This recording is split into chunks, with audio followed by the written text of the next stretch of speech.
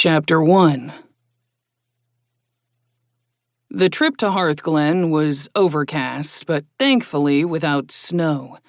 The walls of the city rose 20 feet into the air, overlooking the farms that surrounded it. Guards paced along the top and were stationed where they could watch the road. Mina slowed the wagon when they approached the gate, putting a polite smile on her face. "Excuse me, where would I go if I'm looking for a place to lease?" Mina asked the guard closest to her before the fellow could speak. "Moving into the city?" the guard asked in return. "Master is wishing to set up shop here," Mina replied, nodding. You'll be wanting to be near the crafters then," the guard said. He called a second guard over. "Who's running property near the crafters section?" "It used to be Turville, but... Oh, right." The first guard blanched. "I take it the answer isn't very clear," Mina said. Your best bet is to head to the Oaken Glen and ask the crafters when they come in for the nightly drink," the guard admitted. I could have been of more help a few months ago." "We'll do that," Mina smiled. "How do I get to the Oaken Glen?" "Sir, the driver needs directions to the Oaken Glen. Can I show him?" the guard asked a man with different insignia on his uniform. "Make it quick, Johnson," the man replied briefly. "Miss, if you don't mind me taking your seat," the guard asked Ryan. "I can get you there easier if I give you directions on the way."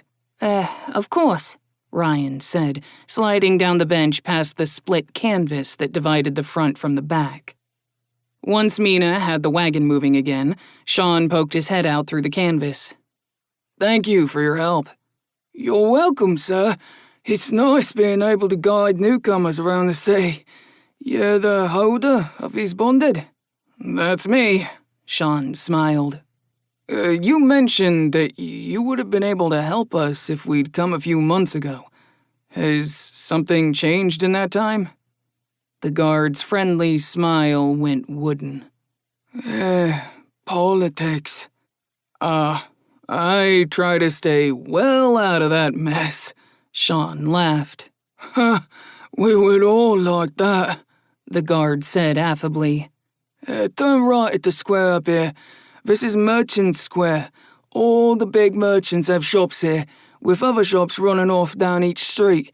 If you went straight, you find Bazaar Square, which is where the street peddlers are allowed to set up." Pausing as Mina took the turn, he continued. The next square this way is Crafters Square. The Oaken Glen dominates the corner, and the quieter crafters are around the square. You'd have to head back toward the wall to find the smiths and such. This whole section of the city is devoted to crafting, from shapers to good old manual labor.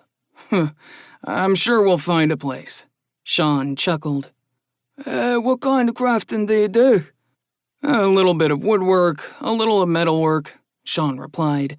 "Even a combination of the two, if I can find the right subject and get paid for it."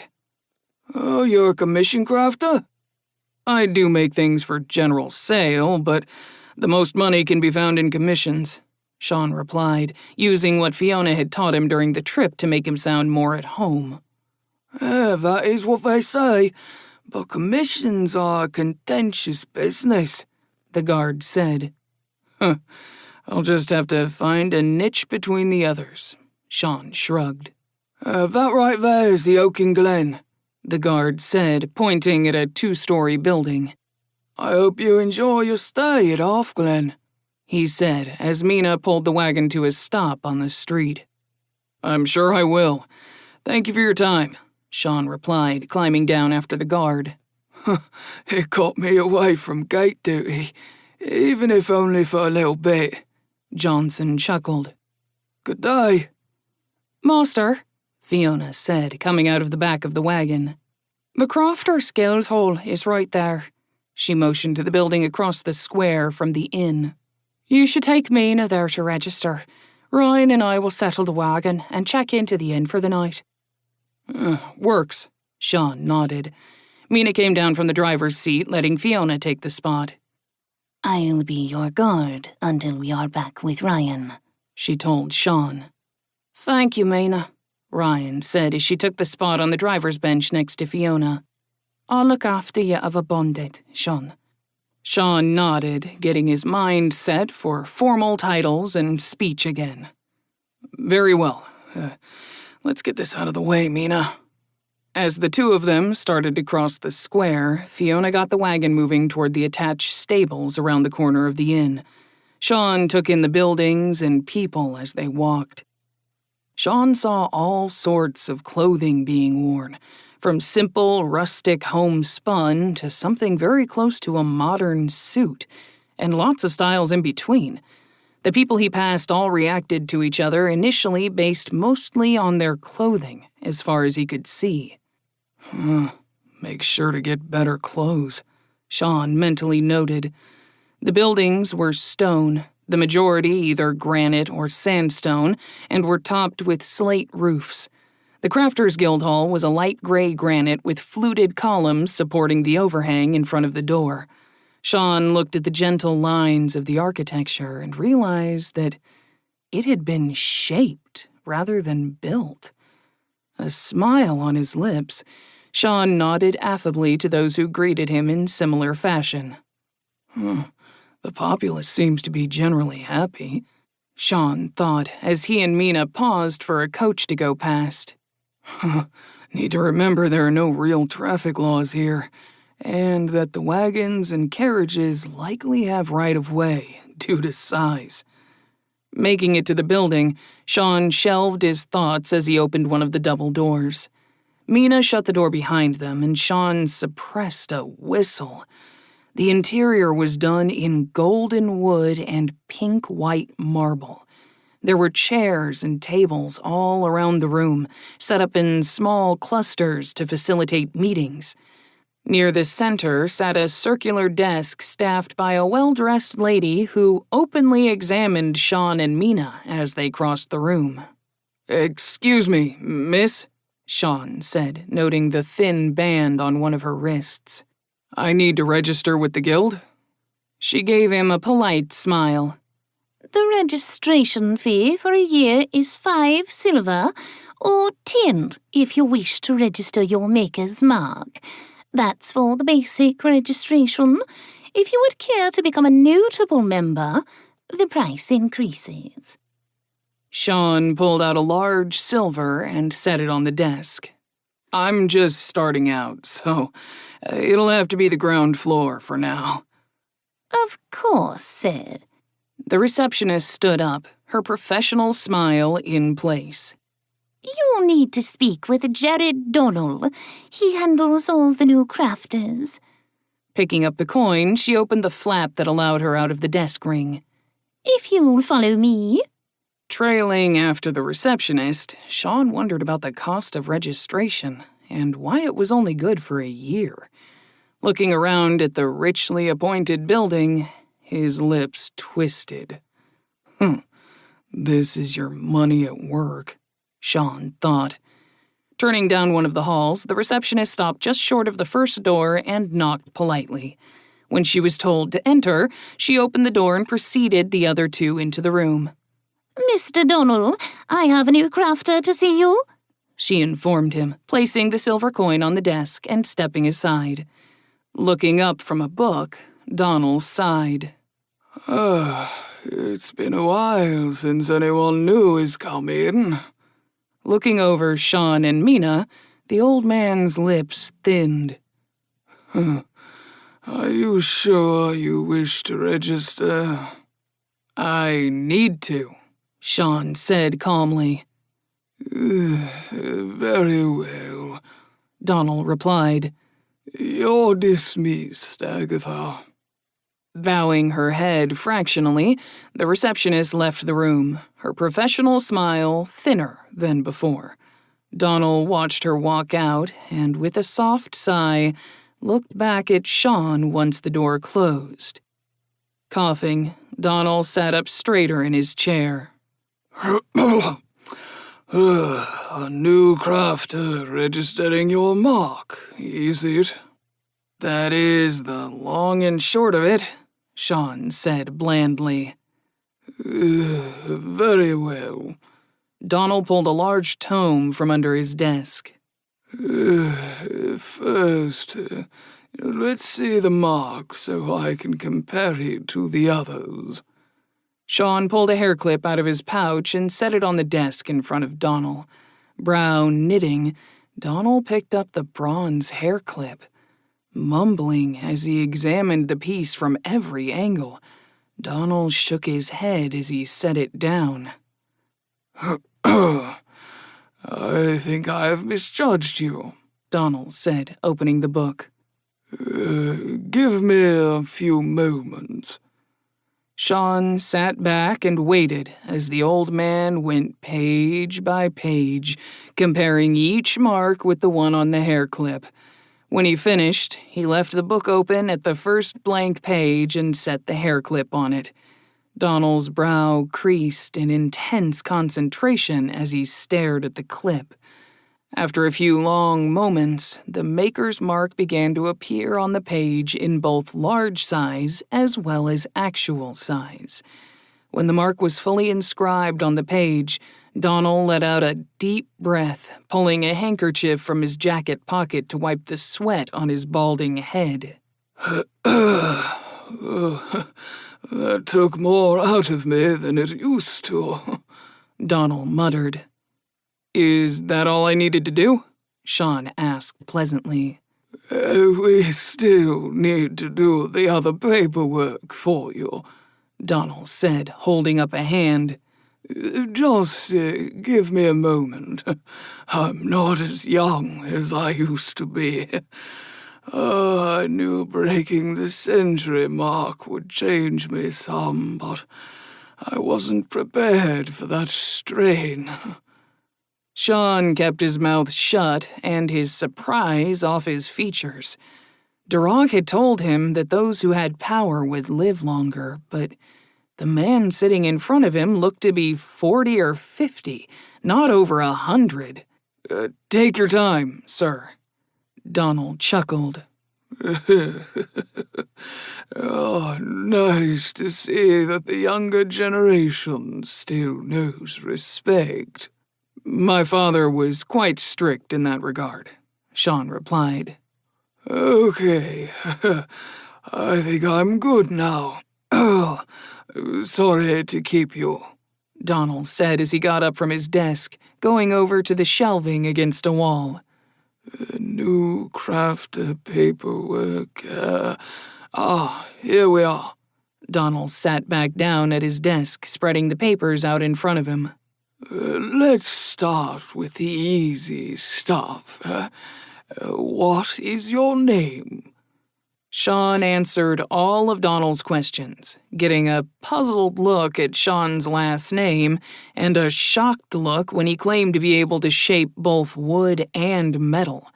Sean had Mina take her hat off, attributing the wood shaping to her. Donald nodded, understanding. Once the forms were all filled out, with 5 copies, Donald sat back down with a pensive look on his face. Where are you staying? Donald asked. Currently at the Oaken Glen. You don't have a place set up yet? That's our next objective, Sean chuckled. I wanted to make sure the mark was registered. I'd also like to patent the hairclip, since I'm here. Donald's lips thinned. Of course. You'll need to talk to Gertie's. His office is 2 doors down on the left. Thanks, Sean said, getting to his feet with Mina copying him. Of course, Donald said, standing to shake hands before they left the room. As Sean shut the door, he caught a mumbled comment from Donald. I was hoping he wouldn't think of that. Mina stiffened when she caught the same snippet. He wants to steal your work, Mina said quietly, her eyes flat. Once we register it, that would be a crime, Sean said. Come on, no reason to get worked up over it.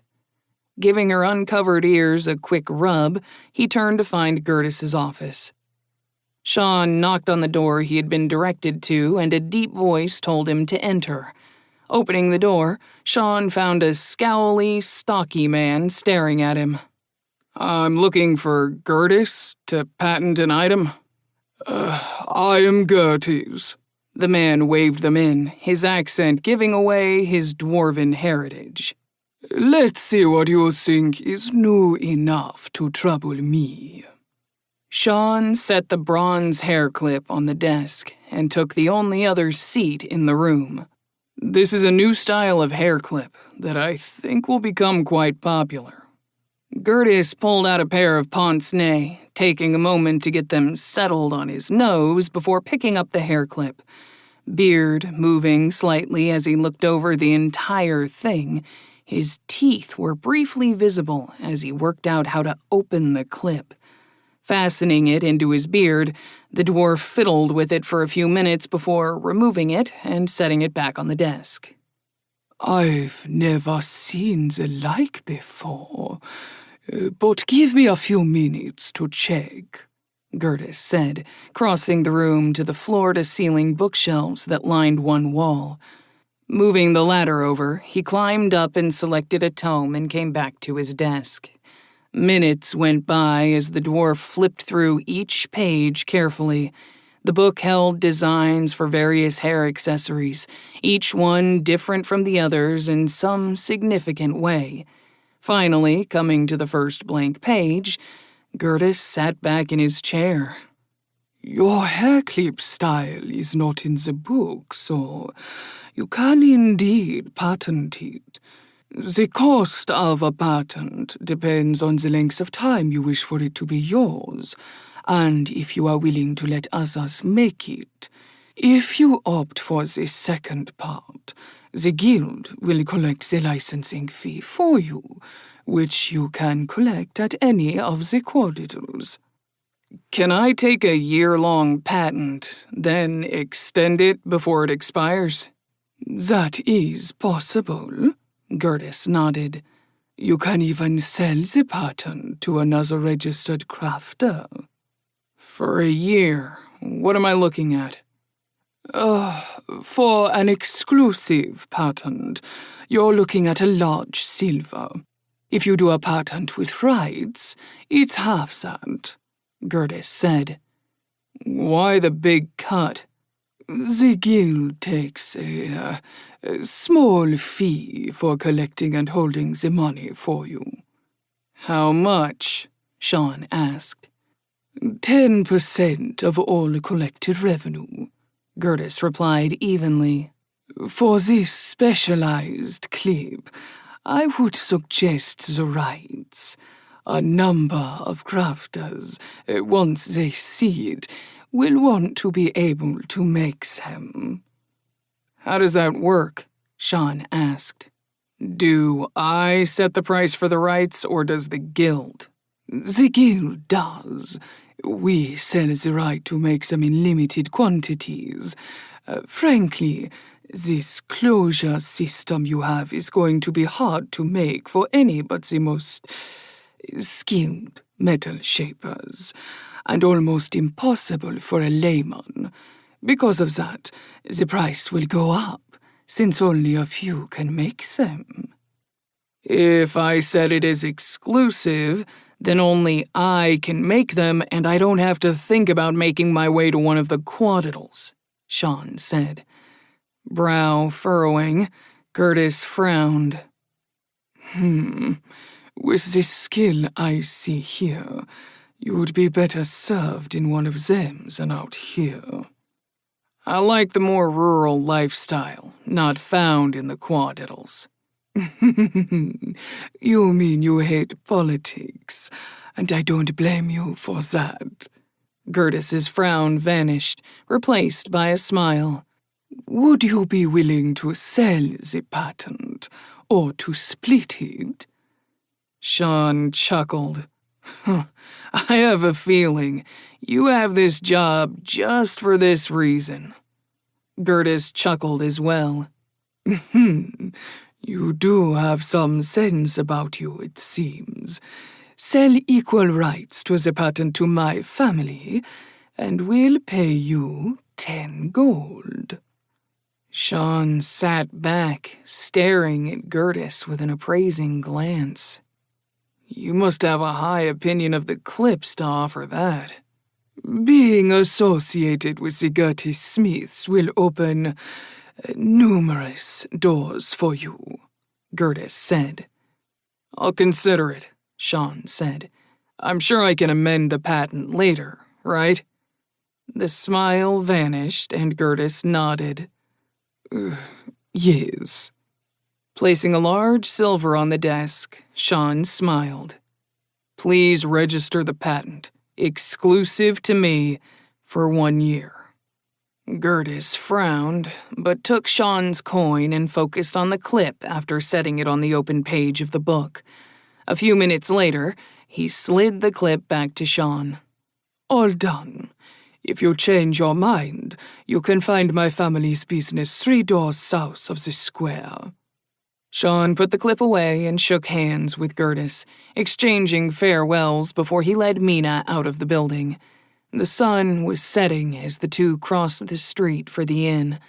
Sean noticed an increase in people and traffic on the streets, all heading in various directions. Pausing for an ornate carriage, Sean brought up his mage sight for a moment as he looked at it in passing. A small squeak had caught his attention when the carriage rolled by, and he could see the stress point in the front axle. Dismissing the sight, Sean called out to the driver, I think your front wheel is off balance. The driver glanced at him, then away with a sneer. Shrugging, Sean crossed behind it with Mina beside him, her hat on her head. I did not see anything wrong with the wheel, Mina said softly. You heard the high-pitched squeak? Sean asked. Yes. The front axle has a crack in it, and the squeak was it under stress. It'll break in time. Oh, you looked at it? Yes, the noise bothered me, Sean said as they finally got to the inn. Time for dinner. As you command, master. Shaking his head, Sean preceded Mina into the tap room. He thought about the ornate carriage again. Besides the clips, I could set up a shop to fix and improve carriages, but would there even be a market for it? Sean couldn't help but notice the tap room decor, black oak accented with silver lamps and chandeliers. The room held a handful of people scattered at various tables, all of them watching the pair as they crossed to the bar. The painfully thin man behind the bar gave them a professional smile. How might I help you? My bonded should have arranged a room for me, Sean said. Ah, you must be the new crafter. Welcome to the Oaken Glen. I'm one of the tenders, Alonin. Your bonded are settling your room. Would you like to be shown the way? Please. An overly buxom blonde emerged from the doorway beside the bar in response to the innkeeper snapping his fingers. Tabitha, show our new guest to his room. He's the holder of the bonded that just came in. If it pleases you, sir, follow me, Tabitha said politely, gracefully crossing the room toward a set of stairs in the corner. Sean followed her, finding it difficult to not watch her swaying hips. Pulling his eyes up, he concentrated on the intricate filigree on one of the lamps they passed. Obviously shaped. If that's the skill level of those in the city, I'm not going to stand out too much, thankfully. The stairway opened directly onto a hallway that ran the length of the floor to another set of stairs leading down. Sean realized it must connect to the set of stairs he'd seen in the tap room. The hallway had 2 branches. Tabitha turned down the first one, going to the second door and knocking politely. Fiona opened the door with a smile in place. May I help? Master, the room is ready. Sean nodded at their guide. Thank you, Tabitha. I take it the baths are down the hall? Yes, sir. Giving her a smile, Sean thanked her again before entering the room. Ryan was coming out of a doorway off the right side of the sitting room when the door closed behind them. Is everything good? Sean asked. The servant's room is small, but the bed is comfortable, Ryan replied. The master bedroom is as expected. It will fit all three of us, Fiona added. Good. The mark is registered and the hair clip is patented. The guy in charge of the patents tried to convince me to open it up to others, and then tried to buy the rights off me, Sean said, sitting down in a padded chair. Not surprising, Fiona said as she took a seat next to him. We need to find a place to set up shop and then lay in supplies to get work started. Crafters should start getting to the tap room in about an hour, just before dinner's served. Those with families will show up in 2 or 3 hours, after having dinner at home. I take it you've done this before? Sean chuckled. Yes. Not here, but yes. Most of the crafters are labourers. They have to make their items by force. The shapers will be at their own table talking. A few of the better regarded non-shapers will be with them, trying to get one of their children apprenticed to a shaper. If they can even get a trace of ability, it will improve the quality of their goods. Things to learn, Sean nodded. What? He trailed off as a knock sounded at the door. Mina answered it while Fiona got to her feet and stood behind Sean. Mina waited by the door as Tabitha came into the room and set a tea tray on the room's table. Sean's lips turned down slightly when he saw 1 porcelain cup and 3 glazed wooden cups on the tray. If there's anything else you need, Tabitha smiled at Sean and pointed to a thin rope near the window. Just ring for me. Thank you, Sean replied, hanging a polite smile on his face. I will do so. Once Tabitha left, Mina secured the door while Fiona poured tea for them. Ryan took her seat to the right of Sean with Fiona to his left, and Mina sitting across from him. I suggest taking our bath early, Fiona suggested. Most wait until after dinner, so it would be ideal to go soon. It would also get the travel grime off and make you a bit more presentable. Ryan will accompany you. She can act as your assistant. You're not coming down? Sean frowned. It would be best for me not to be seen, Fiona said softly. While it is doubtful that I'll be known on sight by the crafters here, it'll be best to minimise my visibility until we're settled in at least. Why Ryan and not Mina? Sean asked. I'm a moonbound and life-bonded, Mina said. Your best foot forward will be to have Ryan or Fiona with you instead of me. Do you not want me with you, Sean? Ryan asked. It's not that, Ryan, Sean sighed.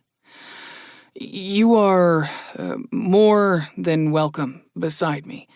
I'm just trying to understand why things are done certain ways. I'll do my best to assist, Ryan said, sipping her tea. I should approach the shapers, but should I go to the other crafters first to see about a place for us? That is tricky, Fiona said, putting her cup aside. If you approach the crafters, they might know of a place, but might very well want one of their children to bond, as I was saying before. Which is obviously a no-go for us, Sean murmured. I think I'll just watch the room for a bit. It'll be easier to make a move if I can get any sort of read on the people. That might be for the best, Fiona nodded. Setting her empty cup aside, Mina looked toward the window. If we're going to bathe before dinner, we should go now. Yeah, Sean said, draining his cup. Chapter 2. They bathed without running into anyone else, and got ready for dinner. As they were returning to their room, a small group was heading the other way to go downstairs. Exchanging pleasant smiles, they passed each other without any comments. Once they were back in their room, Fiona let out a deep breath. "Sooner or later, my identity is going to become known," she said, answering Sean's questioning look. "I doubt it will mean much to most, but whoever was behind the massacre of Oakwood will likely cause trouble for us somehow." "We'll burn that bridge after we cross it," Sean told her. If they do, we could find out who it was and exact our revenge, Mina added. "There is that," Fiona replied, her lips wavering between sadness and a smile. "The only concern is what the Queen might or might not do," Sean said. "We don't know what caused her anger, but she's been upset ever since we started on this path." Fiona and Mina lapsed into silence as they considered his words. Ryan looked at each of them with a bit of concern. "What massacre?" The three of them looked at Ryan blankly for a moment, realizing that she still had no idea what had started them on the path that had led them to her. "She's bonded to you in secrecy," Mina reminded Sean, turning to Ryan. "We used to be part of Oakwood, a new village starting up south of Oak Lake. Darog Axehand led us as chief. The village was betrayed by one of our own and his cronies working for an unknown benefactor. They killed everyone else, including Darog. Sean and Fiona killed the betrayers, saved me, and we fled to make sure that whoever started the massacre would think we died as well." Ryan blinked at Mina as if she'd grown a second head. "Darog Axehand is dead?" Sean wondered how Ryan knew the name and why she seemed so shocked by the news. "Everyone but us three, including him and his life-bonded partner, Misa." "My father was a follower of Darog's early career in the arena. He even got to see Darog fight in person a few times. From what my father said, no one was more able with an axe than Darog." Fiona nodded sadly. "Before his shame, he was indeed a force to be reckoned with." "Can I hear more about what happened later?" Ryan asked. "It's painful, but since you are bonded to secrecy, I will tell you. It will help keep the flame burning in my heart," Mina replied, her voice full of anger. "Sean promised me revenge against those responsible. I know that one day, the day will come that I will quench my anger with their blood." Eyebrows shooting up, Sean looked at Mina with wide eyes. The fun, loving woman he knew was nowhere to be seen. In her place, a feral hunting cat waiting patiently for a chance to bring down its prey. "Mina?" "Yes, master," Mina asked, her demeanor shifting back to her normal self. "We'll make them pay," Sean said, pulling her into a hug. "Don't let the anger consume you. Please. I want my silly kitty around long after they're dealt with." A contented purr came from her as she hugged him back. "I will never let you go, Sean. My anger is kept in check by your love and promise." "You should go," Fiona said softly, touching Sean's shoulder. "Crafter should be showing up now. Mina and I will get everything organised up here. We'll go over our supplies and evaluate what we need in the short and long term. Okay. Giving Mina another squeeze, he let go of her to give Fiona a hug. We'll be back once we have some information. Be safe, Master. Well, see you soon, Sean, Fiona murmured, reluctantly letting him go. Ryan stood a few feet away, waiting for him, opening the door for him when Fiona stepped away. I'll keep him safe. Do not worry. We know, Fiona smiled. When Sean and Ryan reached the tap room, Sean paused at the base of the stairs. The previously empty room was now lively. Most of the tables had people seated at them already. 2 bartenders were working to keep the drinks flowing, and a bevy of attentive barmaids worked the room. One small table off to the side remained empty, and Sean claimed it. A few seconds after he and Ryan sat down, one of the barmaids was there to take their order. Ryan requested a hot, hard cider, and Sean asked about dark ales. We have almost a dozen dark ales, sir. Do you have a preference? That's a tough one, Sean said. Pick one for me to start. I'll probably sample a few of them. Very well. I'll be right back with the cider and ale. That'll be a large copper. Sean held back his surprise at the price, handing the coin to the barmaid. She headed off toward the bar, pausing to get refill orders for a couple other tables. Heavily muscled men and one woman sat around a larger table near Sean and Ryan.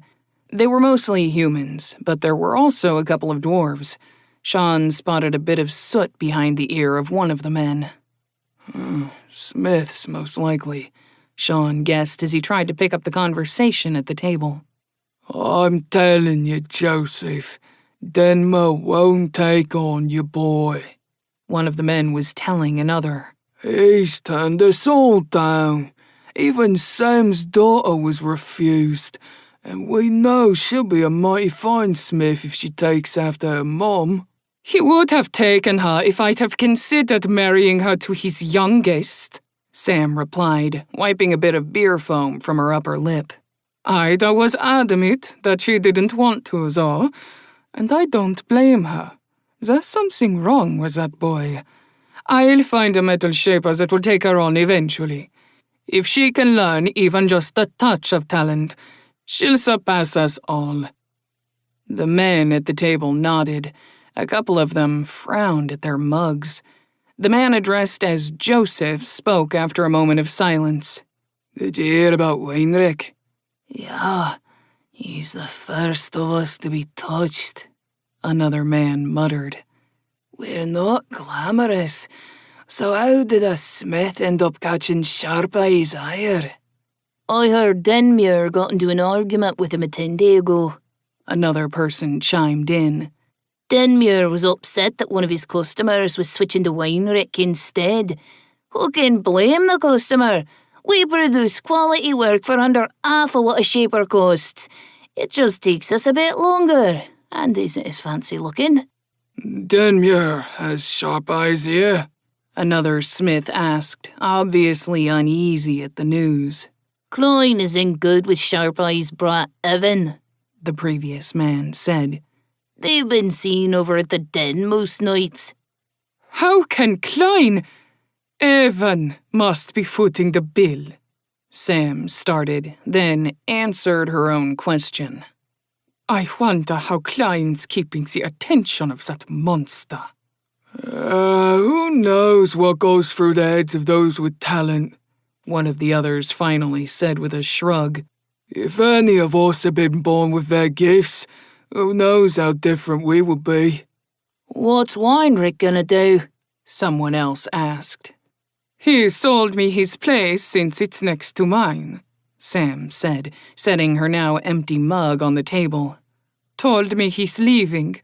He heard that the Rock Axehand was starting up a settlement south of Oak Lake. He's going to see about joining that community.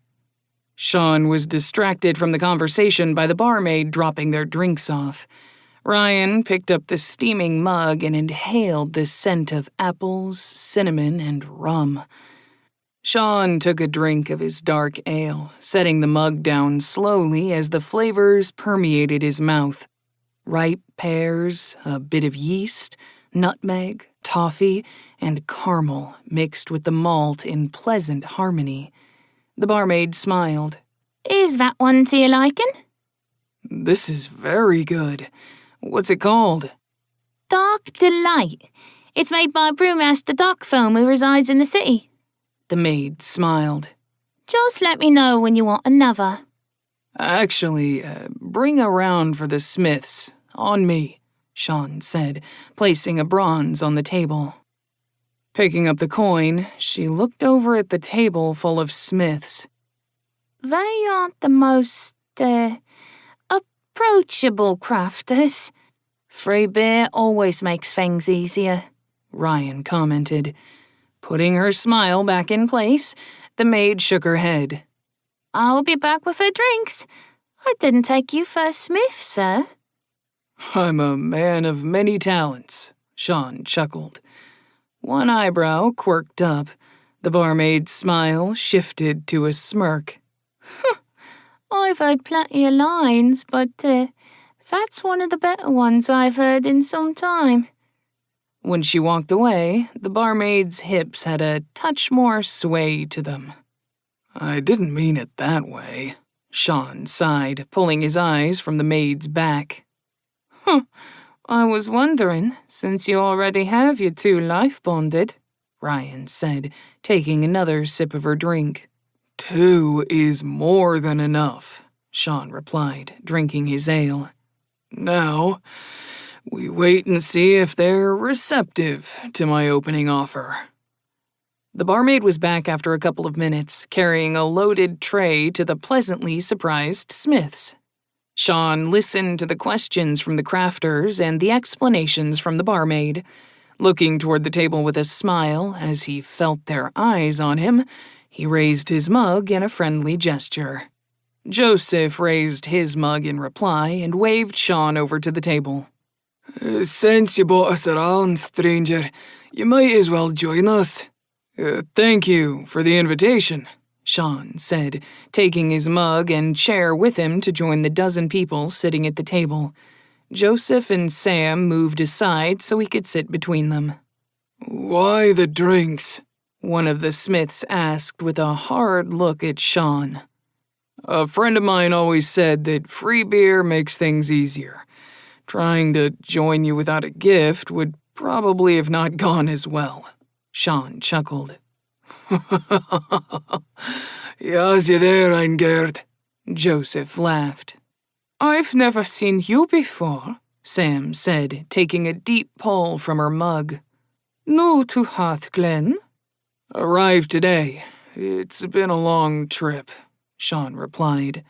Now the hard part begins. Trying to find a place in a city that has all the crafters it probably needs. You a smith? Eingerd asked with narrowed eyes. I've worked with metal for most of my life, Sean answered honestly, though he doubted they would accept automobiles as smithing. You look a bit young to be striking out for yourself. Another smith chuckled, earning laughter from a few others. No, Avery. Let's give him the benefit of the doubt for a moment. Joseph grinned. What's your name, person who brings beer for us? Sean McDougal. It's a pleasure to meet you all. The Smiths went around the table introducing themselves, the range of warm and cold reactions staggering to Sean. Once that was done, Eingerd's eyes turned to Ryan. Who's the woman you left behind? Ryan. She's my protector and assistant. Sean smiled. Sam's lips thinned slightly. Protector? You think you need a guard? It's hard to say, Sean hedged. I have a new item that I'll be selling soon. It's already been sought after by the few who've seen it. I feel it's best to be ahead of the game on that score, especially when I'm behind in so many other areas. What could you possibly have that people would want it already? Eingerd sneered. Sean pulled the bronze hair clip from his purse and handed it to Sam. A new way for women to contain their hair. It works best for medium to long hair, but even those with shorter styles can use this. Sam glanced at Sean, then to the hair clip in her hands. Deftly looking it over, her lips thinned, but a gleam came to her eye as she worked the catch. Oh, clever. Closing the clasp, she passed it to her right. Where did you come up with that idea? Inspiration, Sean lied. Have you ever had an innovation spring itself on you? This wasn't smithed, the second person said, handing it to Eingerd. That is true. I've never put hammer to anvil, Sean agreed with a small shrug.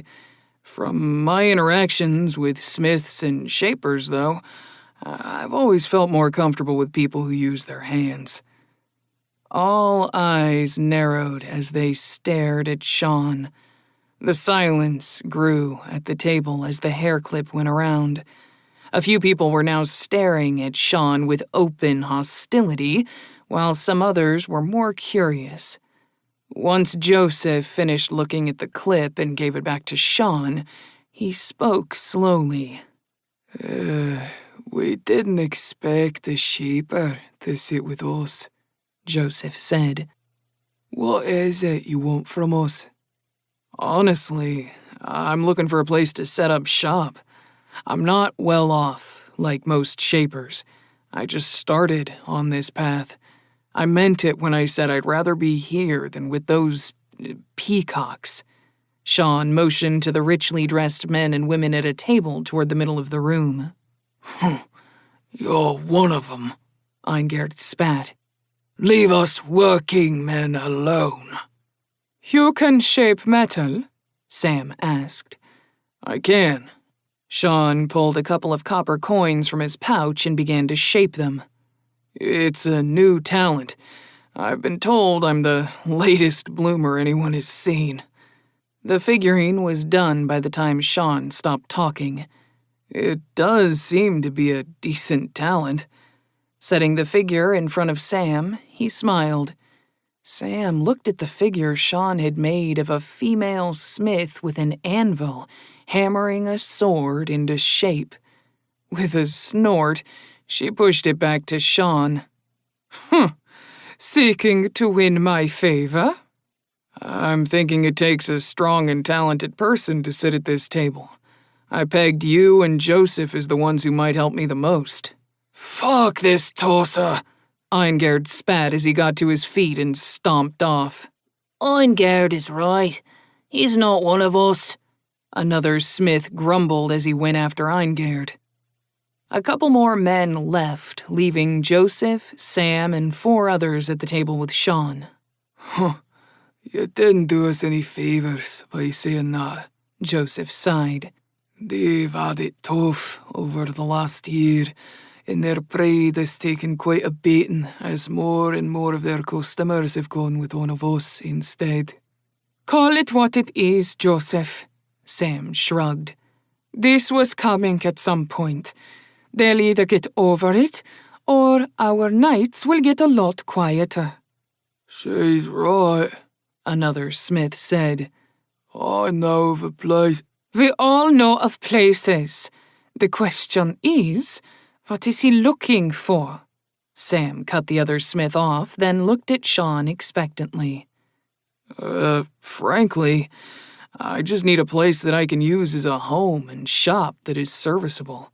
I'll be needing regular supplies of metal and wood, so it would need to be in your general areas. The best place is going to be Weinrich's, Sam said. Hang on. You should take my father's old shop into account, the fellow who had been cut off said. Knox, the old shack is in serious need of work, another man sighed.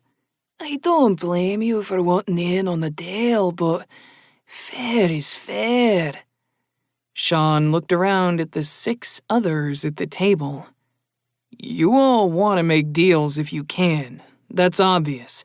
I also need friends, so I'm sure we can work something out one way or another.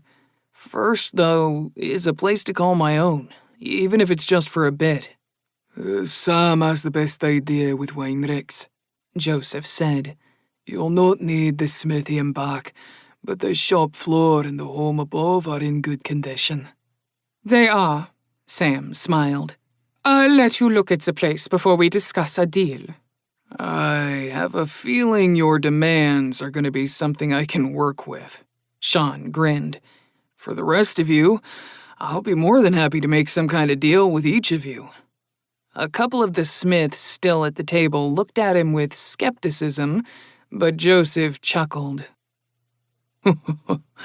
If you're the man you seem to be, Sean, I think we'll all be in a better place for having given you a chance.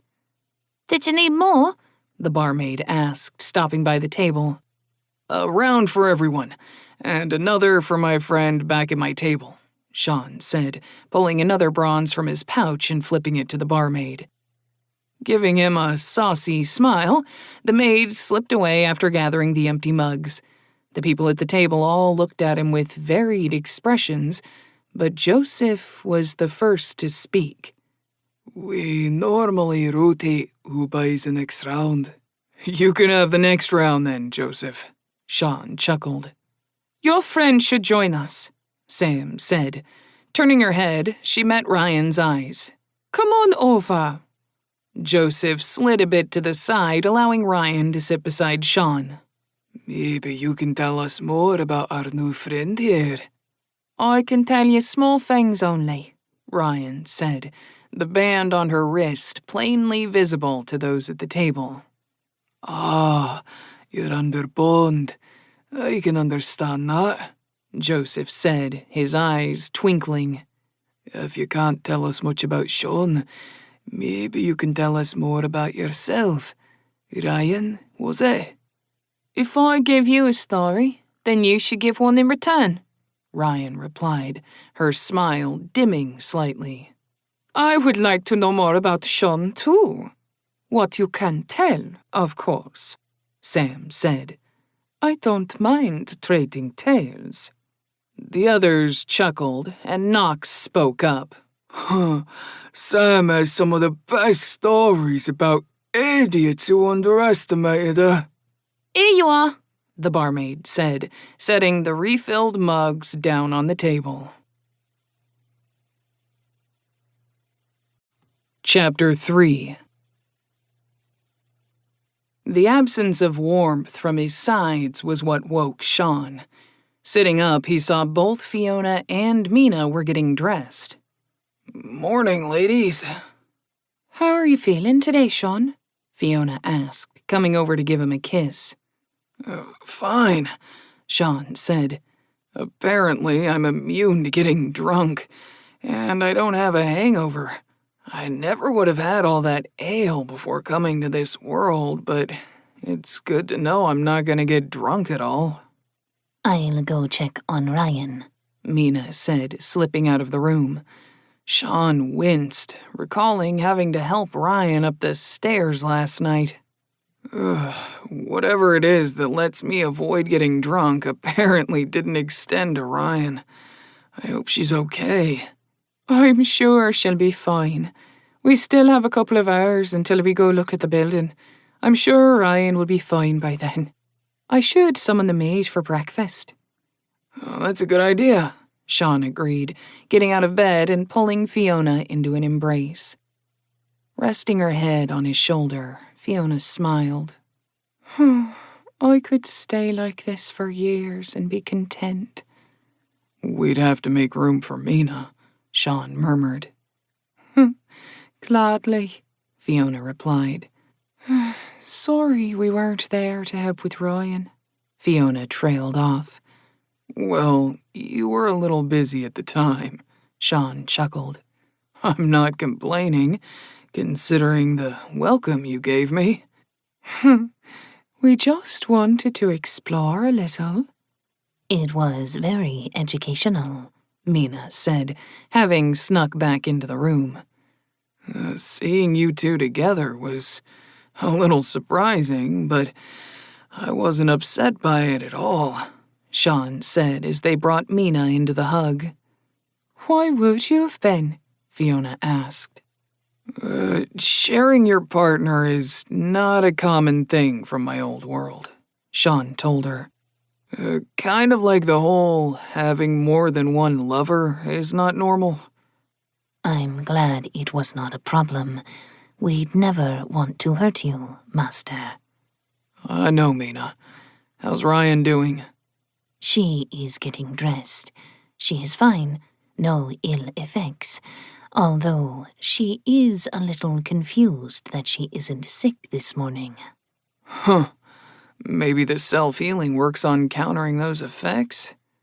I wonder, would she have gotten drunk if she'd been drinking slower? Sean gave them both a squeeze before letting go of his lovers. Let's go get some food. After we visit our potential new house with Ryan, we'll be going to each of the other Smith's places to see what deals we can make with them. Ryan joined them in the front room as Fiona was closing the door, having asked Tabitha to bring breakfast. Taking his seat at the table, Ryan was studiously avoiding Sean's gaze. About last night. We all make mistakes, Sean said. The hard cider here is obviously potent. Ryan sighed. Yes, that doesn't excuse me failing to do my job. Luckily, you didn't need to protect me from anything. Sean smiled softly. Which means we can use it as a learning moment and move past it. Maybe set a limit on your imbibement while working. I will not make that mistake again, Ryan said, finally looking at him. I should be reprimanded for my actions last night. Fiona coughed gently, stopping Sean's reply. Sean, if I may. Once Sean nodded, Fiona smiled, then turned to Ryan. Ryan, we'll discuss your reprimand later. If Sean permits it, I'll handle it so he doesn't need to. Ryan's lips thinned, but she bowed her head fractionally. I see you were right. I will abide your decision. Brow furrowing, Sean watched the byplay and wondered what Ryan was referring to. Mina whispered from beside him, too softly for Ryan to hear her. Fiona knows you'd have difficulty handling your bondage. She is trying to be your hand in these matters. I suggest you let her, Sean. Mina's uncharacteristic use of his name and her tone made Sean seriously consider what she was asking. They aren't wrong. You're not cut out for some of what should be done. Fiona will handle it correctly. And if need be, you can intervene if things go too far. I'm sure James would already be handling her reprimand. Sean chuckled internally as he considered again what his old friend's reaction would be to this world. Fiona, I'm going to have you handle all disciplinary actions that need to be taken concerning my bonded. You will submit to Mina if you require disciplining. Sean watched the two women exchange surprised looks. I will intervene if I think you go too far, but for now, we'll do it this way, as I'm still trying to come to terms with this world. Just as she said would happen, back in Odin, Ryan mused. It's not unheard of for those with a lot of bonded under them, but I wasn't sure if it would happen with just us three. A knock on the door cut off the conversation. Mina answered it, allowing Tabitha and a younger girl carrying a second tray into the room. Once they had the food arranged on the table, the two servants left the room. Sean looked at the assortment of fresh bread, honey, preserves, and butter, accompanied with cheeses and some sliced fruit. A pitcher of juice and a kettle of tea also came with their breakfast. After loading up a plate for himself, Sean poured some juice. Fiona, busy fixing her plate, declined Sean's offer of juice, but Ryan took some. Mina poured tea for Fiona and herself. Once they all had food and were eating, Sean began to think about what they would need to do for the day. First, we need to see about the building. If that goes well, make a deal with Sam. At the very least, get a year-long lease. After that, we'll go see Joseph, see about getting some metal stock from him, and maybe learning some actual smithing.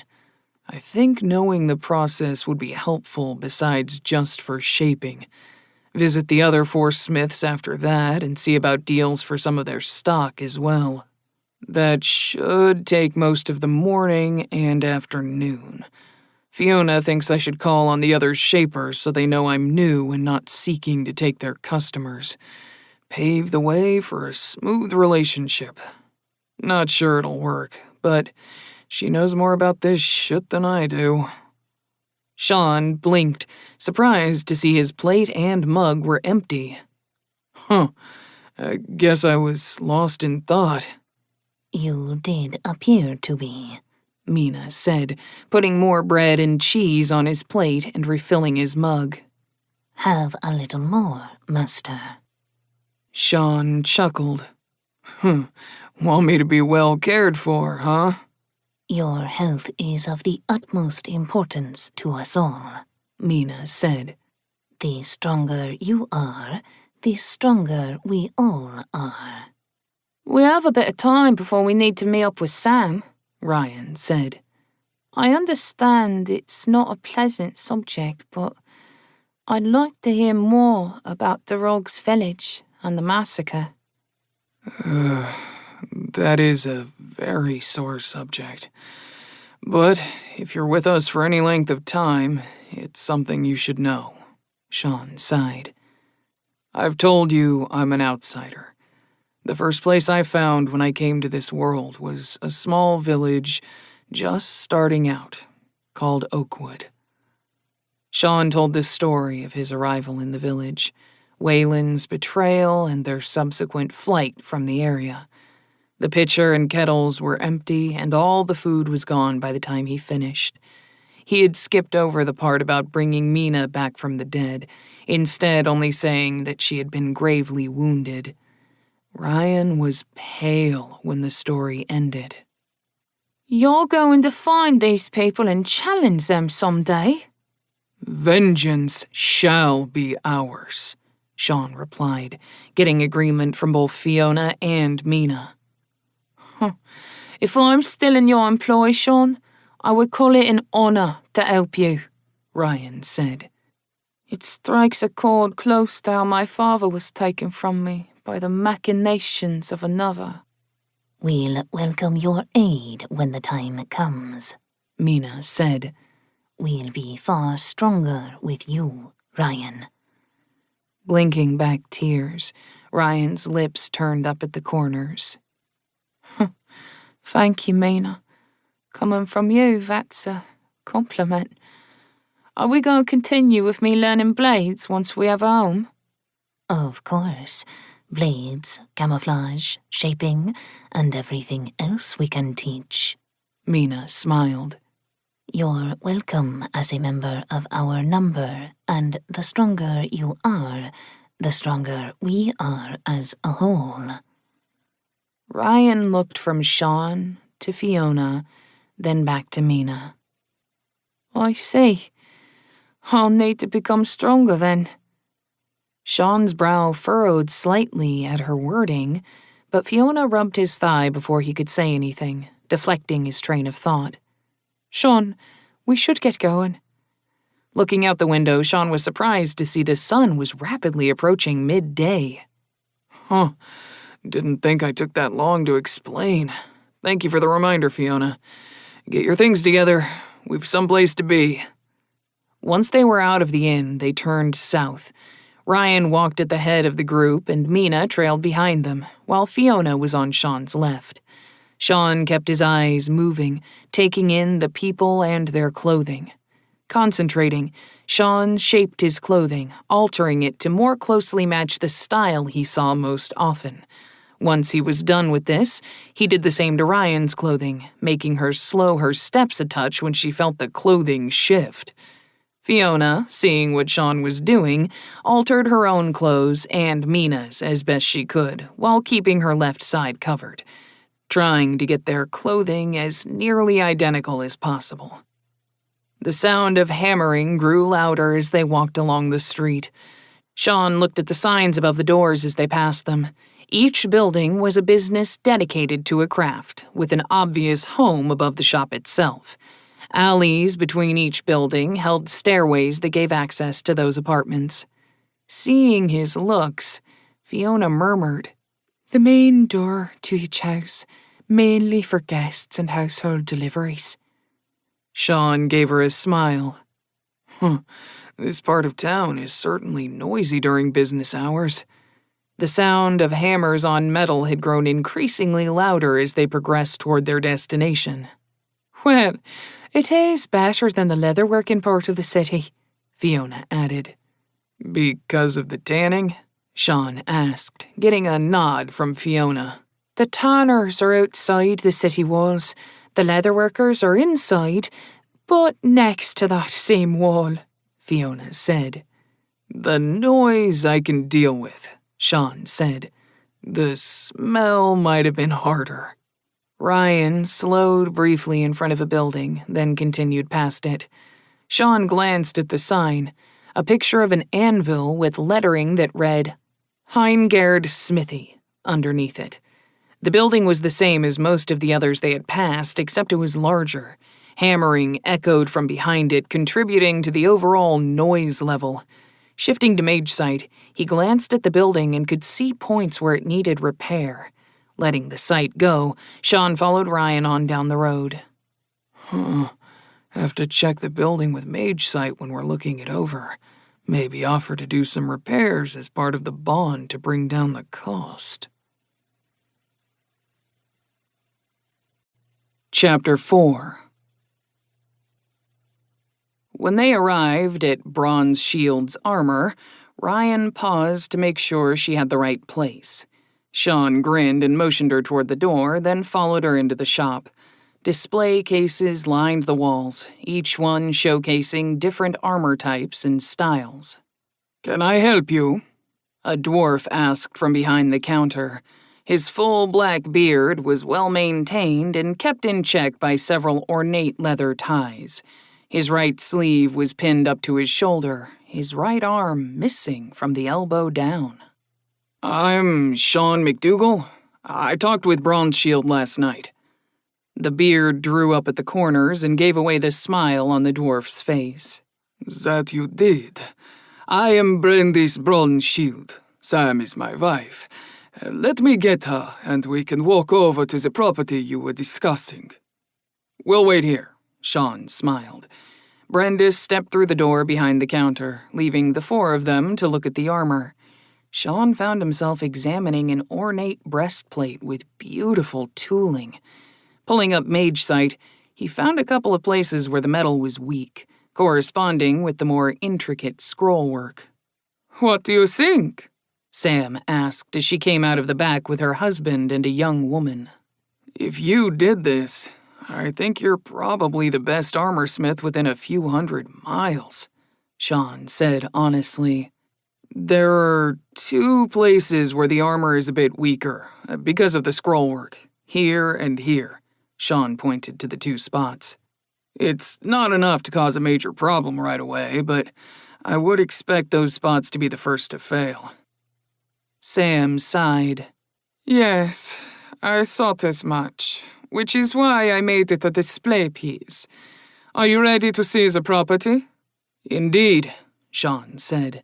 "I also wished for you to meet Mina and Fiona. They're both life-bonded to me and run a number of errands on my behalf." "A pleasure," Fiona said, bowing her head to the family. An honor, Mina added.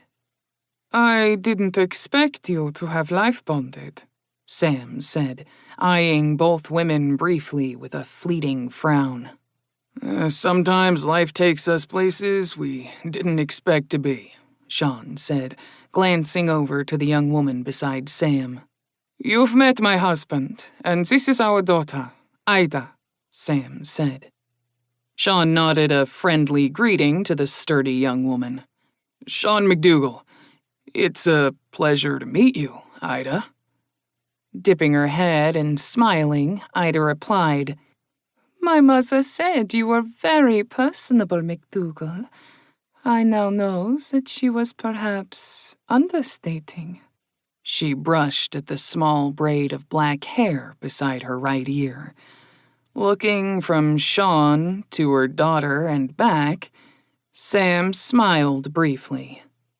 Should we go look at the property? Please, Sean said, motioning toward the door Mina had opened for them. Ryan was the first outside, one of her hands resting on the hilt of a throwing knife while she looked around for threats. Sean recalled throwing those blades and thought of several ways he could improve them using what he'd learned since then. Sam was the last out of the shop, hanging a sign on the door as she closed it behind her. The property she was showing him was right next to her shop, just as she'd said the previous night. Sean turned his mage sight on and looked over the exteriors of both buildings, not surprised to see that Sam's shop and home were both in very good repair. Sam led them through the shop and smithy on the ground floor, then the living space upstairs. By the time they'd covered the entire property, Sean had gotten good looks at both the building and the family. Brendis had a small, tight, dim core of gray energy, and Sam held the vaguest hints of gray gas filling the outline of her figure. Ida was a mixture of both of them, her core exactly like her father's, with slightly thicker vapor floating throughout the rest of her. What do you think? Sam asked. Is it what you're looking for? Sean pushed the mage sight away while he thought about his answer. It has a lot of potential. It'll really come down to what you're asking for payment. We should go back to my house, where we can better discuss all the options, Sam said. I accept your offer, Sean said. Once they were back at Bronze Shields, Sam led them to a sitting room, then took Ida with her to arrange for refreshments. Fiona and Mina stood against the wall out of the way, while Ryan shared a small couch with Sean.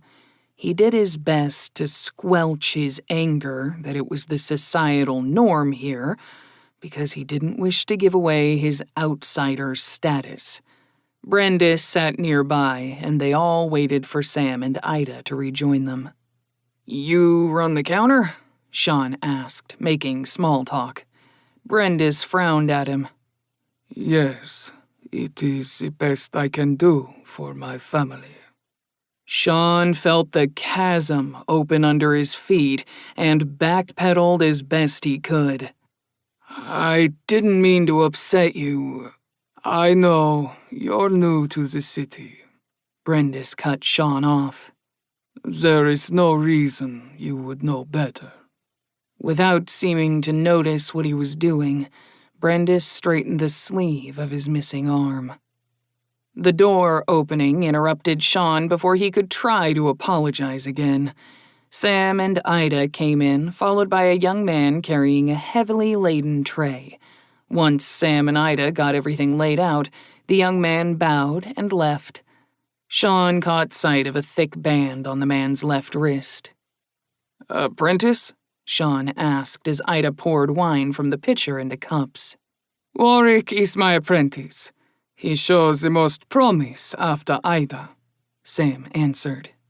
Now that we have refreshments, we can discuss your interest in the smithy. If you wish to buy it, I would ask for 6 gold, but I believe you would prefer to rent it, correct? Sean's eyebrows had gone up at the price she quoted. That's correct. I'm seeking to rent it, at least for now. Rent for a year will cost a large silver, Sam said. Of course, we can adjust that price if you're willing to offer something other than just coin. Sean sat back in his seat, sipping at the apple-flavored wine. I'm willing to listen to anything you think will bring the price down. What did you have in mind? You're a shaper, Sam said, sitting forward and putting her cup on the table. good enough to make the hair clips that your bonded flaunt. I wonder how much control and energy you have to work with, so. Each of those might have taken you days, or even 10 days to make. From what I have heard, the more intricate the work, the longer it takes to perfect. I'm passable in shaping. I'm sure I'm not the best, Sean said honestly. Are you asking for me to bond with you? Of course not. Sam shook her head. Perhaps you meant Brendis? Sean asked, a thought forming in his mind. Would his arm regrow if I shared equally with him? Would I have to reopen the wound? You would dare mock! Brendis began, his eyes full of anger. Master would never mock you. Mina cut in, much to everyone's surprise. It isn't my place to speak up, but please excuse me. He did not mean to mock or hurt.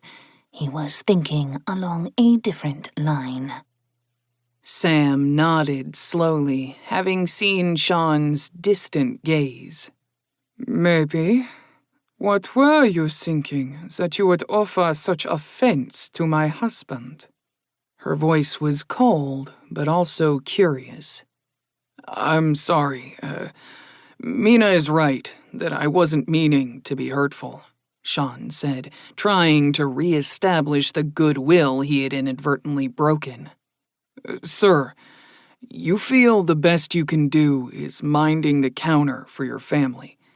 But if you could feel flaws in the metal and let Sam know, would you want that? All three of the bronze shields stared at Sean with various degrees of shock. Ida was the first of them to be able to form words. You can feel the flaws in the metal? Besides just shaping? Sean kept his face impassive as he cursed himself internally for giving away more than he had meant to. It's possible, but it does take a lot of energy. I might be able to impart enough for him to do it once a day or so. The family exchanged looks before looking back to Sean. You'd be willing to share that much with one of us? Sam asked, clearly uncertain. One of you, yes. Shaping and that ability are closely tied, Sean said. Would you take my daughter as an apprentice for the year? Give her the talents you speak of and help her learn how to use them to the best of her ability? Are you willing to let me use the smithy for free? Sean asked. Sam winced and glanced at her husband, who was also grimacing. That might be too much. We need to be able to pay taxes for the property soon. How much is the tax? Sean asked. 2 silver, Brendis said evenly. Sean put his cup down and looked at Ida. What are your thoughts on the matter, Ida? I'd wish to know what being your apprentice would entail before I say more. You'd be my first apprentice, Sean said. Fiona is in charge of all of my other bonded. Would it bother you to have a life bonded with more authority than you? Ida stared at Fiona for a long moment, then at Mina, before resting her eyes on Ryan. I see. I will have to be iron, but that I can be if needed. Ida, are you sure?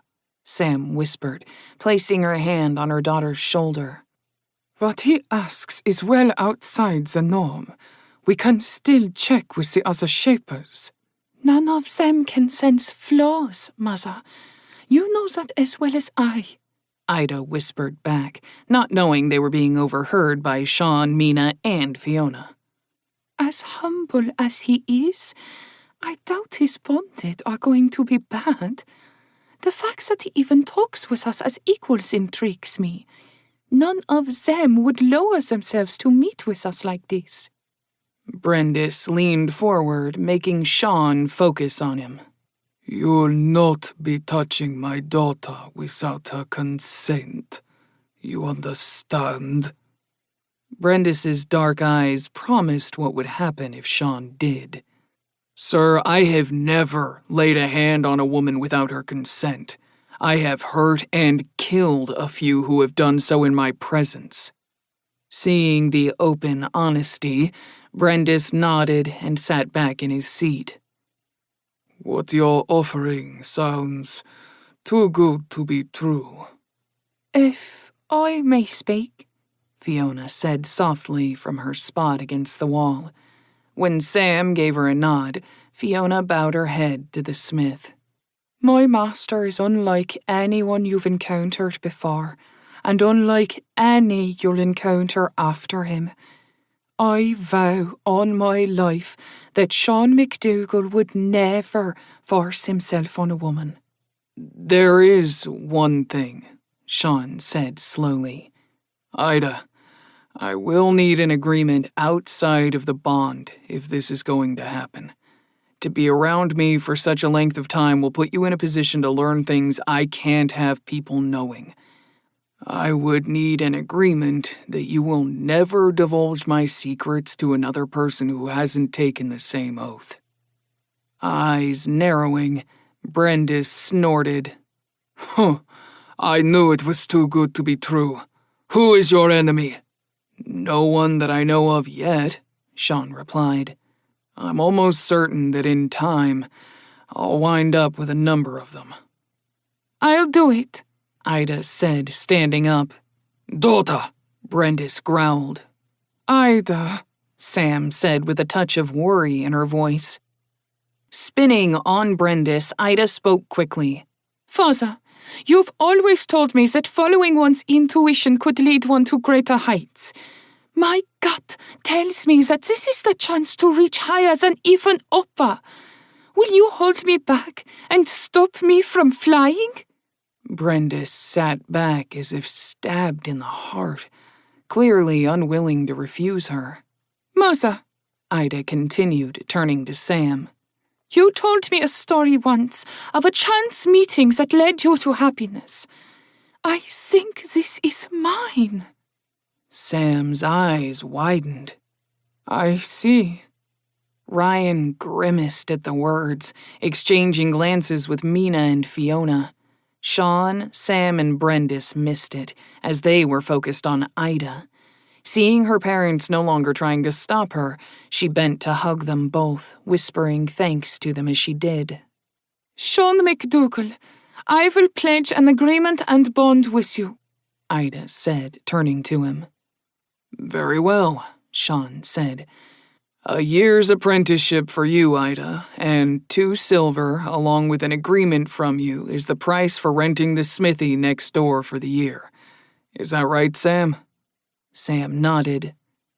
The agreement for the rental of the smithy between myself and McDougall is that he takes my daughter on as an apprentice for the year, doing all he can to train her in metal shaping by bonding to her for the year. In addition, he will pay 2 silver to cover the taxes due. An addendum to this agreement is Ida Bronzeshield making an agreement with Sean McDougall. I accept these terms. I will bond Ida Bronzeshield for the length of 1 year, treating her as equal to my other bonded, Sean said. A heavy weight seemed to hover around him as if waiting to bind him, and Ryan stirred restlessly at his words. Ida took a deep breath, her slate-gray eyes meeting Sean's gaze. I, Ida Bronzeshield, vow to keep all secrets I learned during my apprenticeship to Sean McDougall. I will balance this with my very life. The last few words caused her parents to look shocked. Before anyone could speak, the 3 involved all felt the heavy weight of the bond and agreement settle on them.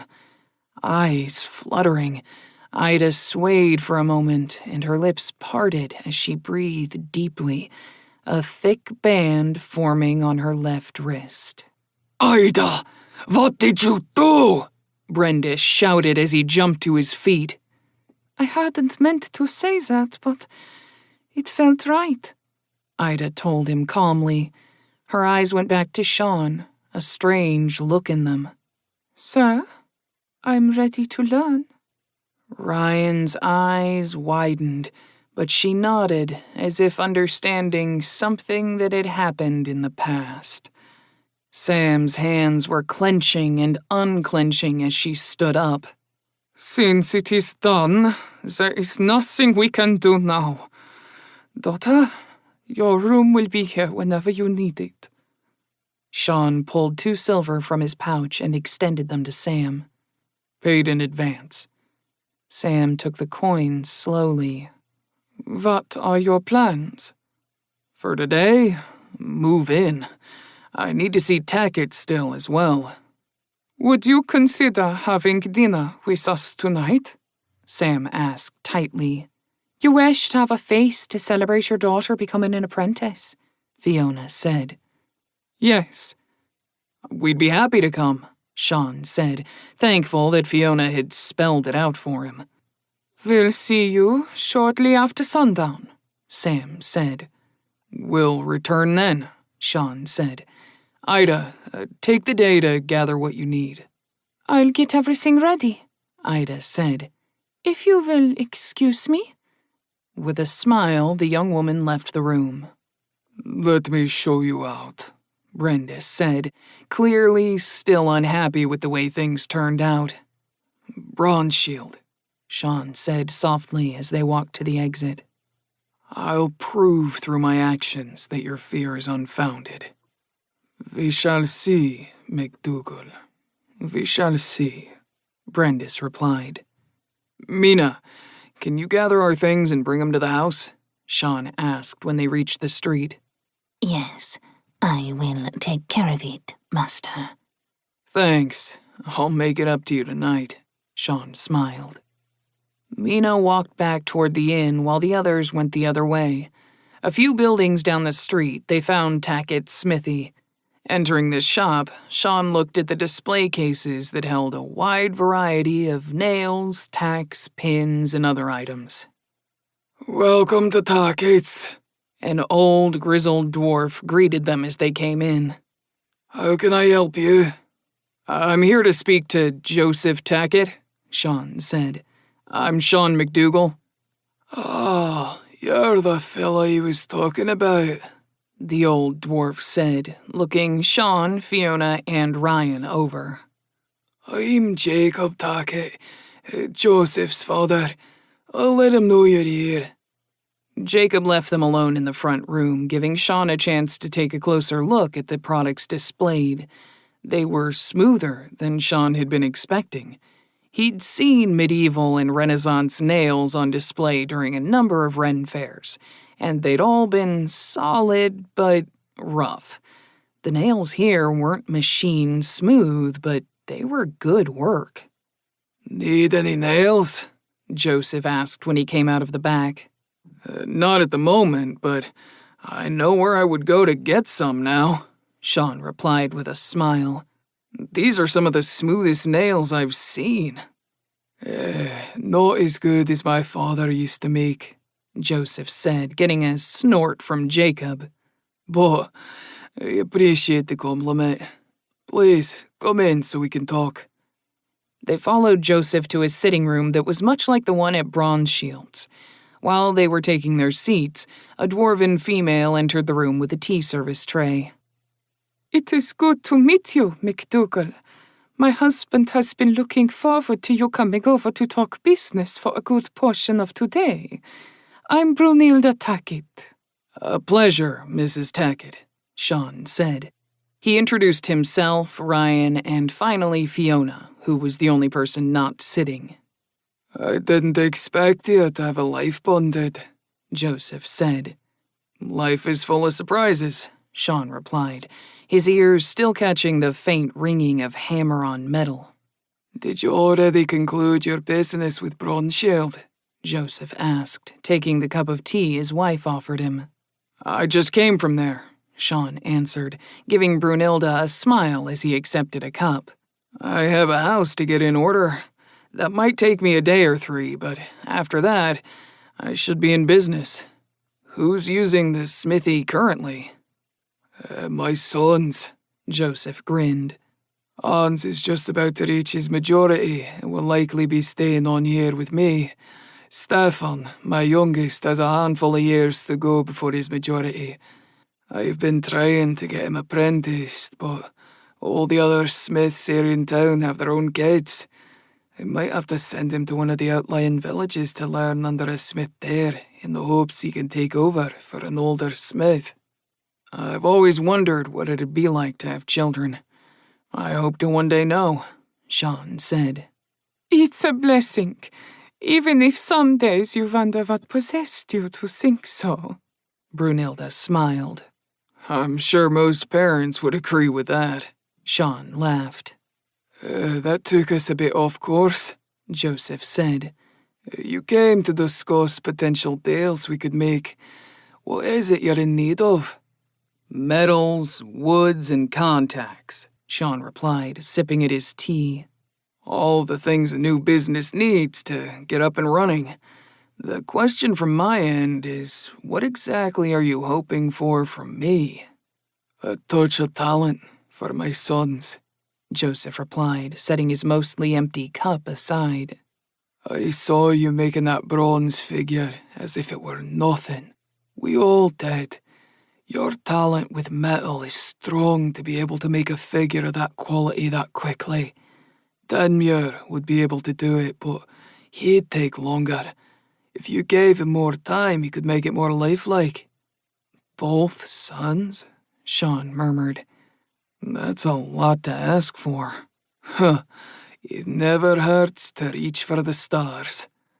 You've got a point, Sean chuckled. If, and it is a very big if, I did give both of your sons some talent for metal shaping, what would that get me in return?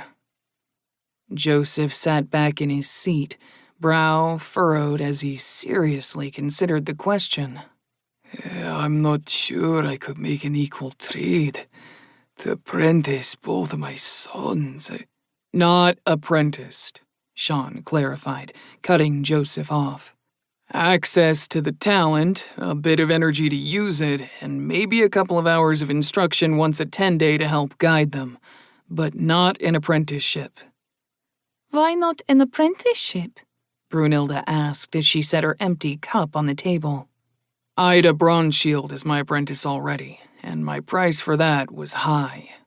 The strong get stronger, Joseph sighed. She'll be the best smith in the city in 10 years if she can hold on to any of what you teach her. I can't afford to have you take on both of my sons, even as non-apprentices. I desperately like for them to both gain what you could do for them, but even in a deal heavily favouring me, I can't see it being right. One of your boys, then, Sean said, setting his empty cup aside.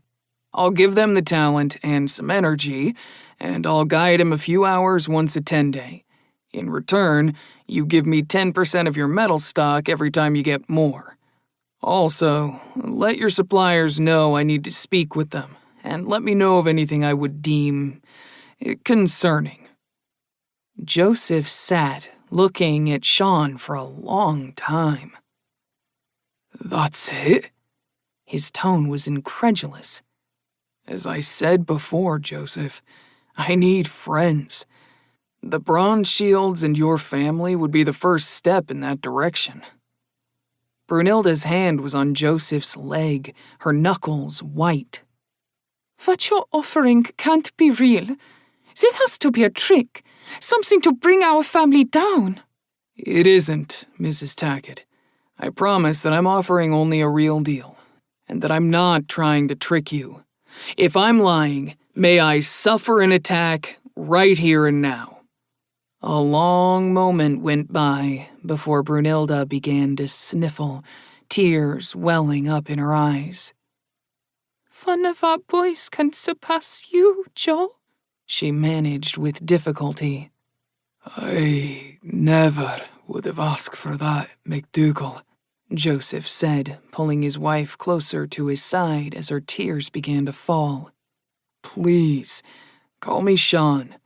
If it makes the deal any better, put in a good word for me with your suppliers and with anyone that I might benefit from. 10% of my metal stock every time I restock. A word with my suppliers on your behalf and arranging a meeting between you, as well as keeping you apprised of situations that would concern you, and finally, helping you grow socially in the city. In return, you'll gift my son Hans the metal-shaping talent and enough energy to actually use it, as well as helping him learn how to best use the talent for a few hours, once each 10-day, on 8-day. This will last for a full year, unless we both agree to break it. This is the agreement that we are entering." "I agree to those conditions," Sean said. "I agree to this deal," Joseph said, and the familiar weight settled over both of them. Brunilda sobbed, her arms tight around Joseph. Sean looked away, a little uncomfortable with the show of emotion from the dwarven woman. Joseph stroked the braid against her cheek and whispered softly, trying to calm her. Once Brunilda managed to regain control of herself, she stood up abruptly. "I'll go get Hans. Please, wait here." Before anyone could speak, she was gone. "Even with your promise on the matter, Sean, I still feel like the rug is going to be yanked out from under me at any moment." "My deeds will have to speak for me," Sean said understandingly. Chapter 5. When he returned to his new home after visiting the other 4 Smiths, Sean was tired. He hadn't been that sociable in a while, and he felt it. Walking beside him, Fiona spoke softly. "You did very well with them, Sean. 20% of their stock, and their pledge of silence on the matter. That is why you'll be training them all separately, right?" "1 a day, separated over the 10-day, as you heard. Train 1, then a day without, then a day training, and so on," Sean agreed. "That will give us a decent amount of metal stock to work with. At least of copper, bronze, and brass. I'll need to find a way to get a hold of silver, gold, mithril, and adamantine." "We'll need to build up our funds before we can really afford those," Fiona added. "Hopefully we'll have time," Sean sighed, rolling his neck. "We have dinner with the Bronze Shields tonight, and we'll have Ida moving in with us tonight or tomorrow. We also have all the little stuff to take care of, like setting up food delivery and such." "Mina and I can take care of that," Fiona said. "If we are truly planning on being here for at least a year, can I suggest getting a dedicated maid? If Mina and I are going to help with crafting, it would be better if we had someone to actually run our house for us." Add finding a suitable maid that we can afford to the list." Sean nodded. "I'll always listen to what you tell me, like I did about upping the percentage and having them agree to keep the deal secret." "I'll do my best to help you, beloved." The last word was said softly enough that only Sean could hear it. "Love you too, dear," Sean replied, placing his hand on the small of her back. "After dinner, you'll be going to the inn with Sam," Fiona said, switching subjects. "Try to smooth over the hurt feelings from yesterday, if possible. I doubt it'll happen once word of your agreements with Tackett and Bronze Shield are known, but maybe a couple of them have calmed down." "I was planning on going home after dinner," Sean said, rubbing her back lightly. "You've started laying groundwork, beloved. You must finish that first," Fiona murmured. "We'll be waiting for your return to our new home." I guess. The little bit of time after dinner until I get home? No, we won't be attending dinner either. Mina and I are life bonded. We are not included in those kinds of invitations unless specifically asked for, Fiona said. Sean ground his teeth in irritation. We'll need to invite the other Smiths over for dinner one at a time, so they can understand that you two are to be included. You're my family, not just life bonded. If you really wish to make the point, we can come with you tonight, Fiona said. It'll be rude, but it'll drive the point home. Same with the dinner you've been invited to at the other Smiths we visited today. I'd rather be rude and have you there, Sean said, his arm going around her waist. Fuck what others think. As long as you're with me, I'm fine. If that is your wish, Sean, Fiona murmured, letting herself relax into his arm. The main room at the top of the side stairs was furnished, thankfully. 2 small sofas, 3 chairs, and a low table took up most of the space. To his left, a door led to the dining room and through to the kitchen, while the door on the wall across from him went to a hall that led to the bedrooms. Mina smiled when they entered. Welcome home, Master Fiona. Ryan, you still have a quarter hour until you should head over to the Bronze Shields. Do you wish to rest? Sounds lovely, Sean said, sinking onto one of the sofas. You'll be going with me to dinner, Mina. All of you will be. Unless you'd like to take the night off, Ryan, since I have these 2 with me. Ryan shook her head.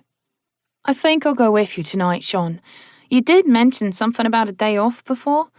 I'd like to take it tomorrow, as it seems like you'll be teaching Ida. That's fine, Sean nodded. Mina took the seat beside Sean. Do you wish us to go as your bonded? No, Mina.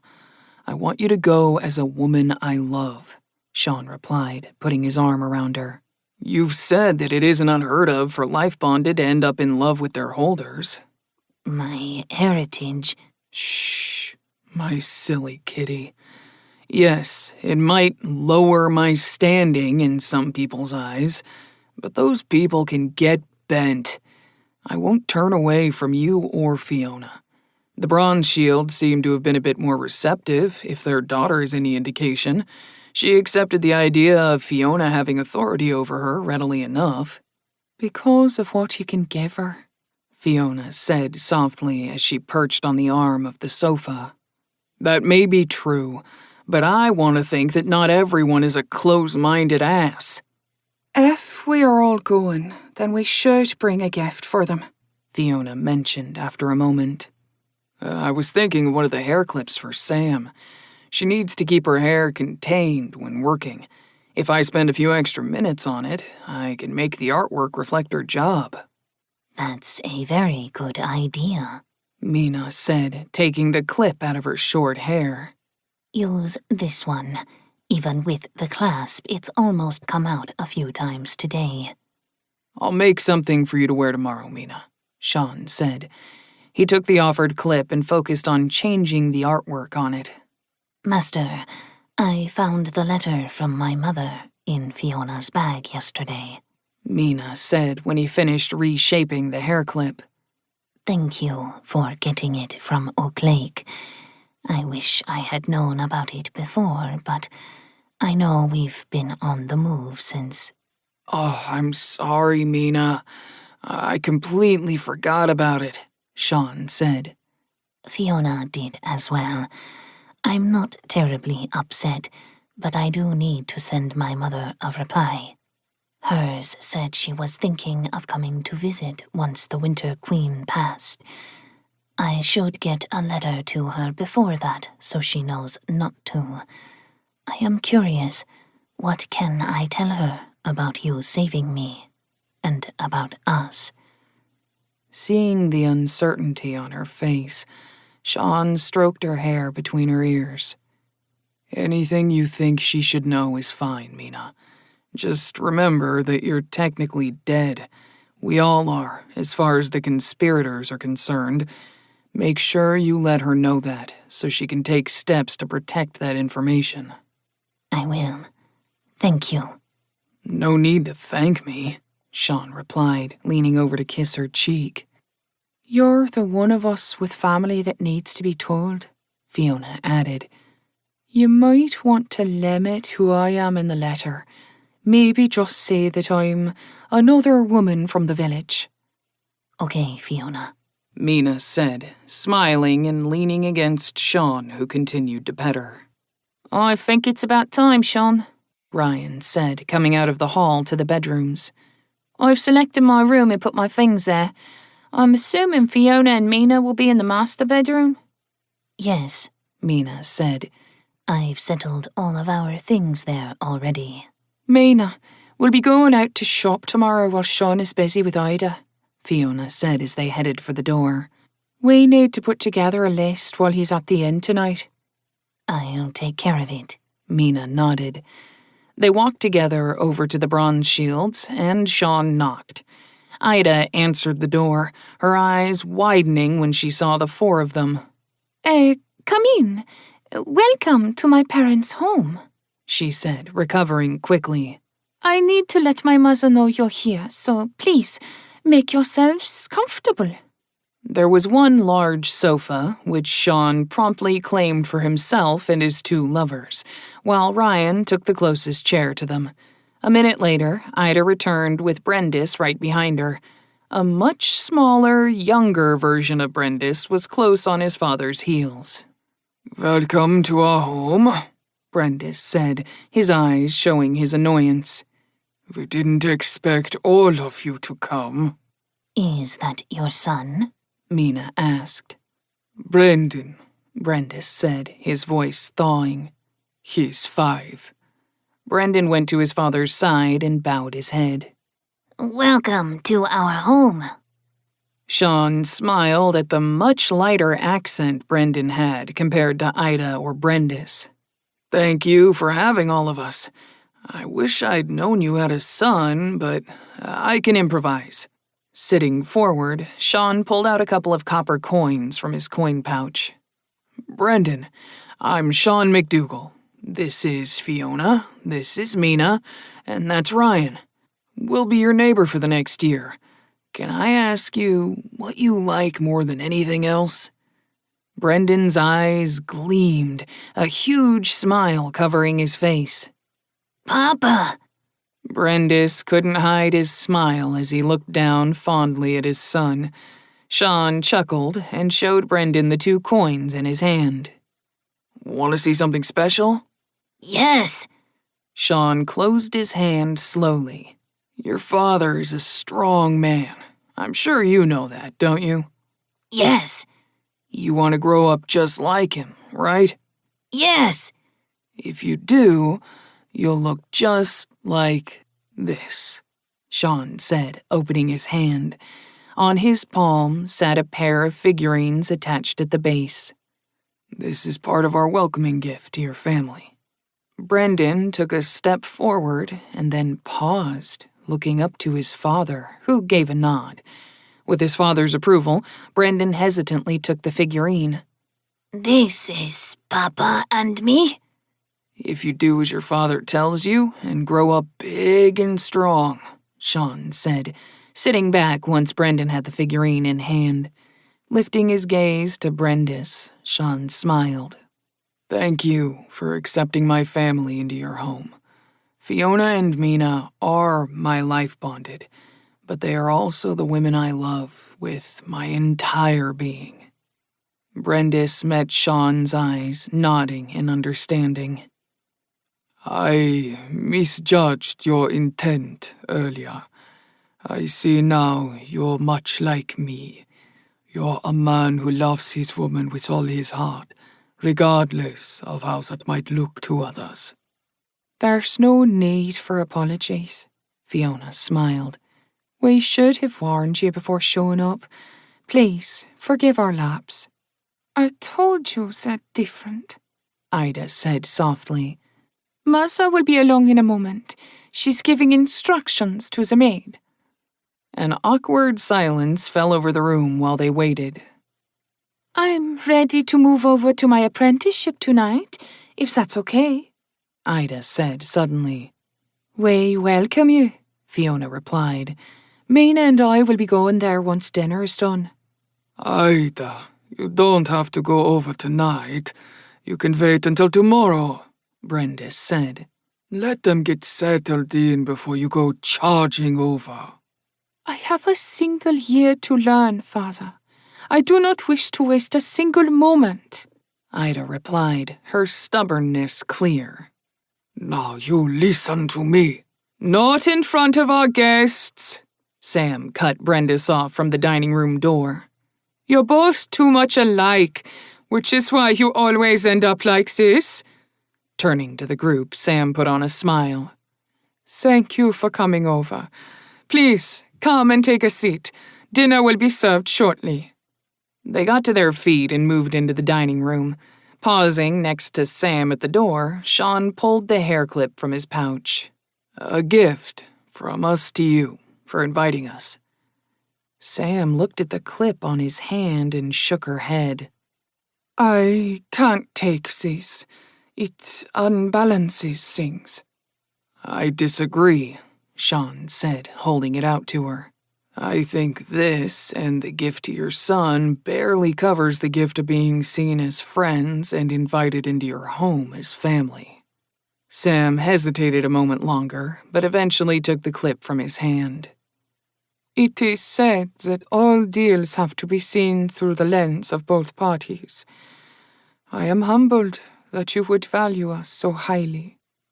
Sean looked at the table, then back at Sam, clearly at a loss as to where he should sit. Sam chuckled and helped get them all situated at the 8-person table. Sam was at the head of the table, with Sean at her right, followed by Ryan and Brendan. Brendis sat at the other end, opposite his wife, with Mina, Fiona, and Ida on the other long side.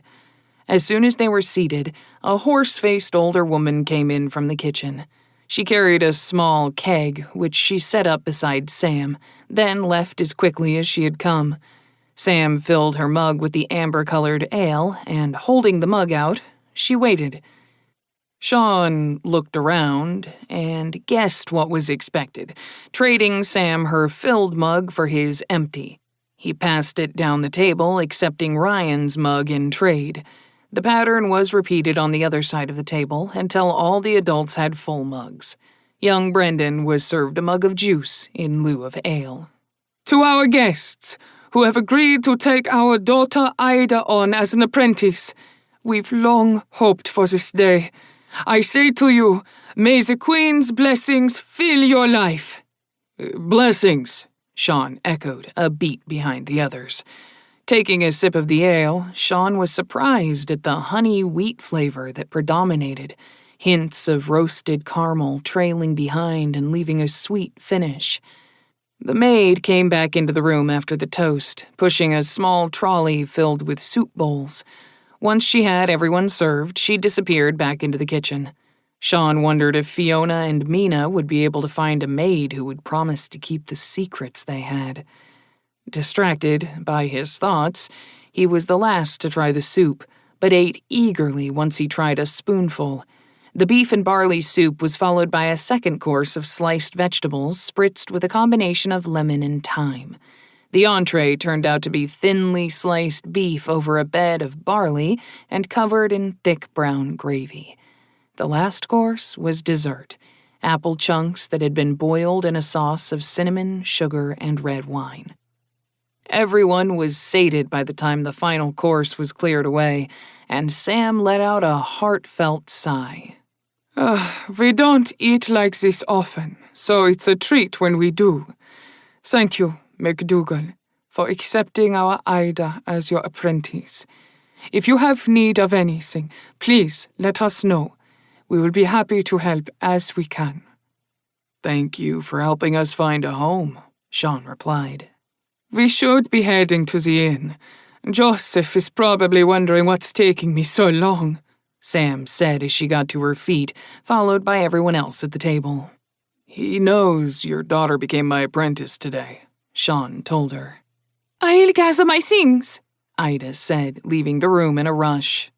We'll get her settled, Fiona said when Brendis opened his mouth to call after Ida. I will treat her as a sister. Nodding, Brendis seemed to deflate slightly. I'm sure it will be fine. I didn't think I'd have this hard a time seeing her go. Parents are like that at times, Mina murmured. Come, Sean. It seems your women have everything well in hand here. Let's go see who's decided to give you a chance. Sean followed Sam, giving Fiona and Mina quick kisses as he left. See you in a bit. We'll be waiting, Mina murmured with a twinkle in her eye. Chapter 6. Sam was quiet as they walked down the street, something obviously on her mind. Sean, what are you doing here in the city? Time, Sean replied, staring at Ryan a few feet in front of them. I've been on the move for what seems like forever. I want to be able to explore what I can do, build up some coin, and, if possible, just live in peace. What you're doing, giving us Smiths the chance to better ourselves, will cause waves, Sam pointed out. Probably, but the way things are now is so broken, Sean muttered. Demanding your daughter marry his son, just so she can have the chance to learn shaping? Sean trailed off, his hands clenching so hard the knuckles popped. That kind of thing is just shit. You deride the way the world works, Sam said. How long have you been here, outsider? She asked in a whisper. I figured I'd given myself away, Sean sighed. 10 days, or thereabouts. You must have made a deal with a powerful being, and I don't wish to know about it. You should be prepared to deal with anything. No, what I wish to know is whether or not you'll be able to keep my daughter safe from the troubles you will surely stir up. I'll do my very best, Sam. By the way, is that short for Samantha? No, my name is Samuel. It comes from my mother's family, but I prefer the shortened version. Short and to the point, Sean chuckled. Seems to fit. Sam slowed her steps, looking thoughtful. You might be an outsider, but if Ida can learn from you, I'll be happy she's got a chance to become more than me. Pulling the hair clip from her small pouch, she held it out to Sean. I don't know what I can really do with this. My hair isn't long. Pull your hair back behind your ear and clip it in place. It'll be more a decoration than useful, but it will keep the hair back from your face. Sam got the clip in place as they reached the square. Sean's gaze drifted to a couple of guards standing near the guild building. Neither of them were the guard who had escorted him into town, so Sean ignored them. The inn was busy. Sean could see Joseph and several others at the same table they'd been at the previous night. 2 of the 6 Smiths who had left the day before were sitting with the people he had seen earlier today. Next round can be on me, Sean said as he took a seat next to Joseph. Good to see you all again. Ryan sat down beside Sean, and Sam sat on the other side of her. Before we get too far along, one of the 2 men who'd left so abruptly the night before said, I want to apologize for walking out like I did yesterday. It was wrong of me to not give you a chance. Avery, right? Sean said, getting a nod. It's fine. I was a stranger who joined the table and spouted off without knowing anyone. Glad I didn't get hit. Goodness knows you Smiths probably back a wallop. A chuckle went around the table. The barmaid approached the table with a smile as the laughter died away. What can I get you all today? Same as yesterday? Give me something different. Anything at all, Sean said. The usual for you, Bronshield? No, I'll have a glass of serum Trutus. Hard cider, Ryan ordered. A round for the rest of the table as well, Sean said, placing a bronze on the maid's tray. As you require, sir. The maid winked before swaying off. Don't you already have enough? Sam asked archly. That's her running with a thought, not me. I'll be well taken care of when I get home, Sean said. A cough pulled everyone's attention to the other smith who had left the previous day. Like Blackhammer, I'm sorry for my actions yesterday. The other four are certain they were right to leave, which is why they didn't come back. Maybe in the fullness of time they'll be right, Sean said, but I doubt it. Is that one of his hair clips? Knox asked Sam. We had him and his bonded over for dinner. This was his guest gift to my family. A very extravagant gift, Avery said. Oh, if those are the kinds of gifts he gives, I'm gonna need to invite him over soon. That prompted laughter from everyone, including Sean, but Sam just shook her head. I think the fact that he agreed to take Ida on as his apprentice has something to do with it too. You took her daughter on? Avery asked with a thoughtful expression. That explains the serum Trutus, and why he turned down taking either of my sons on, Joseph said, nodding. I asked when he stopped by to pay his respects earlier today. Keep that in mind if you were thinking as I did. He admonished the other men at the table. Sighing, Avery nodded. Lead to the party. It is my just due. Your drinks? The maid said, setting mugs and glasses in front of everyone. Sean had a mug and a small glass placed before him. For you, sir, I chose a light ale with whiskey. It's made by the same brewer as the dark ale you had yesterday. The ale is called Golden Dawn. The whiskey is Forge Heart. Thank you, Sean said. If you need anything else, just let me know. With a saucy smile, the barmaid walked away to serve another table. We know where most of that coin went, Joseph chuckled. Mind the whiskey. It'll curl your chest hairs.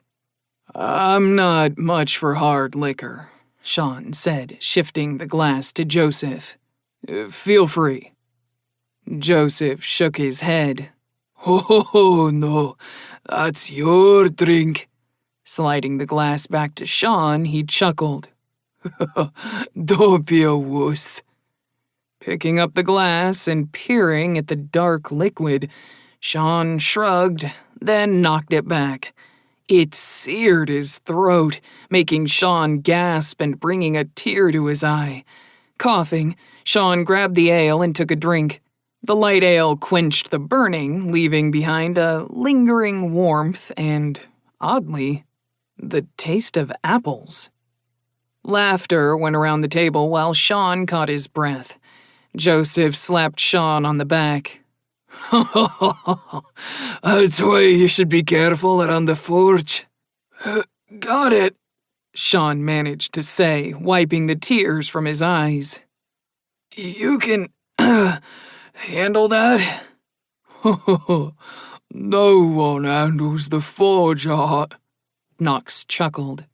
It's known for its potency and burn. But you don't look like a hammer at you speaks well of your fortitude. Knox was all but laid out the one time he took his shot. Avery smirked. We had to get a wagon to carry him home. That was years ago, Knox replied. Besides, I recall you trying to pick up all the barmaids when you had a go last year. Did you hear about Donald? Another man asked, derailing the conversation. What did he do this time? Sam asked. A stone caught him on the head this morning. The guard is looking into it, but it looks like an accident. When he was heading inside the hall, a bit of stone came loose and fell, cracking his head open. He was hauled off to the mender, but you know how head injuries are. Fate finally caught up to him. Serves him right, Joseph muttered. He was always a shifty one, but that kind of accident makes you want to look up more often, doesn't it? Avery said. Not well loved, was he? Sean asked. He's been in charge of new crafter admissions for years. Rumors say he's been using his position to maneuver his way in society with some of the bigger movers. Whether or not that's true is unknown, Sam said. He and Curtis have both been doing so. We all know it, Joseph added. No one's ever proved anything, but they're so interconnected with the upper-level crafters, it's obvious. Even House Bright Light turned a blind eye to it, and they were a damn sight better than Greenlim. A couple of the blacksmiths looked around uneasily. Easy, Joseph, Sam said. Don't go poking the dragon. You're right, Joseph sighed, draining his mug. I'm going home early. I'm a bit too worked up for this. People said their goodbyes to Joseph as he left the table. When everyone finished their drinks, they began to leave as well, citing work the next day. Avery, Ryan, Sam, and Sean were all that were left by the time people stopped leaving. Sam, your daughter was okay with apprenticing to McDougall? Avery asked. Oddly enough, she seemed eager for it, Sam replied. The deal was very equitable for us. She hopes to start learning tomorrow. So soon? Avery said, sitting back with his mug. You don't want to see her work first, McDougall? Everyone said she's talented, so I didn't see the need. Ida seems quite sharp. I'm sure she'll have no trouble catching on to what I can teach her. I'm sure with her life revolving around this smithy, she'll have things I can learn as well. Oh, a shaper who admits to not doing everything.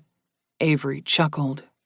Well, since the world is obviously going to end tomorrow, I think I'll head home and get some time with the wife. If you have need of another apprentice, let me know. My son will be reaching his majority soon. I'll keep you in mind, Sean replied. Guess we'll head home after this mug is gone, Sean told Ryan. You're taking the day tomorrow, right? Yes, Sean. I'll be taking my day off tomorrow. I'll be home most of the day working with Ida, so it'll be fine. I've been meaning to ask, Sam said. How often have you been called on to protect Sean? Once, but it wasn't much of a fight, Ryan said. He hired me with a thought that once he starts making waves, he'll have need of me. You'll be watching over my daughter as well? Everyone under his employ, Ryan nodded. All of his bonded have some training in self-defense. I'm learning more every day. Ida will be joining those sessions, Sean said. If she's going to be near us, she'll be best served to learn. It seems like you are going to do your best for her, Sam smiled. That eases my mind some, but not as much as it could be. Getting to her feet, Sam sighed. The day comes early. Good night to you, boss. Sean, your entire family is welcome to our home when we gather. My deepest thanks for welcoming them, Sam. Ryan drained her mug and waited for Sean to finish his. I have a question, Sean, if it's not too personal. Go ahead. You haven't even looked at the maid seriously, have you? Sean looked to the barmaid, who was at another table. Seriously? For what? Sex? I have Mina and Fiona, and I'm not the wandering type. You'll only be with your life bonded? Ryan asked, watching his face. They're all I need, Sean said, a smile forming as he thought about how accepting of loving them both he was now. I see. Thank you, Ryan said, standing up. Pushing the empty mug away, Sean stood up as well. Why do you ask? It means I won't have to worry about you sneaking off for a quick tumble, Ryan said, looking back at the maid who was coming their way. All done for the night, sir? Yes, thank you again for the exemplary service. I hope to see you again. Have a good night, The maid said, her smile warmer than merely professional. Nodding, Sean headed for the door, Ryan trailing him. Where the hell was she a year ago? Sean questioned internally.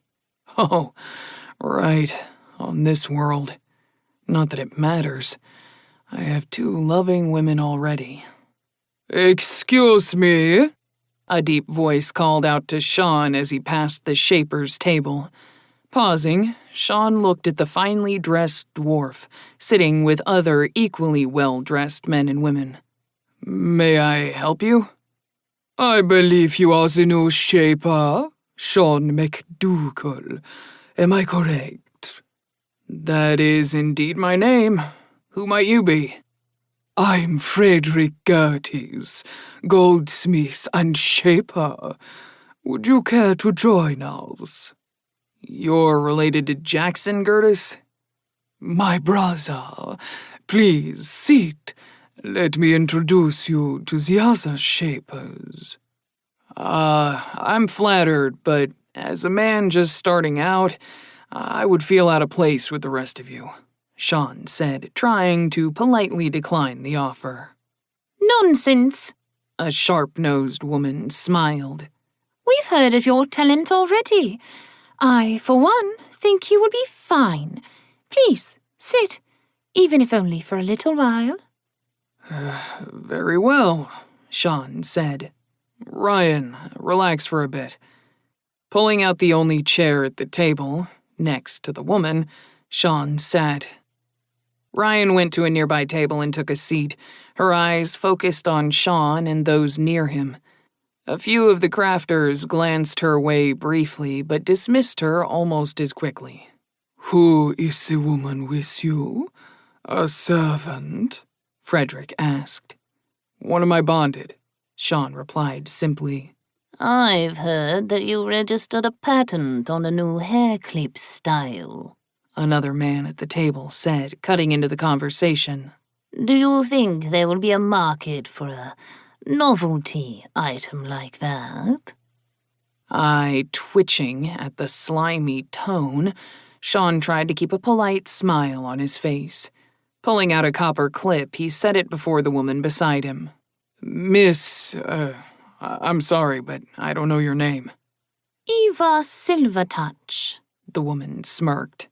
Miss Silvertouch, would you think this, once I refine it a bit more, would be an item worth buying? Sean did his best not to laugh at her surname, but it did make his smile a bit more real. Examining the hair clip, Eva's eye twitched once or twice as she took her time with it. If you refined it a little and made it out of silver or gold, I would expect that a number of ladies would be eager for them.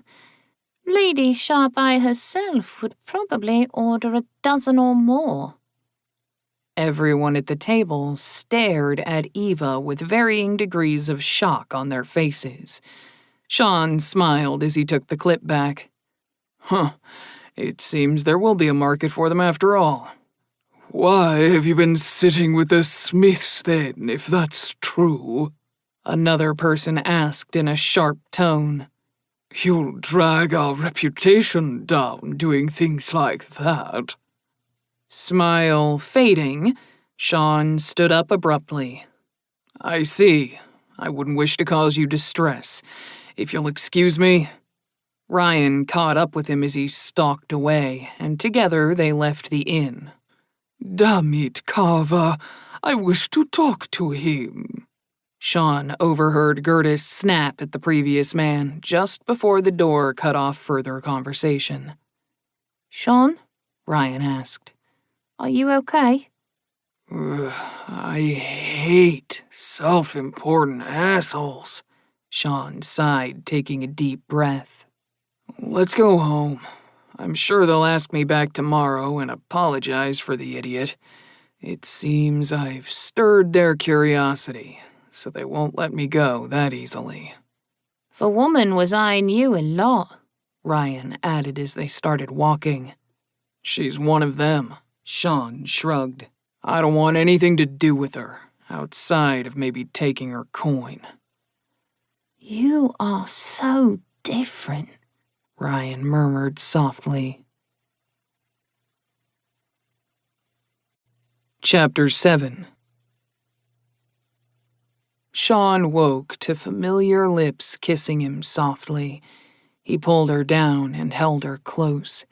Blinking the sleep from his eyes, Sean smiled when he let Mina go.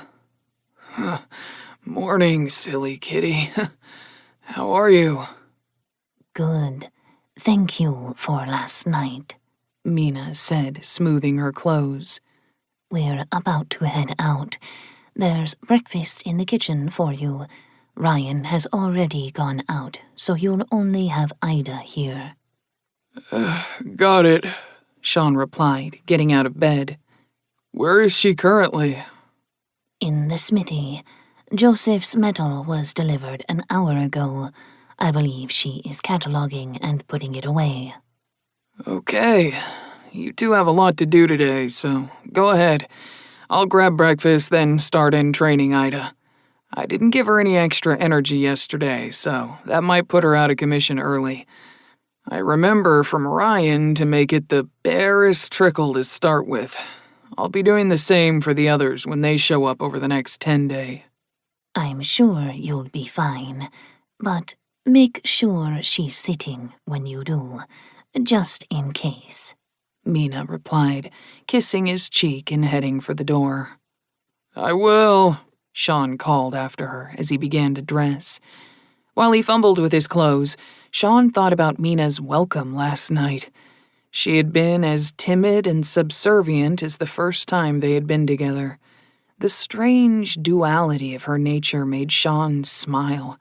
The timid lap cat or the fierce beast, depending on which was needed at the time. When they had finished and were cuddling, Fiona finally joined them. Sean felt a little bad, but Fiona brushed his feelings aside and let him know that he would have them separately and together for a very long time. Neither of them begrudged their alone time with him. I should still see about giving Fiona some special attention, too, Sean reminded himself as he left the master bedroom. Maybe see about inventing the spring mattress while I'm at it. The stuffed mattress just doesn't feel the same. In the kitchen, he discovered some frumenty that had been left in a pot on the stove. Demolishing breakfast hungrily, Sean headed out to find Ida. Just like Mina had told him, she was in the smithy, putting the metals away by type and shape. Morning, Ida. Sorry for the late start, Sean said, leaning against the wall. I'd help, but first you'd need to teach me what goes where. Ida stopped moving the metal rods and stood upright as she turned to him. Morning, McDougal. I'll be happy to teach you. Call me Sean, please. If that is your way. Sean, I know you're different. No other crafter lets their apprentice talk to them so familiarly. Yeah, I'm different, all right. Okay, walk me through how to do this. We're going to be getting more in over the next 10 days. Ida explained which metals went where based on how often they were used. The copper, bronze, and brass were sorted in short order, with Sean able to easily lift the heavier rods into place. There we go. Sean grinned, looking at the metal and thinking of all he could do with it. You lift those rods as if they weigh nothing, Ida commented from where she leaned against a wall, trying to catch her breath. I know I don't look as imposing as your father. Or your mother, for that matter, Sean chuckled. But I can still do my part. While I have you as an apprentice, I'd like it if you could teach me some smithing, even while I teach you shaping. Is that okay? Ida's cheeks pinked a little. It isn't every day that a shaper asks to be taught smithing, and surely not so humbly. You'll get used to my peculiarities in time, I hope. We'll need to get some coal before I can do so. I'll get some in. First, why don't we start by seeing how much energy you have to use before I start giving you any? Sean pulled out a bar of copper.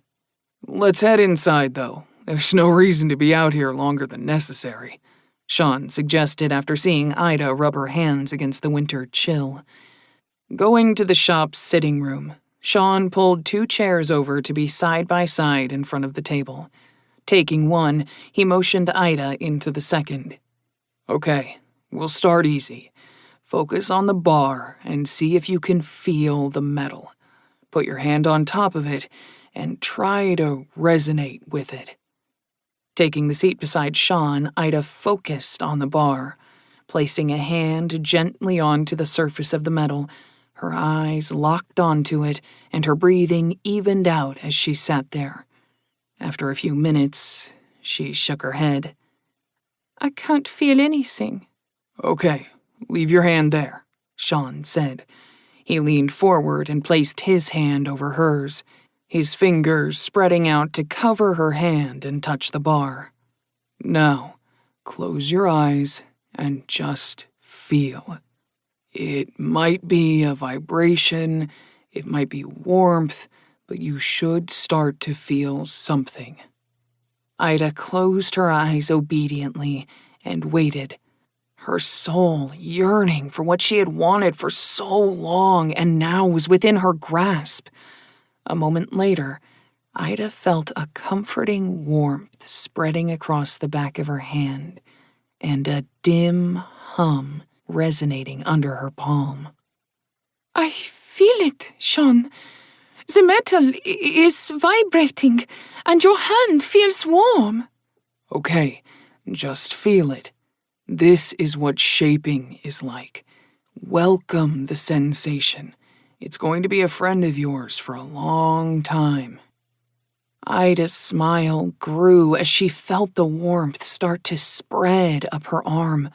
Tears began forming as she finally felt the talent she had long wished to know. The feeling began to spread faster, filling her chest and permeating her entire being. The tears fell when she felt a spark deep inside her stir for the first time. Ida, are you okay? Sean asked, seeing her tears. I've never felt better, Sean. The warmth, it fills me. It makes me want to sing, to let the world know the joy I feel. Thank you. Thank you so much. Shh, calm down, Ida. This is just the first step. It's a very important step, but just the first on a long road, Sean said soothingly. Just let the feeling suffuse you. Ida's smile was wide while her tears continued to fall. All her hopes and dreams were being realized today. She finally knew true joy, and Sean had given her this. She had gambled on him being true, and now that she knew she was right, he was the key to this happiness. The warmth in her chest deepened, and her cheeks became flushed as that thought took root in her mind. Sean watched her face shift through a number of emotions. Slowly tapering his energy away from hers, he watched her closely, leaving his hand in place to see if she felt the difference. The warmth above her hand seemed to fade ever so slowly away, leaving just hers behind. It changed, Ida said as the energy from Sean faded entirely away. Did it all change? No, the warmth over me is gone. That's the only change. Do you feel the hum still? Yes, but it's dimmer, Ida replied. Did you stop leading me? What you feel is all you. I'm not even touching you, Sean said, holding up his hand. You are the one with the talent, and you're using it right now. The tears fell faster as her heart swelled. Opa, can you see me now? Her words were a bare whisper, but Sean heard them clearly. Ida, I want you to grip the bar a little more firmly, as if the metal were frozen butter. I want you to try to gently indent the surface of it with your fingers. Breath coming a little faster, Ida's face scrunched up as she focused, the warmth starting to slowly leach from her. Sean, it's fading, she said. Stop. Let go of the warmth, Sean said gently but firmly. The warmth vanished, gone as if it had never been there, and Ida shivered, afraid it was gone for good. It's gone, Ida whispered. Look at the copper, Ida. Look at what you did, all on your own. Blinking the sadness from her eyes, Ida looked at the copper bar under her hand. Her fingers were a half-inch into the metal, which had indented much like butter would. Breath catching, her eyes widened as she stared at it. I did it? Yes, that was all you. The drain you felt was your energy being used to make it possible, Sean explained. If you use too much at once, you'll faint, which is why I had you stop. Then I can do it again? Ida asked, her bright eyes locking onto Sean's. You need to recoup your energy first. That's why most shapers only do so much during a given day. Pull your fingers out and look at it. Ida felt a momentary pang of fear that her hand might have gotten stuck, but her fingers came away easily. Picking up the cold bar, she could see the small whorls and lines from her fingertips visible on the metal. She spent a few minutes examining it from all angles. When can I try again? Ida asked. It'll be a little bit, Sean said.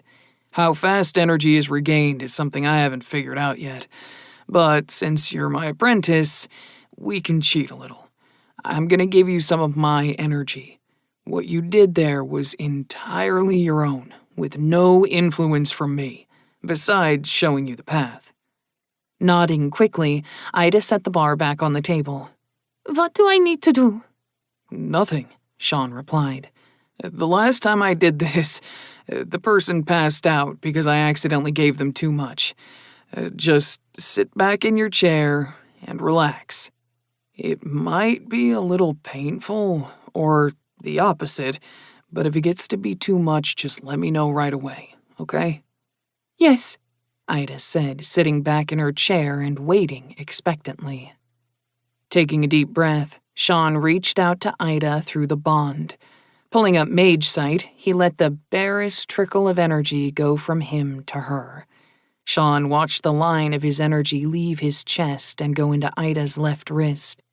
Her gray energy enveloped the incoming energy and merged with it, slowly making it hers. That is a little cool and entirely weird, Sean thought. Sean dropped Mage Sight when Ida let out a small gasp. Eyelids fluttering, Ida's head leaned back as her lips parted. Sean let go of the energy he was giving her, feeling a little uncomfortable that she seemed to be experiencing pleasure from his actions. Ida, you okay? Huh? Yes, I feel warm and lovely, Ida murmured. I didn't think... Please, dear gods, let her be of age. Otherwise, I'm a sick fuck that should be shot, Sean prayed. I'm going to grab us something to drink, Sean said, promptly leaving the room. As he walked away, Sean tried to decide how to go about finding out Ida's age. Okay, just calm down. You can ask Sam tonight. Circumspectly. It'll be fine. You're not a pervert. I mean, I could just ask Ida, but yeah, that would be embarrassing for both of us. I'll just wait. Unless... Coming back after a few minutes, Sean saw Ida looking at the copper bar.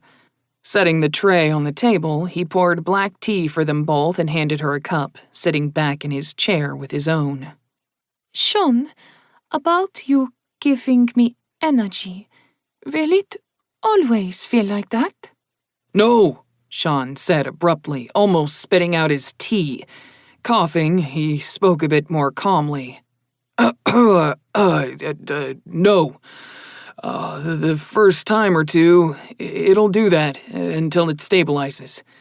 I don't know why it's that way, but it is. Oh, Ida said, her cheeks pink. Thank you. I had been a little worried about causing problems during any big project. On that general topic, how old are you? Ida's cheeks went scarlet, her head turning away from his. That is a very forward question. Sorry. It's just, I felt a little uncomfortable with what just happened. I mean, if you're underage and I did that, then I should be taken out and shot and... I reached my majority a few months ago, Ida said, still not looking at him. Right. Good.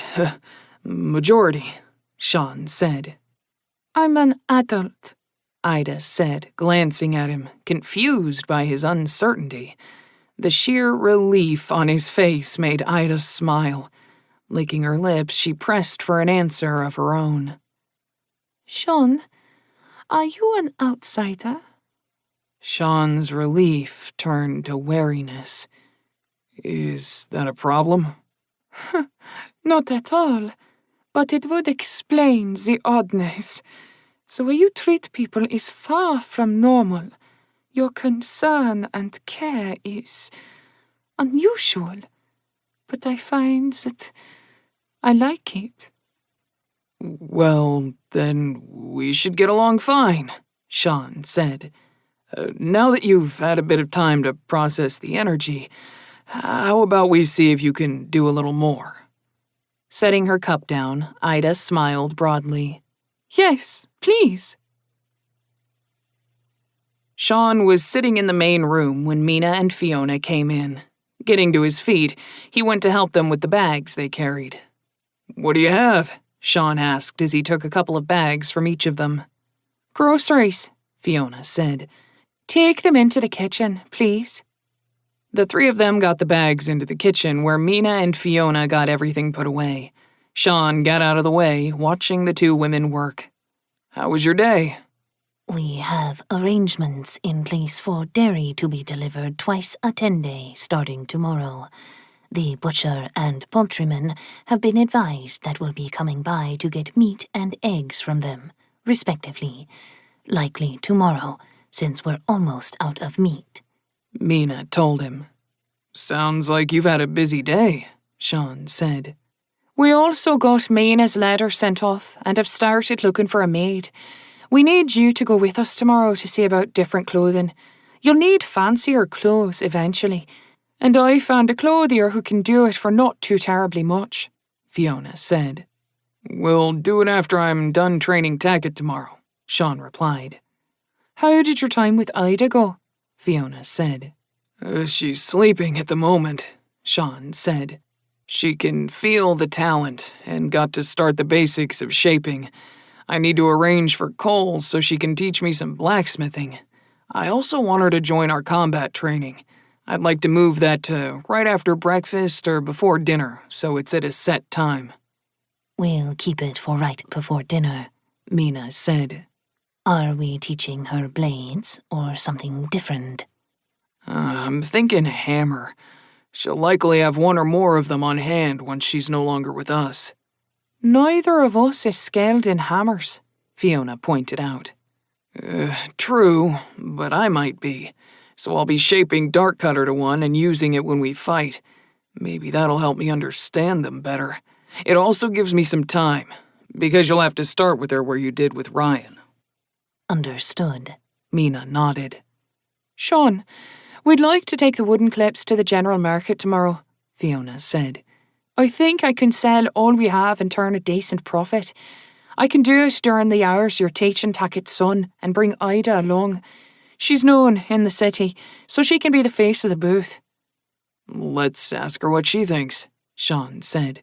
She might have other ideas that'll work. Very well, Fiona smiled. I'd like to see about getting Ryan some leathers. To do that, I'll need to make some more metal clips and get them sold. Take a couple of the copper clips and maybe one bronze to the market. If we can sell them, that'll help. I'll take care of it, Fiona nodded. If we're going to do that, we can make some other items besides just the clips, Mina suggested. Some cutlery, maybe a serving knife or two. A service pitcher and centre bowl for a table, Fiona nodded. Yes, household items are the way to go. We can work on that before we do training, Sean said. I'll go grab some copper and bronze. We'll be in the main room waiting, Fiona said, following him out of the kitchen. Chapter 8. Ida was upset when she walked in on them in the main room shaping metal into various objects. If you had told me, I would have come to work as well, she told Sean. You were napping because we exhausted your energy multiple times, Sean told her. As it is, we're about to go do our weapon exercises and you'll be joining us. You wouldn't be able to do that if you were exhausted. Ida bowed her head, frown still in place. As you say, Sean. Today's only the first day of your apprenticeship, Ida, Fiona said softly as she set aside the bronze bowl she had finished. I know what it is to want to do everything that first day. You'll have years ahead of you to shape, so calm yourself. You can't make a sword in an hour, can you? Ida sighed deeply. Oh, your point is made, Fiona. I just want to learn and do so much. I remember that feeling too, Mina said. Master, did you give her access to everything? Not Ryan's talent, but the others, yes, Sean said. She's under agreement to keep our secrets, so I didn't see a reason not to. Fiona, why don't we show her? Maybe she'll take your wisdom more to heart once she knows, Mina suggested. I'm not sure. She'll find out sooner or later, Sean. Fiona cut him off. As you said, she is sworn. Ida, come here, please. Fiona tapped the space next to her on the small sofa she was on. Ida took the seat, her frown replaced by a look of curiosity. Fiona smiled at her and stripped off her left glove, revealing her mithril skin. Gasping, Ida stared at the hand for a long moment. She looked up at Fiona, clearly wanting to ask, but unsure of how to do so politely. I was once called Fiona Treeshaper. I became Fiona Silvershame, and now I'm known as Fiona Mithril. That is the name my beloved has given me, and it has been engraved on my very soul through our bond. Silvershame, Ida breathed out in a hushed voice. You've a powerful shaper of wood before your shame. You life-bonded to Sean McDougal? Why? Because I love him.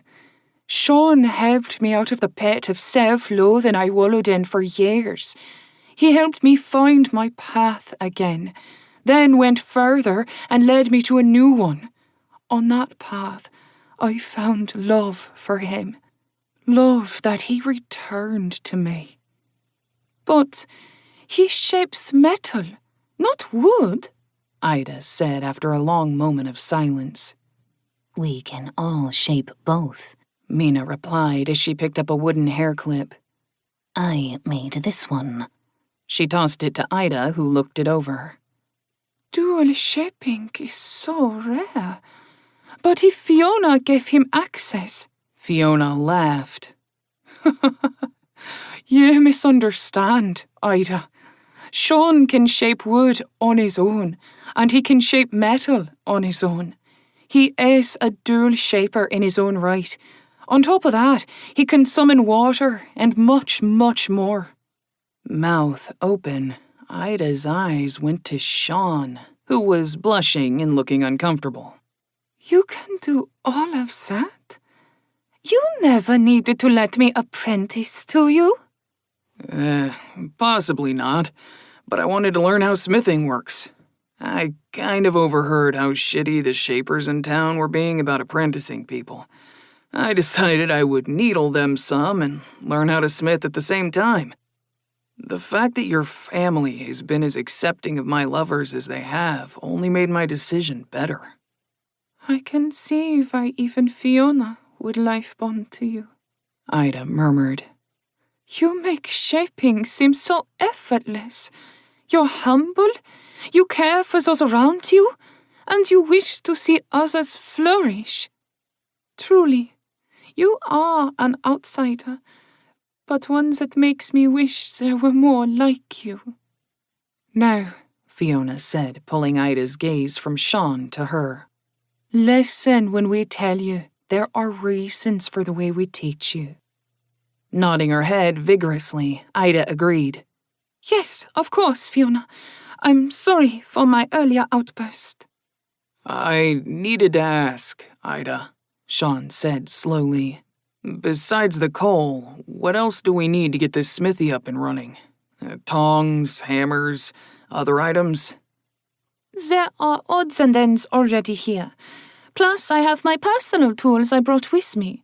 If we can repair some of the older items, then we'll only need the coal, Ida replied. We're done, Master.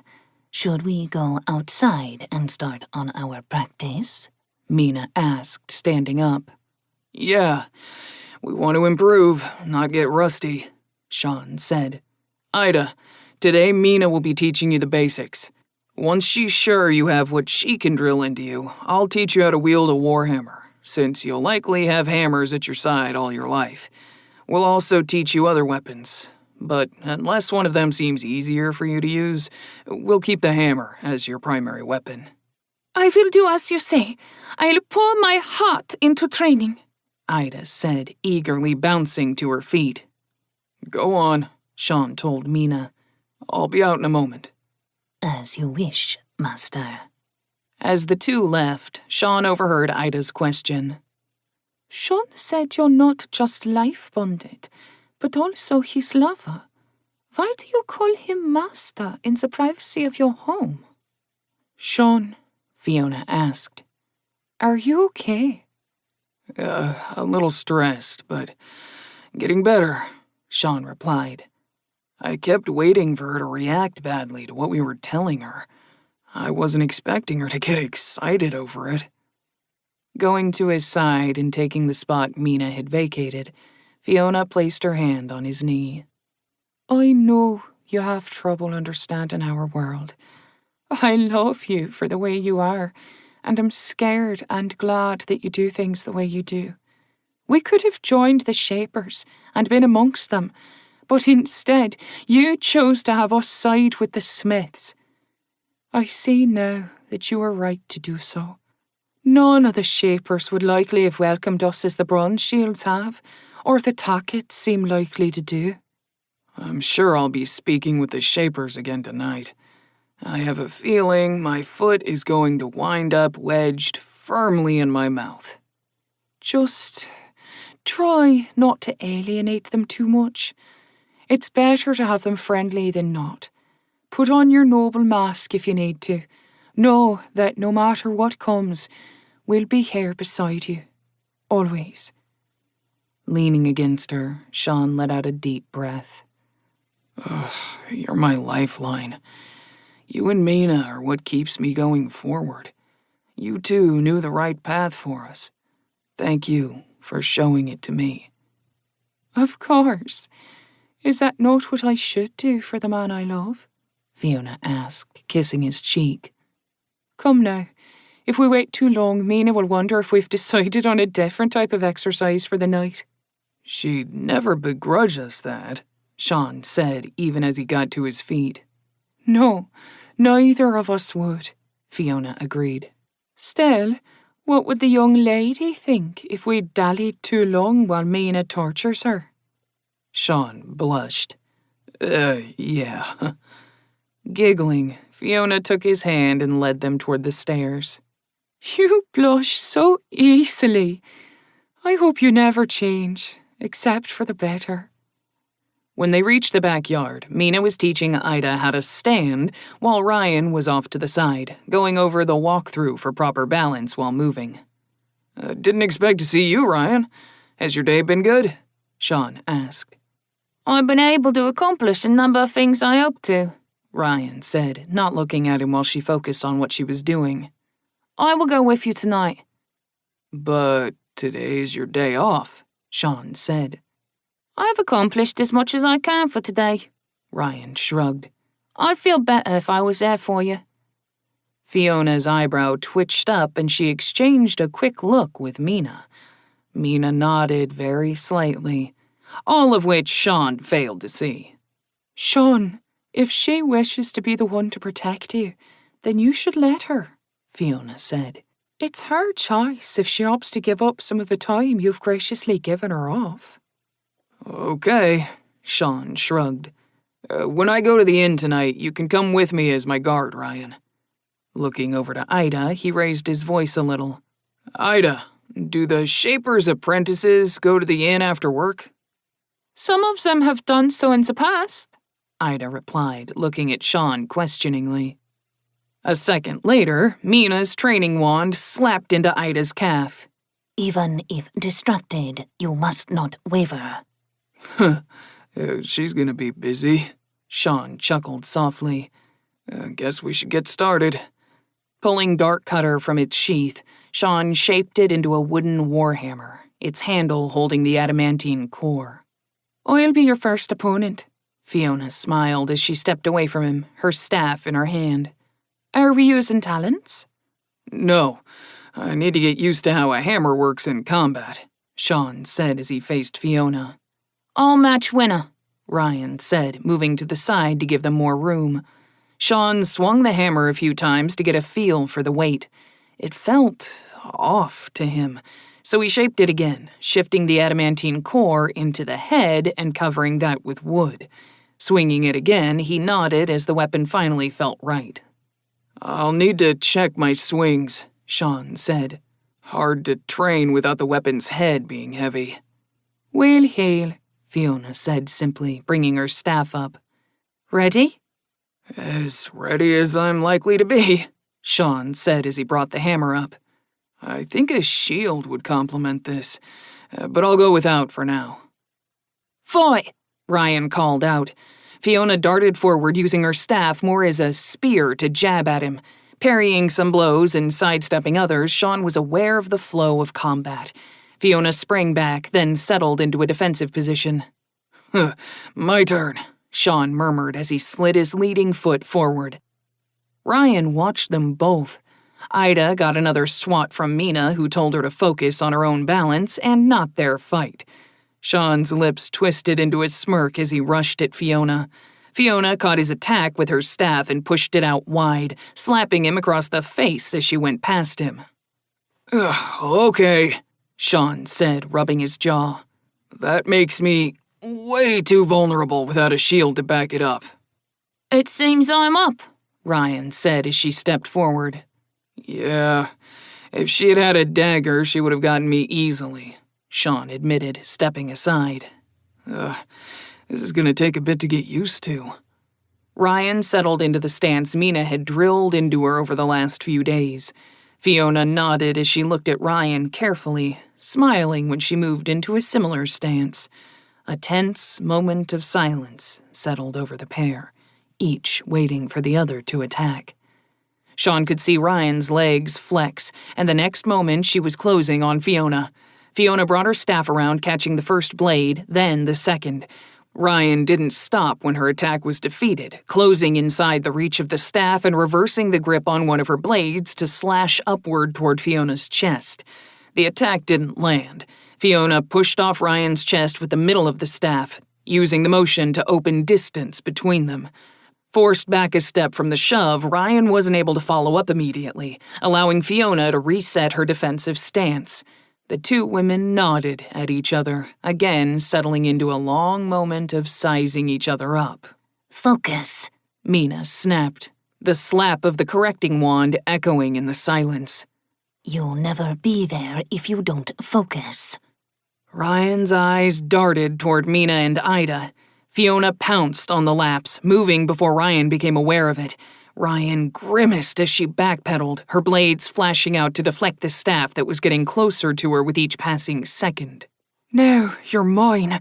Fiona's words were soft but certain as she pressed the attack. Ryan hissed, unable to halt the flurry. Desperate to push Fiona back, Ryan gambled. Stepping into the attack, she stopped defending and went for an attack of her own. Fiona shook her head as the staff swept around, catching both blades and forcing them out. The end of the staff came down hard on Ryan's boot, followed by the other end smacking into Ryan's head with a dull thump. Everyone in the yard winced at the sound. Mina and Ida stopped training to see if Ryan was okay. Fiona was already kneeling next to her. "Ryan?" "Oh, wet as tits that hurt," Ryan muttered as she touched her head gingerly. Sean knelt down next to Ryan. We know you can be hard-headed, but don't try to block attacks that way." Extending his senses, he could feel Ryan's energy being used, and she seemed to be feeling the pain less and less. "I'm so glad you're supportive," Ryan grumbled as she sat up. "If you were hurt, I'd be worried. But you're fine," Sean said, standing up and offering her a hand. "Besides, now you get to watch me fail again." "Maybe I'll return the favor when she scrambles your brains," Ryan said, taking his hand. A small smile crept onto her lips as he helped her to her feet. Wobbling and hissing in pain as she tried to put her weight on her injured foot, she leaned hard against Sean for a moment before stepping back. Sorry. I didn't realize my foot was that injured." "It's fine," Sean said with obvious concern. "Go enjoy your brief respite," he added, feeding her a bit more energy to help replenish what she was using to heal. Fiona stepped away to take another defensive stance. "I'm sorry, Ryan. I moved on instinct with the final combo. I didn't mean to hit you that hard." "It's fine," Ryan said, rubbing her head as she limped off to the side. "I knew it was a bad idea, but I was going to lose otherwise, so I gambled." Now that we know she's fine, back to work, Mina instructed Ida. Take the stands. Chapter 9. They finished their dinners with sighs of happiness. "That was very good, Mina. You did an amazing job with the little meat we had left," Sean praised her. Thank you, Master. Mina beamed. "The soup was very good," Ida agreed. "Tomorrow I'll cook dinner," Fiona said as she collected the dishes. "I wouldn't mind having a turn," Ryan said. "If I'm to be a part of this house for a while, I should do so equally." "At least until we get a maid," Sean chuckled. "Fiona, you said you were looking into that?" "I've made an inquiry that I think will work for us, but I'm still waiting for an answer, and it'll likely be a few days until I can say more." "Okay. If we have a few days, then we might as well rotate who cooks, Sean said. You are exempt, Fiona said firmly. Frowning, Sean started to complain, but Mina spoke over him. Master, please adapt a little to our world, she sighed. You have 2 life-bonded and soon a maid. You are above these things. Focus instead on different matters. I'm sure there are things you'd like to try or learn more about. Fine, Sean said, holding his hands up in surrender. You win. I'll take tomorrow, Fiona said again. Then Ryan can have 9 day. Can I cook on 10 day? Ida asked. Fiona's lips curled up in a smile. You wish to be our equal as well, Ida? Cheeks heating, Ida looked down. I wish to be a member of this family, at least while I'm here. The last few words were hurried. If that's the case, I'll work you even harder tomorrow, Mina said, a glint in her eye. I'll do better then, Ida said, looking up to meet Mina's gaze. I'm not even sore. Mina's eyes gleamed. Well then, we should definitely increase tomorrow's lessons. You can join me outside for extra time a couple of hours before dinner. Mina, Sean began. I don't think... Sean, this is needed, Fiona whispered into his ear. Mina and I only have your best interests at heart. She'll learn in time, but for now, let her youthful pride take a hit. In the long run, it'll be better for all involved.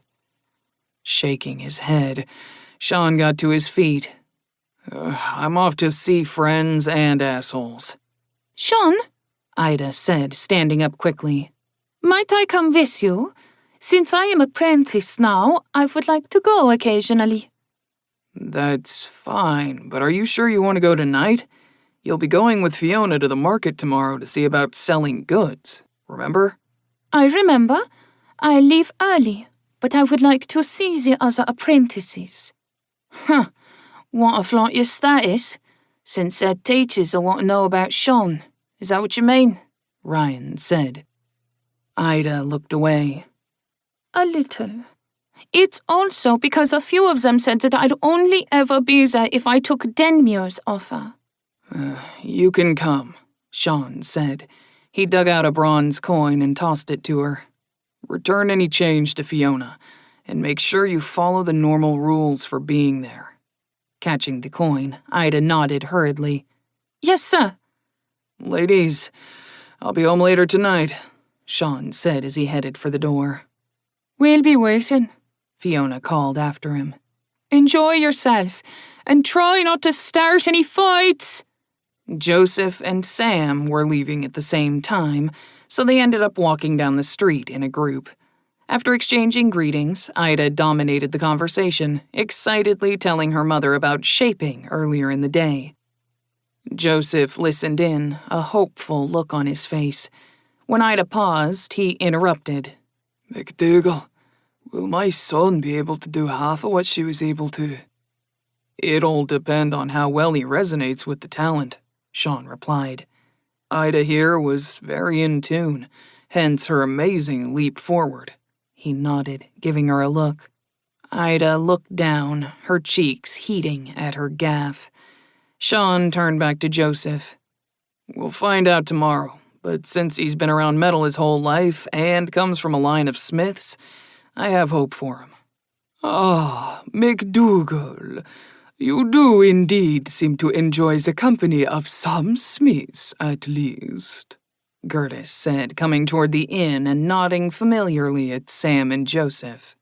I see you are at least on speaking terms with the 2 best remaining smiths in town. He looked at Ida curiously. Miss Bronze-Shield, did you come to talk to Denmuir about an apprenticeship after all?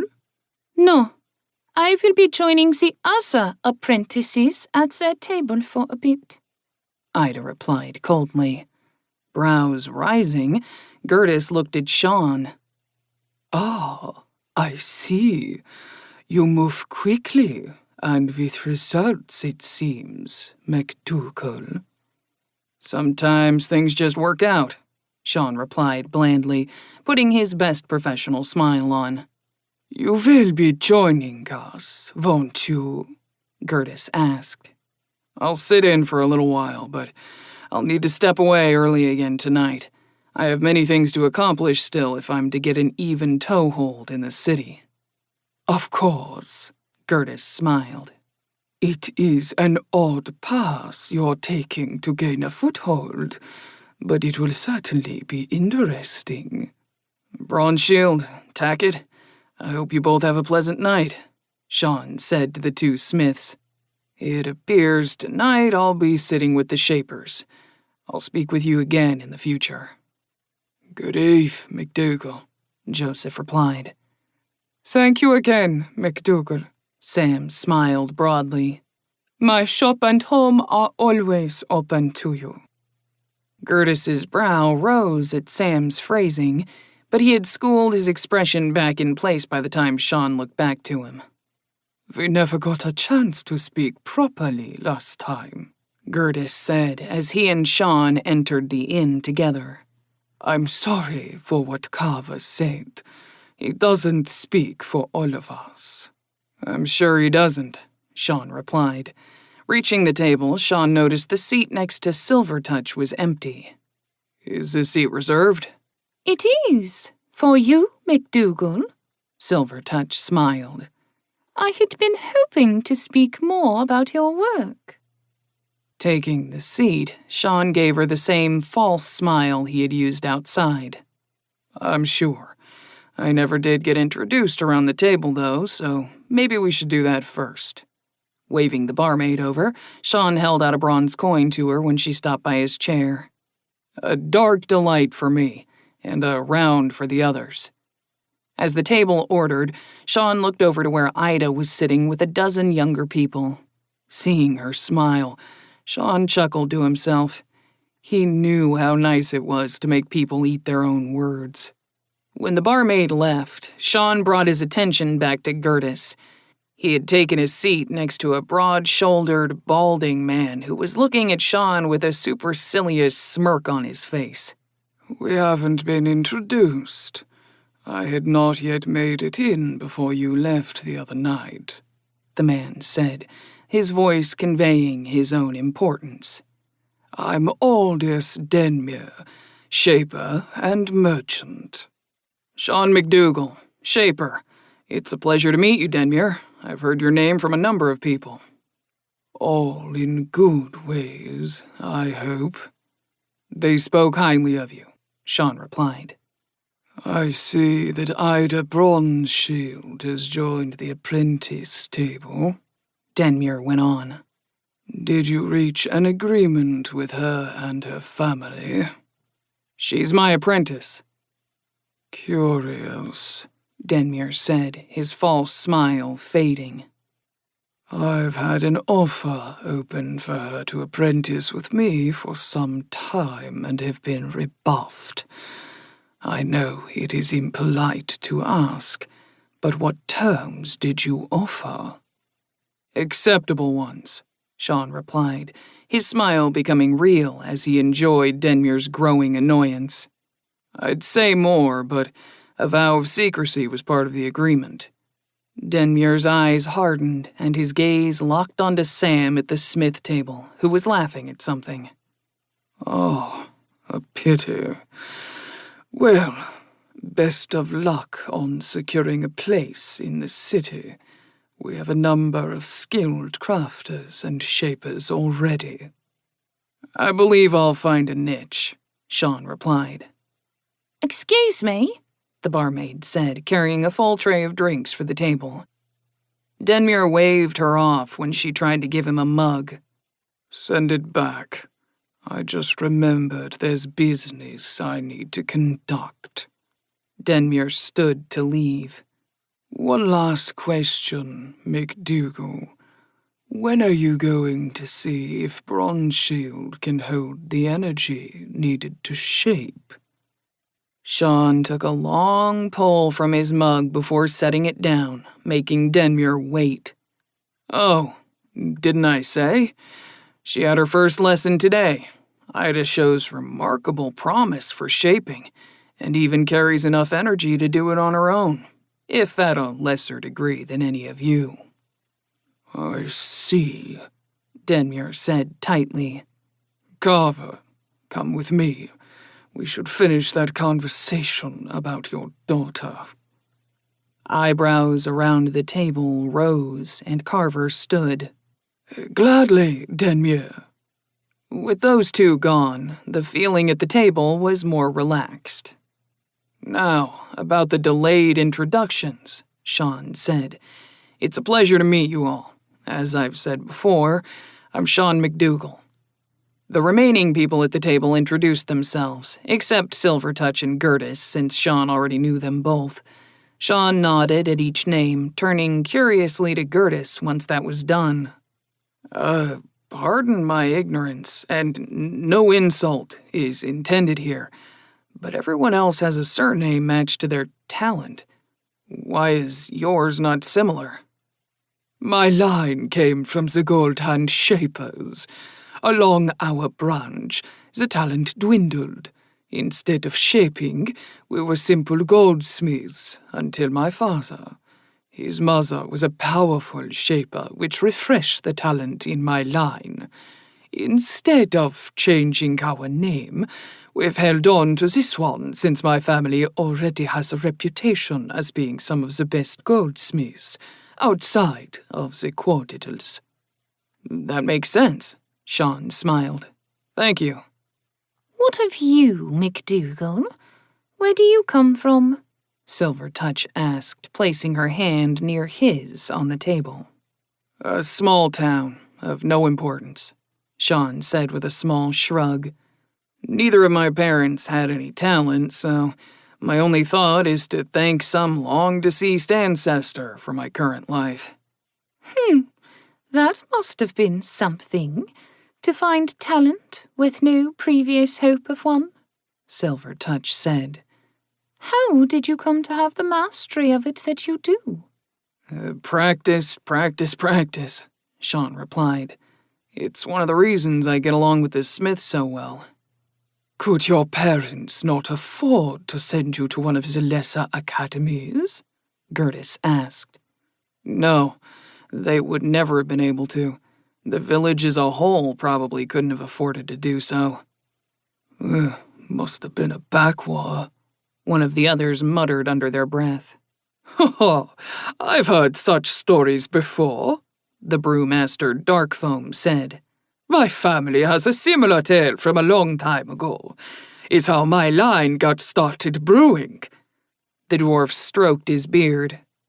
Still, the level of shaping you have would place you amongst us quite firmly. I haven't gotten the chance to say yet, so let me do so now. Sean lifted his mug. Your dark delight is a treasure. Darkfoam chuckled. It's a good one, but that's just the stuff my family sells. You have better not for sale?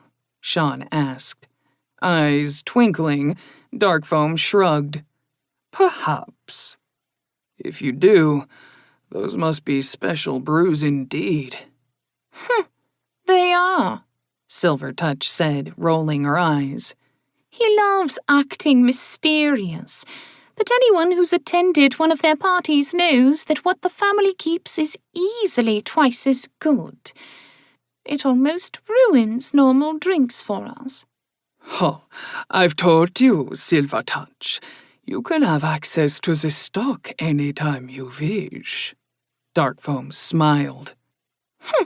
I'd rather bed one of the Smiths, as I've told you before, Silvertouch said coldly.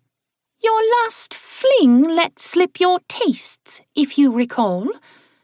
It will take a desperate woman or an unknowing one to agree to be yours. Standing abruptly, his chair going backward at speed, Dark Foam growled. You'll die alone, you cold aloof. Letting his sentence drop off, the brewmaster stormed toward the door. Damn, Sean sighed. I was hoping to ask what talent he has that helps him with brewing. I can answer that, Silvertouch said. Silvertouch, what are you doing? Gertis snapped.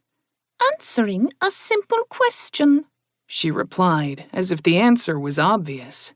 You'd go so far to appease your anger, Stone Eyes said, getting up from the table. I won't stay here and be a part of this. Me either, Watercolor said. Come on, Stone Eyes. We have a long day tomorrow, checking and refilling the reservoir. They are right, Silvertouch, Gertis said, finishing his mug and standing. If you do tell him, you'll be crossing a line. I implore you to reconsider, but I won't be here to witness your folly. The table cleared, leaving just Silvertouch and Sean. Staring into her mug, Silvertouch grimaced. he's a pig, but they make a valid point. Forgive me for saying I would tell you, McDougal. I understand. I respect you for holding back, even with the anger you feel. I don't know what exactly has passed between the two of you, but it was obviously unpleasant. An understatement, if there ever was one. Silvertouch laughed coldly. He's twice my age, even if it is hard to tell with him being powerful and a dwarf. When I was coming to my majority, he tried to get my parents to engage us. They thankfully hesitated, though they were about to agree when I finally reached my majority. It was too late then, for I was an adult and could make my own decisions. It was hard starting out on my own after that, with both Denmere and Dark Foam trying to court me. But never mind. That's all in the past. Let's just say it's been a very long road. Understandable, Sean said, finishing his mug. It seems this gathering is over. I'm going to join my friends. Would you like to come with me? Looking over at the table where the 8 Smiths were sitting, Silvertouch seemed to consider, but shook her head after a long moment. I think I should retire. I don't know why I keep coming to these gatherings as it is. Maybe so you could meet a friend, Sean said, and got to his feet. If you would like to speak again, I'll be with the Smiths. I think you'd be surprised at how welcoming they can be if you tried. Gracefully getting to her feet, Silvertouch bowed her head slightly. Her beautiful dress hinted at her form, but was entirely demure. Maybe I will in the future. It is a pleasure to have met you, McDougal. Likewise. Good night, Silvertouch. Watching her leave, Sean felt Ryan come up next to him. I don't trust her, Ryan said. Reasons? I feel like she's a snake. She'll be what she needs to be until she has what she wants, Ryan said. Something to keep an eye on, Sean said. Let's go join some real people, shall we? Sean sat down with the Smiths, who were curious about what had transpired at the Shaper's table. It was unusual for them to have been there so early. Sean explained what happened and about his invitation to Silvertouch to join them. Not sure how I feel about having more Shapers join us, Avery said. You excluded, McDougal. They're snakes and not to be trusted. Give her a chance, Sean said. Has she ever approached one of you before? Of course not, Knox snorted. The Ice Queen is too cold for anyone, even herself, it said. Rolling his eyes, Sean shook his head. Maybe, like you, she thought she'd never be given a chance. If anyone else was asking, I'd call them a fool, Joseph said. Since it's you, I'll give her a chance. Me as well, Sam added. I think it'll end in tears, but fine, I'll try, Avery said. Everyone agreed, some quite reluctantly, to give Silvertouch a chance if she came to sit with them. Sean looked up just as Ida left the table of Shaper's apprentices, her face a thundercloud. He stood up as Ida left the inn, while the barmaid was headed toward the table for refills. I'm gonna call it a night, Sean told the others. I won't be sitting with the Shapers again, so we'll have more time to talk later. Good eve, McDougal, Knox said, raising his almost empty mug. The others all said the same, and Sean wished them a good night before he headed for the door with Ryan a few steps behind him. Sean turned for home as soon as he was outside. Why the rush? Ryan asked. Ida left, and she looked upset. I want to make sure she gets home safely. The intermittent lamps that dotted the streets did little to actually illuminate more than a 15-foot sphere around them. The square had enough lamps to be decently lit, but Ida wasn't visible to them. There she is, Ryan said, pointing to a figure ahead of them just crossing through a bit of light. Let's just trail along behind her, Sean said. No need for her to know we're concerned. Ryan glanced at Sean out of the corner of her eye, a small smile touching her lips. As you say, Sean. The walk back to the house was gratefully quiet, which made Sean exhale happily. You're getting paranoid. Not that that's a bad thing in this world, but not every incident will cause backlash. Climbing the stairs to the door, Ryan touched Sean's shoulder. You're a good man, Sean. I've been waiting to see a mask slip, but I have to say, you are what you seem. I'm just me, Ryan, Sean said, stopping just outside the doorway. Not sure I'm a good man, but I try to be. Ryan opened the door, stepping past him. Good night, Sean. Night, Ryan. Chapter 10. The darkness that engulfed him made Sean feel insignificant. The only things visible in the crushing darkness were 2 pinpoints of light coming closer. When the light got close enough, Sean could make out the shape of 2 glowing eyes. The lights were the large orbs themselves. The irises were as dark as the surroundings and matched the pupils, making them seem like twin voids waiting to swallow him. Sean, it's been a while. Morgan's voice came from all around him. We don't have much time, but we do have a little, thanks to your work in converting a few souls of this world to our faith. What? Fiona and Mina have both offered up prayers in my name. It has been so long since any of us have heard voices from this world.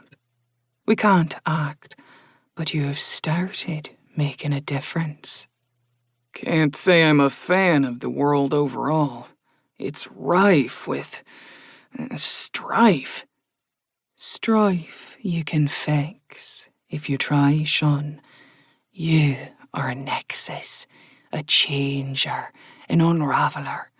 The more people you bring back to us, the longer I'll be able to speak with you. Be cautious, for others are moving. There are some who are upset that you chose as you did, and we have angered others by breaking minor agreements. Your past and future await your choices, Sean. What do you mean, changer and unraveller? We're out of time for now, Morgan sighed. You're far from where you could be, or from the future you've glimpsed.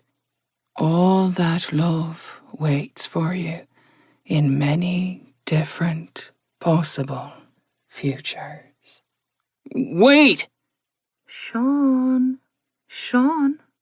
wake up. Fiona's voice echoed in the darkness, and the eyes vanished. Soft lips on his brought Sean out of the dream.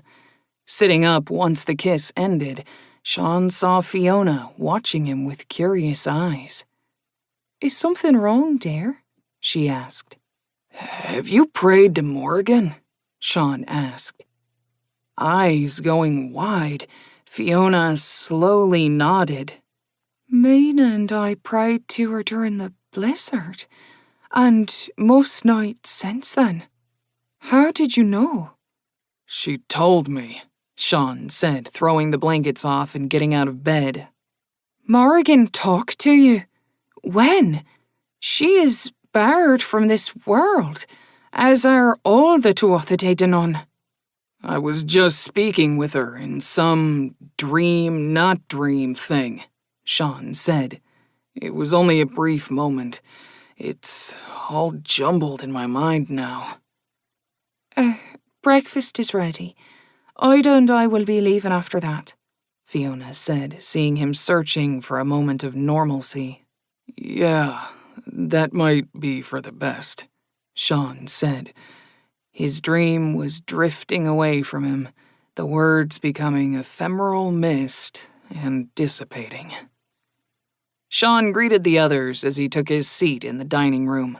There was fruit, fresh bread, cheese, and juice. Ida looked none the worse after her late night and the incident that had caused her to storm out of the inn. Sean had asked Fiona that night to discreetly ask about it, and she had promised to do so while they were out today. Master, I'll be doing our food shopping while Fiona and Ida go to the market. I'll need a bronze at least to stock the kitchen," Mina requested. Fiona?" Sean asked confusedly, as she had most of their money currently. "I wasn't sure how you wanted to handle the coin. I meant to ask you before breakfast, but, Point. We'll talk about it when we go clothes shopping later today," Sean said, giving Mina the coin she requested. "Tackett is supposed to be here an hour after sunrise. You'll be out shopping, Fiona will be at the market with Ida, then we'll be getting clothes after you're all back here. Is there anything else?" When no one spoke up, Sean motioned to the food. "Let's eat." After breakfast, Ryan followed Sean down to the shop, trailing him like his shadow.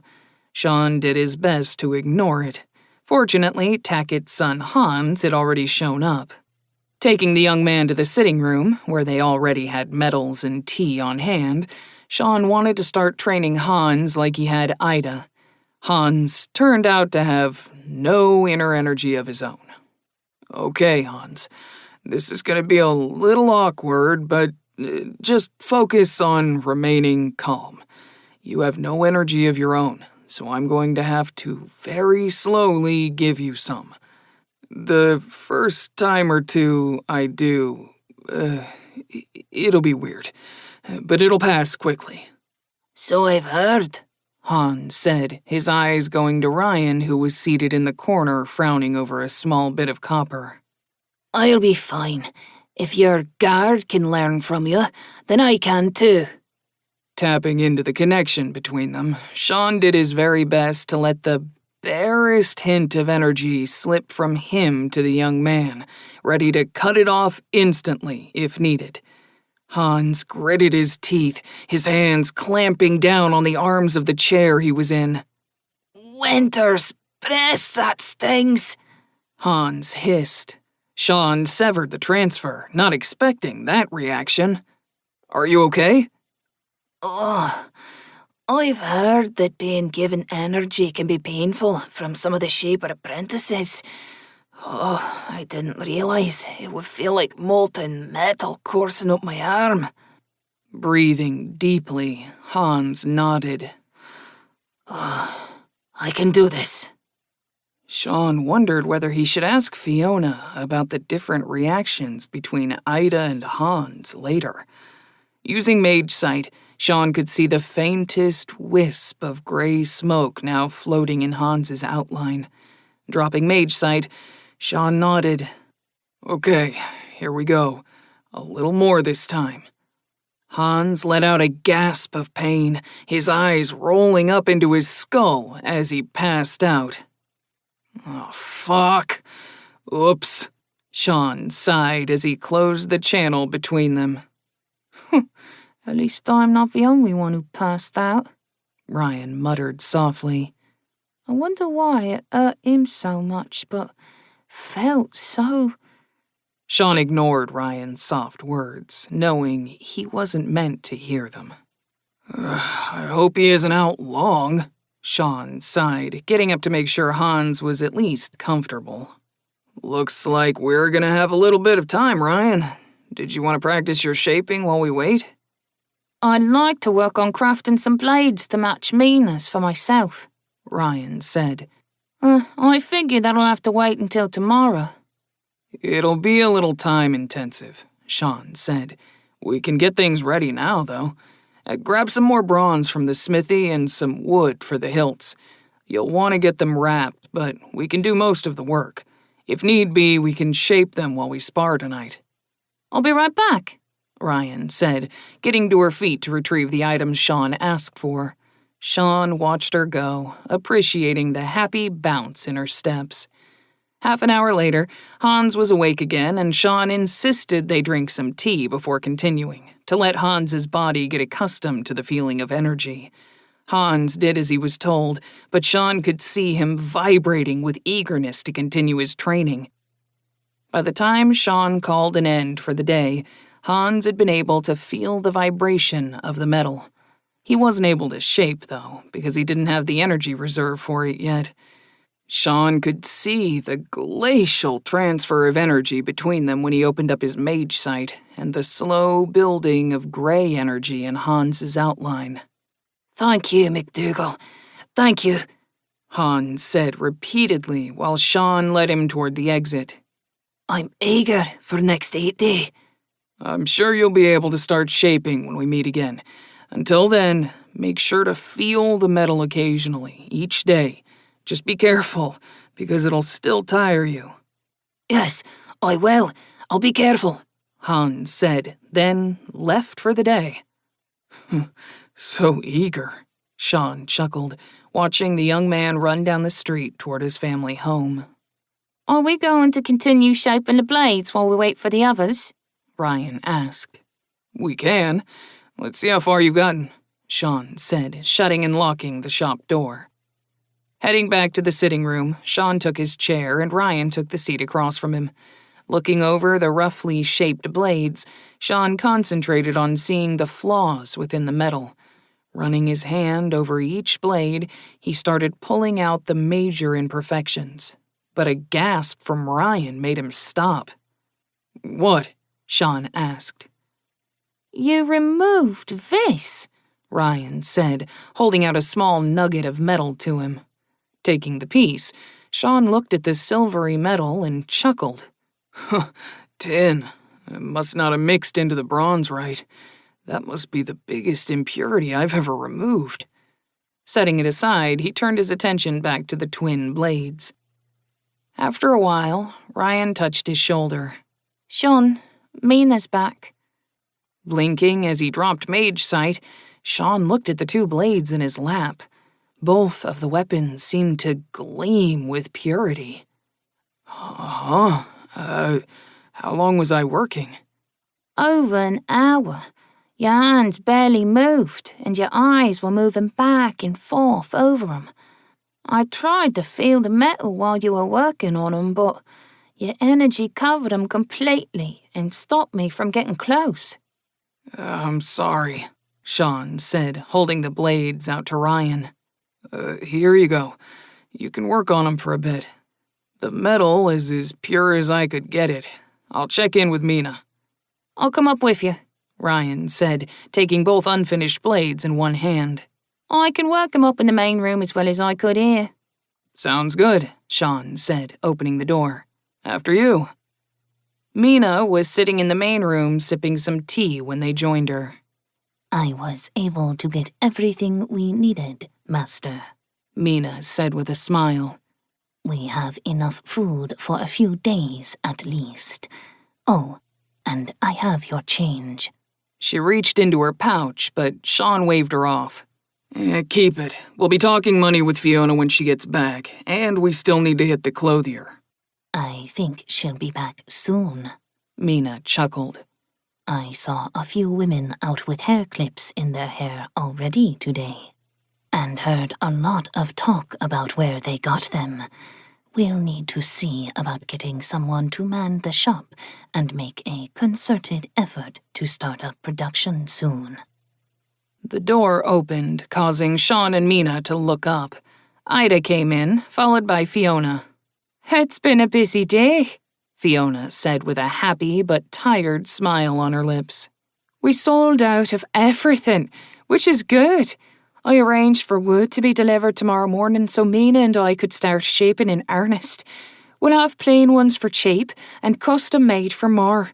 The women in the market all wanted more. They were disappointed when I said this was a limited supply to gauge demand." Sounds like we're gonna make Denmuir eat his words. Makes me happy. Sean chuckled. "And the others?" Ida muttered under her breath. Fiona caught Sean's eye and shook her head slightly. "We should make our way to the clothier. We can talk on the way." "Works for me," Sean said, moving to the door. "Ryan, I'll have Fiona and Mina to guard me. Ida, get a small bar of copper and start shaping the blanks." "Understood," Ryan said with a nod. "I'll work on my weapons. I'll have some ready by the time you return," Ida said confidently. "Okay then, we're heading out. Ladies," Sean said, motioning them to the door he had open. Fiona told them the story once they were on the street. "What upset Ida last night wasn't anything for you to get involved in. It seems that the other apprentices were being, snidely disrespectful of your talents. When Ida tried to defend you, they started in on her, deriding her for choosing a nobody with no talent instead of Denmuir. They went on to belittle you personally, telling her that Klein was easily twice the man you could be. That's what pushed her over the edge. Not their attacks on her, but the personal attacks aimed at you."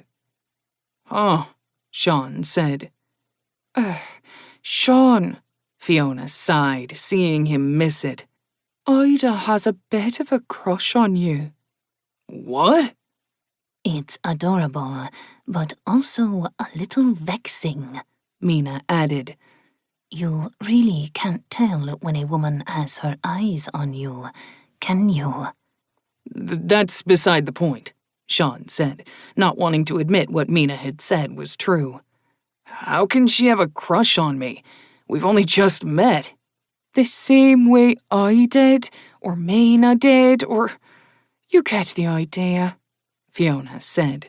"She isn't going to try and join you in bed or anything, and it might pass, though I doubt that. But at the moment, it's just a little crush. Probably because you've given her a chance she never would have had without devaluing herself by agreeing to Denmuir's terms." Frowning, Sean wondered about that. Seriously, I could barely get a woman's attention before coming here, and now I have 2 loving women tied to me for life, and apparently others want me too? James, I know you'd hate me right now. He suddenly remembered his question for Fiona. Fiona, Ryan and Ida both felt pleasure when I gave them energy, but Hans felt severe pain. What the hell is up with that? "I forget sometimes that you never had training," Fiona said. "No one knows exactly why. There are a number of theories, but all of them are based on gender. Same gender equates to pain, opposite genders equates to pleasure. The more power you have, the less the sensation happens to you. That's why Ryan passed out and Ida nearly had an orgasm." Sean blushed. I tried to stop that from happening. "I figured," Fiona giggled. "She seemed, disappointed when she asked me today if that feeling would happen again." More than a little crush, it would seem. Mina giggled as well. Oh, gods, Sean exhaled. Yeah, that isn't happening. Looking up at the cloudless sky with a put-upon expression, Sean briefly wondered if all the women around him were some sort of plot by Morrigan. Exchanging a glance, Fiona and Mina smirked, but let the matter drop. Fiona coughed to get Sean's attention. We also wanted to discuss money, Fiona said. We made a good amount of bronze today from the cutlery. The hair clips went fast, and I made sure to tell them all that today's prices were much lower than they would be going forward. Okay, where does that leave us? You need to pay Ida a stipend as your apprentice. It's so she can buy her own things. 2 large copper a 10-day will suffice, because we're covering her food and shelter. It's normally paid out on 1 day. I have that set aside already, plus another couple of copper for her extra work today. Mina and myself would like something similar, if possible. You're going to get more than that, Sean interrupted her. As life bonded, we are lucky to get anything, Mina said. I know we aren't normal life bonded, but please keep it in mind. Unless... Licking her lips, Mina's next few words came out fast. You'd publicly declare us your wives. Sean stopped as her words pierced his heart.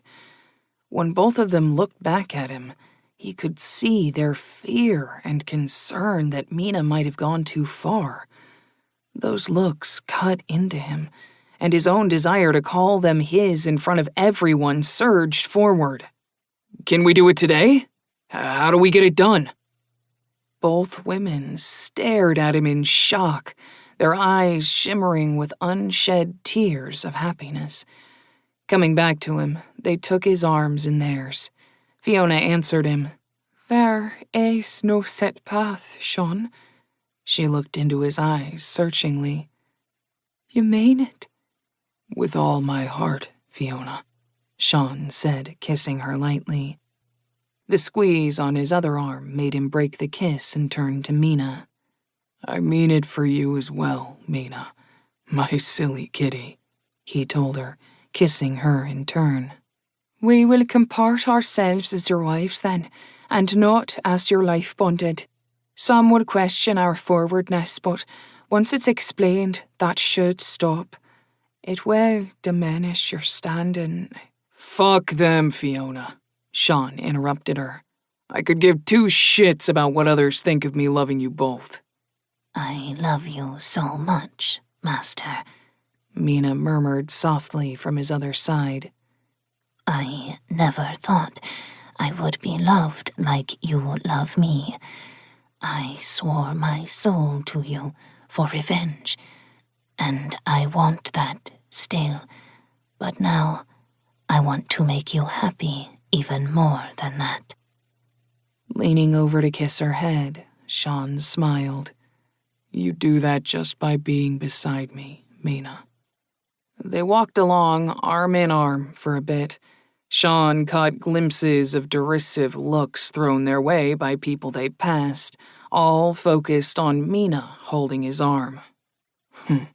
You'll learn in time, Sean thought as he tried to ignore the looks. Maybe I should actively try to change the world a little, make people see that Mina and others like her are more than equal to them. We were sidetracked, Fiona murmured, pulling Sean back to reality. We've paid Ryan for the year already, which is good, but we should plan to re-engage her in a year. Unless, Sean prompted when she trailed off. Sorry, Fiona said. I got lost. We'll also need to pay for the maid.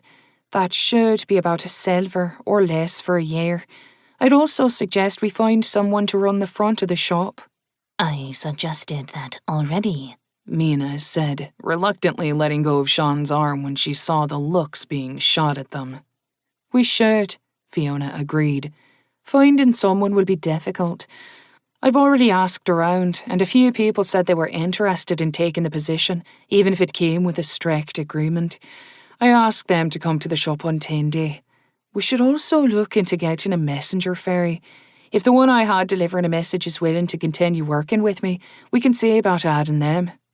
That was the short person at Gurns, right? Yes, they're used by the rich and powerful to deliver messages instead of relying on others. They live in colonies and will run messages for a fee. Getting one to agree to be in your employ is a mark that you're worthy in some circles. Messenger ferries don't work for those who are weak, unless there are extenuating circumstances. Like the one at Gurns? Sean asked. Garn was the front for a larger merchant group. The life bonded there were not his, but of the larger merchant house. They were given to him when he opened his shop in Oak Lake to give him more prestige and make the job easier, Fiona replied. That makes a lot of sense, Sean muttered. I was wondering about them and the barmaids at Gosrick's Inn. I haven't seen a lot of life bonded otherwise. I don't know the maids' stories, but it's likely they agreed to it instead of facing harsh judgment from a magistrate. This is the shop, Mina said, pointing at the shop. Well, let's see about new clothes for all of us, Sean said. After all, my wives will need clothing that reflects their status. Both women smiled at him, but Fiona's smile faltered. I'll shape my own. It would be easier that way. Oh, right, Sean said, deflating a little. Are we going to visit the leather workers after this to see about armor for Ryan? Mina asked. We should, Sean said as he opened the front door. But first, let's see what we can do here. Chapter 11. Sean, Fiona, and Mina were all smiling when they finally got home. Ryan sat in a chair focusing on her blades while Ida was chatting with a small messenger fairy. "Welcome home," Ida said. "Fiona, Ven came looking for you." Then the fairy took to the air, hovering right in front of Fiona. Miss, your message was delivered and the deal was agreed upon. It will be here on 1 day or 2 day. This concludes our agreement. "Wait, Ven," Fiona said softly. "Can we talk for a moment?" Ven fluttered to the coffee table, landing on it. You have another job for me? "In a way," Fiona smiled. "Sean here is a shaper and is looking for a messenger fairy to help him with his work." Ven buzzed into the air and spiraled around Sean in a glittering silver streak. After a few loops, they returned to the table. He reeks of power, Ven said. Will you pledge honesty for this talk? I pledge to honestly answer on my power, Sean said, taking a seat on the small sofa next to Ida. Are you with the queens or the nobility? Ven asked. No. Ven frowned. Do you seek to hurt me or my kind? No. Would you treat me equal to your bonded if we came to terms? Yes. However, there would need to be an extra agreement concerning mine and my bonded secrets. Due to your power and not being involved with them? Yes, and due to who my bonded are. Ven seemed to think for a moment, then turned to look at each person in turn. Your power lies in all of them, but not equally. 2 are more filled than the others. They are both life-bonded, and I've been with them longer, Sean replied. What agreement would you seek? Not to divulge any secrets of mine or my bonded. On your life. Ven almost hit the ceiling with surprise. My life? Your secrets can't be worth that. They are. They honestly are. On my own life, Fiona said. Ven settled back to the table and looked hard at Fiona. You still live. May I think on this? Of course, Sean said. We will be asking others starting tomorrow then, Fiona said. The offer's not going to stay open for long. What would be my profit? What would you want? Sean asked. Home, for me and my paired. Coin equal to your highest paid bonded, and an oath that you will never harm either of us, nor put us willingly in harm's way. If that's all you want, I would be willing to bond you if you'd like. Ven's wings, which had been constantly moving, if slowed, stopped dead.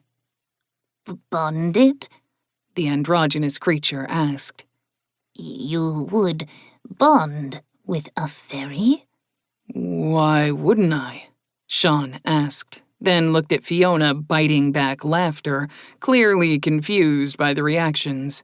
Fairies can't hold energy, Mina said. They are viewed much like intelligent carrier doves, and not worth the time and effort to bond.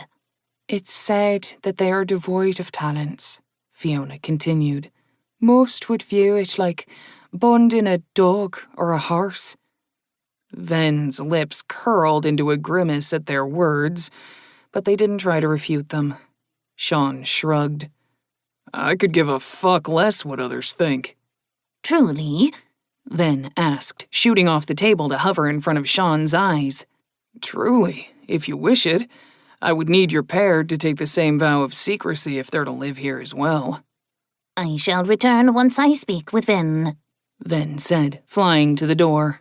Mina opened it for the fairy. We will await your return, Ven. After she shut the door behind the fairy, Mina giggled. Always willing to do what others would never consider. That's our master for you. I'm coming to realize that, Ryan said, setting her blades aside. I would never have imagined a bonded fairy until today.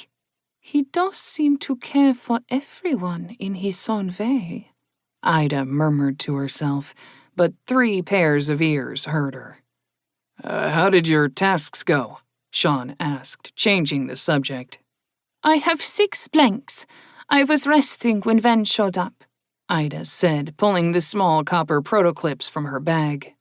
I was modifying the shape of my blade slightly, Ryan said. It takes me longer than it would any of you.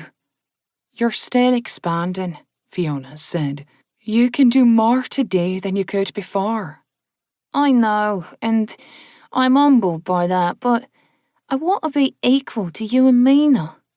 Mina smiled. You will be in time. Have a little faith. Very good job with the clips, Sean praised Ida, then turned to look at the blades Ryan had been shaping.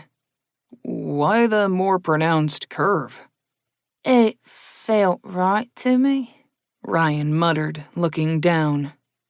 Going with your gut can be the right call, Sean said, seeing her embarrassment. Nothing wrong with that. We'll reshape your practice blades to match before we fight tonight. Speaking of which, I think it's time. I'm going to miss tonight. I wish to focus on dinner. What I'm making takes a bit of prep work, Fiona told them as everyone got to their feet. Might as well put these away for now, Ryan, Sean chuckled. Looks like you and me'll be going toe-to-toe for our training session tonight. Good. I might win a few rounds, Ryan said as she headed for the hallway. As they made their way to the stairs that led to the shop and out the back door, Mina caught up to Sean. Master, there's a public bathhouse a couple of squares over from the Crafters Square. I checked, and they do have private bathing rooms.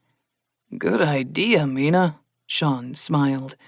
I don't like the idea of going a full 10-day without a bath. I know, Mina smiled. It costs a large bronze, which is why no one bathes often. Is there a way to make a bathing chamber here? It would need to connect to the drain system the bathhouses and inns use, Mina said. You would need to talk to the shapers who handle the reservoir. since they would be the ones to fashion the connections. Well, that's a bust then, Sean sighed. I don't think they're on very good terms with me. I'll check, though. Never hurts to ask. It will cost quite a bit, even if they do agree, Mina said quickly. Something to look into and maybe put as a long-term goal, Sean said. If I had a way to get rid of the water, we could just build a bath and not have to deal with that. I'm sure you'll figure something out, Mina said. Amused at her blind optimism, Sean shook his head as they exited into the backyard and smithy area. Lowering his voice, he switched topics. How is Ida doing? She's as eager as Ryan to learn. Once I'm sure she's retained yesterday's lesson, I'm going to move her on to the next. Sounds good. I'll be working on my hammer skills while you do that. Try not to lose too much, Mina said with a saucy smirk, then walked over to Ida. An hour later, they all trooped back into the dining room. As they took their seats, Fiona came out of the kitchen with a pitcher of wine and cups for them. Sean poured for everyone, and Fiona came back out with the first 2 platters, one of salad and the other piled with slices of meat that had been carefully seared. Setting the plates in front of Sean, Fiona took her seat at his right hand. Sean filled his plate first, then handed the utensils around the table. The flavors of lemon and vinegar dominated the salad, with the rest of the vegetables harmonizing and adding to the primary flavors. Oh, the salad is good, Sean said, starting to cut a piece of meat. Thank you, Fiona smiled as everyone else chimed in with their own compliments. The taste of the meat made Sean's smile broaden. Hints of garlic, onion, and pepper tantalized him, a little spicier than he was used to. Taking another larger bite, Sean felt Fiona's gaze on him. Once he could speak again, he complimented her again. Really good, dear. Sorry, I forgot to say. I wanted more. Fiona's cheeks pinked slightly. I'm glad you're enjoying it. Mina wavered between a smile and a frown, recalling that her meal yesterday hadn't been as well received. Ryan was focused, her brow furrowed as she slowly chewed each bite, clearly giving it her complete attention. Ida was digging in with evident happiness. Mina, now that we have a proper stock for cooking, I'm sure your next meal will be amazing, Fiona said softly when she paused to sip her wine. Mina looked up and saw only honesty in Fiona's face. I'm not so sure. Your skills clearly eclipse mine. Besides, if Ven was right, we'll be being cooked for soon. I'll be cooking tomorrow, Ryan said. We'll have to get your training in earlier then, Mina said. Yes, and Fiona will be working twice as hard tomorrow to help me with my hammer combat skills, Sean said. Also, Ryan, I need you to come with me tomorrow after my morning training session with Ida is over. I was gonna ask if I could sit in like I did with Hans when you teach the kids, Ryan said, looking at her mostly empty plate. That'll be fine, Sean replied. I've arranged for the coal supplier to visit tomorrow, Ida said. I hope that's okay. Yeah, thanks, Sean told her. Just need the metal suppliers to show up too, so I can see about setting up deliveries. They'll be coming with new stock for the Smiths on 5 Day, Ida said. I'm sure they'll come by to speak with you then. Just need to get more coin between now and then, Sean said as he helped himself to a little more meat.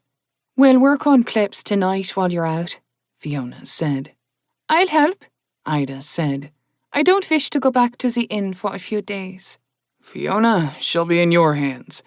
Let her shape the blanks to make it easier on you and Mina, Sean said. As you wish, Sean.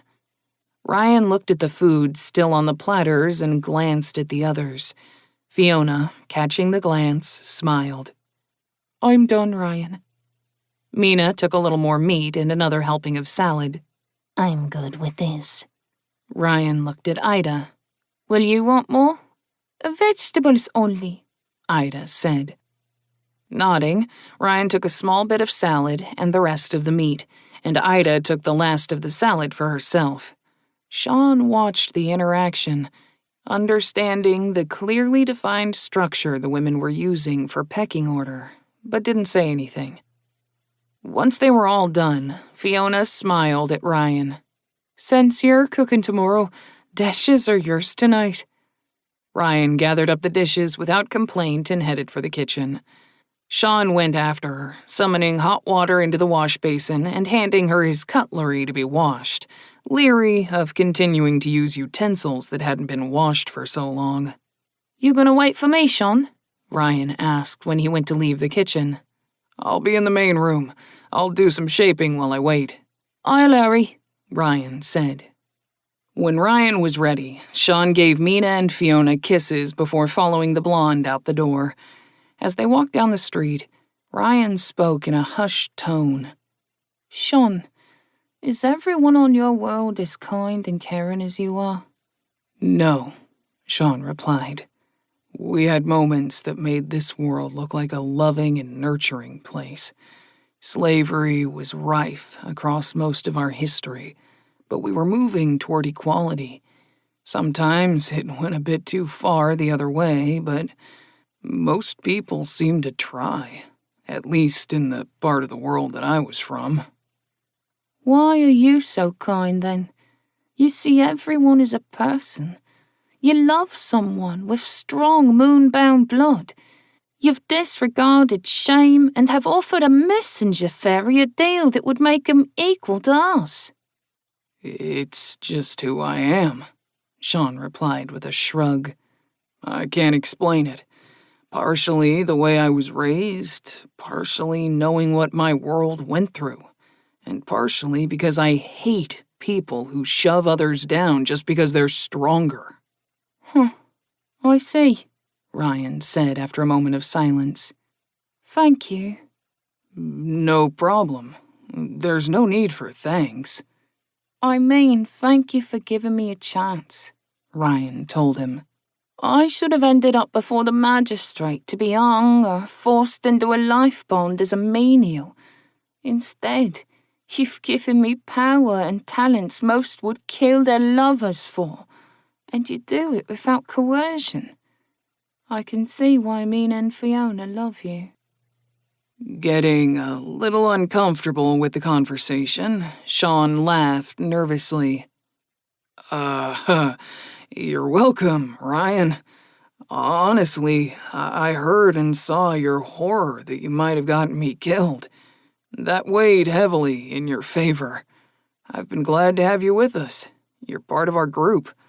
I'll be sad when the year ends, but I'll be happy that you'll be able to grow even further.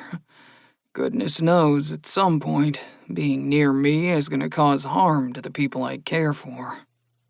They walked into the inn, and Sean nodded toward the table of shapers. Most of those seated at that table glared at him, but Gertis nodded back as unobtrusively as he could, and Silvertouch smiled at him. Watercolor and Stone Eyes kept their expressions neutral, watching Sean with interest. He went past the table and was headed for the Smiths when his way was blocked by a large man. Sean tried to step around, but the man moved with him, planting himself firmly in front of Sean. Sean craned his neck back to look up at the tall, wide-chested man. Mind if I go around you? You are the one making the new hair clips. I'll handle this, Sean, Ryan said, touching his shoulder. This is obviously my task. Sean hesitated a moment before stepping back. See if he can be reasoned with first, Sean told Ryan quietly.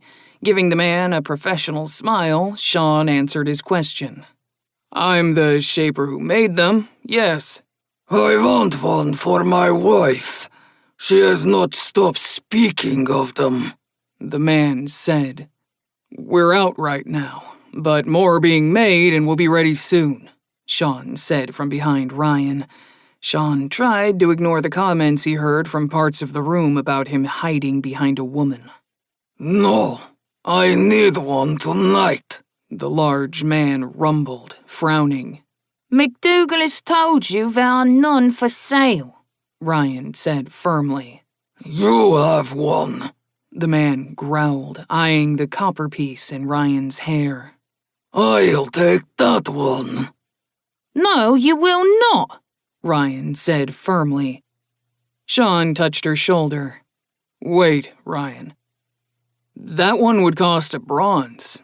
Do you have that kind of coin? Lips pulling back in a snarl, the man shook his head. That's theft. It's not worth that much. Supply and demand plus the material says otherwise, Sean replied with a shrug. The big man looked around, realizing that he was being watched by everyone. With a snort, he went to stomp past them.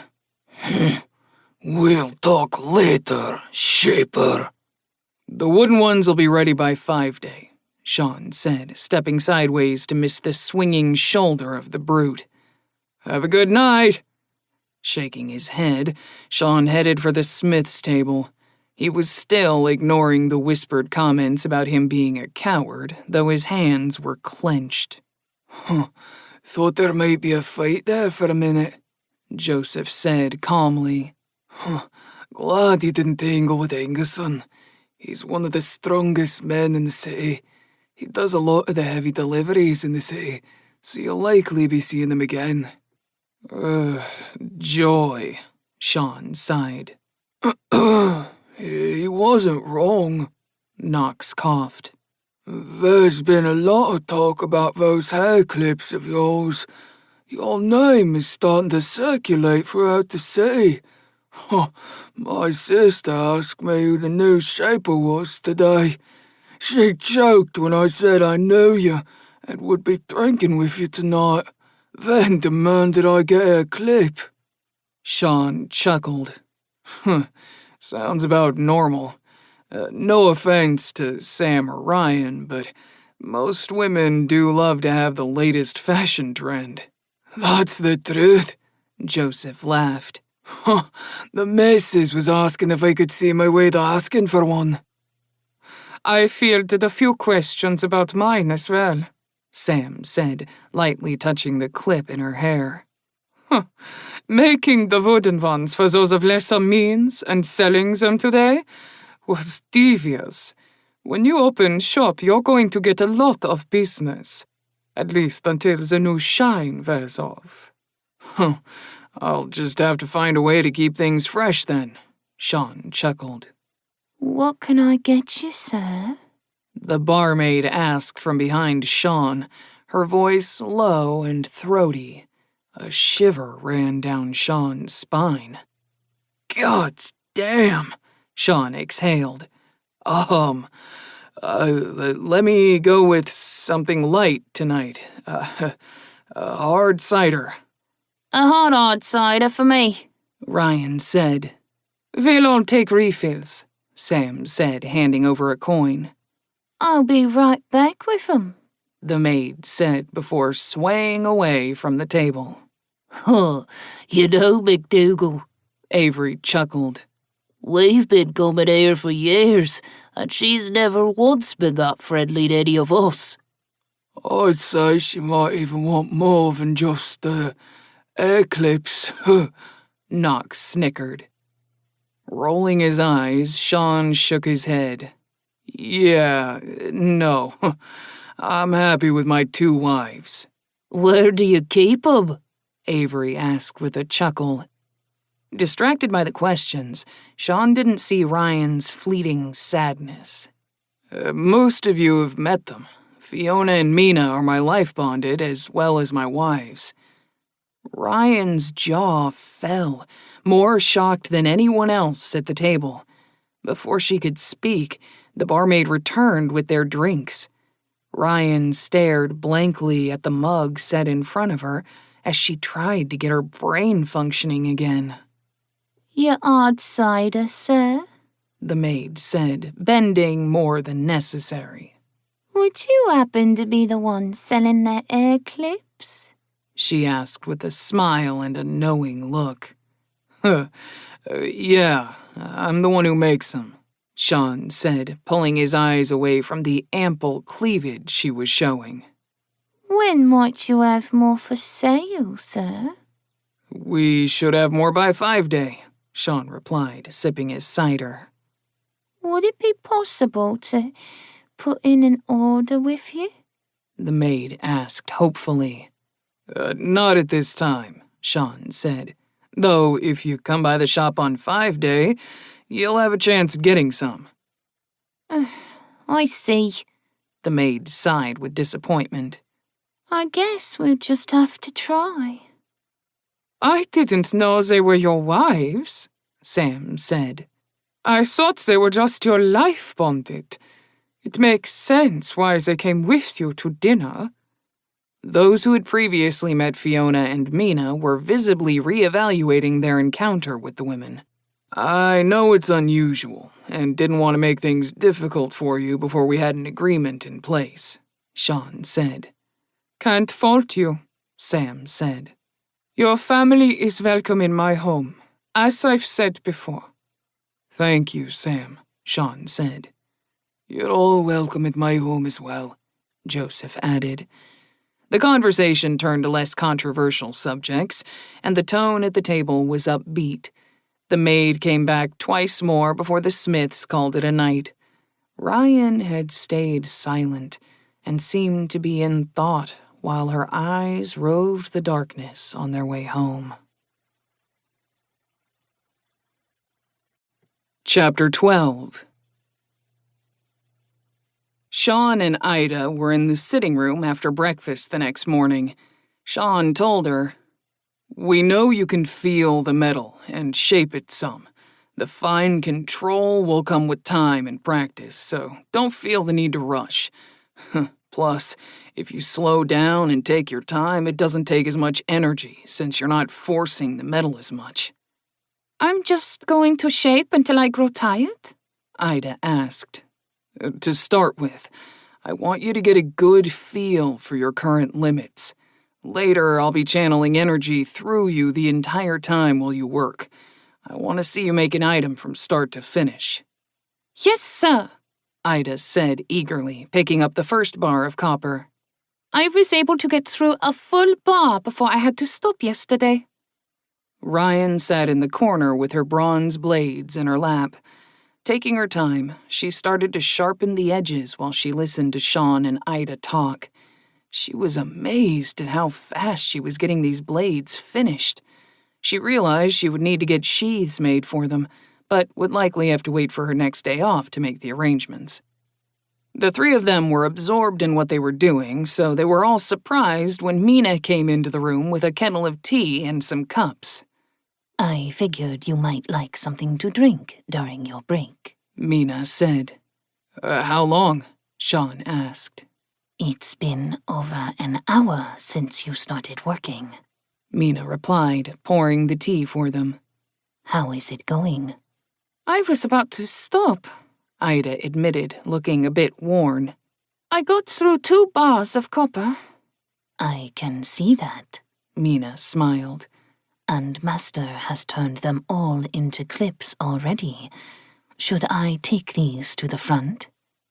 Please, Sean said, sipping at the mint tea. How are you and Fiona doing? We've been very productive, Mina smiled. We'll easily have 50 clips by the end of the day, if we can continue at our current pace. Mina, will you look at these for me? Ryan asked. Going over to Ryan, Mina picked up the 2 blades and examined them before making a few test swings. They are serviceable, though I prefer straighter edges. They're weighted nicely. You should do well with them. Ryan nodded. Thank you. Tomorrow night, I'll be handing Ida's combat training to Master, and we'll work on yours. I'll do my best, Ryan said. Any sign of the coal supplier? Sean asked. Not as of yet, but we're working in the shop, so we'll be on hand when they do show up, Mina said as she went to the door. If you need anything, just call for us, Master. Shaking his head, Sean chuckled. Yes, dear. When Mina left, Ryan got to her feet. Sean, would it be okay if I ran an errand? What's up? Sean asked. I want to see about getting sheaths made for these, Ryan said, her blades in hand. I need to go out for a bit later, Sean said, not wanting to give away the surprise of getting her armor. Can it wait until then? Ryan nodded. Yeah, I'll go help the other two with the wooden clips then, if that's okay. That would be great, Sean said. Have fun. I will. Shaping is a joy, Ryan said and left the room. Okay, Ida, it's time to have you work an entire piece start to finish. You ready? Yes, I'm very excited. Okay, we'll do a bronze kitchen knife to start with. I'll keep you filled, so just take your time with the shaping.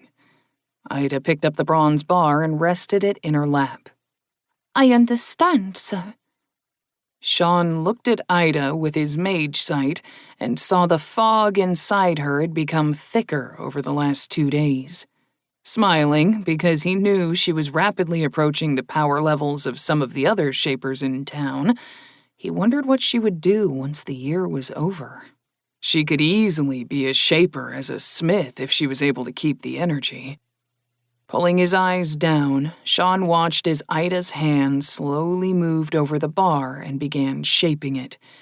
The impurities and flaws in the metal gleamed like red LEDs to his sight, even through Ida's energy. Ever so slowly, the bar began to thin and lengthen while she worked. Oh, I should see about introducing her to mage sight so she can see the flaws. She's bound to never reveal our secrets, so it'll be okay for her to know. It makes shaping so much easier when you can see the impurities and fix them. Time ticked by as Ida worked, and Sean watched her while he fed her energy. Sighing and setting the completed blade on the table, Ida looked to Sean for approval. Dropping mage sight, Sean picked up the knife to examine it. The handle was shaped like a wolf, its legs tucked up as if sleeping. The knife blade was razor sharp, but reinforced to hold its edge longer than normal. Nodding, he set it back on the table. That is excellent work, Ida. Smiling widely, Ida's cheeks heated. You think so? How long would it have taken to smith that? The blade itself? Half a day, at least, Ida replied. The handle would have taken much longer. You made that knife in far less time, but how much of that time was getting the blade to the right shape to start with? About half? Okay, let's find out, Sean said, picking up another small bar of bronze. I'll give you the blank. You finish it, and I want more detail than the first one. Ida's eyes gleamed and she nodded eagerly. Yes, sir. Before Sean could shape the bar, Mina entered the room. Master, the supplier is here. We'll pick this. Mina, can you shape this bronze into a knife blank? Ida is going to replicate the finished one and add more detail to the handle. Of course. I'll sit with her, Mina said, going to his side. Fiona is keeping them company in the front. Do your best, Ida. I'll be back once I'm done, Sean said, giving his seat to Mina. I will, Ida replied. When Sean left the room, Mina pulled her legs up under her, curling comfortably into the chair. An almost inaudible purr came from her when she picked up the bar of bronze. Okay, Ida. Let's see how much you wish to be noticed by Master. In the front room of the shop, Sean found an attractive young woman speaking to Fiona. Sorry for the delay. I was teaching my apprentice. I understand, sir. The woman said, her voice smooth and professional, without any noticeable accent. I'm the contact for the coal supply. My name is Eve Blackhand. Sean McDougal. Sean introduced himself. Fiona is one of my wives and my life bonded. She'll likely handle most business matters for me in the future. Eve's eyes went to the band at Fiona's neck and nodded. If that is your preference, McDougal, how much coal were you looking for? About a third of what the regular smiths get from you, probably, Sean said. I'm just gonna dabble at smithing. You need to get the forge heated first, correct? Yeah. You'll need half a load at least to start with then, Eve said with a smile. I understand you're a shaper and not really a smith.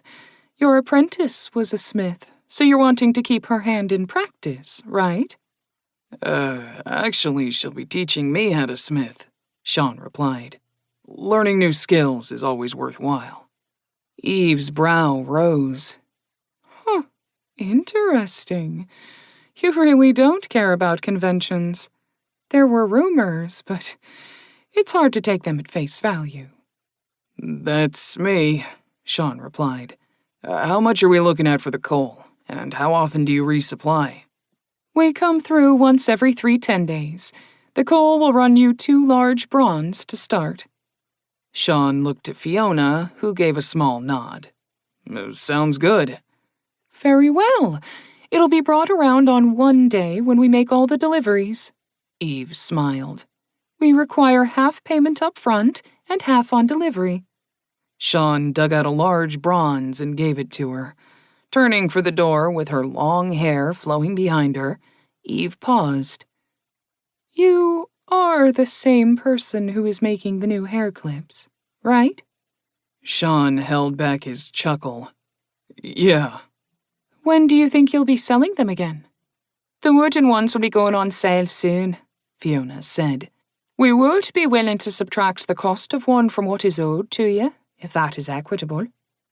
I heard the initial cost was lower than you'll be selling them going forward, Eve said, looking back at Fiona. By half, Fiona said. If you wished for a specific design, the price is a little higher. Not at this time, then, Eve sighed. I'd want one to reflect my family, and I can't afford that right now. I'll make one up and set it aside for you, Fiona said as Eve headed for the door. I'm sure we can come to an arrangement on the price when you return on one day. Stopping with the door open, Eve nodded. I look forward to it, though I'm not sure I'll be able to afford it even then. When she was gone, Sean shook his head. You won't need me in the future when dealing with her, am I right? Now that you've established me as your wife, it'll be fine. Fiona smiled. Might I tempt my dear husband with a kiss? Or 3? Always, Sean smiled back as he went to her side. A humming sound caught Sean's attention when the kiss ended. Looking toward the noise, he saw Ven and another fairy hovering just inside the door. Brow furrowed as he tried to figure out how the 2 fairies got inside, Sean waved them over. Morning, Ven. Come to give us an answer?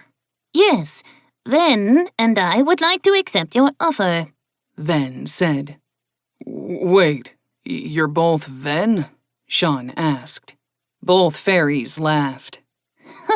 No, I'm Ven.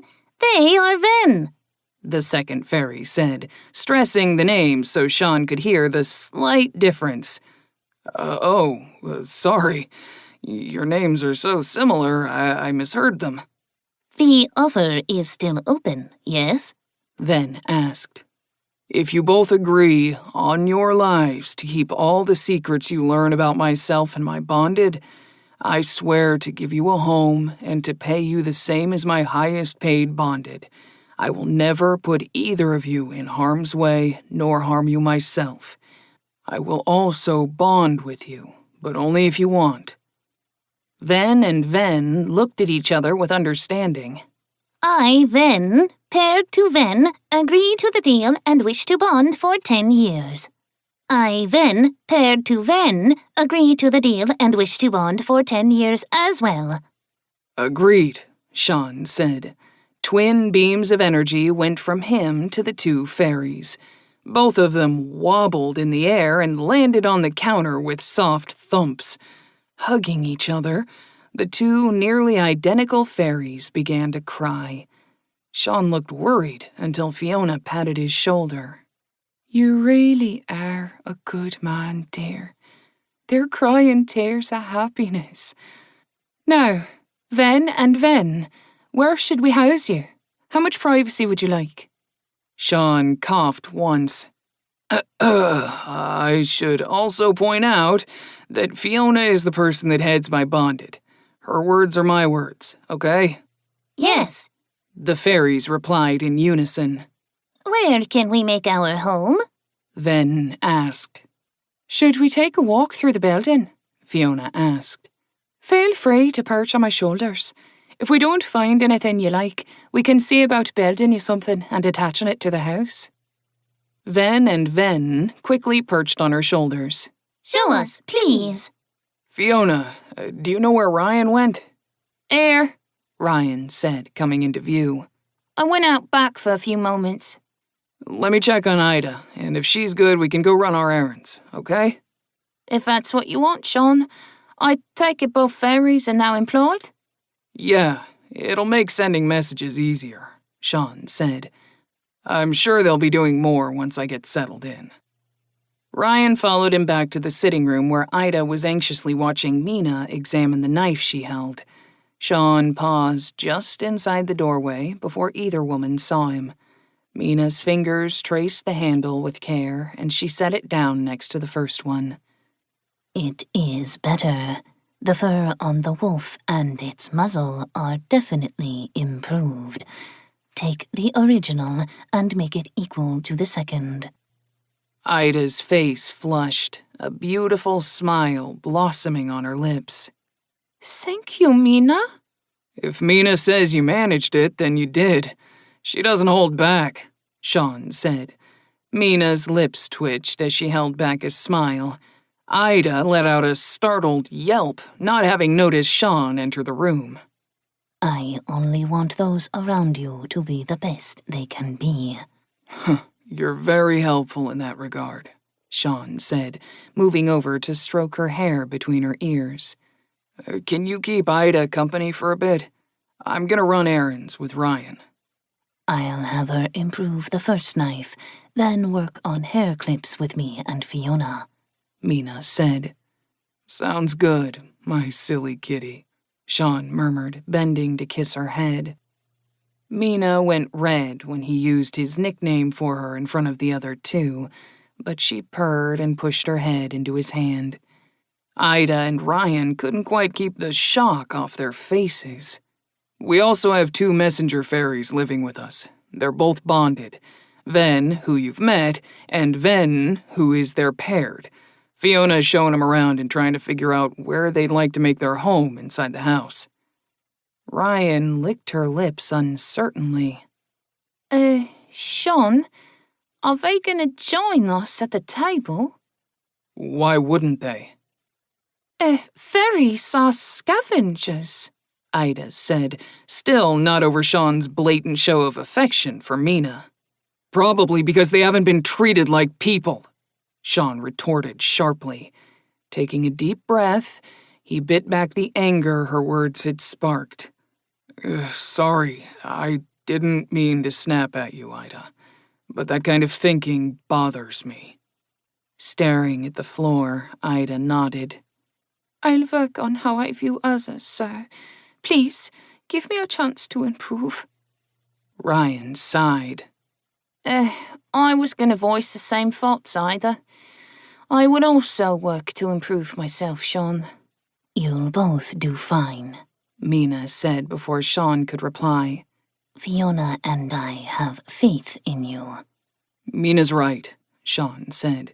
You've both been open to reconsidering things before. I'm sure you'll be fine. Go take care of your errands, Master. Fiona and I will handle things here, Mina said, though still clearly enjoying his petting.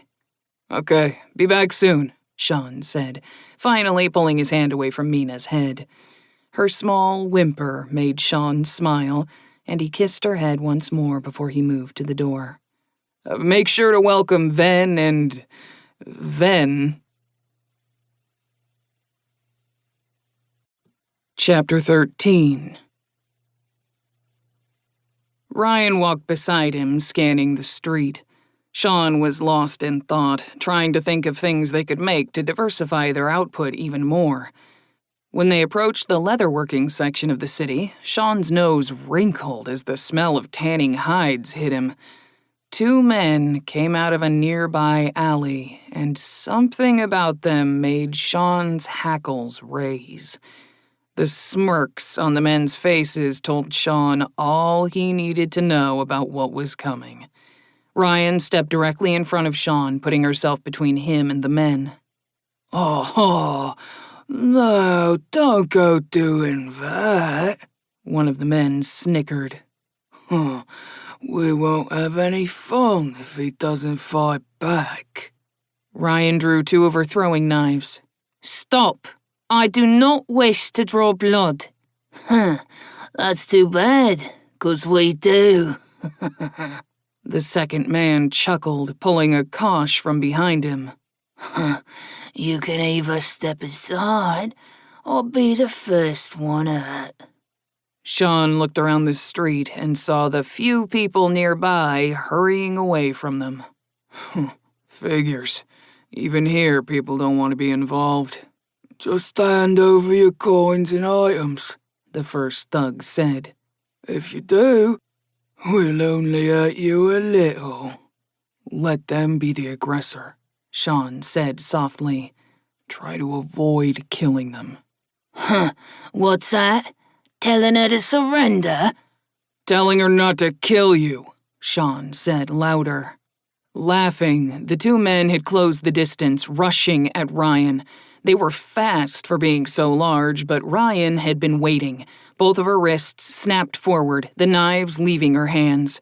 The thugs let out pained grunts right before they tackled Ryan to the ground. Sean stepped forward to grab one of the 2 by his clothes, yanking him off Ryan and throwing him. The man let out a startled yelp as he flew several yards away into the street. The second man had his hands around Ryan's neck, but his startled gaze turned to Sean when his friend was yanked away. Bad choice, Sean snarled, kicking the man's elbow. The sharp crack of bone made the thug let go of Ryan to cradle his broken arm. She took her chance, slamming the heel of her hand into his diaphragm. As he gasped, Sean grabbed him and pulled him off Ryan. Thanks, Ryan said, taking the hand Sean offered and getting to her feet. Oh, fucking arseholes, the first thug huffed as he got back to his feet in the middle of the street. He pulled the throwing knife out and threw it onto the cobbled road, covering the wound it had left in his gut with one large hand. Pulling a dagger from his boot, the thug started toward them, scowling murderously.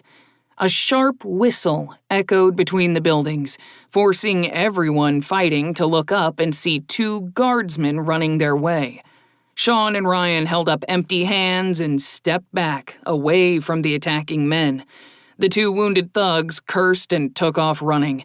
More whistles came from all around as more guards converged. One of the guards came to a stop near Sean and Ryan, while the other kept chasing the 2 men, blowing another shrill tweet on his whistle. Panting, the guard held up a hand as he tried to get his breath back. What happened?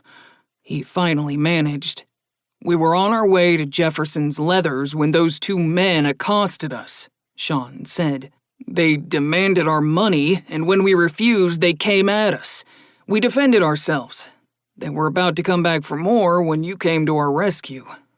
Thank you. The guard looked around the area as he listened to Sean's account. He pointed to the 2 bloody throwing knives laying on the street where Sean had thrown the thugs. Those your knives? Yes, Ryan said. I threw 'em when they charged us. Going to the nearest knife, the guard picked it up and examined it. You could have killed them with this. I'm aware. They were promising to hurt or kill us, so it seemed a good idea to try and stop 'em. Retrieving the second one, the guard examined it just as thoroughly. The door of the building behind Sean opened, and an older woman came out, looking worried. Can I help you, ma'am? The guard asked. I saw the fight, sir, The woman said. At the guard's urging, she explained what she had seen. These two weren't the aggressors. It seems your claim of defense is true, the guard said. If you'll excuse me, I'll need to go talk to my partner. As the guard trotted off, the old woman gave Sean and Ryan a nod and went back into her home. Sean sighed. Well, that was not what I expected to happen today. You okay? Ryan touched her neck, brushing lightly over the bruises from the thug's fingers. Tender, but okay. Sean focused on her neck, sending a bit more of his energy to heal her. That should clear up in a moment. Let's get to the shop before any more idiots decide to try robbing us. You did good, Rye. Ryan smiled and started to walk. Just doing what you're paying me for, Sean. No need to thank me. Maybe not, but I will anyway. Going for wounding throws under that stress was even more impressive. Ryan turned her face away from him, her cheeks heating slightly.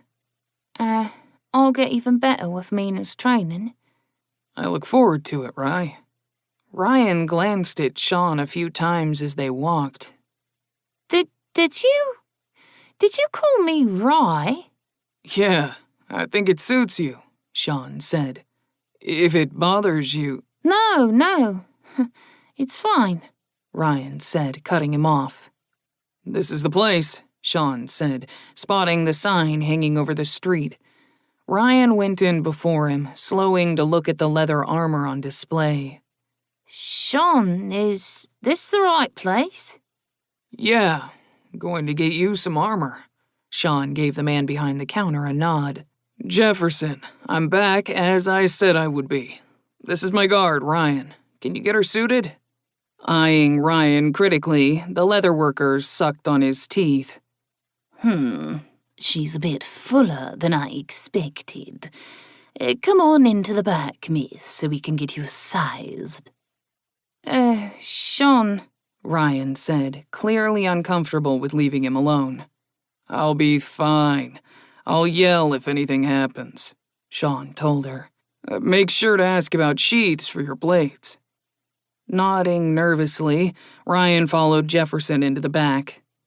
Sean took the time to examine the same piece of armor he had looked at when he'd been there with Mina and Fiona. The jingle of the bell as the shop door opened got Sean's attention. A nondescript man came in, looking over the shop with apparent displeasure. Are you a customer or staff? The man asked Sean after a long moment. Customer. He's measuring someone currently. Can't even have a second person to man the counter, the man huffed, as if unbearably put upon. Shaking his head, Sean went back to looking at the display. The sound of impatient tapping behind him made Sean sigh as the second seemed to stretch. Well, if he can't bother to be here to greet customers, I was busy, Jefferson said as he came out of the back with Ryan trailing him. Now, what can I do for you? He said he'll have it ready by next 10 day. Ryan told Sean quietly as soon as she was near him. I need a full set of armor by 5 day, the man huffed. My caravan leaves then, and my newest guard needs the armor. No, Jefferson said. Can't be done, unless he's an average build. If he is, I can piecemeal him a set, but a full set from scratch, not going to happen. Sean led Ryan to the door as the merchant began to argue with Jefferson. Sean was glad to let the door shut behind them. Huh. If that jerk tries to buy anything from me, I'm doubling the prices. Double? Ryan asked. An asshole tax. The bigger the asshole, the higher the tax. Sean grinned. Ryan snorted. Some people in town would beggar themselves if that became commonplace. Means I wouldn't have to deal with them. I like my plan. I commissioned the sheaths, Ryan said slowly. It'll cost me half a silver. No, it'll cost me half a silver, Sean told her. Gear is supplied by me, remember? Bowing her head in acquiescence, Ryan smiled. If you care for all of us like this, how can we ever think about leaving your service? Better money, better terms, Sean said. One never knows what might be offered by others, or you might simply grow tired of being with us. Ryan shook her head. You have no idea. I'm sure Fiona and Mina have tried to explain how unusual you are with your willingness to share talents and power like you do. Is it really that odd? You've talked, if briefly, with the other Shapers. Do you think they would give up any of their power or take the time to teach the way you do? I hadn't thought about it that way, Sean said. I guess that makes sense.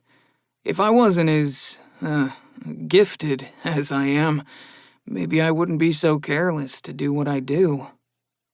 I'm not so sure, Ryan said softly. You're quick to defend those with less than you, even if it gains you nothing. Like Andrea back at the inn in Merritts. Most elders would have told us to stay out of it. Not only did you not keep us from her, you encouraged us to help. I don't like bullies, much less rapists, Sean shrugged. I hope one day you'll understand why we all want to stay with you. Ryan sighed. You want to stay with us? Sean asked. Ryan turned pink. I'm cooking dinner tonight. We should hurry back. I need to get my practice in before I cook. Ryan said, picking up her pace and trying to ignore the question. At dinner, Sean nodded to the two fairies as he took his seat. Glad you two are settling in.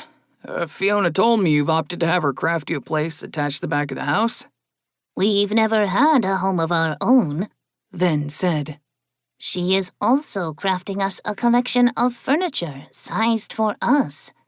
I think she's finished most of it, Sean said, looking at Fiona questioningly. I have a few things left to do, but I did finish the bed and 2 chairs, Fiona informed the fairies. I was going to bring them to you after dinner. I found some odds and ends that will work for bedding, Mina added. Ven looked at all of them with a huge smile. Thank you all so much. None of the others will believe what you're doing for us. I was wondering if you'd be willing to do the same job as Ven, if we paid you the same? Sean asked. Yes, Ven nodded. you've been more than kind to us as it is. Sean and Ven felt the weight of an agreement settle over them as the deal was sealed. Are you sure about us being here? Ven asked nervously. Of course, Sean said.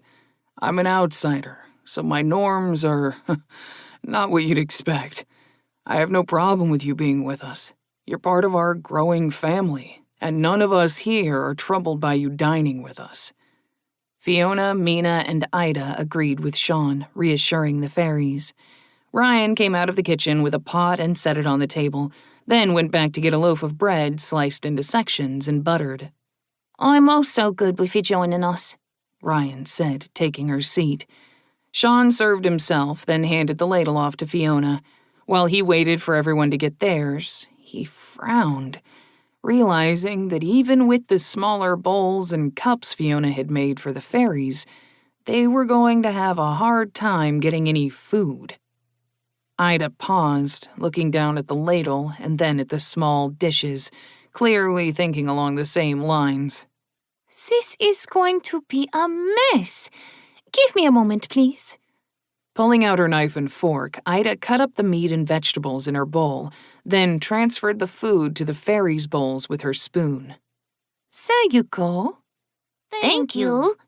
Ven and Ven said in unison.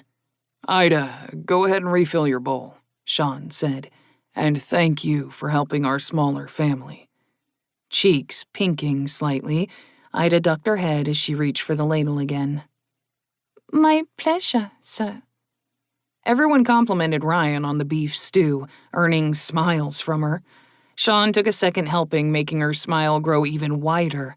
Eventually, he pushed the bowl away, sighing with contentment. I hope the maid can cook half as well as you all are able to, Sean chuckled.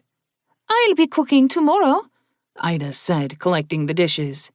Sean, can I go with you to the inn tonight? Sure, I'll wait, Sean told her. I'll be fast, Ida said. Ryan touched Sean's shoulder as he went to stand up. I already have water heating for her.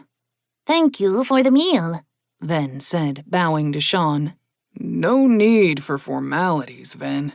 If you don't mind, can I ask you a couple of questions? Of course, Ven replied, both fairies flying over to land near Sean. I'm curious, where do the fairies in the city stay?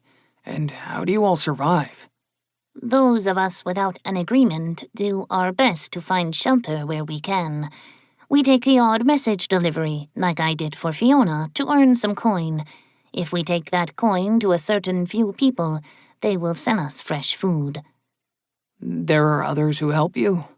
Yes and no, Ven said. They charge more than they should.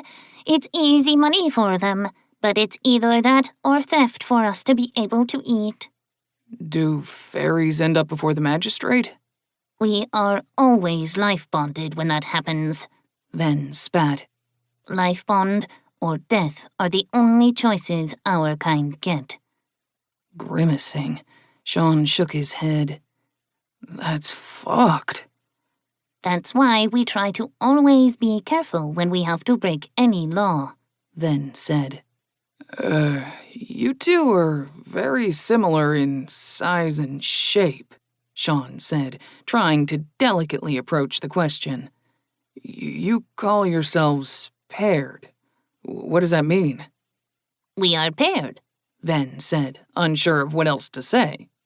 We will one day have children with each other. All messenger fairies are paired to another when they are born. Finding your pair mate is something every one of us wishes. So, you're a couple? Sean asked. Not as you think of a couple. Ven said. We aren't different sexes like the other races.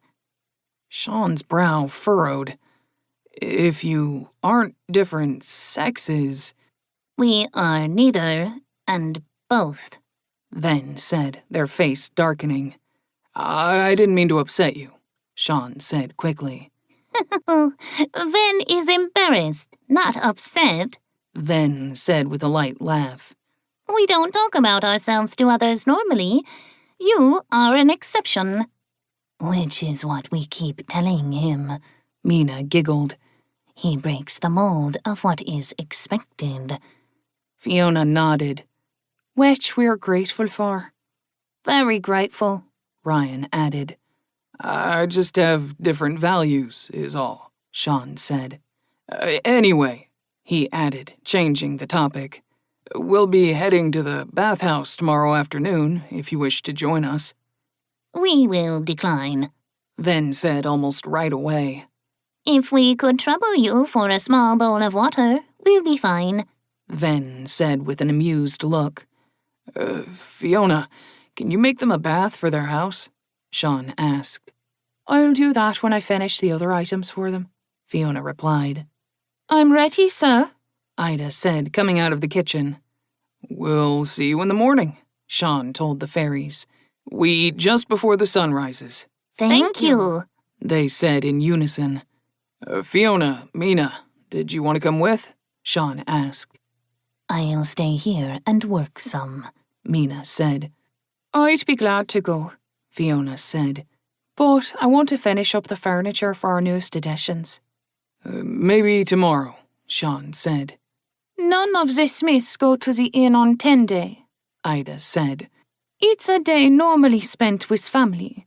Usually, it's used to discuss any issues that occurred during the previous days. One day it is, then, Sean shrugged. I'd like you both to come. If that is your wish, Mina murmured, a pleased smile on her lips. Of course, dear, Fiona added, smiling at him.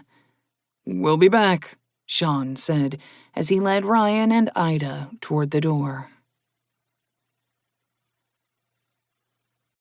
Chapter 14.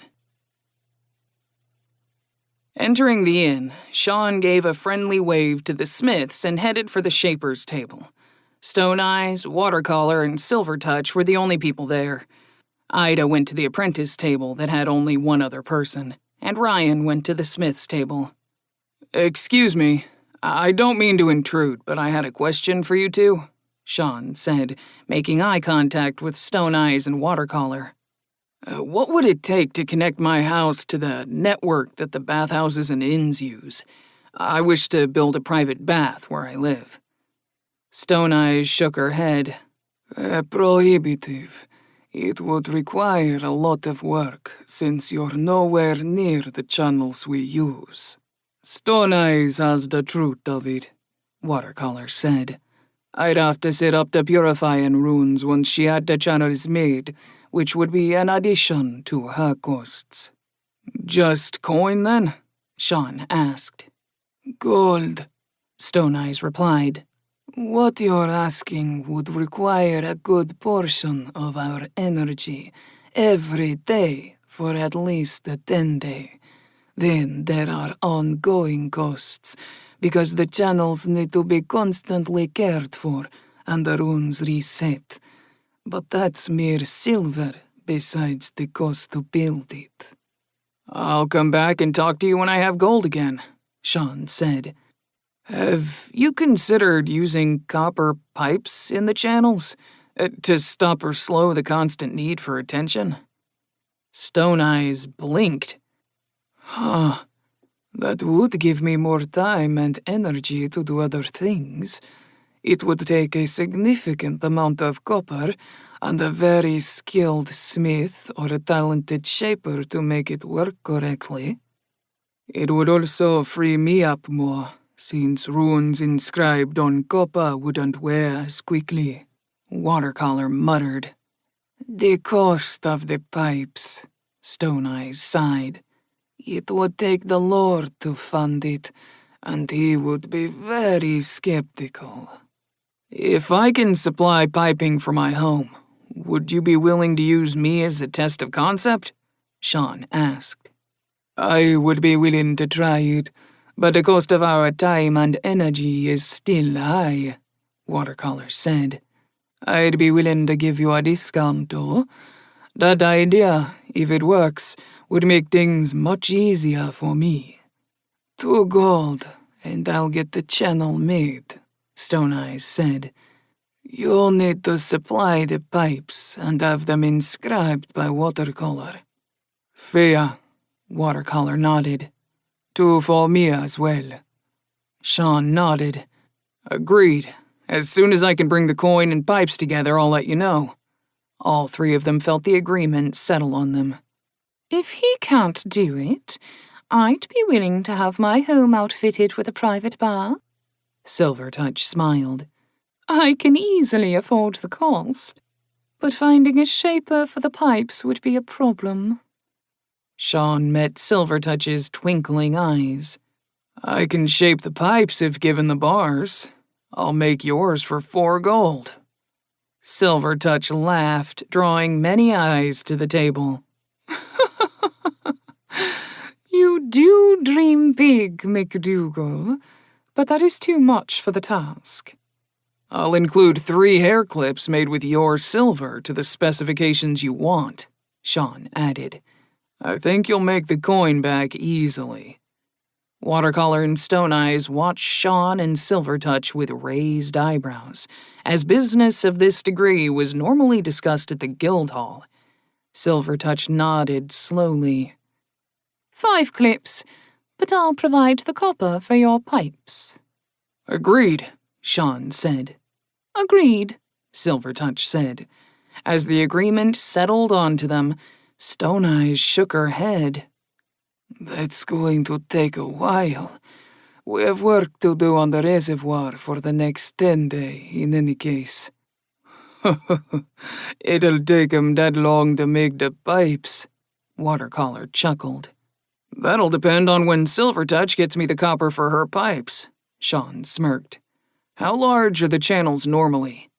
Stone Eyes held her hand up and made a circle with her fingers. This size. I'll get 'em done. A pleasure doing business with you, Silvertouch. Pleasure to do business soon with you both as well, Sean said, bowing his head to them. Have a pleasant night. What are you doing with the real shapers, McDougal? Carver's oily voice came from behind Sean. If you'll excuse me, I'm going to sit with people who have better manners than the one behind me, Sean told the trio at the table. What was that? Carver hissed as Sean walked away from him. Huh, he has a point, Carver, Watercolor snorted. You're being an ass. My daughter is engaged to Denmuir's son, Carver preened. I'll be moving up the ranks soon.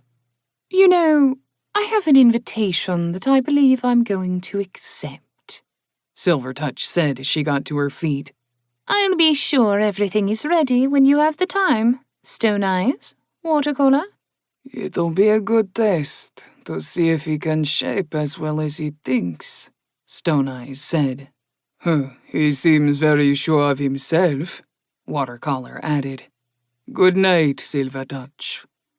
The shapers were surprised when Silvertouch went toward the smith table. The smiths who had just greeted Sean were even more surprised.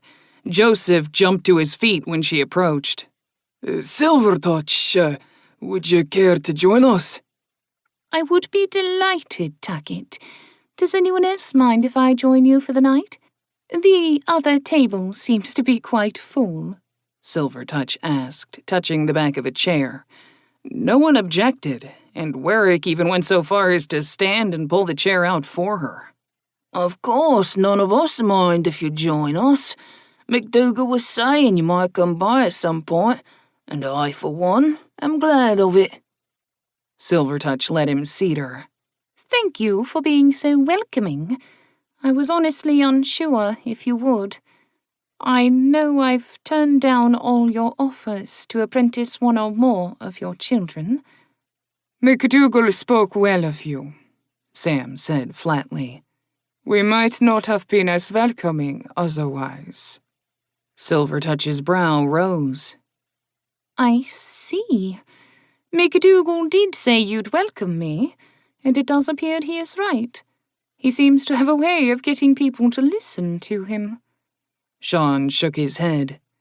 I'd say I just have a knack for pointing out the obvious. They worry that you'll act better than them, and you worry that they might snub you. All eyes at the table went to him with expressions of incredulity, except Ryan, who snorted into her mug.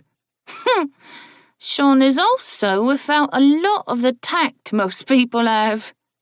Fair, Sean smiled. Most of you have at least one thing in common, not caring for Denmuir and the cronies he keeps around him. All eyes were suddenly on Silvertouch, who smiled with a rueful shake of her head. He wishes to attach himself to a house so badly that he forgets he isn't part of them. At least not yet. Good to see you again, sir, the maid said, smiling warmly at Sean. What can I get you? I believe Silvertouch likes wine, Sean said, getting a nod from the shaper. Bring us 2 of her favorite vintage. I believe it was my turn next, Sam said, pulling out a bronze.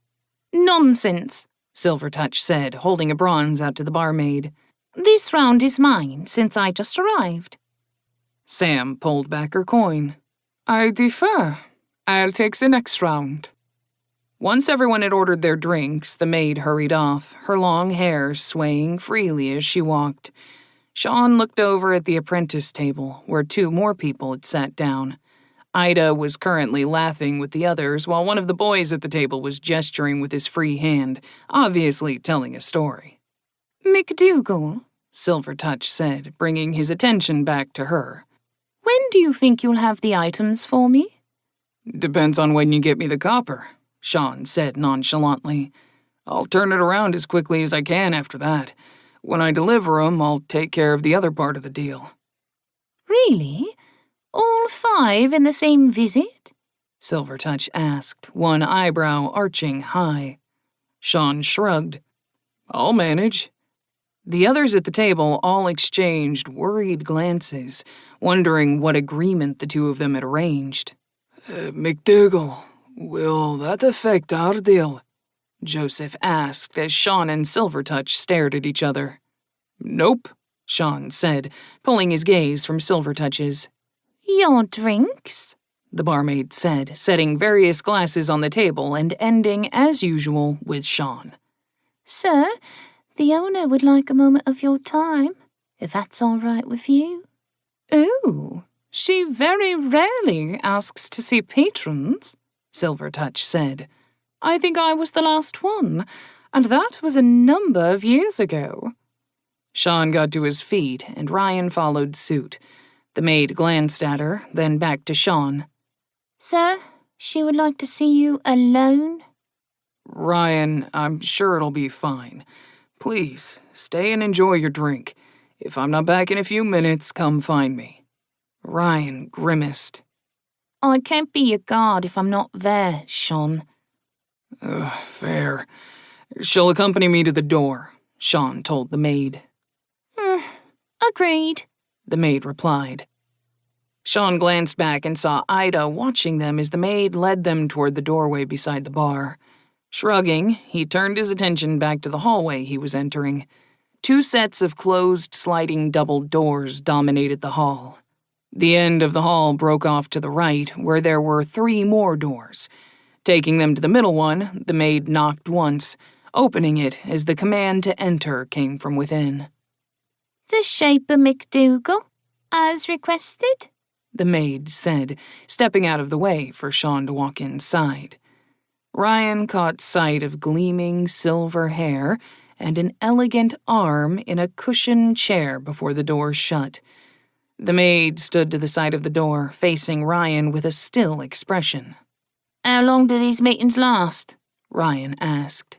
As long as she desires, The maid replied. Sean barely caught the conversation through the door and looked at the youthful woman who dominated the room. Her deep red velvet gown had a high neck accenting her high cheekbones.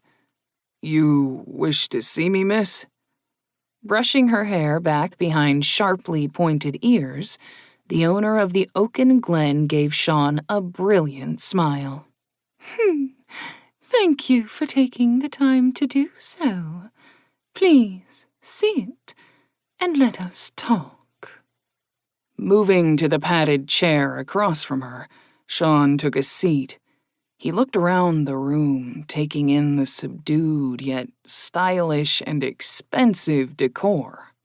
Your inn is a very nice place, the best one I've seen in my travels. As no one seems to know where you're from, I'm not sure if you've been able to measure it up against similar places.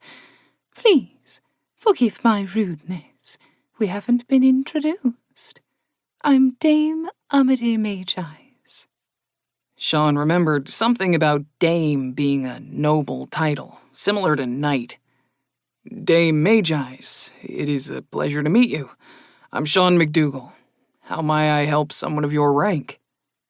Lips pulled up at the corners, Magi's replied.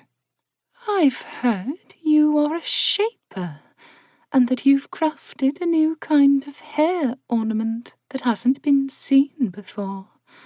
There is a gathering tomorrow at the Lord's Palace, and I find myself wishing to present Lady Sharpeyes something unique.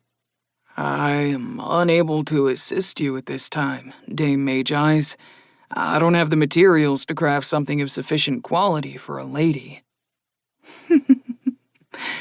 Yes, you're new to our fair city, and are just starting out. I could acquire the materials for you. I wish my gift to outshine what any others might choose to bring with them. I will, of course, compensate you for your work, if it is worthy. Sean had to suppress a cringe. Her voice reminded him of nails being lightly dragged across a chalkboard. You wish me to craft you a gift fit for Lady Sharpeyes with your provided materials and will compensate me equal to its value, correct? Head canting slightly, she stared at him intently. Yes. Does Lady Sharpeyes have a favorite animal or perhaps flower? She loves star-drops, Amity replied. Does this mean we have a deal? I'll need to see a star drop first. Sean smiled apologetically. Amity stared at Sean for a long moment, then got up and glided to the shelf behind Sean. Pulling a book down, she opened it to a specific page and handed it to Sean, then went back to her seat. Does that help? Looking at the book, Sean saw the small, detailed, hand-drawn image of a flower, similar to a stargazer lily, but with a few differences. Setting the book on the desk, Sean nodded slowly. I can make something, but it won't be a hair clip, and please, keep my name out of it. Amity raised an eyebrow. If you can make something special, what will you require from me? A 5-pound bar of silver, a brilliant blue sapphire to go in the middle of the flower, and a couple of small, clear sapphires that'll be dewdrops. Amity sat there for a long moment, staring at Sean with a penetrating gaze. You plan to make this flower? A replica of this image, an immortal flower for her to always enjoy. If you fail to make me the flower by sunset tomorrow, I'll make it right now, Sean said. It'll be best to have you here, since you know the flower better than I do. Agreed, Amity said. Do you agree to our deal, McDougal? Agreed. Lips pursed, Amity reached for the bell on her desk and rang it. The door opened, showing Ryan standing in the hall behind the maid. Have Gustav come here to me. He should be in the bar. Right away, mistress. The maid replied, bowing her head as she shut the door. Sean made a wait motion to Ryan, who nodded before the door closed completely. Turning his gaze back to the woman across from him, Sean gave her a pleasant smile. A few minutes of silence fell between them until the maid returned with a grumpy-looking man in tow. Gustav, why so upset?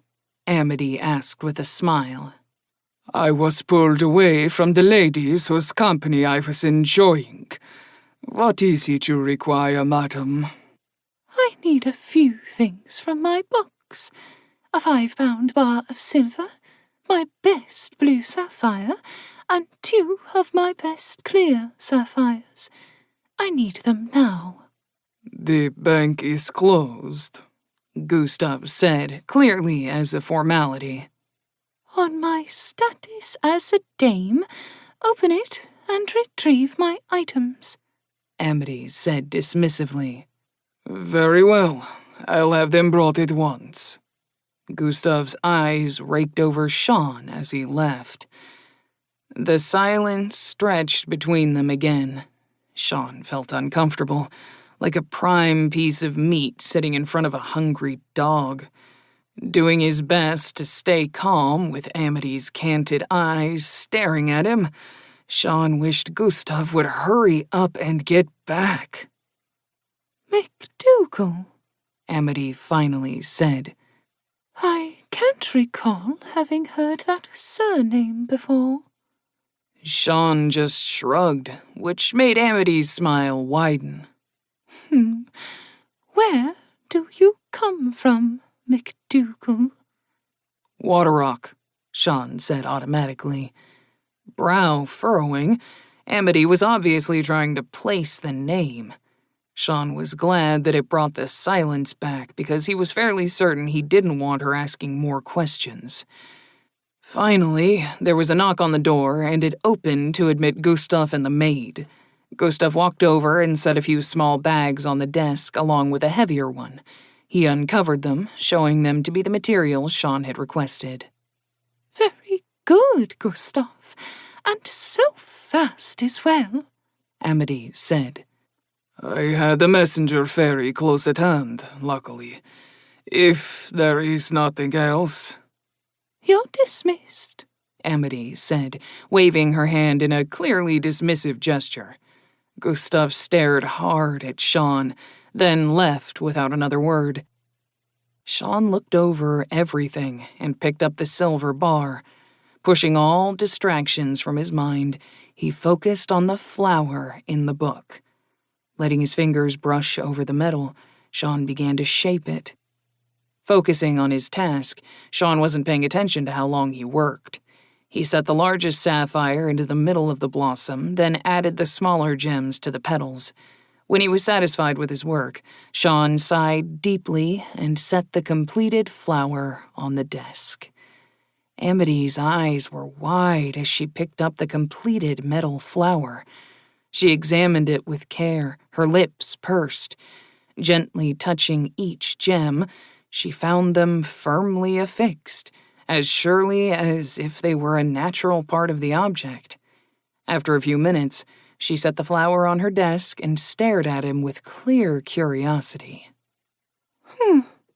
It appears that you have fulfilled your side of our agreement, McDougal. Shaking her head, Amity placed a gold coin on the desk. I call our deal complete. Sean stood up slowly, acting tired as he leaned on the desk and took the gold. I think I'll be retiring for the evening after this. Good night, Dame Magi's. A single finger tapped her lips for a moment before she smiled. To you as well, McDougal. I do hope we can do business again in the future. Of course, Sean said as he headed for the door. Try to keep it during regular hours next time. Sean clenched his teeth, wishing for the words back as soon as they left his mouth. A light laugh followed him to the door.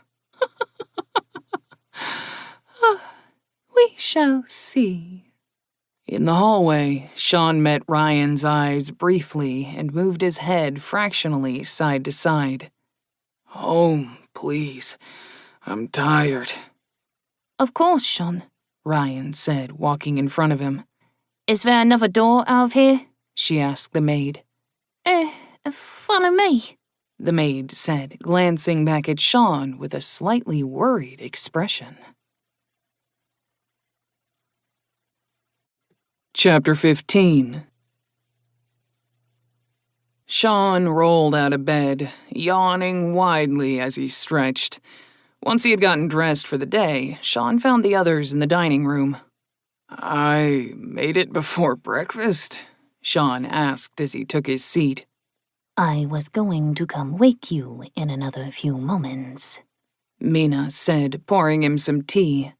Fiona should be done with breakfast soon. I'm actually done now, Fiona said, bringing the pot to the table.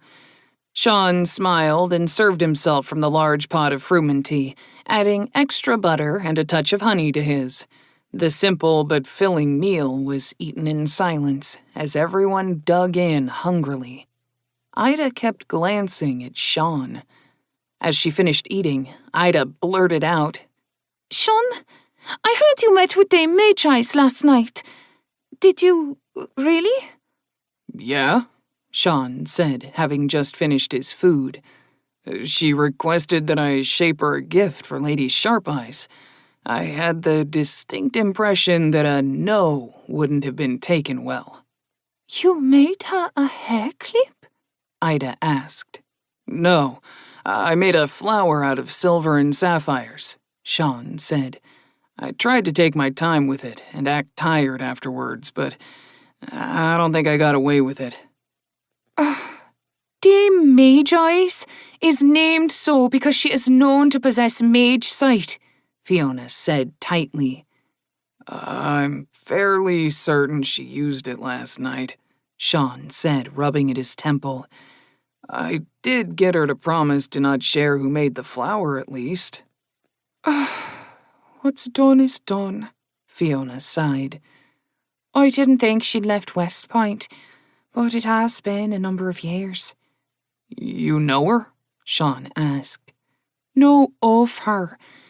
Dame Amity Magi's was a critic of Lord Caligula's parties, Fiona said, her face pinching when she said his name.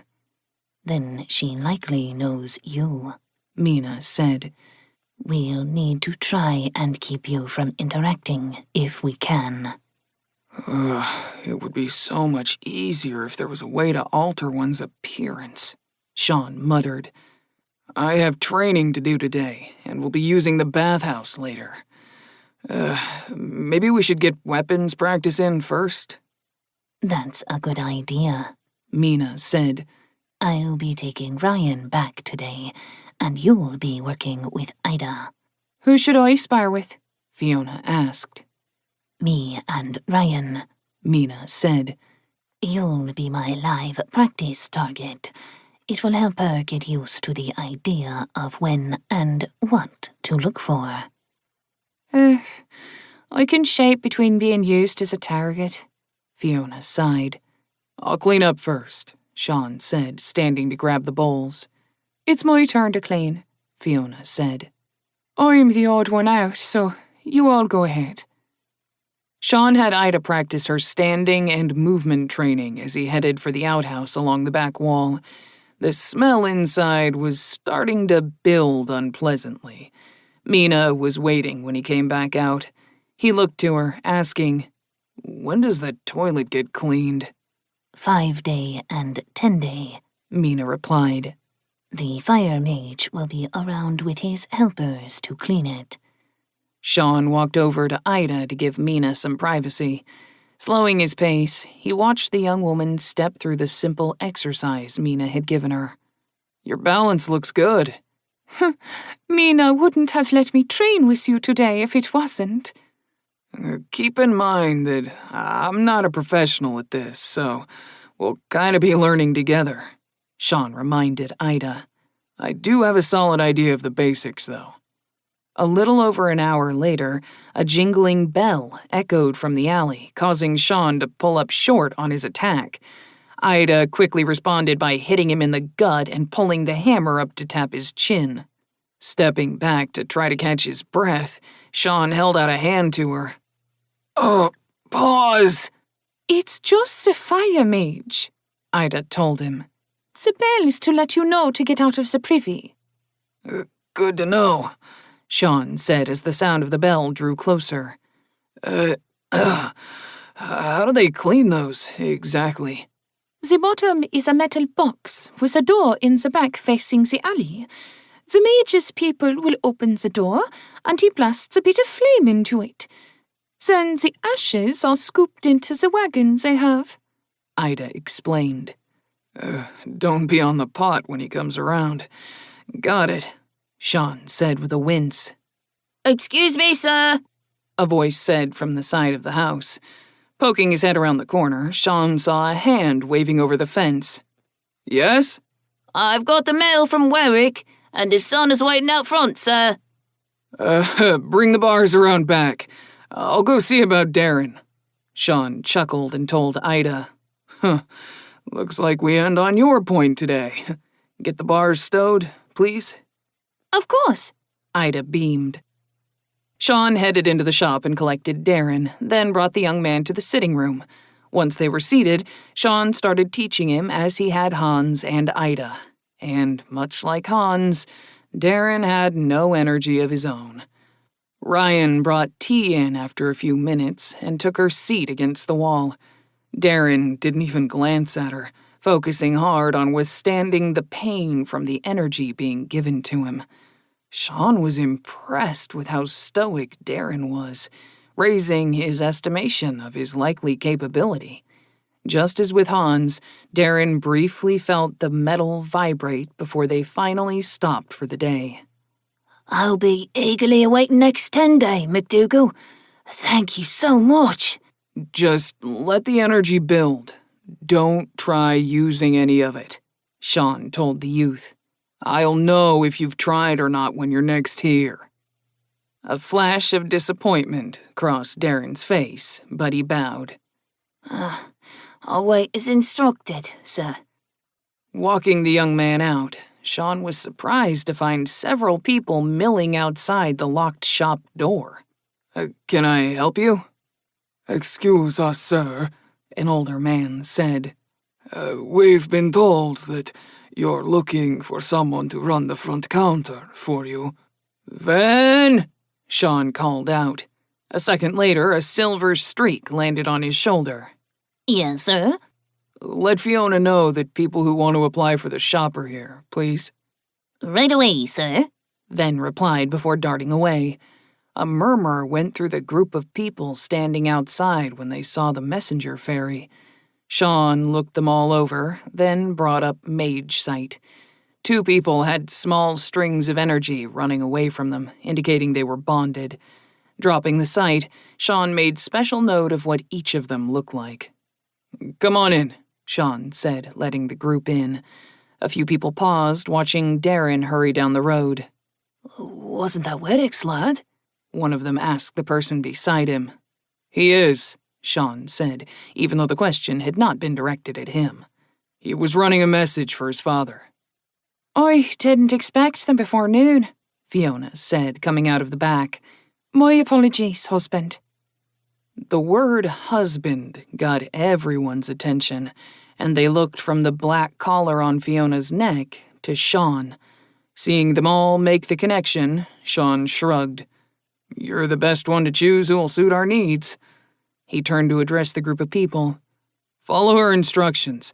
If there are any problems, you'll be removed from consideration and banned from entering the shop forever. Wait, one of the bonded men called out. Why aren't you interviewing us? Raising a single brow, Sean gave the man a wintry smile. I'm the shaper. If I don't shape, how can I employ anyone? People nodded their heads at his logic. Before you go back to be interviewed, I need a moment with my wife. Mina came out of the back at that moment, and Sean's smile became warm. Mina, you're in charge of the shop while Fiona interviews everyone. Stopping next to her and kissing her cheek provoked a few surprised murmurs. If you can't handle my other wife being who she is, you should leave, he said, his words cold. Fiona followed him through the door and shut it behind her to cut them off from view, her lips trembling with suppressed laughter. Most of them seemed shocked, but a few didn't seem to mind at all. There are 2 that should be immediately rejected. They're tied to someone else, Sean told her. Giving their descriptions to Fiona, he sighed tiredly. If any of the rest seem to be okay with Mina, I'll move them to the top of my list, Fiona said when he paused. Thank you, dear. Of course. Collecting a kiss, she put her hand on the door handle. Is there anything else? I'm going to see how much Ida can walk me through blacksmithing with a cold forge. Once you're done with the interviews, let me know.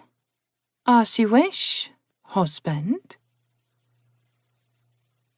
Ida was sitting on the anvil while Sean repeated back to her the various lessons she had given him regarding blacksmithing tools and their uses when Ven came to find him. Sir, Fiona wishes to speak with you.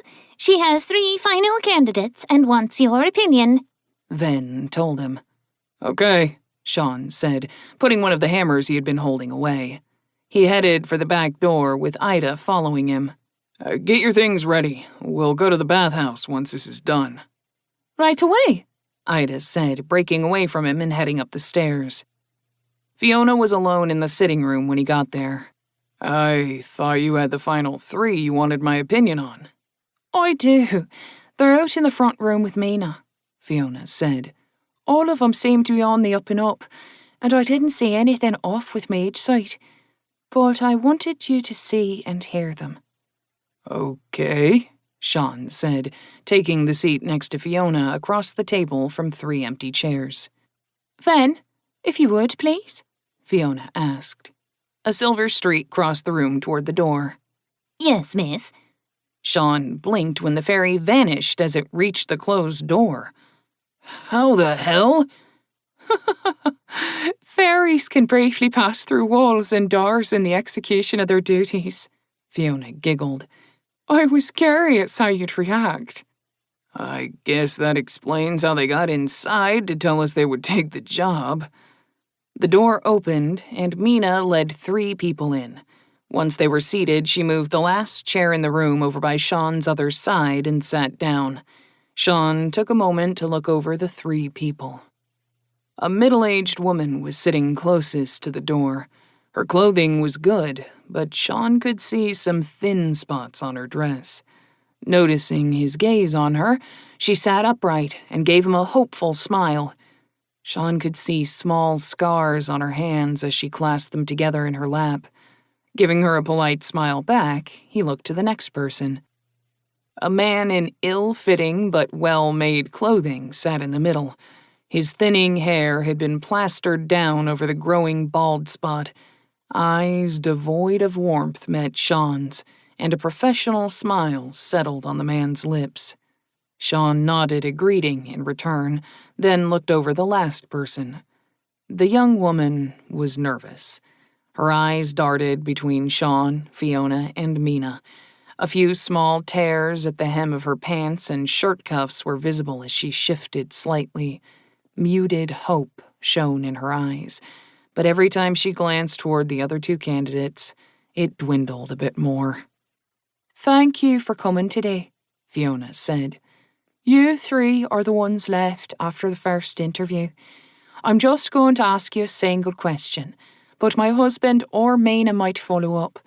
I will remind you all that the position comes with a harsh agreement of silence. When no one made a move to leave, Fiona nodded. Okay. Why do you think we should hire you over the other 2? The older woman shifted a little before she spoke. I've been an able worker all my life.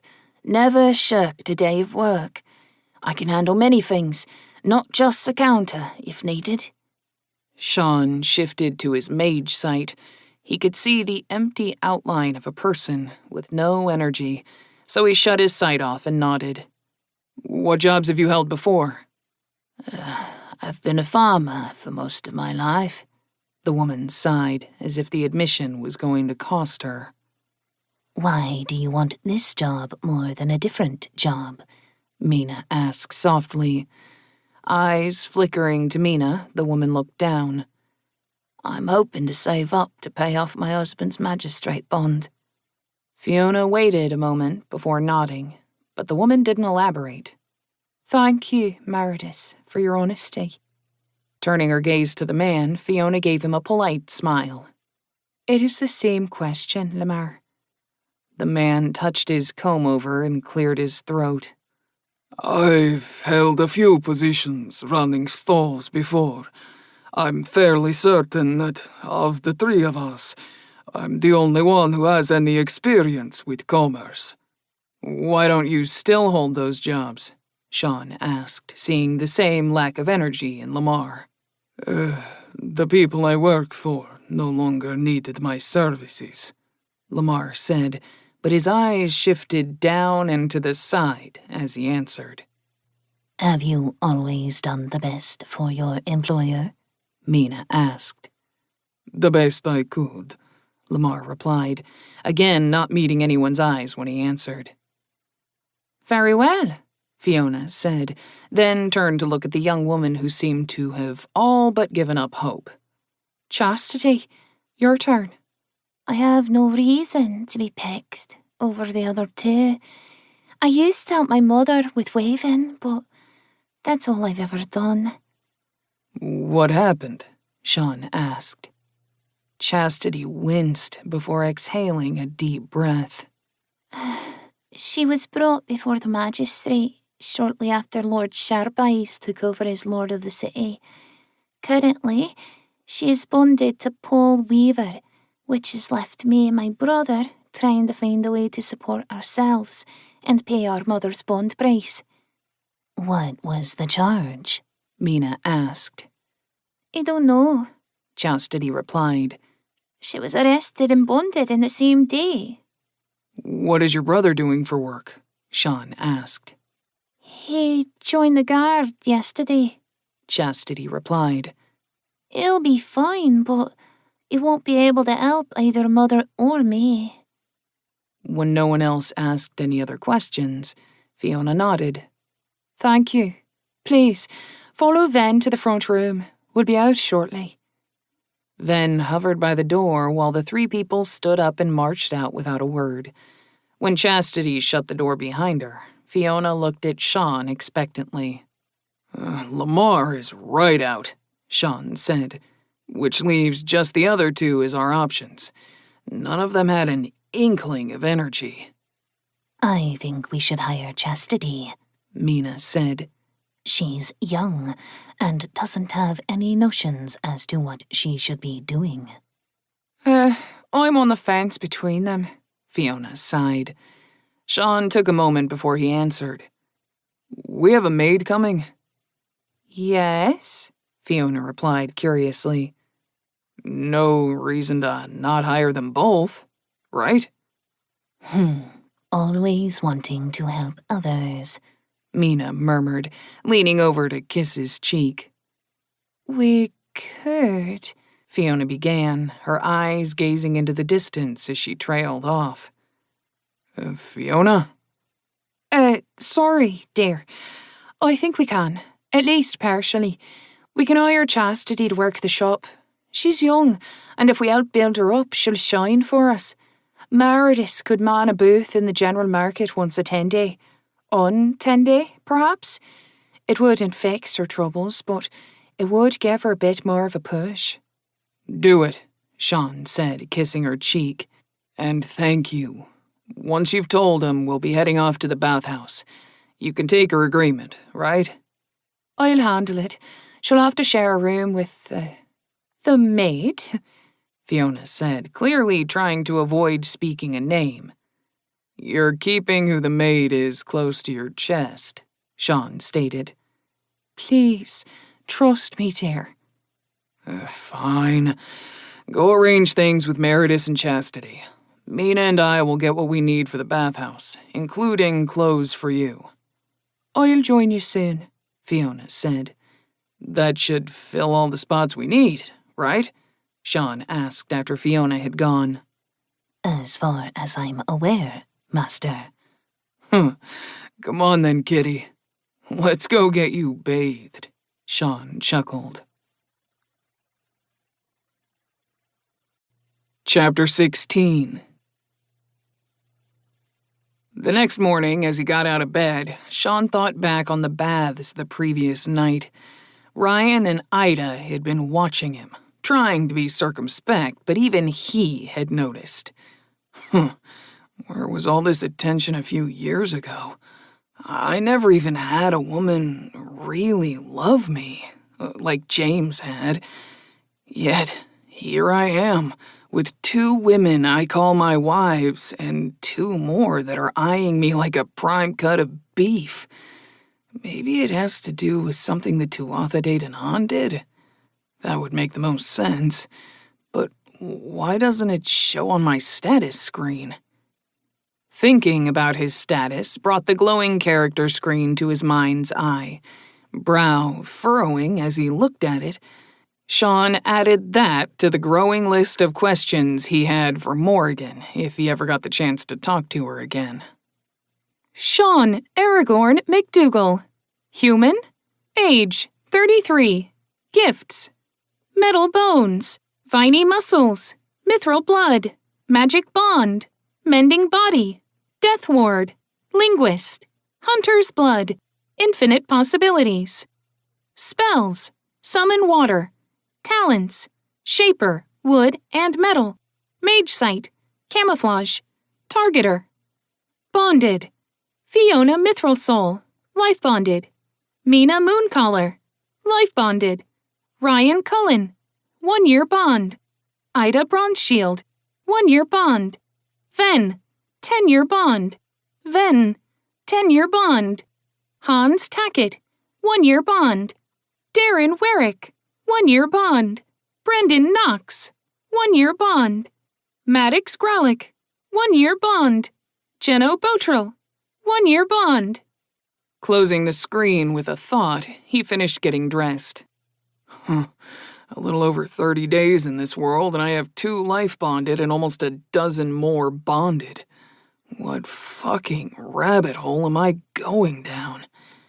I'm apparently starting to accept this convention, but I'm definitely planning on overturning others.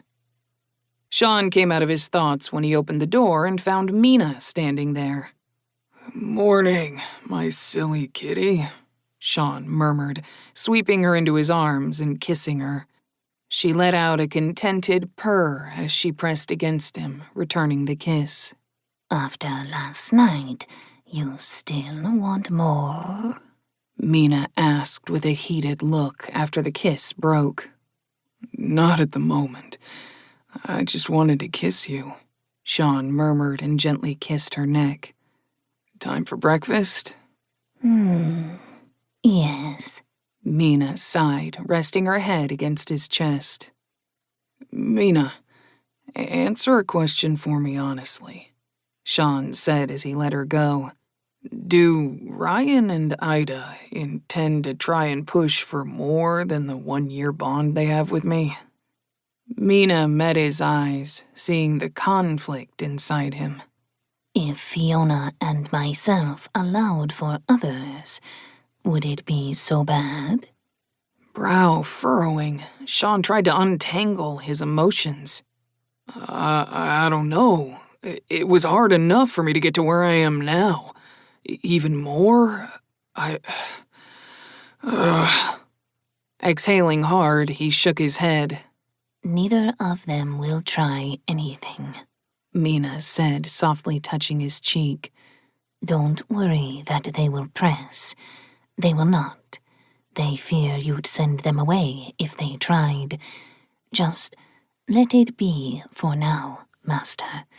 Your feelings may change in time, one way or the other.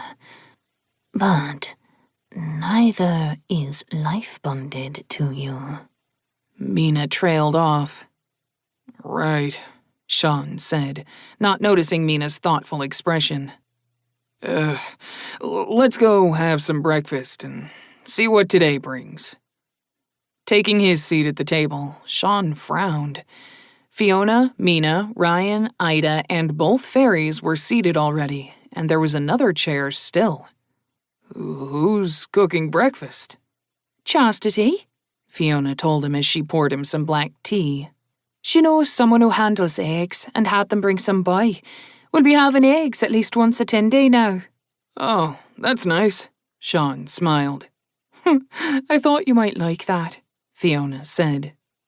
Breakfast, Chastity announced, coming from the kitchen carrying a tray. She put it in front of Sean, then took the last empty chair. Thank you again for giving me this chance, sir. Just call me Sean, please, Sean told her. And you're welcome. It looks and smells wonderful. Breakfast was a large pan of scrambled eggs, with bits of ham, cheese, and vegetables mixed in. It reminded Sean of a Denver omelet as he took a portion and passed the serving spoon to Fiona. As the serving spoon went around the table, Sean was surprised when the fairies waited until Chastity took hers before getting some for themselves. They're working out the hierarchy themselves. Just stay out of it, at least for now. Fiona knows how you view things. She'll intervene if needed, and if not, then you can get involved. Sean smiled at Chastity after his first bite. Oh, it's good.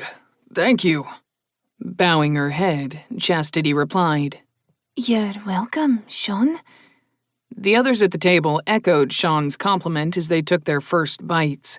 When they were almost done, there was a knock at the door. Mina was the first one out of her chair, heading to answer.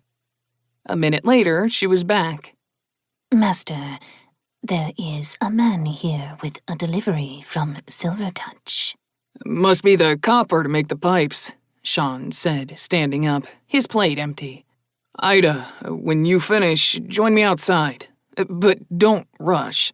Ida, who had begun to pick up her plate to shovel food into her mouth, set it back down on the table. I'll be right out, sir. Sean left the room to find the large man he had encountered at the inn standing there. Angusson, right? Brow furrowing, the man's lip pulled back into a sneer. Shaper, where do you want this delivery? The smithy, around back, Sean replied, taken slightly aback by the man's attitude. Stomping down the stairs, Angusson grumbled about arrogant assholes. Watching the man go, Sean snorted and shut the door. As he headed down the back stairs, Ida caught up with him. The delivery man dislikes me, Sean told her. Who is the delivery man? Ida asked as they crossed the yard. The gate be shut, Shaper, Angusson said loudly. Sean opened it. I was coming. Angusson glanced at Ida, his sneer lessening a bit before he turned back to Sean. Where? Ida, please show Angusson where we want the special copper. Ida hesitated, then motioned for Angusson and the two men with him to follow her. After they went past, Sean stepped aside right before an elbow went through the spot where he had just been standing. Eyebrow going up, Sean watched Angusson keep walking after missing him with the clearly deliberate attempt.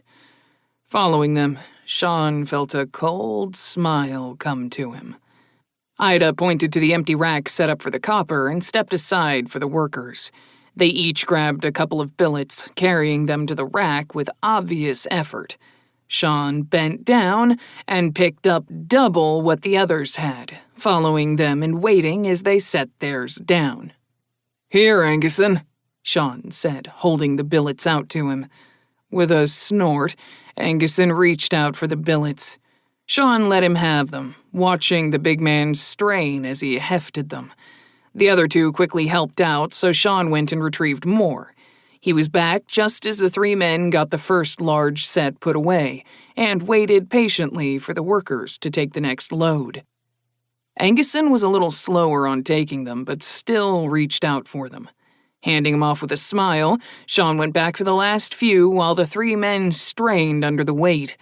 Coming back with the last of the billets, Sean met Angusson's eyes. I'm not like the other shapers, Angusson.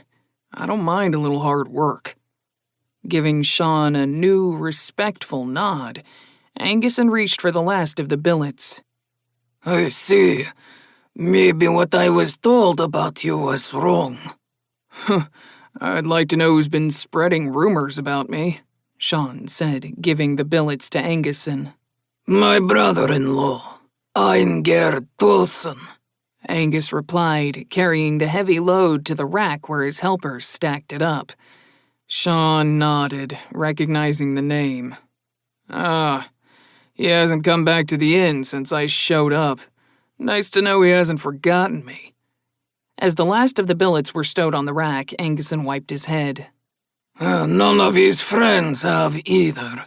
They started visiting the inn many of us laborers use. We good? Sean asked, holding out a hand to him. After a moment, Anguson took the offered hand, applying a firm shake but not trying to crush Sean's hand. Huh. A shaper who carts metal himself can't be as bad as Eingerd says. Eingerd doesn't even move his own metal when I deliver it. Huh. He doesn't even offer like some of the other smiths. You asked about a hair clip for your wife the other day, Sean said. How about a small wager? If you win, I'll craft you a clip for free, here and now. If I win, you pay me half the cost of one. Anguson eyed Sean for a long moment. What is the wager? Arm wrestling, Sean grinned. We'll use the anvil. Oh, you got this, Angus.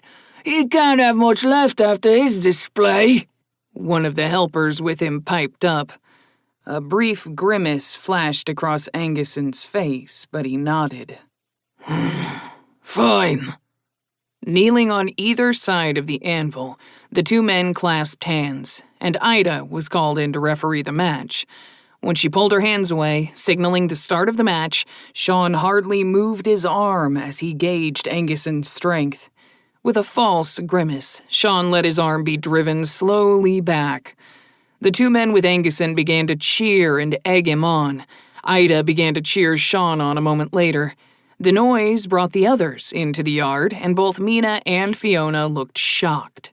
Sean gently pushed Anguson back a little, almost to even, before he gave ground again. You're strong, Sean grunted.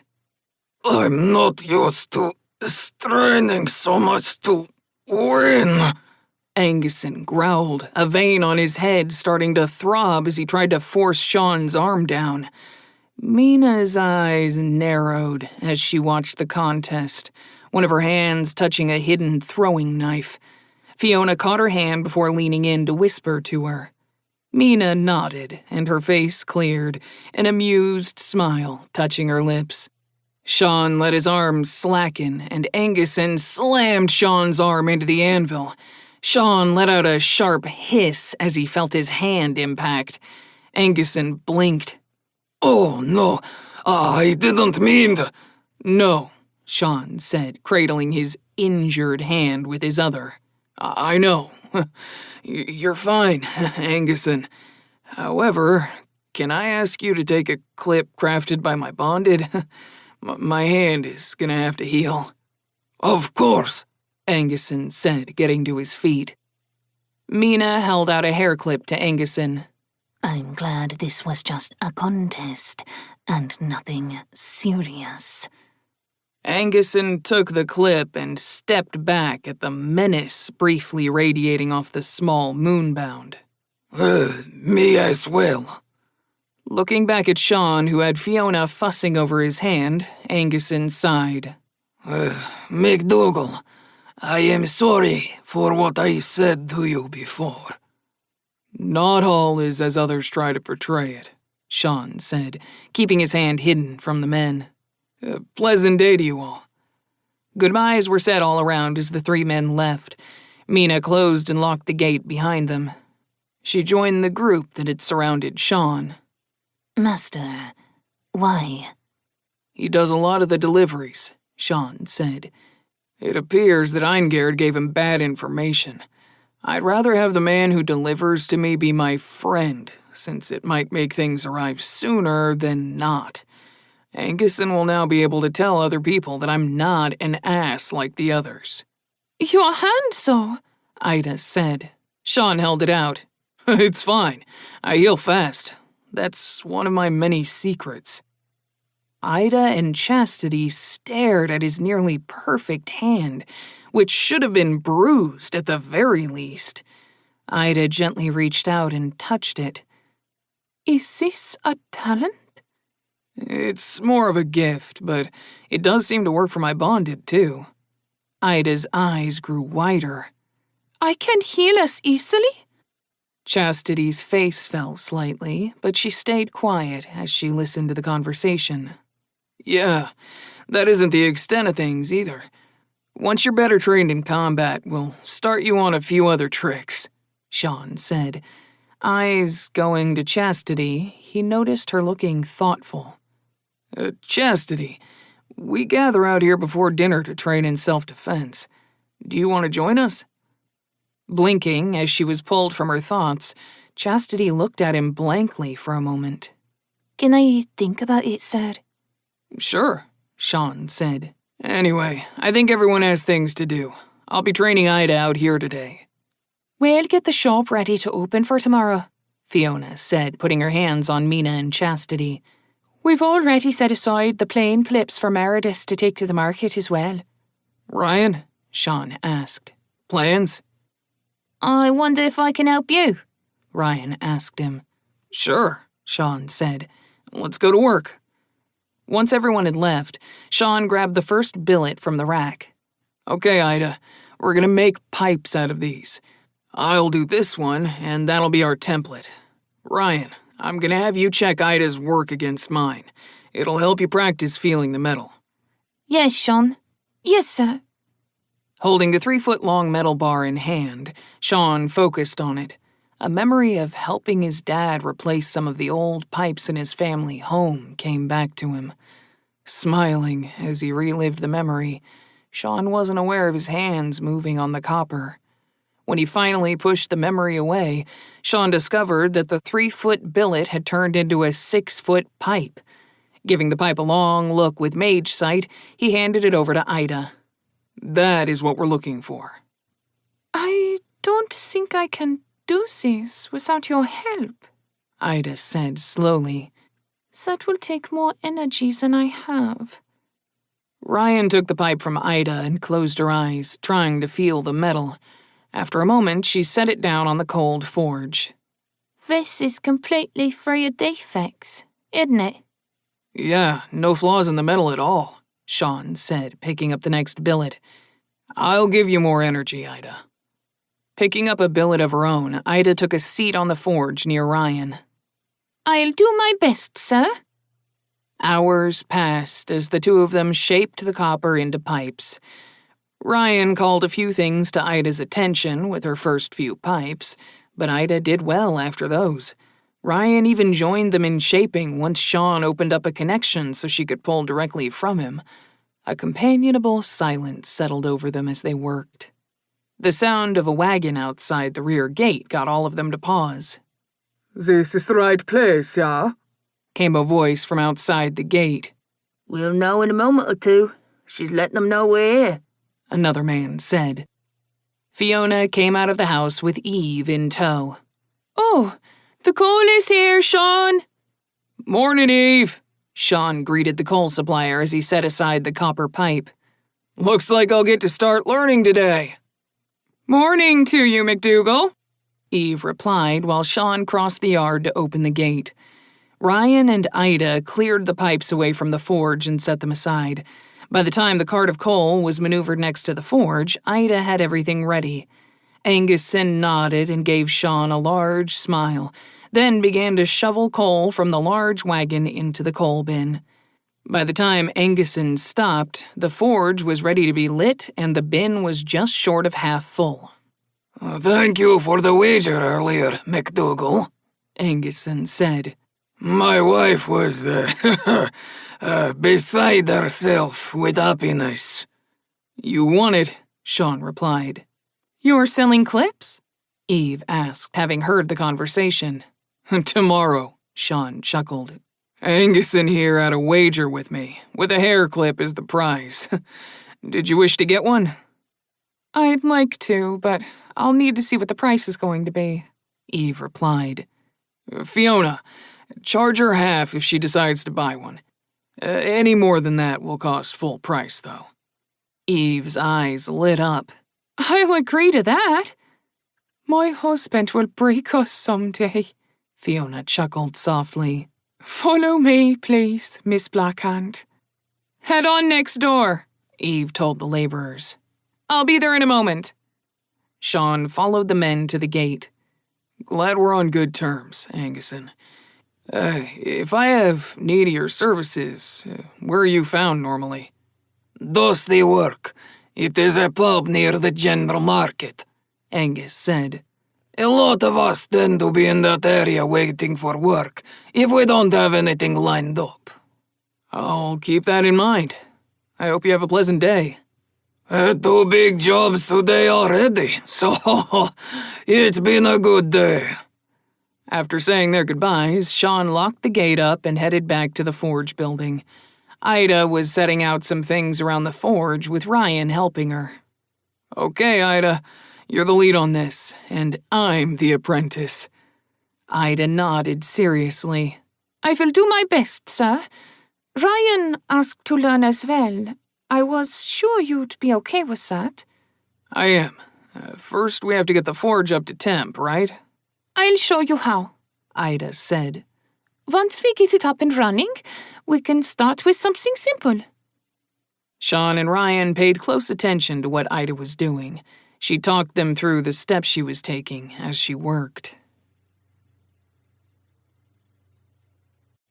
Chapter 17. Sean smiled, listening to the women chat in the dining room while he worked in the kitchen. He basted the slab of meat he was cooking with buttered wine, then pulled the other pot off the stove. The scent of herbs wafted out when he removed the lid, and Sean examined the contents carefully. Satisfied, he pulled the meat from the pan and placed it on the cutting board. Cutting it into thin slices and arranging them on the serving platter, Sean poured the remaining sauce over the pot of barley and mixed it together before transferring it over to a large serving bowl.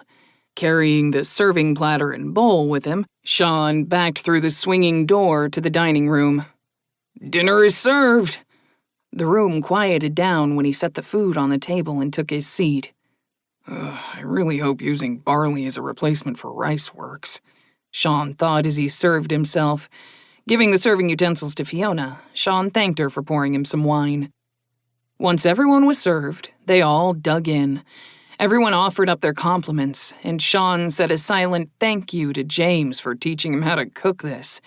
Halfway through the meal, a knock came at the front door. Mina was on her feet first and headed off before anyone else could. Sean watched her go, curious as to who would be coming by at this hour. After about a minute, Mina walked in with a familiar woman. Master, you remember Andrea Brandt from Merritt's? Mina introduced her. Sean stood up, a smile on his lips. Andrea, good to see you again. I take it you're the maid that Fiona sent for? Yes, sir. We were surprised at the offer. I'm here to accept the agreement. Looking at Fiona, Sean raised an eyebrow. She smiled. At least 1 year of service, a silver per year, and a full bond only if she agrees to silence on our secrets. I, Andrea Brandt, agree to hold your secrets until my death. In return, I shall serve as maid to the household of Sean McDougall. My wage shall be a silver for the year. I will be bonded fully for my time as your maid and given equal access to all talents and power as your other bonded are. The words poured from her with power and conviction that surprised everyone at the depth of feeling. I, Sean McDougall, accept and agree to the terms, Sean replied. A heavy weight settled over him as a pulse of energy went from him to Andrea. Welcome to the family, Andrea. Andrea bowed her head deeply. I wish to thank you again for helping me before. You're welcome, but let's do introductions and get back to dinner. I even made enough for you to have some, Sean said, motioning to the extra food on the table. He paused when he realized that the table was already full. Chastity slid her seat toward Ryan's chair, making some room for Andrea. If we could get a chair? I'll be right back, Mina said, stepping out of the room. We'll have to enlarge the table, Sean said as he took his seat. I'll have it done by tomorrow, Fiona told him. We'll also get her settled while you're at the inn. Which you're not going to because of Amity? Sean asked softly. It is for the best, Fiona replied. Fine, Sean sighed, slightly disappointed. Here we go, Mina said. She came in carrying a chair, then turned back to collect another place setting from the kitchen. Taking the seat, Andrea gave the table a nervous smile. I'm Andrea Brandt. It's a pleasure to meet you all. Chastity, Ida, Ven, and Ven introduced themselves. Andrea seemed a little shocked to see the two fairies at the table, but accepted it in stride. I'll do my best for all of you. Thank you for the warm welcome. Ida kept glancing at Sean throughout the rest of the meal, wearing a puzzled expression. When everyone had finished, Andrea was on her feet and collecting the dishes before anyone else. Unable to resist any longer, Ida asked the question that had been bothering her. Sean, how can you have so many bonded to you equally? I didn't feel the energy from you drop at all. I have a stupid amount of energy, Sean shrugged. You're all getting as much as I can safely give you, and that amount has been increasing slowly every day. Technically, you aren't getting as much as Fiona yet, but I'm giving you all as much as you can accept. It might be quicker and easier to shore, Fiona said, pulling a silver monocle from her belt pouch. That'll make her dizzy, Sean said. Everyone who hadn't seen the monocle was staring at it, including Andrea, who paused in her work to watch it. What is it? Ryan finally asked. A monocle Enchanted for mage sight, Fiona said. It requires a good amount of energy to use, but Sean can replace her energy while she uses it. Be aware when you stop using it the first few times, you will get dizzy or pass out. Holding it out to Ida, Fiona smiled. Want to see one of his biggest secrets? Ida took the monocle slowly, licking her lips. Mage sight is such a rare talent. How do you have this? It's worth a fortune. I made it, Sean said. Everyone besides Mina and Fiona stared at Sean in shock. You enchanted it with mage sight? Ida whispered. And shaped it. Placing the monocle over her eye, Ida took a deep breath. How does it work? Focus your energy on it. You need to will it to work, Fiona said. Ida's face scrunched for a moment, but then her eyes opened wide. He's... Yes, Mina whispered. Pass the monocle to Ryan. She seems eager to try it too. Pulling the monocle away from her eye, Ida turned pale and swayed in her seat. Fiona held her up, deftly plucking the monocle from her hand. Handing it over to Ryan, Fiona kept Ida steady. Ryan took a deep breath and brought the monocle up to her eye. A few beads of sweat dotted her brow before she closed her eyes with the effort. Opening them slowly, Ryan's jaw dropped as she stared at Sean. So bright. Closing her eyes, Ryan pulled the monocle away and swayed forward. Mina caught Ryan from behind and somehow also managed to catch the monocle that dropped from Ryan's fingers. I got you, Ryan. Can we try it? Ven asked. Sean looked at the fairy with mage sight. You do have some energy, slight though it is. Did it hurt when you started getting energy? No. Ven replied. We haven't felt anything. Ven added. Except more energetic. What about me? Andrea asked from where she stood. You don't have any energy of your own yet, Andrea, Sean told her. The first time you get some... You can try next Sunday, Fiona told Andrea. Before then, Sean will have to open you to him. Sean blushed. I'll have to give you energy a few times. and the first time will probably make you pass out. You can do that when you get home tonight, Master. Mina smiled. It will be good for her to learn to accept you into her. I am not bonded, Chastity sighed. I find myself envious of the rest of you. Do you wish to bond? Fiona asked Chastity. It would give me the talents that you all have, right? Chastity asked with sudden eager eyes. Yes, Master shares everything he can do, plus the things we can do with everyone, and gives them energy to actually make use of those talents. Mina told her. Can I? Chastity asked, her eyes staring into Sean's. Is that okay? Sean gave her a slightly strained smile. Of course. Chastity recited the words Fiona gave her, and Sean accepted her bond. Everyone in their home was now marked as bonded, except for Sean. As the women accepted the two newest additions to the family, Sean bowed his head.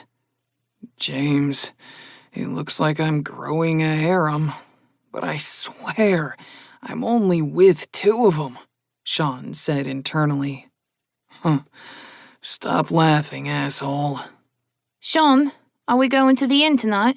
Ryan asked. Yeah, Sean said, standing up. I'm going to stay here and help Fiona, Ida said. You and me, Rye, Sean said. Let's go. See you all later. I look forward to it, Andrea said. As do I, Chastity added. Mina and Fiona's lips quivered as they did their best to hold their smiles back. So will we, Fiona tacked on, noticing his discomfort. Sean headed out, shaking his head and sighing deeply. Except, if I give them energy, they'll... When they got to the Oaken Glen, Sean ignored most of those seated at the Shaper table, returning the friendly smiles and nods he got from a few. The other people there stared at him with expressions of disdain and outright dislike. Silvertouch, Sean said, coming up behind the Shaper, who was again seated with the Smiths. I've started on what we agreed to. I figured you might have, she replied. Evening, McDougal, Joseph chuckled. I see you're still not welcome with the Shapers. The majority of them seem to be with Denmuir, Sean shrugged. A couple of them are friendly enough. Stone Eyes and Watercolor are friendly with him, Silvertouch said. As am I. I think Gertis is okay with him as well, though I think I should be upset with you, shouldn't I, McDougal? Sean frowned. Huh?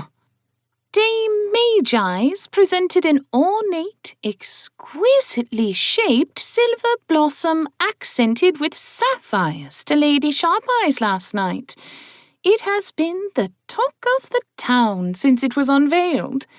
I was approached today to see if I could craft 10 similar items for the next gala in 10 days. I will never be able to finish all of them in time, but turning down Lady Sharpeyes isn't a good idea.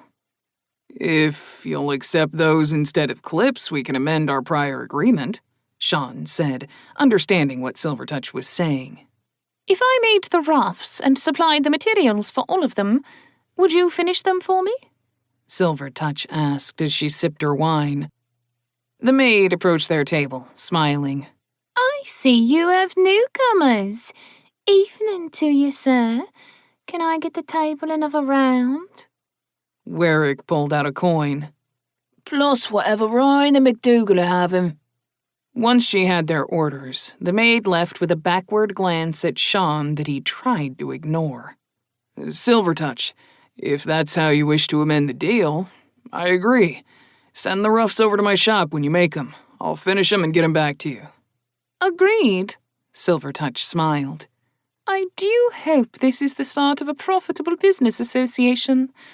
And friendship, McDougal. That would be nice, Sean replied.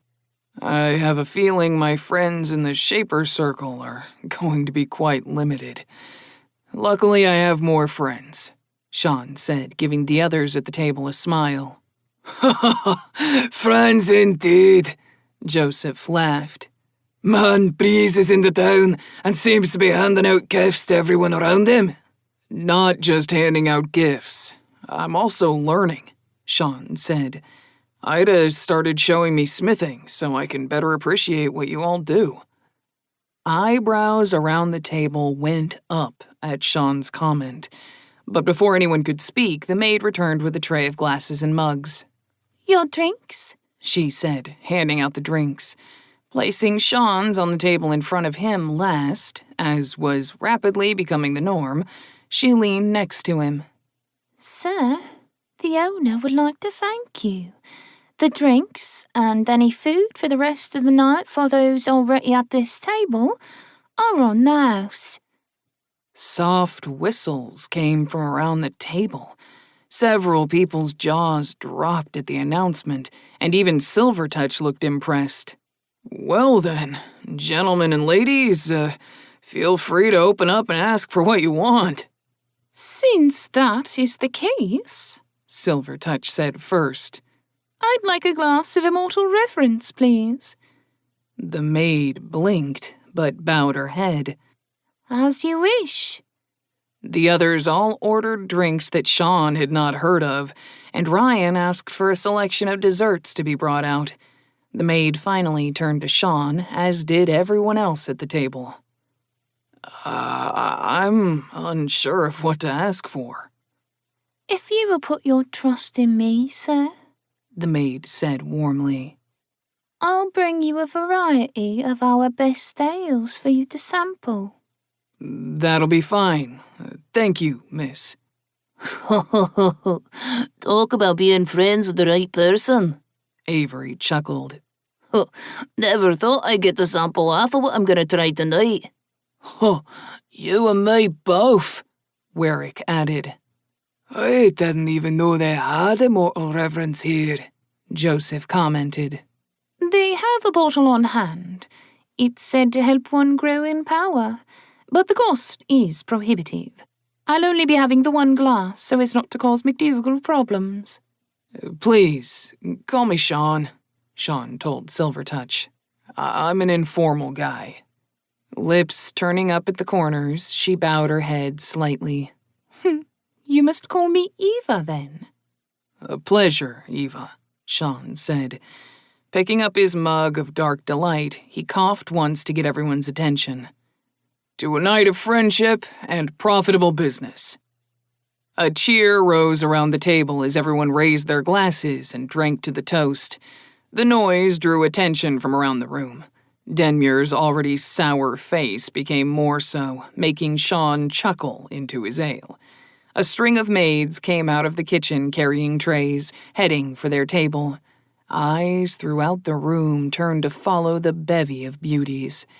While the food was being placed on the table, another 2 maids came with trays of drinks, setting each in front of the correct person. 6 maids stood around the table as the original maid gave the last drink to Sean. If any of you would like anything extra, don't hesitate to ask, she said, meeting Sean's eyes deliberately and making him blush.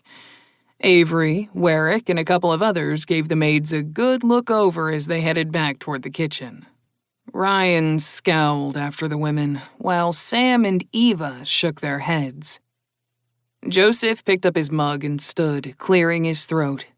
To Sean McDougal, a friend we didn't know we wanted, but damned if we don't want him now. A deep guffaw echoed from Joseph as the others all cheered and drank. Sean shook his head, cheeks burning as he sipped at the dark delight. Let's keep it down. No need to disturb the others any more than we already have. Laughing, people began to divvy up some of the food. Ryan kept her eyes moving around the room, but even she was able to enjoy her drink and a number of desserts. Eva sipped at the immortal reverence with a languid smile. The night wore on, with the party in full swing and a number of envious looks thrown their way by other groups in the room. After an hour, the Shapers were gone. Stone Eyes, Watercolor, and Gertis waved goodbye as they left.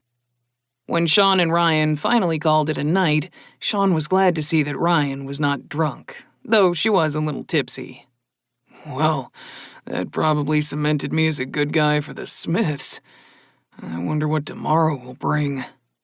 When he and Ryan finally returned home, Sean was surprised to find Fiona sitting in the main room with a single candle lit, waiting for them.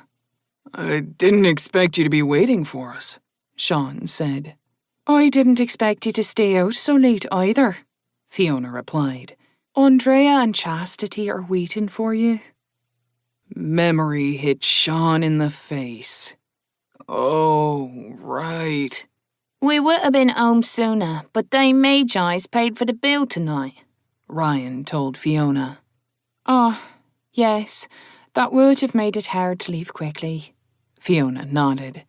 Since you're here now, we should take care of things. Okay. Sean sighed as he followed Fiona.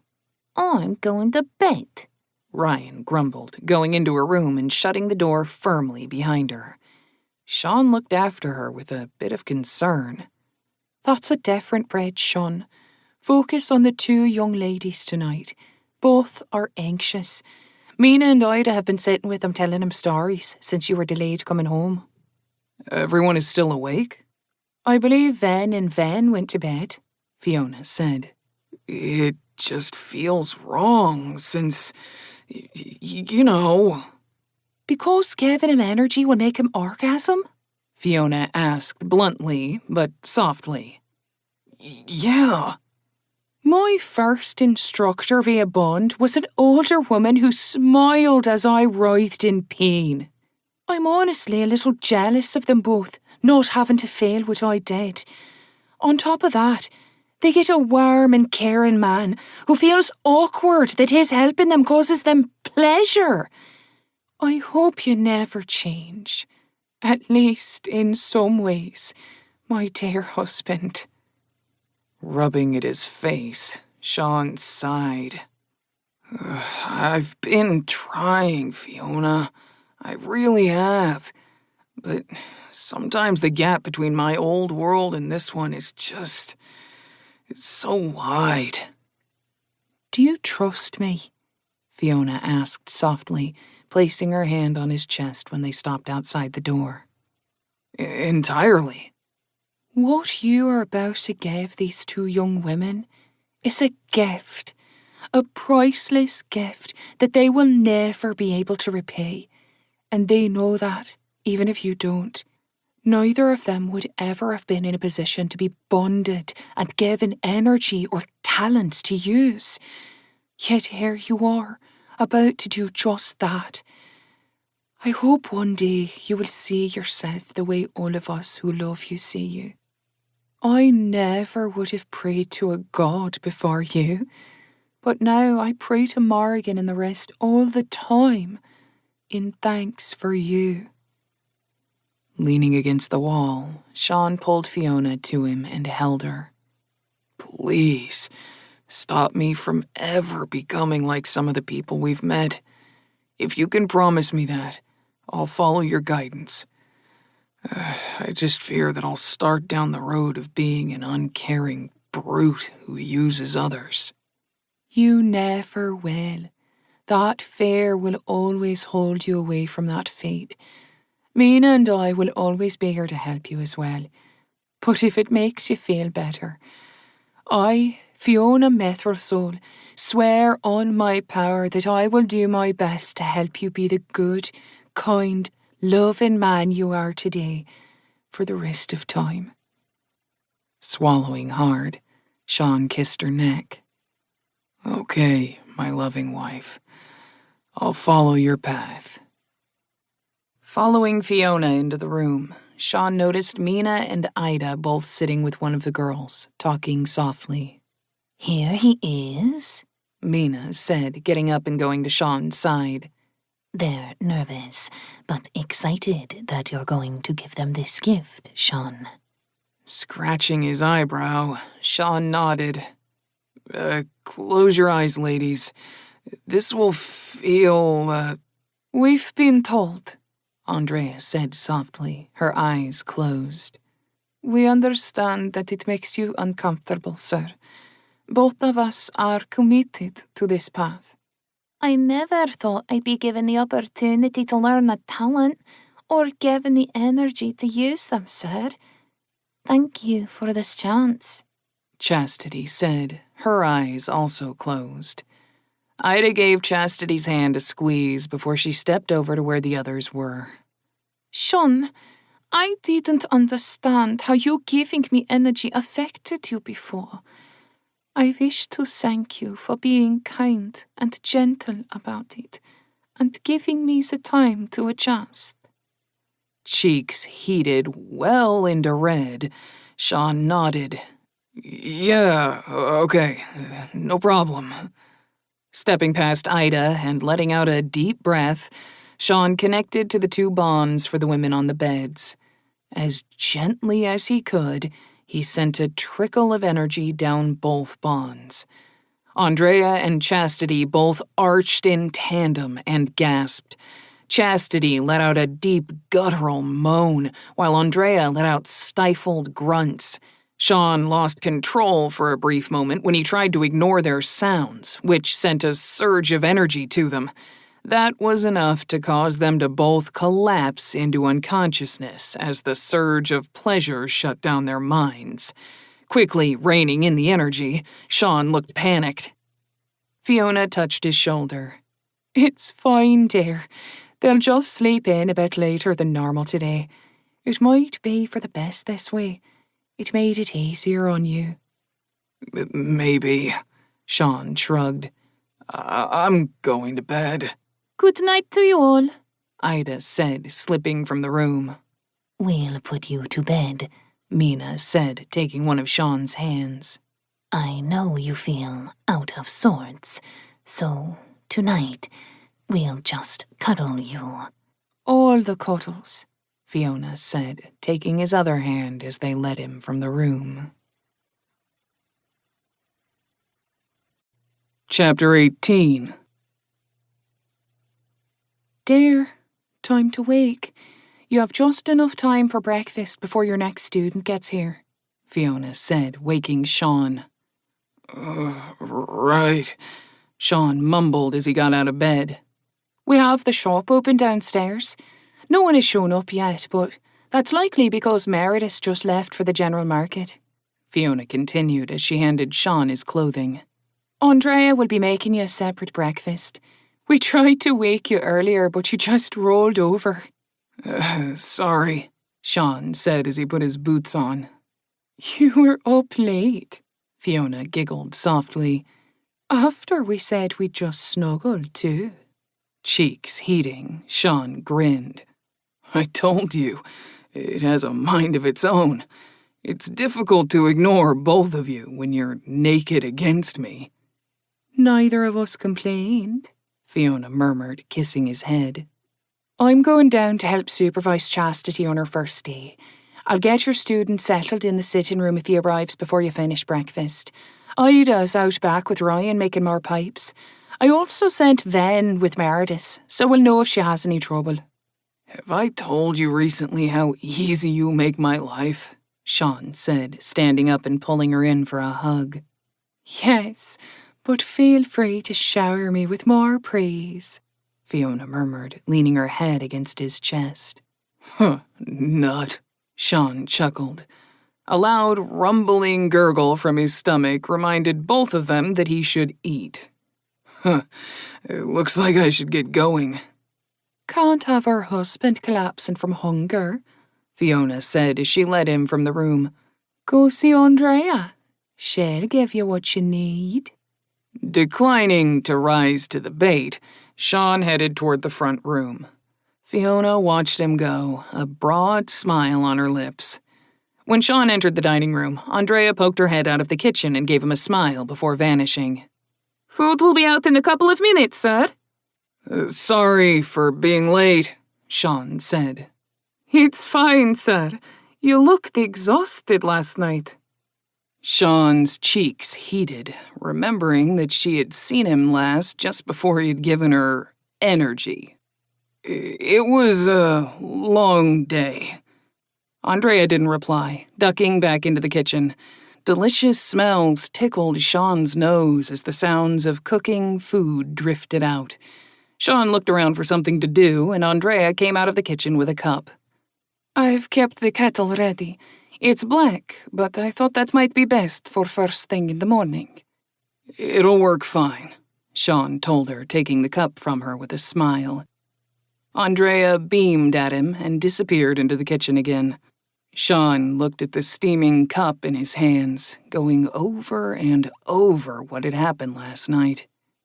She looks like she won the fucking lottery, Sean thought. Maybe I've done the right thing after all. If they want to be bonded and understand what that means when I give them energy, at least the first few times, maybe I should just accept it. I mean, I'm not doing anything sexual to them. I'm just giving them energy so they can use their talents. So, it's fine, right? Sir, do you like your eggs runny or solid? Andrea asked from the doorway of the kitchen. A little of both, Sean replied, pulled from his thoughts. I'll have them right out. True to her word, a minute later, Andrea brought him a plate with 2 eggs and a slab of ham. She ran back and brought the kettle out, refilling his cup as he began to eat. It's good. Thanks, Andrea. You're welcome, sir. Andrea left him to eat, reappearing a moment after he had finished to take his plate, empty cup, and cutlery. She started to head back, but paused at the door when Sean stood up. Sir, I know it'll be a few days until I can do anything with the energy you're giving me, and I will make sure my tasks are completed first, but will you teach me to use it soon? Any of us will, Sean replied. But who will be the best teacher for you will depend on what you want to learn. Fiona will be able to teach you wood shaping. Mina can show you defense. You get the idea. You'll be joining us for sparring, too, because I want everyone here to be able to defend themselves. As you command, sir, Andrea replied happily before she vanished back into the kitchen. When he made it to the ground floor, he met Fiona leading a young man toward the sitting room. Fiona, I have him. As you say, dear. Fiona kissed his cheek and went back to the front of the shop. McDougal, sir. Thank you again, Brendan Knox said, ducking his head nervously. It's fine. Let's get you settled in.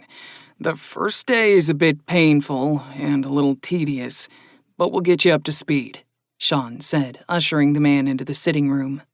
Okay, the first thing we need to do is give you some energy, Sean told Brendan.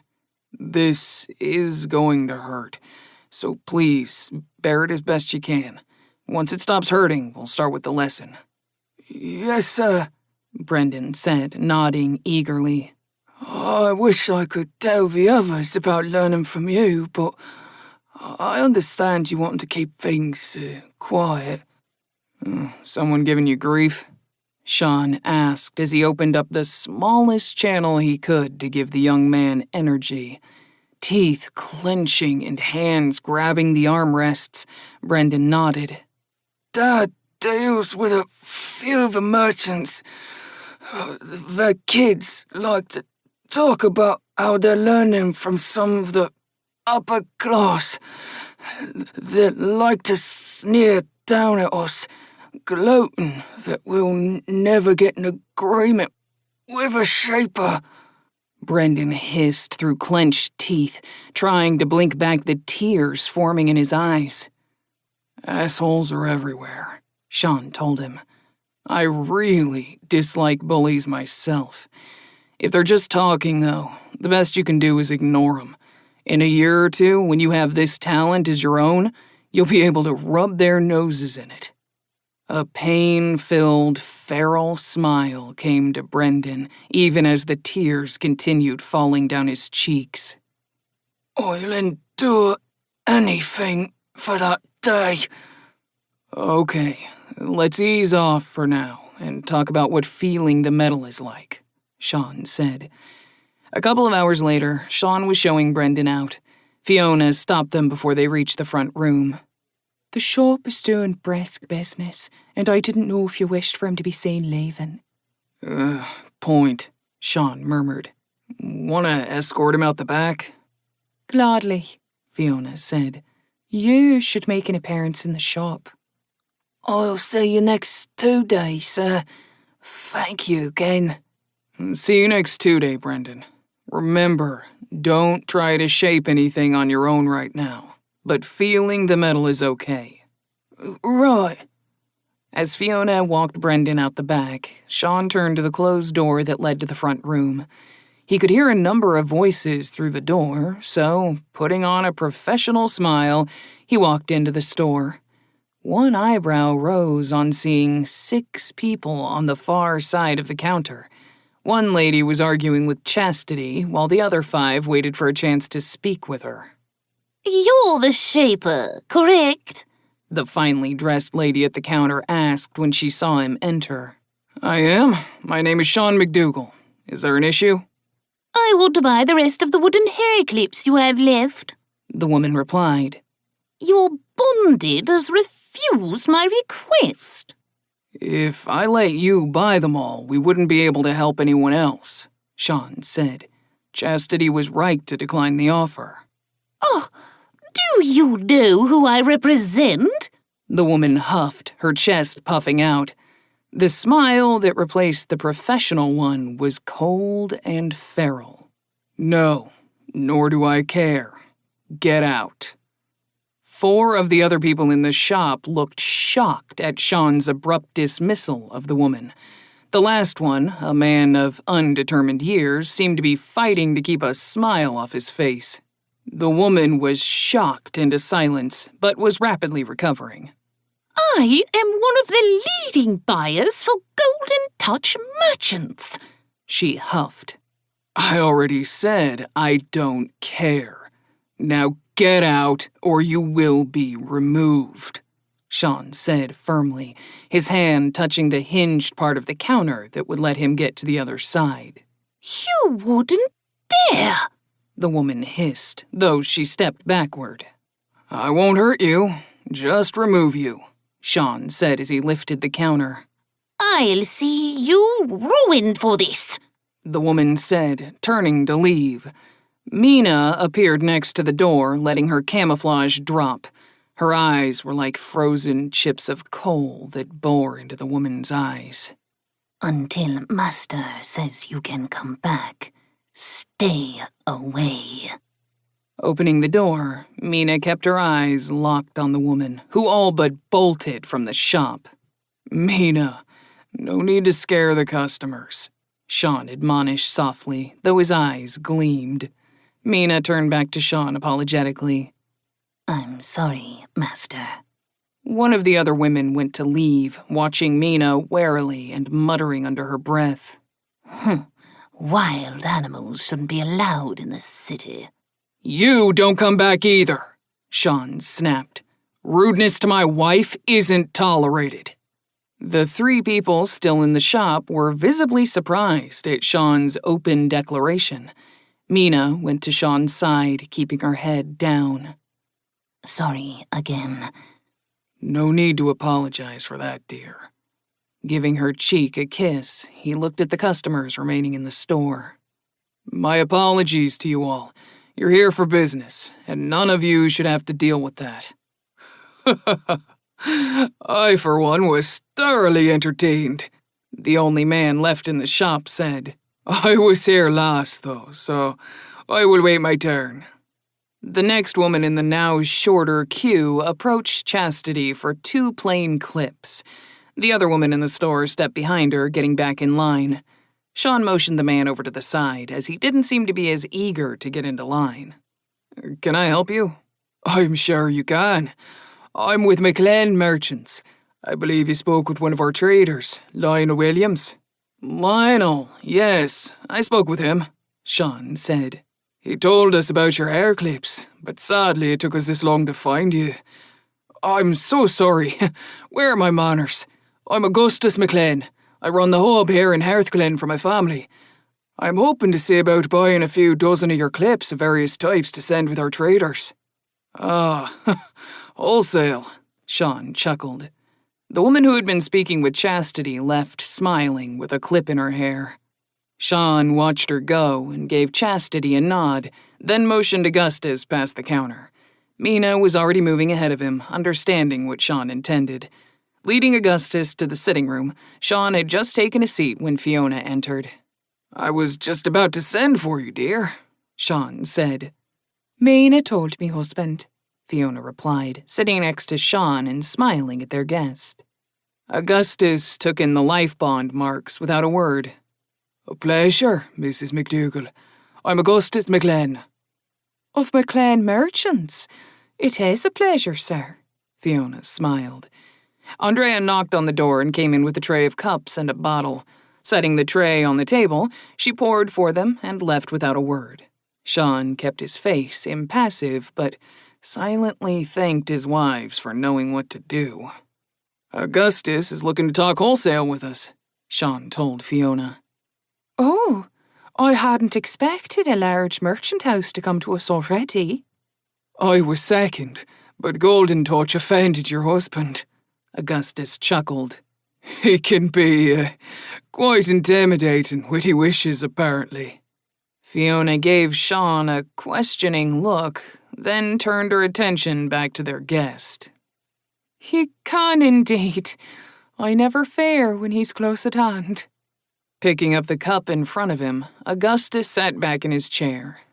I can see why Lionel was so effusive in his missive about meeting with you. Sipping the wine, he smiled. And you have excellent taste. Thank you, Sean said, a little out of his comfort zone. Touching his leg, Fiona smiled at Sean. Dear, if you wish, I can handle this for you. Augustus's eyes flicked from one to the other as he sipped the wine. Sean nodded. Probably for the best. Fiona will handle our end of the deal.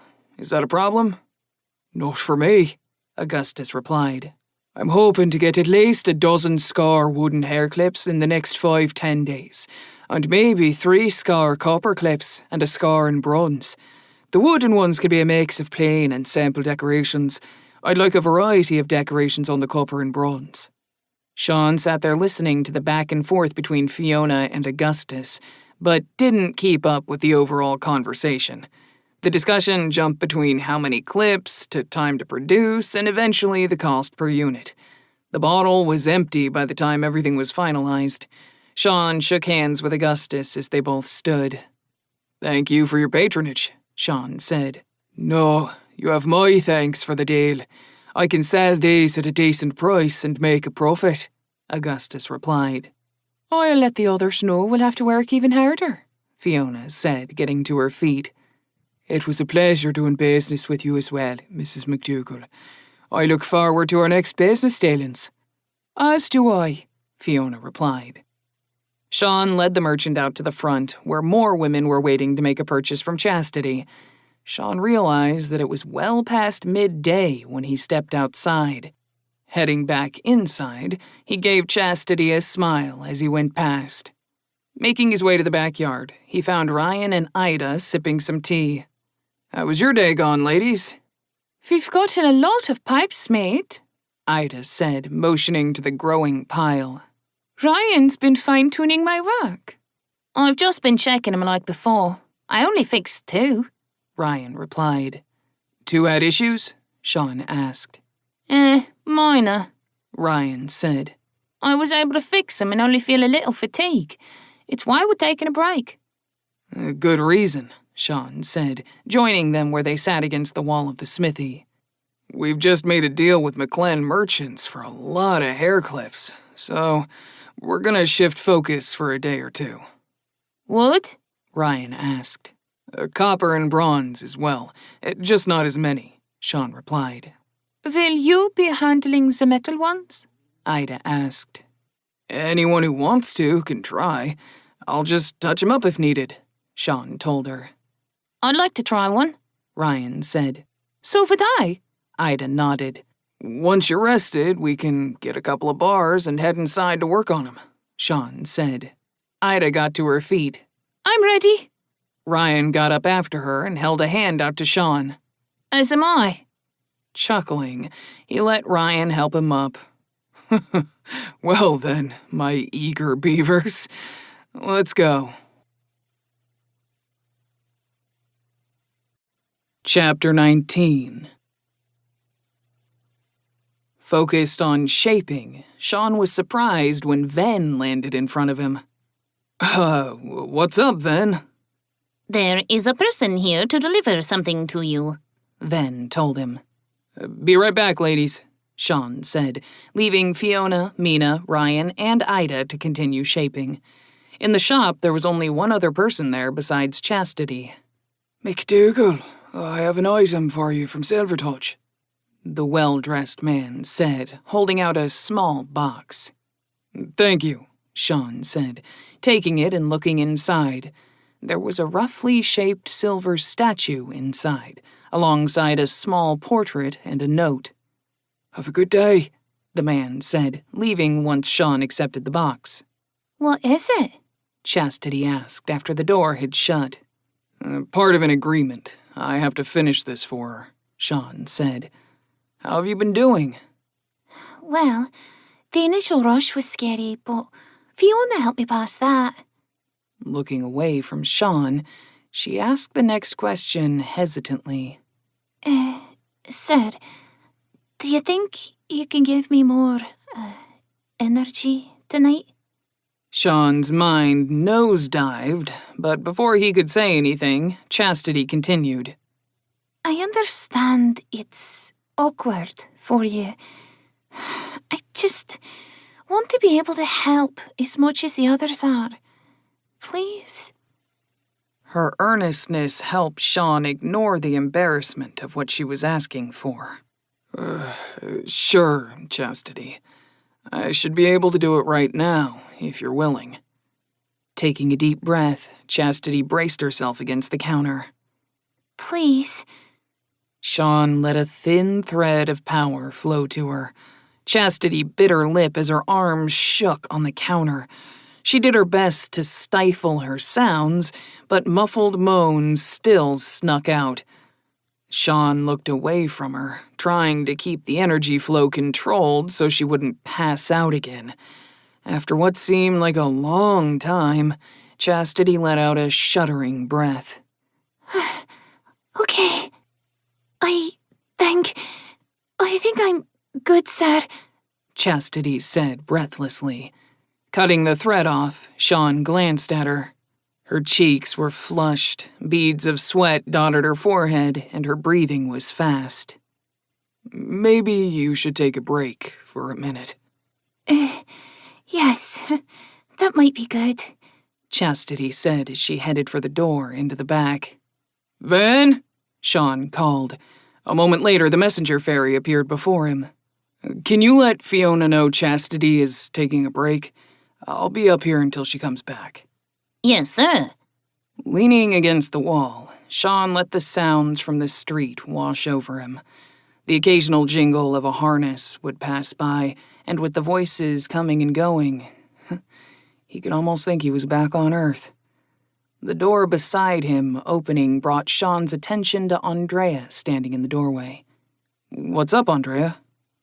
I was coming to see if Chastity needed anything. Is she okay? Sean coughed and looked away from the young woman. She's taking a break for a few minutes.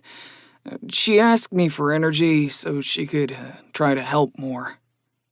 Oh, is that okay to ask for?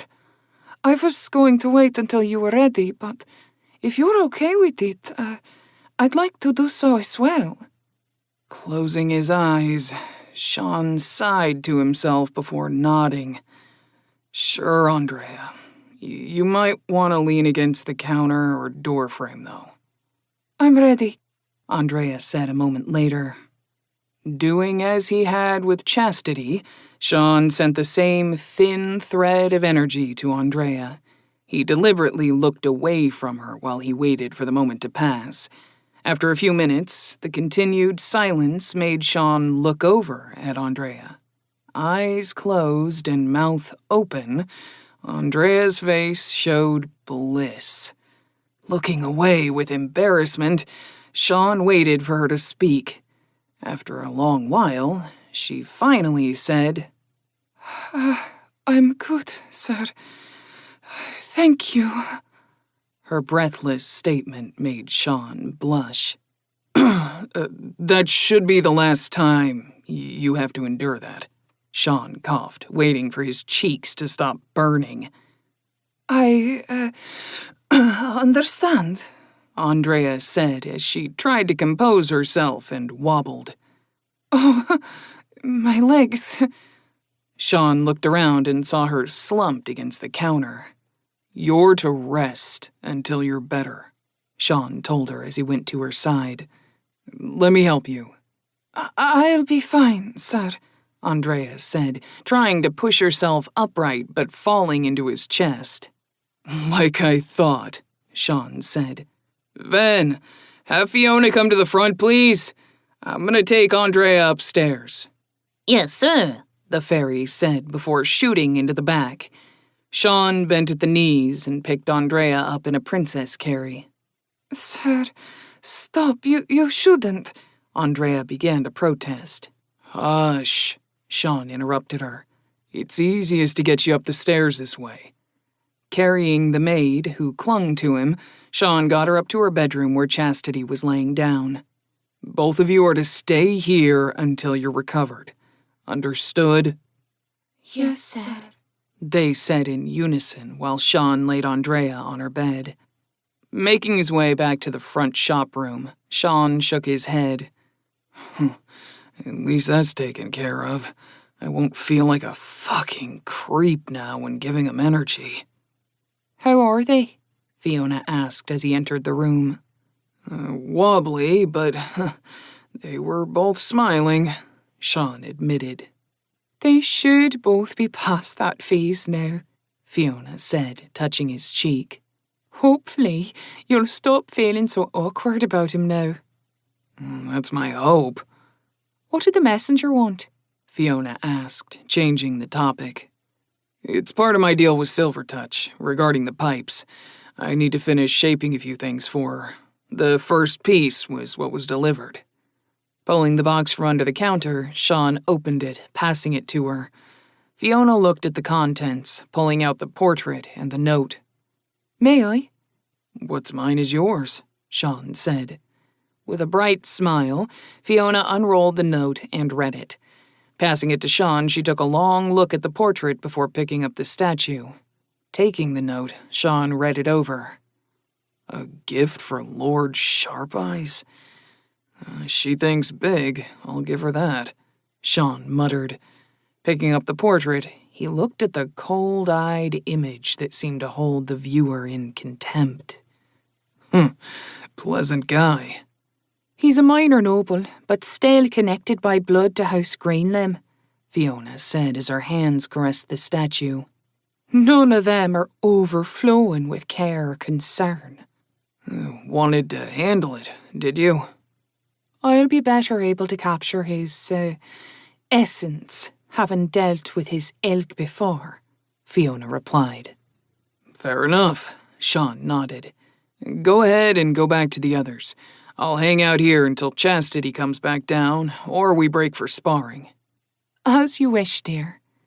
Fiona gave him a warm smile as she headed into the back. Left alone again, Sean looked around the shop. A good portion of their stock had been purchased today, which meant that some of what they were working on now would need to be brought out.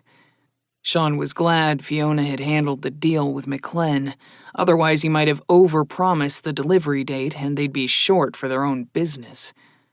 Taking a chunk of wood from under the counter, Sean began to shape more hair clips as he waited. Should get a chair here so Chastity can sit if there are no active customers to serve. Sean soon had a collection of mostly assembled hair clips that just needed some copper to finish the clasps. The door opened, and the small bell attached to it jingled, alerting him to someone in the shop. How can I help? Oh, hi, Meredith. How did the day go? I sold everything, sir, Meredith said, setting a pouch on the counter. Here's the coin. I told everyone I'll be there every 10 day, and that today was just to let people know the shop was open for business.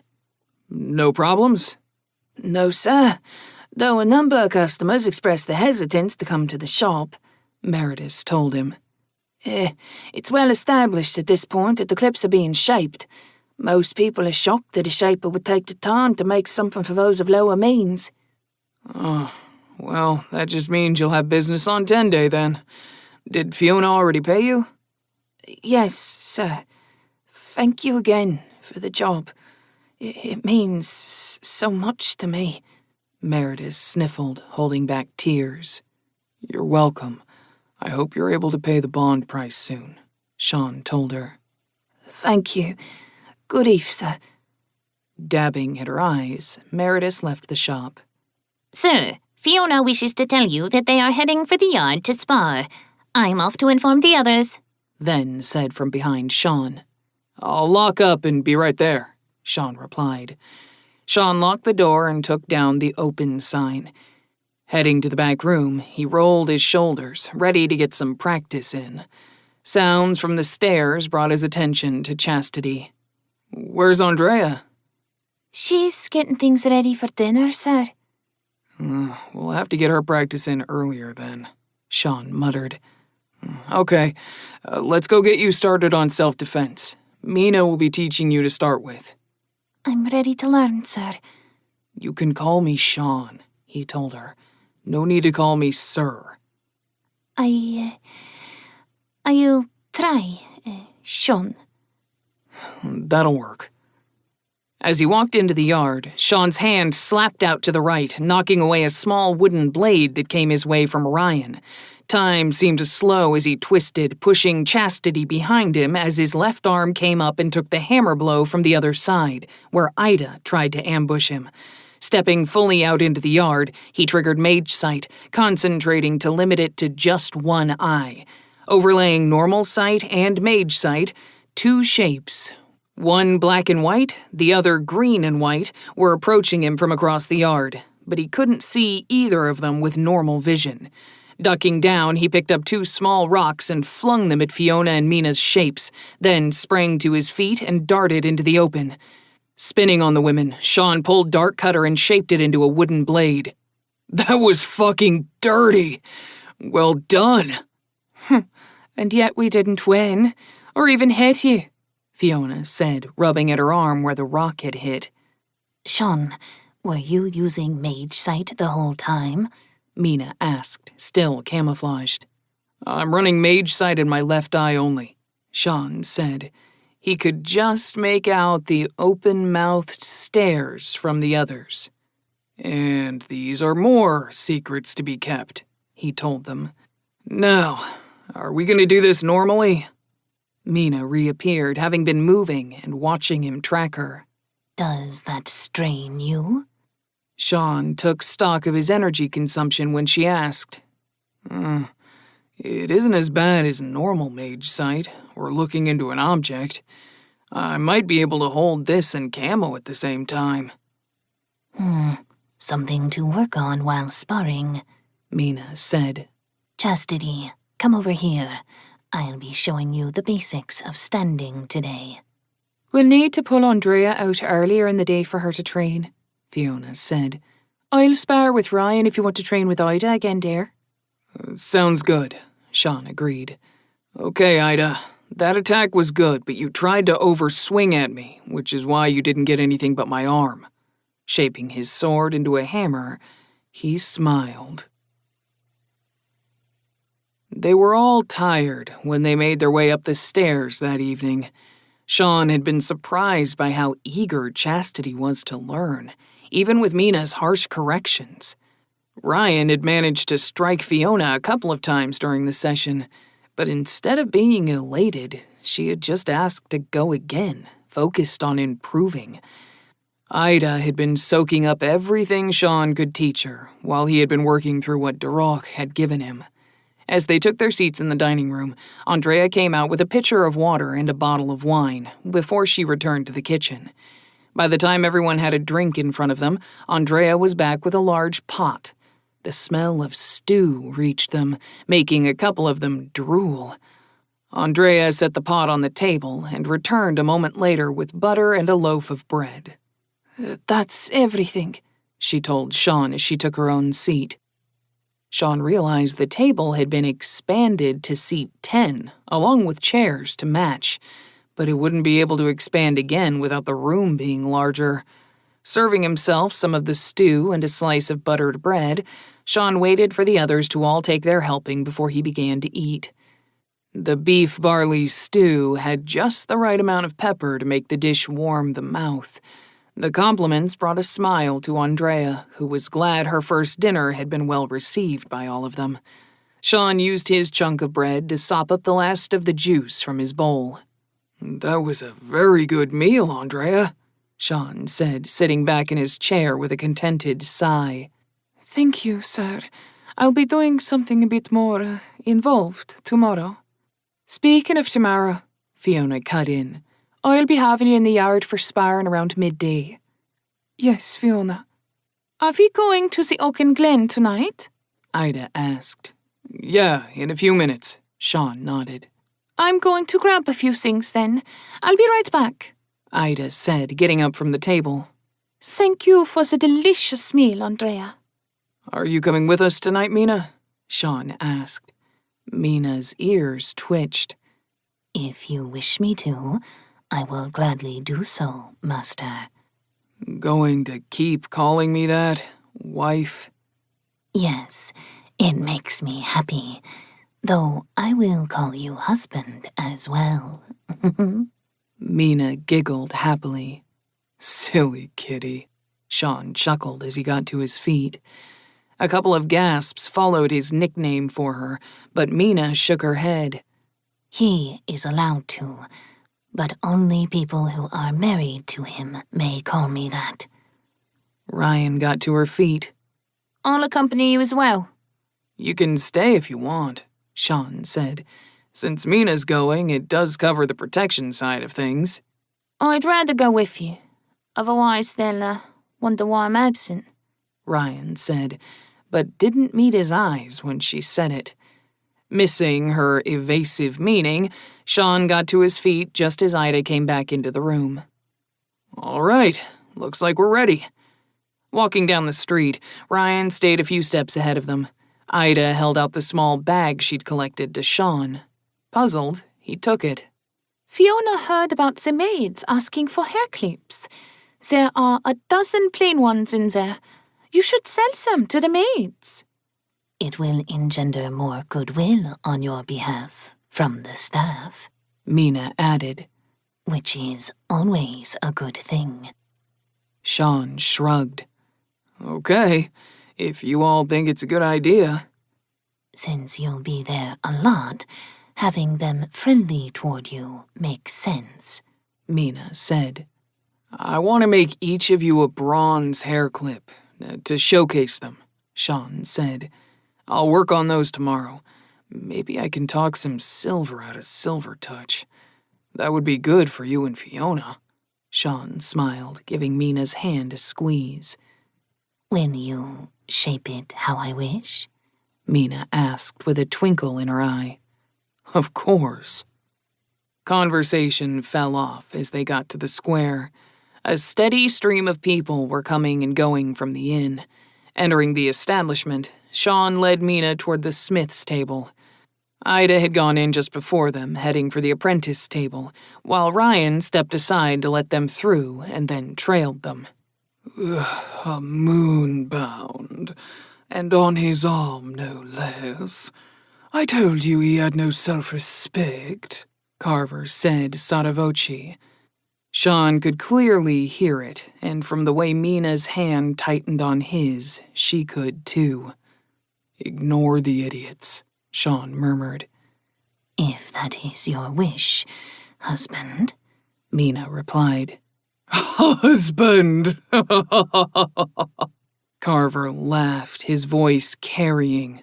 Gods, he married that beast? Come now, Carver, Denmure chuckled. We are not the sort to mock the affairs of those beneath us. Gertis, Stone Eyes, and Watercollar looked uncomfortable, while the others at the table chuckled along with Denmure and Carver. Sean felt his teeth grind as he led Mina past them. Mina's ears were twitching, but she kept her face as impassive as possible. Sean, Mina, it's good to see you both. Even if other folks here don't know how to behave, Joseph said as he moved over so Sean and Mina could sit together. Sean introduced Mina to the others who hadn't met her yet. Silvertouch looked shocked at Mina being presented as Sean's wife, but she did her best to take it in stride. What can I get for you? The maid asked, making her way to the table. Everyone ordered, and the maid left, her usual flirtiness subdued this time. Avery chuckled. Guess she doesn't like married men after all. Mina glanced at the maid. no, she's still interested. She just doesn't know how to handle me. Everyone looked at Mina with raised brows, but Mina just smiled. Wait, you'll see. Deftly taking the small bag of clips from Sean, Mina set them out on the table. The Smiths all asked to give them a look over, and she slid a few to those who asked. Sam, is yours still working well for you? Yes, Mina. It's been helping more than I thought it would, actually. Your drinks? The maid said, her eyes darting to the dozen clips on the table while she served the drinks. Setting Sean's down last, the maid gave him a tentative smile. Are, those for sale, sir? He brought those especially to sell to you and the other maids. Mina answered her. Smile blooming, the maid glanced between the two of them. I see. Let me tell the others. I know everyone will want one. As she hurried away, Joseph chuckled. she's eager. It's not over yet, Mina said with a grin. The maids, all 9 on duty, came to the table as a group, causing everyone in the inn to turn and look toward them. Sir, there are another 3 maids who are on duty tonight. The normal maid addressed Sean. I had him bring a dozen for a reason. Mina said, pulling the maid's attentions to her. His other wife and I talked, and because of your exemplary service when we stayed here, and your ongoing efforts to make him feel at home, we'll be selling these at a discounted price to you. Oh, that's very kind. The normal maid said with a hesitant smile. Are you all willing to buy one? Mina asked. Yes. Of course. I'll buy the extras for the girls who aren't here tonight. The first maid said. What's your name? Mina asked as she began to collect money and hand clips out. Liliana. Most call me Lily. Lily said. I don't see Tabitha, Lily. Is she one of the maids absent tonight? Yes, it's a day off. Lily answered. Your day off is when? 10 day. Lily said as she gathered the 4 clips she purchased. You'll be seeing Master every day, then. Please keep a close eye on him for me. Mina smiled. Lily's smile faltered, then grew. Of course. Sean was about to say something when Mina squeezed his thigh. It will make us happier knowing that a friendly helper is nearby. Motioning her closer, Mina took one of the clips from Lily and deftly got it positioned in the girl's hair. There you go. Thank you. Lily said before she left, tucking the extra clips into her apron. The other maids had already left to resume their duties. See? Mina giggled. Now she won't treat him any differently. I think she even forgot you were moonbound, Avery laughed. I'm one of Sean's wives, Mina said. It doesn't matter what others say or think about me. A bout of laughter erupted from the Shaper's table, followed by someone yelling angrily and a maid apologizing. Carver was soaked from the navel down, his mug on the floor. It appeared to have tipped off the edge of the table when the maid had set it down. "Are you stupid sow?" Carver snarled. "Do you know how much this outfit cost?" Alonin the bartender was at the table in a flash. "I'm dreadfully sorry, sir. If you will let us know the cleaning cost, I'll make sure it is covered." "That is the least you can do," Carver huffed. "You should give this one a few lashes for being clumsy as well." "I shall make your request known to the mistress, sir," Alonin said in the same calm tone. "Would you like a cloth for now?" "No, I've had enough for tonight. First animals in the building, then clumsy maids. You'll be lucky if we don't find another bar at this rate." "Calm yourself," Denmure said quickly to his friend. "We should leave for tonight, regardless." Turning back to Alonin, he went on. "Suggest to your holder that she might wish to put a restriction on certain subspecies being allowed in during the busy times." He glared at Mina and Sean before he stood. Most of the Shapers remaining at the table followed him and left the bar. Sean's knuckles popped, and Mina patted his thigh. The three people left at the Shapers' table looked decidedly uncomfortable and unsure whether they should stay or go. Sean happened to see one of the maids wearing a small, vicious smile when Denmure left. Catching her eye, he waved her over. Yes, sir?" the maid asked, clearly uncertain at having been caught sneering at the Shapers who had just left. "Bring drinks to those three, and invite 'em to join us," Sean told her, indicating Stone Eyes, Watercollar, and Gertis, while placing a coin on her tray. Of course, sir." The maid hurried off to fulfill her task. "Making more friends, McDougal?" Silvertouch asked, sipping her wine. "Friends are good," Sean grinned. "Besides, I have an agreement with two of them." "Indeed?" "I'll have the first-year pieces completed tomorrow night," Sean told her as he waved at the trio at the other table, who were looking at him in surprise when the maid brought them fresh drinks. "So soon, "Here they come," Sean said. Gertis was the one in front of the other two. "McDougal, thank you for the offer. The other table has been getting worse over the last 10 days. "Always glad to have friendly people to talk with," Sean said. "Let me introduce you all, just in case you don't already know each other." Chapter 20. 4 days of what was becoming routine went pleasantly by. Mina had declined going back to the Oaken Glen with Sean, opting to stay home and work on projects with the others. Gertis, Stone Eyes, and Watercollar had all joined the Smith's table over those few days, resulting in some stink eyes from the other Shapers. Waking to a kiss from Fiona on 7-Day, Sean smiled. "Morning, my lovely wife." "Breakfast will be ready shortly, my sleepyhead," Fiona replied. "You have things to do today, so no sleeping in for you." "I didn't mean to stay out so late again," Sean said as he sat up. "Gertis and the others were talking about being shut out by Denmure and his cronies.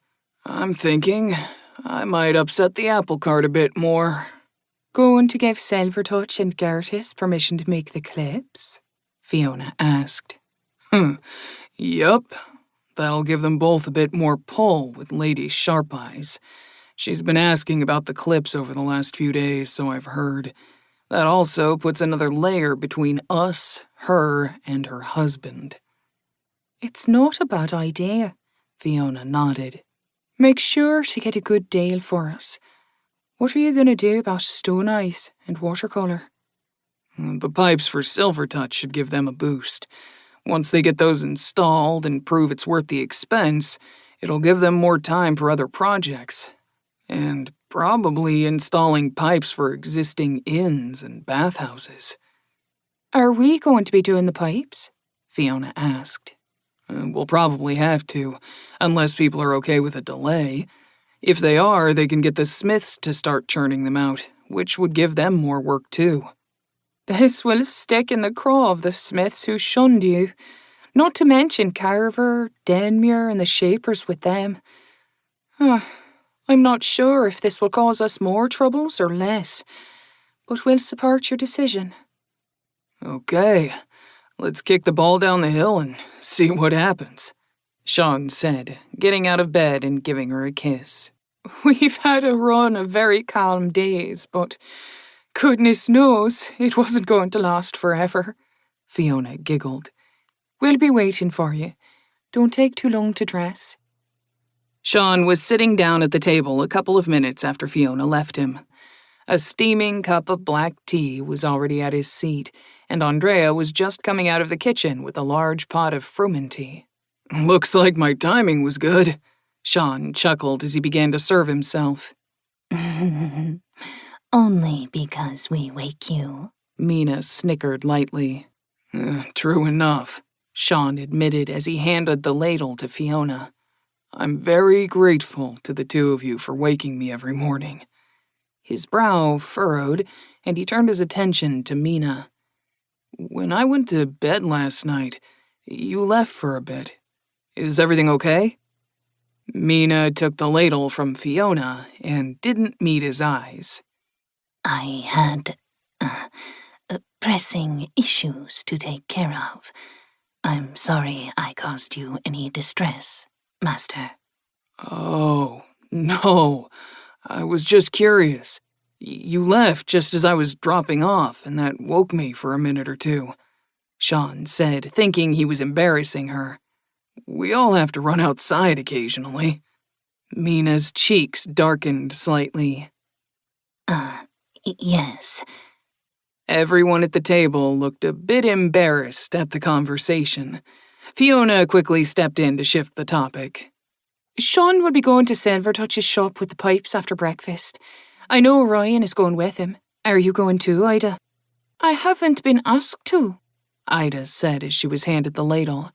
If he wishes me to accompany him, I will. You did a lot of work on those pipes, Sean said. It would be good for you to come along. I think Stone Eyes and Watercolor are going to be there to install them. You'll be able to see them at work. I'd be happy to go, Ida smiled, handing the ladle off to Chastity. Chastity waited as Ven used a much smaller ladle to serve themself and Ven. Once the fairies had been served, she took some for herself. I'm getting used to making the blanks for the wooden hair clips, sir. Being able to sit down in the shop between people helps a great deal. I'll finish my morning duties, then I'll be training with Mina, Andrea said as she took the ladle last. And that leaves me shaping the last of the bronze clips for McLean, Fiona said as they all dug into their breakfasts. Planning for the day was put on hold while they enjoyed their breakfast. By now, it was becoming a habit for each of them to thank Andrea for cooking as they finished eating. Once they were done, Sean stood up. Anguson should be here soon, Sean said, motioning Ryan and Ida out of the room. We'll be back once everything is settled. We'll be here working, Fiona replied. Are you going to approach her about the deal while you're there? Yeah, if she agrees, I might make a quick trip over to Gertis. I'll send word to McLean once I finish up the clips, and arrange for pickup tomorrow, Fiona said. Works. See you soon. True to his prediction, Anguson was at the back gate barely a minute after Sean opened it. Morning, Anguson. How are you today? Fairly well, considering how much you're paying for me and my lads to take this shipment for you. Anguson laughed. Your ferry quoted a price well over our standard, and I wasn't about to turn it down. They offered what I thought the job was worth. Sean shrugged. How has your wife been doing? Huh, good. Anguson said as they got the cart into position by the forge. She was thrilled with the air clip. I wouldn't be too surprised if I had another son on the way in 9 months. He laughed boomingly, the sound echoing in the yard. If he's half the man his father is, he'll be a man to keep an eye on. Sean chuckled. The other 2 laborers just shook their heads as they began loading the cart. Anguson and Sean went to help, Sean making sure to keep his load equal to the others this time. Ida and Ryan stood waiting off to the side with a small chest next to them, watching the men work. Once the copper was loaded, they set the chest into the cart. Okay, all loaded. Now off to Silvertouch, Anguson said, going around to the front of the cart and digging his feet in to get it rolling. The other 2 laborers pushed from the back, and the cart started moving. Sean trailed them, with Ryan and Ida walking next to him. Mina came out when Sean paused to close the gates and gave him a quick kiss. Sean heard the bar set into place from inside as he followed the slow-moving cart. Silvertouch's shop was on the other side of the square. Anguson and his 2 helpers stayed behind the buildings, following the alleyways around. Sean was impressed at how clean the city was, and how well repaired the cobbles were, even in the alleys. Definitely not your old world. Magic really does help keep the streets clean. I wonder how many fire mages and other sorts are employed to keep it this way. Ida suddenly bumped into him, distracting him. Oh, sorry, sir, she said, having stumbled a step. I think one of the stones is loose. Setting her back on her feet, Sean nodded. No problems, Ida. You looking forward to seeing the other shapers at work? Yes, not that we'll actually see much. Ida sighed. I've seen Stone Eyes erect a wall before. It's humbling to see a talent that makes the earth move at your command. Would make building much easier, Sean chuckled. If it can be reinforced like we can do with metal and wood. I believe that's possible. Ida nodded. Stone Ice's family raised many of the buildings here in the city. I think one branch is still in charge of maintaining the streets. Not surprising, Sean replied. That would make it much easier to fix any damage. Crossing the main street took a minute as a pair of carriages went past, forcing Anguson and his helpers to wait. Anguson grunted when they got the cart moving again. Sean put his hand on the back to help out a little before moving up to the front. Everything okay? Aye. Every stop just means we have to strain a bit, Anguson replied. Surprised you're walking with us. Learning one's way around their town is always a good idea, Sean chuckled. Besides, we're going there anyway. Walking with you or walking on the street is basically the same. You are an old one, Anguson chuckled. I've been seeing a number of women with the wooden clips now. Business must be good. Business is good for now, but the clips don't break easy, which means I'm gonna need to branch out soon. Aye, I noticed that with the wife's clip, sturdily built. I wish you the best, MacDougall. Word is that the other shapers are going to try to phase you out. My brother-in-law was laughing about it last night. Good to know, Sean said. Thanks for the heads up, Anguson. It's always good to keep an employer happy. They might use you again. Anguson laughed. True enough. The next few streets didn't have any traffic, making it easier for them to cross. When they got to Silvertouch's shop, Sean grinned at the gate opening for them before they could call out. There they are, Silvertouch said as Watercolor opened the gate the rest of the way. I told you he would be punctual. This is going to take most of the day, so I'm glad he isn't late, Stone Eyes commented.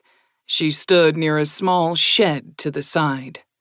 I was surprised you had the building ready for us already, Silvertouch. It seemed prudent, she replied. Now, where do you want the pipes? Bring them over here. We'll need to connect them and sync them after Watercolor gets his runes etched into them, Stone Eyes said. Over there it is, Anguson said, straining against the bar to get the cart turned and moving again. Sean stood back as the laborers got the cart into position and unloaded it. When they finished, Sean thanked them all and promised to call upon them again when he needed to move heavy loads in the future. Ryan shut the gate behind them and dropped the bar when Silvertouch asked her to. I have some chairs under the awning if you'd like to watch, Silvertouch said, heading that way. I'm wondering if you two wouldn't mind me observing your work? I'm always fascinated to see others employing their gifts, Sean asked Stone Eyes and Watercolor. Just don't get in the way, Stone Eyes said, focusing on the ground next to the building. I don't mind, Watercolor shrugged. You won't see much of anything, though. Pulling a diamond-tipped stylus from his bag, Watercolor took a seat next to the pipes. Just a lot of tedious work. I'll keep Silvertouch company, Ryan said, following the shaper. Ida stayed behind Sean.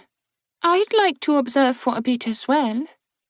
Shaking his head, Watercolor didn't bother to reply. Instead, he started to etch the pipe with the rune he required. Sean could wait to check the runes on the pipes, since he would have to fuse them together anyway, so he opened his mage sight and focused on Stone Eyes.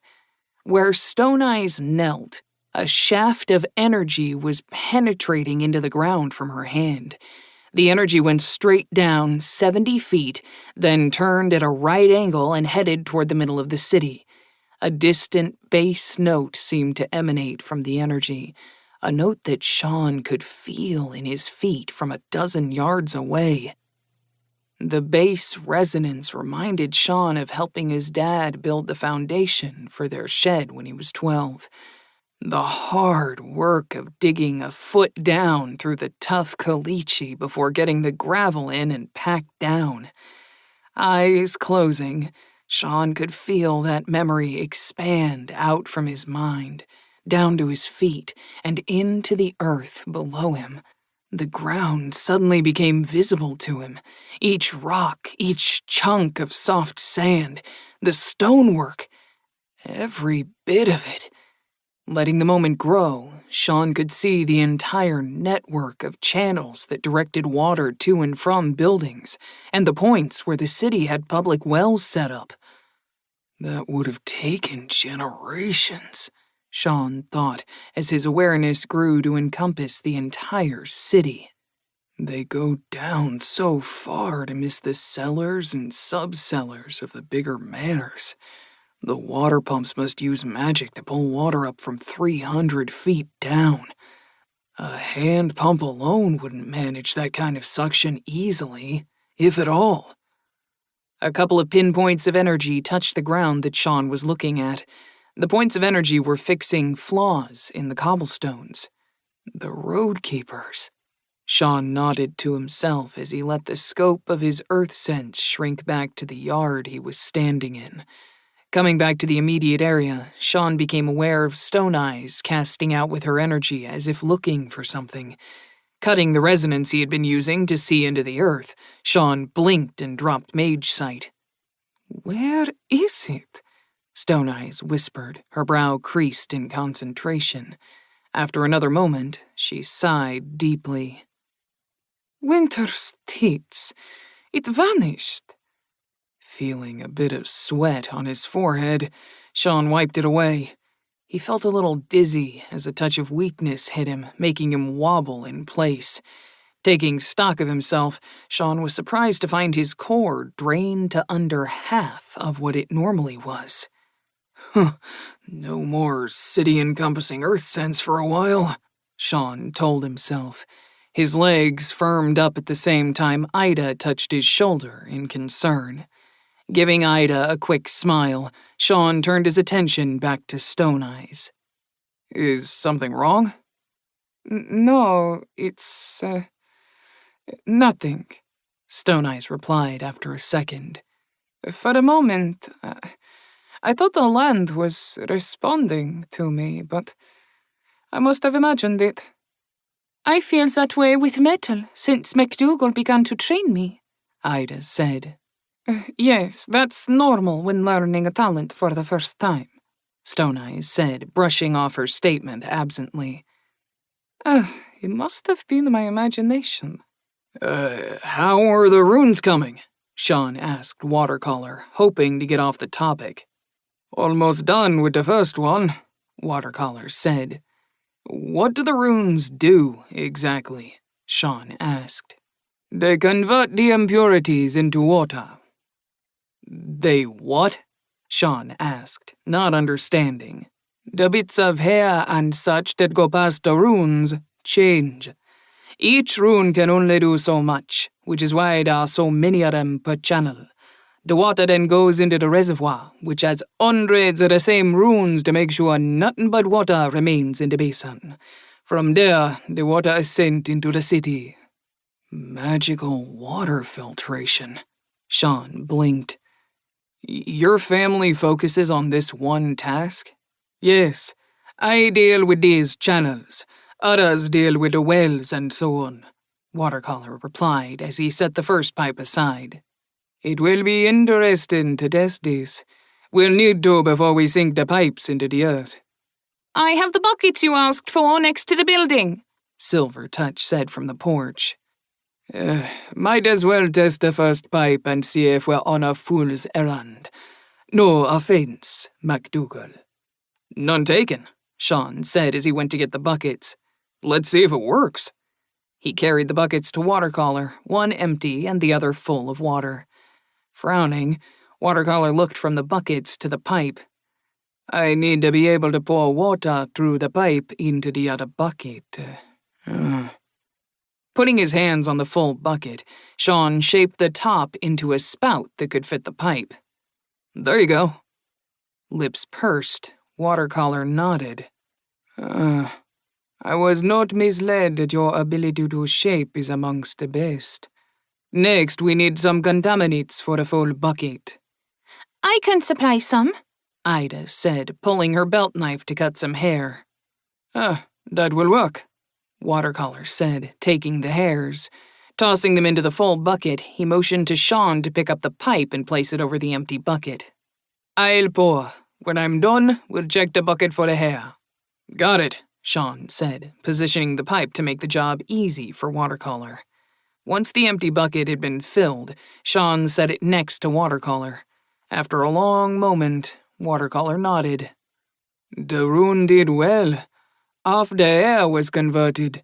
If I etch a rune onto each pipe, it'll do the job and better than our old channels. The test then becomes how long will they withstand the wear. Question. Does the rune have to be visible? Sean asked. What do you mean? If I took a little bit of extra copper and made a shell over the rune, would it still function? Watercolor looked a little stunned, then began to chuckle before laughing outright.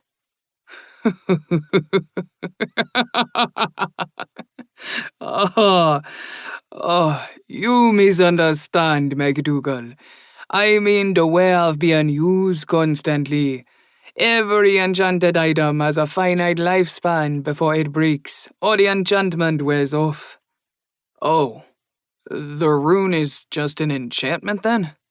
It is one of the ways to enchant, Watercolor replied. The others take more energy to set, or require components to keep them active longer, which is normally only used with the strongest materials, so they can withstand the strain of the magic in them. Huh, I'm learning a lot today, Sean chuckled. You've never enchanted an item before, I take it? Never, Sean said with a straight face. It's difficult to learn, and only a few of the truly powerful can try to master it. You do enchanting, though? Only this single rune, which my ancestor learned so he could take this duty for the city. Oh, Sean said, clearly disappointed. The Magi's is an enchanter, or at least she has been known to dabble in it, Watercolor said as he picked up the next section of pipe to start inscribing. Well, she is a dame, Sean chuckled. Truth, Watercolor conceded. This will take some time, Stone Eyes said. Could you fetch me a drink, please? I'll handle it, Ida said, heading for the porch. I'm curious, Watercolor. Do you need to be the one to inscribe the rune? It takes someone of my talent to empower them. The rune is merely a conduit to make my job easier. Go ahead and try shaping one. You can easily fix the pipe if needed. Taking a seat next to Watercolor, Sean picked up a pipe. He shifted the completed one over so he could study the rune, then began to shape a copy of it into the pipe he held. It took a few tries because he missed some of the lines, but when Watercolor finished with the second pipe, Sean held out the one he had worked on. Taking a moment to study the rune, Watercolor's brow knit as he nodded slowly. Yes, this will work. Is the metal still as solid as the others? More. I didn't want to tamper with the completed one, just in case it might have ruined the rune, Sean said. Oh, very well. Fix the other two, and I'll re-enchant them. If you're capable of doing more, you can shape and I can enchant. Deal, Sean grinned as he picked up the two finished pipes. Extending his senses into the pipe as he opened Mage Sight, Sean could see small flaws all around the rune. The rune itself glowed with a deep blue energy. Glancing at Watercolor, he saw a strong core of that same energy and a decent-sized cloud of it floating inside his body. Encompassing the rune with his own energy, Sean felt it running through the engraved symbol like a river following its course. The energy felt welcoming, and Sean touched it with his own. A surge of understanding entered his brain the moment they touched. Someone would need this exact energy type to empower the rune. Pulling back, Sean frowned when he noticed the energy in the rune was gone. Shaking his head, he fixed the pipe and was about to hand it back to Watercolor when the urge to try empowering it came to him. Wanting to see what would happen, Sean tried to replicate the same energy that had been in the rune before. A moment later, pure white energy filled the rune, flowing through it like the previous energy had. After a couple of laps around the rune, the energy began to shift to the blue he had seen originally. Another long moment passed, and it became identical to what it had been, but stronger than it had been before. Pulling the energy back out with a smile on his face, Sean handed the pipe to Watercolor. Okay, this one's fixed. Taking the pipe, Watercolor nodded and set it aside. This will go much faster with you making the runes. Until you need to rest, that is. Fair point, Sean nodded. Here's some tea, Miss Stone Eyes, Ida said, handing the cup to the shaper. Thank you. Ida, come over here, Sean called to her. I want you to try and make this rune on one of the pipes. Just go slow and take your time. Of course, sir. Ida smiled. Chapter 21. It was hours later before all the pipes had runes inscribed into them and were ready to go. Sean had stopped for a half hour to preserve the idea that he needed to rest, and Ida had to stop several times to recover. Watercolor had paused when they had, and even though he had only been imbuing the enchantment, he still looked worn by the time they finished.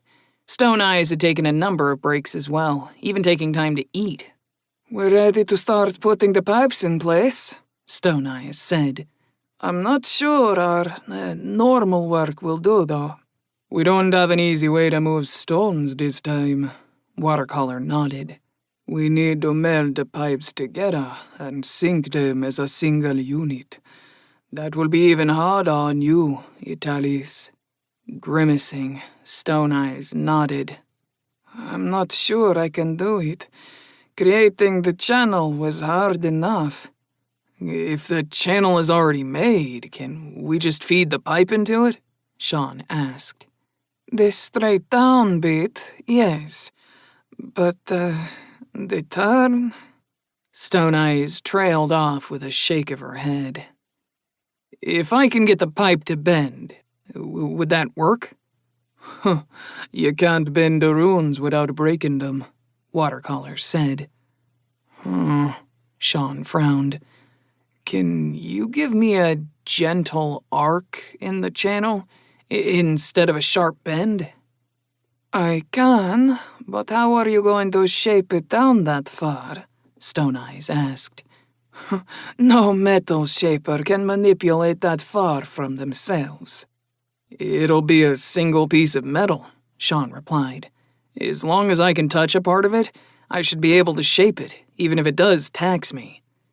Stone Eyes and Watercolor stared at Sean for a long moment before Watercolor shook his head in disbelief. You're going to meld the pipes together and shape them? Ida will meld the pipes together, Sean said. Ryan, I could use your help as well. As you command, Sean, Ryan said, getting to her feet. I was getting bored just sitting here. Your guard is going to help? Silvertouch voiced the question, but both Stone Eyes and Watercolor were looking skeptical. She can shape, Sean said. All three blinked at his announcement, but again Silvertouch spoke up. You gave your guard the talent of shaping? Why shouldn't I? She's my bonded. If she stays with you long enough, she'll be able to shape on her own, Silvertouch said. That's why shapers are so hesitant to take apprentices without getting a lot in return. I'm not your usual shaper, as I've proven a number of times, Sean shrugged. In this case, she'll be able to help Ida, and we'll be able to get this done today. As it is, she doesn't have enough energy on her own to do more than check that the metal is solid. Ah, Stone Eyes nodded. I see. She'll never be a full shaper, but just have a trace of talent. That makes much more sense. I'll start on changing the bend to an arc. Nothing left for me to do until the pipes are in place, Watercolor said as he headed for the porch. Thank you for your work today, Silvertouch told him. I'm looking forward to trying out my new bath. It has to be in place first. He chuckled as he took a seat and some tea. Lowering his voice, he continued. I'm not sure MacDougall can do what he thinks he can. Sean's lips turned up at the corners when he overheard Watercolor.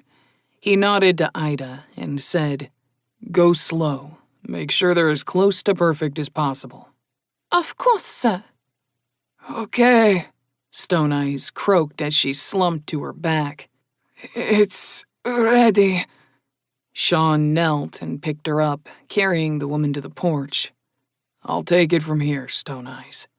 Watercolor looked a little peeved, but gave Sean a nod as Stone Eyes settled into a chair. I'll tend to her. You have a daunting task ahead of you. Nodding, Sean went back to Ryan and Ida. Someone has feelings. I wonder if Stone Eyes knows. He motioned the two women to follow him into the bathing room because the pipe would need to be fed straight down from the tub. Out of sight from the others, Sean grinned. Okay, Ryan, bring in the pipes one at a time once we get started, but don't hurry. You're still going to check that each meld is good, and Ida will be melding them. We can work at our speed while the others rest. I'll be holding the pipe as it feeds down. Yes, sir. Ryan said, going out to collect the first 2 lengths of pipe. Thank you for trusting us in this, sir, Ida said. I know you can handle it, Sean told her. It's easy to trust when you're certain. Ida blushed, her smile brightening. I won't let you down. Her smile faltered slightly. Are you sure you can manage what you say you can, sir? Yeah, won't be a problem, Sean told her. Here you go, Ida, Ryan said, handing off the first 2 sections. Sean shifted the giant copper tub off to the side so they could see down the hole. Sitting down next to it, he motioned Ida to sit across from him. I'll be holding each section. Just meld the next one on top of it. Once Ryan gives it the all clear, I'll feed it down. The 3 of them soon fell into a rhythm. Ryan came back with the last section and handed it off to Ida. That's a nice piece. Ida nodded, her eyes dark and her breathing slow. Good. Even with Sean helping me, I still feel like I'm about to pass out.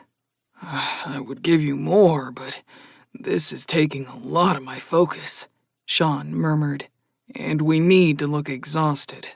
I am more than just looking it. Ida muttered as she got the last section melded. It's good, Sean, Ryan said after a moment. Feeding the last bit of the pipe down, Sean left an inch of the pipe sticking out of the hole. Standing, he grabbed the tub and moved it back over the pipe. Ida, one last thing. Spread the last inch out to help guide the water into the pipe. Ida let out a groan as she lay down and touched the copper pipe. After a minute, she sighed. Done. Standing up, Sean let out a deep breath. Okay. Ryan, come here and give me your shoulder. Ida, you need to take her other shoulder. She'll be supporting us. I don't want to stand. Ida grumbled as she pushed herself upright. Come on, grumble butt, Sean said as he pulled her to her feet. You go rest while I dick her with Silver Touch.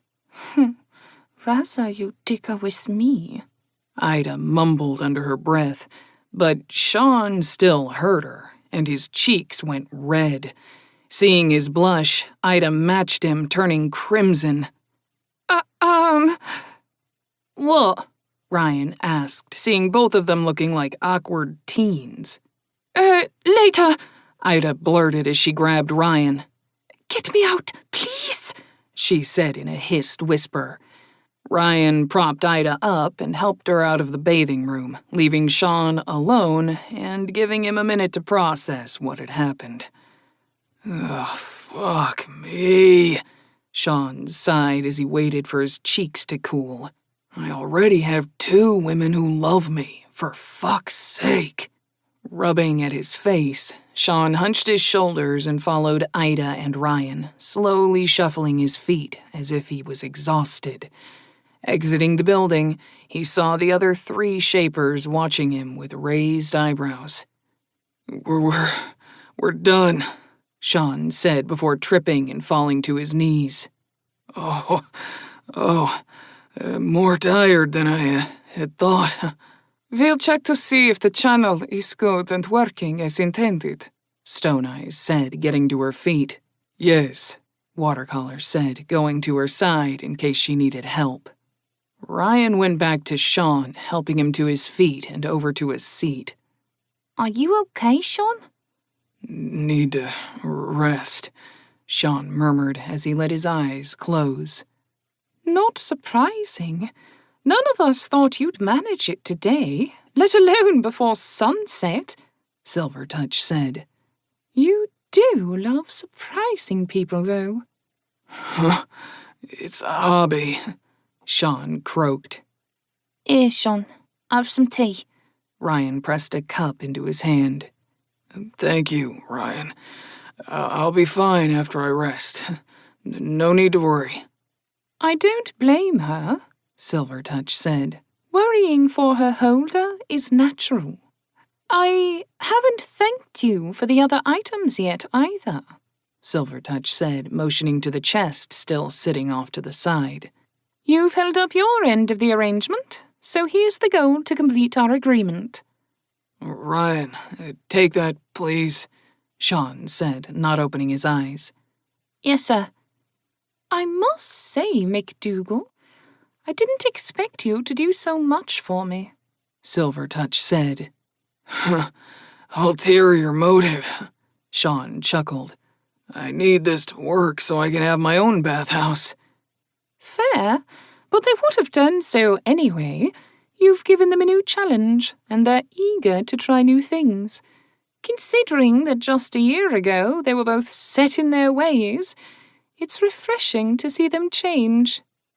A nexus, a changer. Morgan's voice echoed in Sean's ears briefly. Glad to see them embrace change, Sean said as he drained his tea, opening his eyes.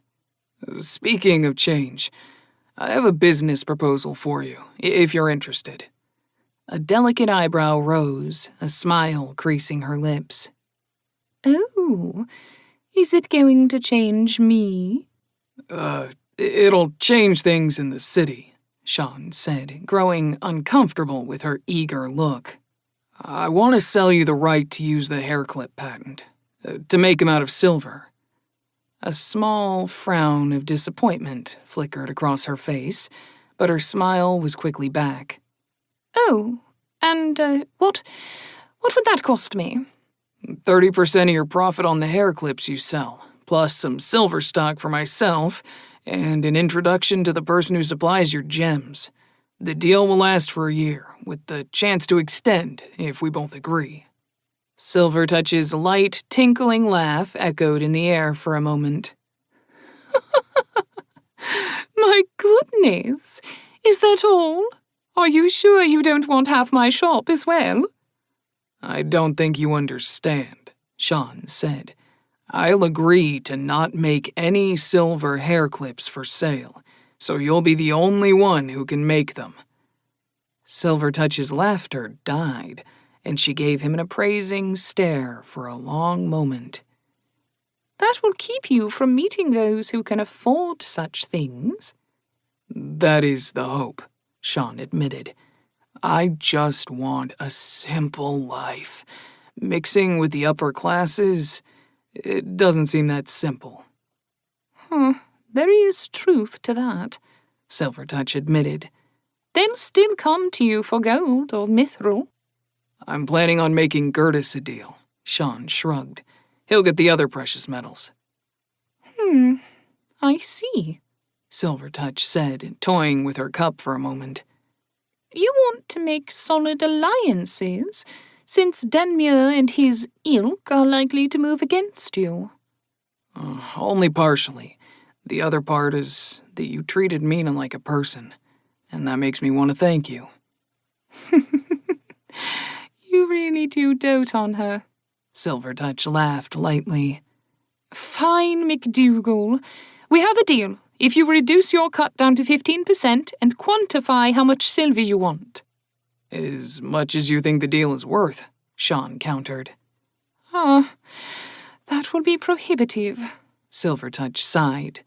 How about 1.5 ounces for every clip I sell, delivered every 2 10 days along with your percentage? Deal, Sean agreed, the weight of the agreement settling over him. I'll let the guild know on my way home. Once I have the confirmation, I shall send over the silver and let my supplier know that you wish to meet with them. Works. Indeed it does, Watercolor said as he exited the bathing room with stone eyes. The impurities were gone by the 6th rune, which is even better than I had hoped for. It will not add any extra strain to the reservoir. I can't wait to tell Lord Sharpeyes, Stone Eyes said. If he'll approve us to upgrade the older channels, it will free us up to do other things in less than a year. If we can get the pipes made, Watercolor reminded her before looking a bit uncomfortable. MacDougall, What did you do to the runes when you sank the pipes? Nothing. Why? I can easily feel and charge the entire length of the pipe. Normally, we'd have to lift the broken rune out, fix it, and then resync it. Maybe because they're part of a whole and not separate? Sean suggested. Oh, that's an interesting thought, Watercolor mused. We'll need to rest for a day or two, but we can do yours on 10 day at the latest. Ryan, give him the gold, Sean said. Ryan did as he bade her and returned to his side. There's the payment up front. Don't rush, though. We all know we need to recover first. We'll see you at the Oaken Glen, Stone Eyes said tiredly. It has been an experience working with you, McDougal. Tonight, Sean nodded as the two shapers left.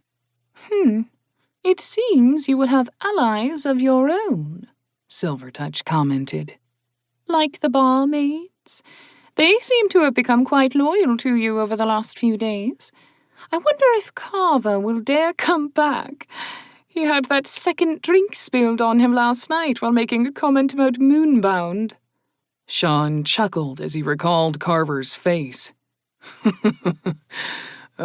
Couldn't happen to a more deserving asshole. Are you going to speak with Gertis tonight? Yeah, once we leave here, Sean said as he got to his feet with a deep exhale. Well, you can try out your new bath. I'm looking forward to it, Silvertouch said. Let me show you out. Chapter 22. Sean took his seat across from Gertis, with Ida and Ryan on either side of him. I didn't expect you to come by, McDougal. What can I do for you? Sean had been impressed by the size of the building and at the number of people working in the workroom they had passed through. Gertis's family did more than just shaping from the brief view he had. Business. Your brother wanted to be allowed the use of my hair clip patent when I registered it at the Guildhall.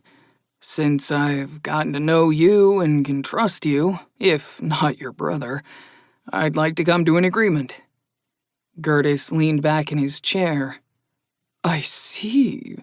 This is completely unexpected. There was a soft knock, then the door opened and a Moonbound entered the room, her two long ears curling under the doorframe as she did. Sean's eyebrow rose at the sight of a rabbit Moonbound in a fetching maid outfit. She was not a pureblood, as she had pale skin instead of fur. Thank you, Roberta, Gertis said when the maid set the wine and glasses on the table. As you can see, some in my family are as forward-thinking as yourself. Roberta poured the wine, then bowed and withdrew. Sean watched her go as he picked up the glass. You must be tired of Carver's snide comments as well, then. Indeed. The cooks at the Oaken Glen happen to be related to Roberta, and get along well with the rest of the staff there. That probably explains the accidents that Carver keeps having. Sean said, sipping at the wine. This is very good. It's a good vintage. We ship it down from West Point. Dark form just doesn't make the best wines, though his ales and hard liquors are hard to beat outside of the quarters. But that's well off the point. You came here for business. I'll let you know that I've already struck a deal with Silvertouch, Sean said. She has my permission to make them out of silver. I deliberately kept it to that singular metal so we could talk. She could use the exposure, Gertis said. She's a wonderful shaper and silversmith, though she doesn't like to talk about that part. It's sad, but she's been pushed into the background by Denmuir and others. Sean thought he caught a faint wistfulness to Gertis's tone, but he let it be. She'll get a chance to shine soon. I need to stop by the Guildhall and let them know about the agreement. Since I was going to do that, it seemed like a good idea to see if you also wanted the rights to use the patent. My brother has been eager for it, but since you fell out with Denmere, he's been trying to get me to distance myself from you. Gertis chuckled. Oh, he will not know what to do with himself if we can come to an agreement. What did you have in mind? 30% of profits for each clip, and 3 ounces of metal dependent on clips sold to be delivered every 10 days. The deal will last for 1 full year, with the chance to extend if we both agree. Gertis almost spit his wine out, coughing roughly as he tried to catch his breath. Oh, goodness! Oh, no! That would beggar this family. It's the opening offer. I'm willing to listen to the counter. After a bit more coughing, Gertis wiped at his eyes and mouth. Oh, damn near killed me with that. 10% and 1 ounce of metal, depending on the clip sold. Sean grinned.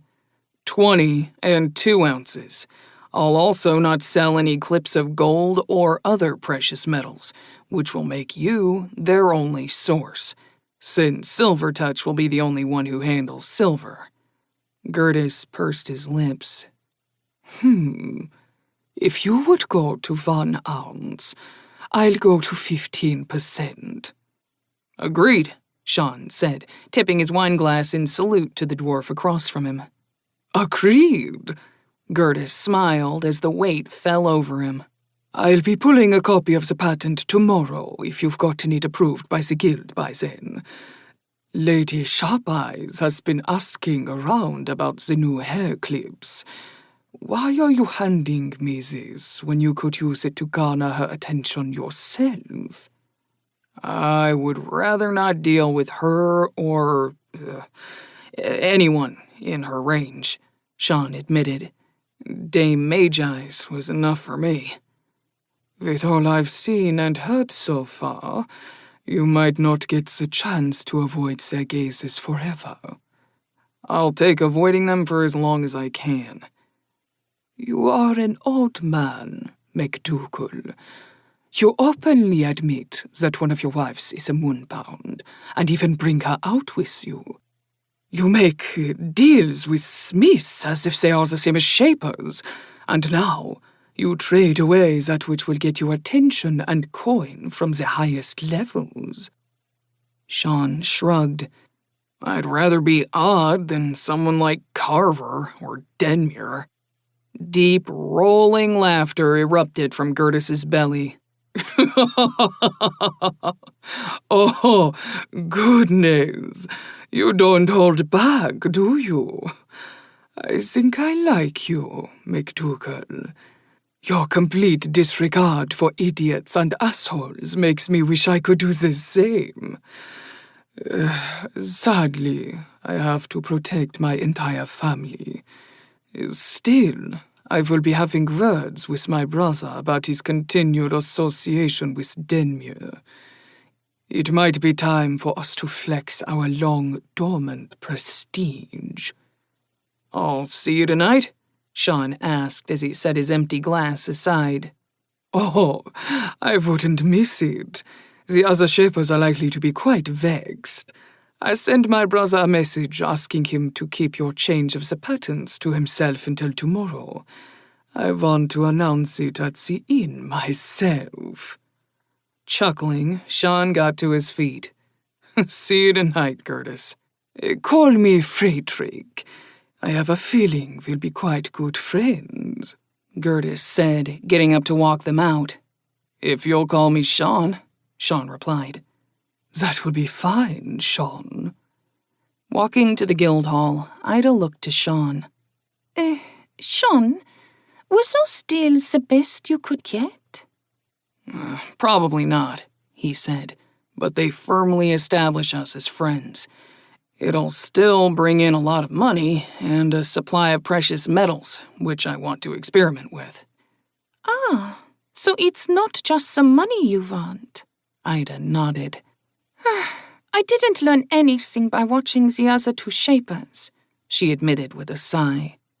I did, Sean said softly, watching Ida's eyes expand to the size of saucers.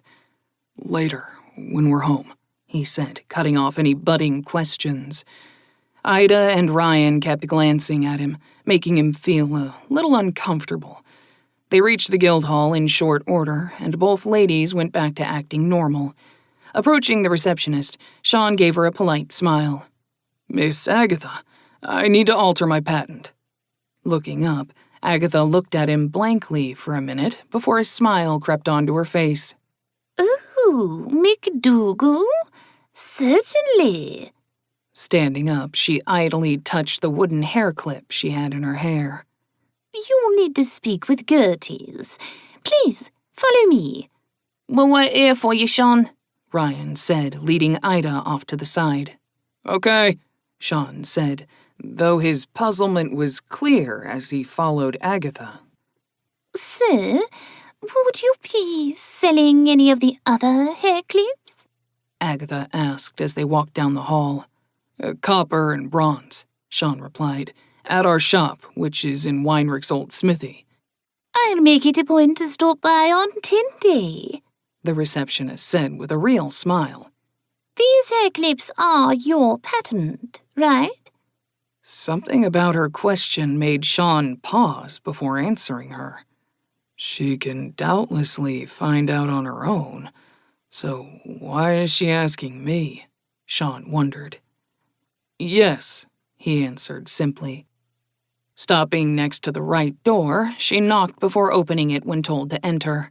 Following Sean inside, Agatha gave Gertis a professional smile. McDougal wishes to update his patent, Gerties. Eyes narrowing for a moment, Gertis gave the receptionist a nod. Thank you, Agatha. When she left, Jackson Gertis gave Sean an even look. What did you need to update? I'm letting 2 people have access to the patent for a single year, with the option to extend past that, Sean replied. Brow furrowed, Gertis grabbed the tome that Sean had seen him use before. Opening it to the correct page, Gertis nodded and placed the tome before Sean. Put your hand on the page and speak the agreements. Sean did as he said, and when he mentioned Silver Touch, Jackson's face scrunched in displeasure. When Sean went on to name Frederick Gertis, Jackson's jaw dropped, and more so when he heard the deal. You made that deal with my brother? About an hour ago, Sean smiled. A blur of silver appeared on the desk, revealing a messenger fairy. Sir Jackson, your brother wished me to convey a message. Go ahead, Jackson told the fairy. Keep the details of McDougal's patent extensions to yourself until tomorrow. Looking perturbed, Jackson nodded slowly. Tell him I have received the message. The fairy shot into the air with a nod and vanished in a silver blur heading right at the door. Sean watched the tiny creature leave, then turned back to Jackson. That's all I needed. Have a good day. McDougal, Jackson said as Sean stood up, clearly trying to find the right words. Why? Because I like your brother and Silvertouch, while people like Denmuir make me want to puke. I just want to have a nice, quiet life. But the way Denmuir and his friends are going, I'm going to end up in a conflict in some way.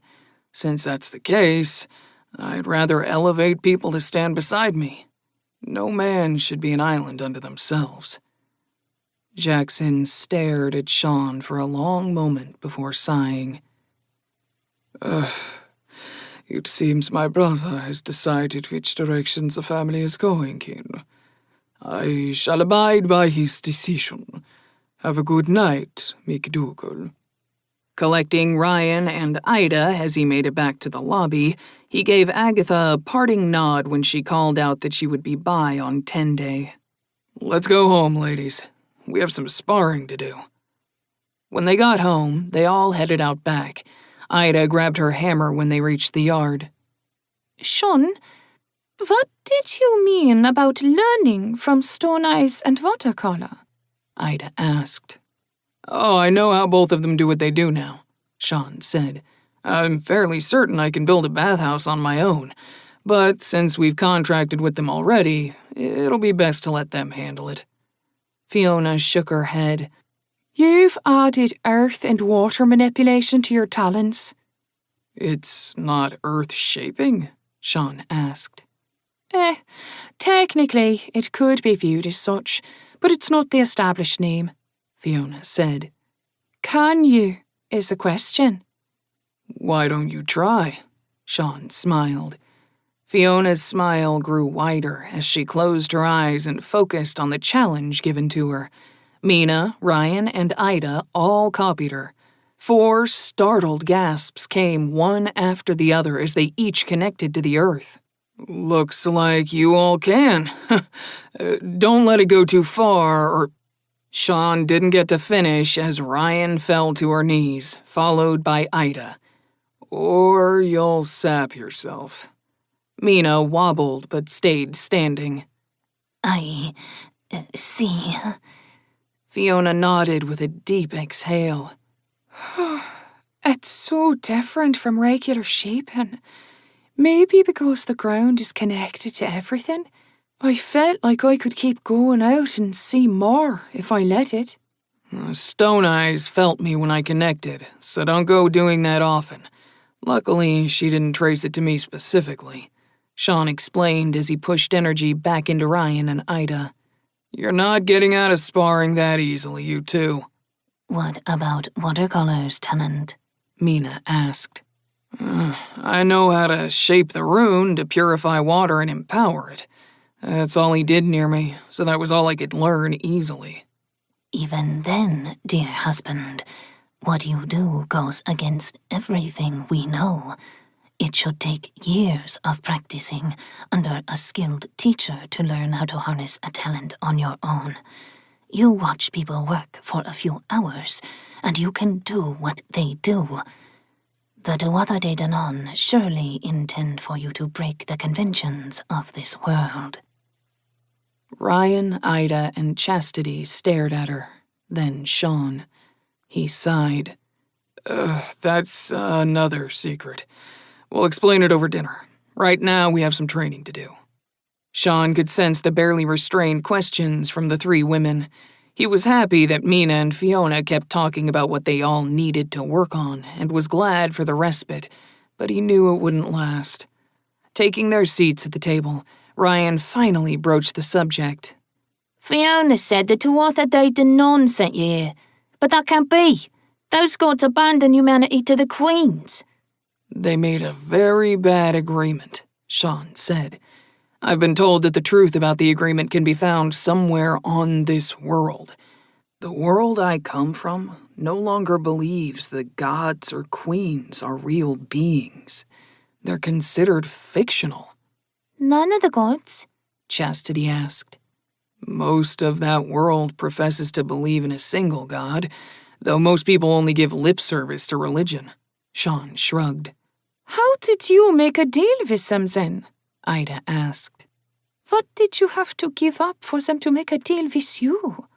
Her conflicting emotions were plain to see when she asked. That's a story on its own, Sean said. The kitchen door opened, and Andrea came out carrying food. I'll explain while we eat. Sean knew he had eaten because his plate was clean, but he didn't recall what had been on it. Instead, he had been focused on telling the story of his death and rebirth, continuing into the summarized tale of the destruction of Oakwood, stumbling a little when he recalled the death of his first few friends on this world. Sean pushed through it, but glossed over Mina being dead, and instead described her as seriously wounded. We ran to put distance between us and whoever was responsible for all of it, Sean finished. We ended up meeting you all either on the way or here, and now we're trying to build up our funds, learn new tricks, and settle down for a bit. We might be forced to move again in time, but by then, I hope to have learned enough to give us a chance to find out who was responsible for the tragedy and kill them. I'll be there to help rip their throats out, Mina added, her eyes bright with unshed tears. As will I, Fiona nodded. The gods didn't even put a gesh on you? Andrea asked. No, they didn't put any restrictions or obligations on me. I'm entirely my own person. They did ask me to find a way for them to interact with those who are the descendants of the people they gave over to the queens, though. The 3 gods of craft really made your body? Ida asked with wide eyes. Are you even human, then? Mostly, Sean said a little uncomfortably, recalling the question mark next to race when he had looked at his character screen. I'm unsure. Technically, I'd be a golem, or something similar, I guess. Your healing talent brought Mina back from a near-fatal wound? Chastity asked. Can we all heal like that now? Yes and no, Sean said. You'll all heal faster, but it draws on your energy to do so. Right now, unless I was there to feed you more energy, you wouldn't survive. Small cuts won't affect you, and if you have enough energy, you'll heal fast enough to recover from any normal accident. Oh, that's why, Andrea said, looking at her hand. I cut my finger earlier tonight. I bandaged it up, but when I checked it an hour later, my hand was unblemished. You've given us access to all your gifts? Ryan asked slowly. Does this mean we can summon water like you have? I don't know, Sean finally said. Yes, Fiona chimed in. Mina and I have been refilling the water barrel every night, so we don't have to use the public water pump. I was going to ask about that, Andrea said. I was surprised when the water level was full every day. I need to craft a water purifying rune for the barrel, Sean said. Make sure it's perfectly clean all the time. We should get going, Mina said, getting to her feet. You did want to go to the inn tonight, right?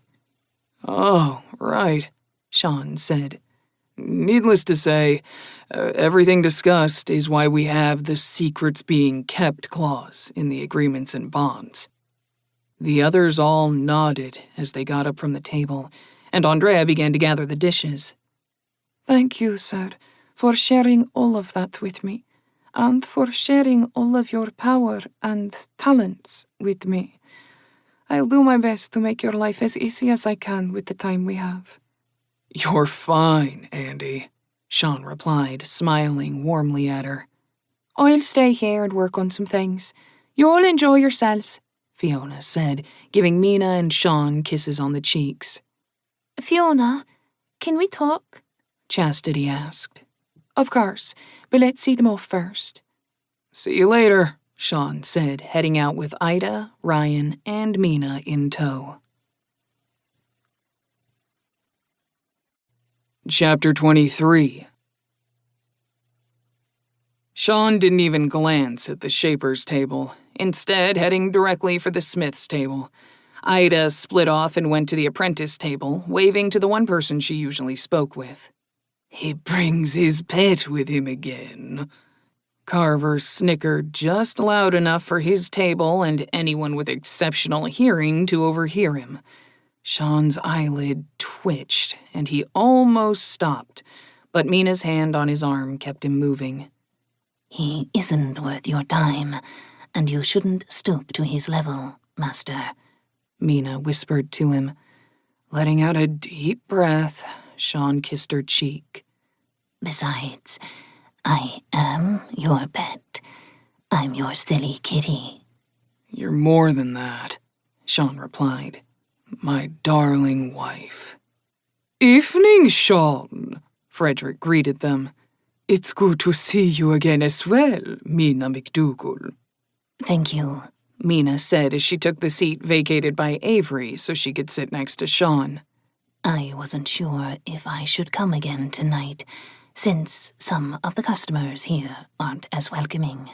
Oh, they won't be staying long. Frederick Curtis smiled at her. He's had at least 2 accidents here in the last 10 days. Tonight he's likely to storm off. Oh? Mina asked, then turned her attention to Lily as the barmaid reached the table. Something warm, please. Hot cider, Ryan ordered. I'll have what Mina's having, Sean said. This round is on me, Silvertouch said, holding out a coin. I'll be right back with drinks and refills, Lily said, hurrying away after taking the coin. How did you want to break the news? Sean asked Frederick. What news? Joseph asked curiously. A couple of business deals, Sam replied. Wait until the drinks arrive. Frederick grinned. When the drink showed up a minute later, Lily served Sean last, as she always did. Sir, thank you for the clips. We'd all like to get a couple more. Your shop is open for business now, right? It is. Wonderful. Please expect to see us all during our days off. Lily smiled before she left them. I could have used you as a drinking buddy 10 years ago. Avery snickered. Now is the time, Frederick said, cutting off the conversation.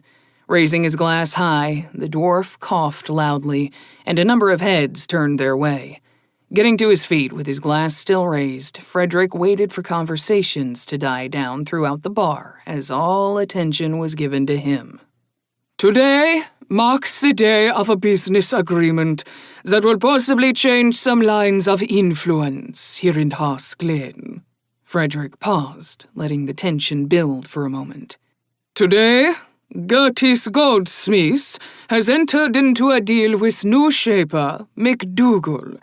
Starting soon, the hair clips that are the newest fashion accessory will be offered by my family in all precious metals besides silver. Silvertouch got to her feet, drink raised. I have also made a business agreement with McDougal, and I will be handling the silver hair clips. You have our thanks for dealing with us in such a forthright and straightforward manner, McDougal. This toast is to you and your family.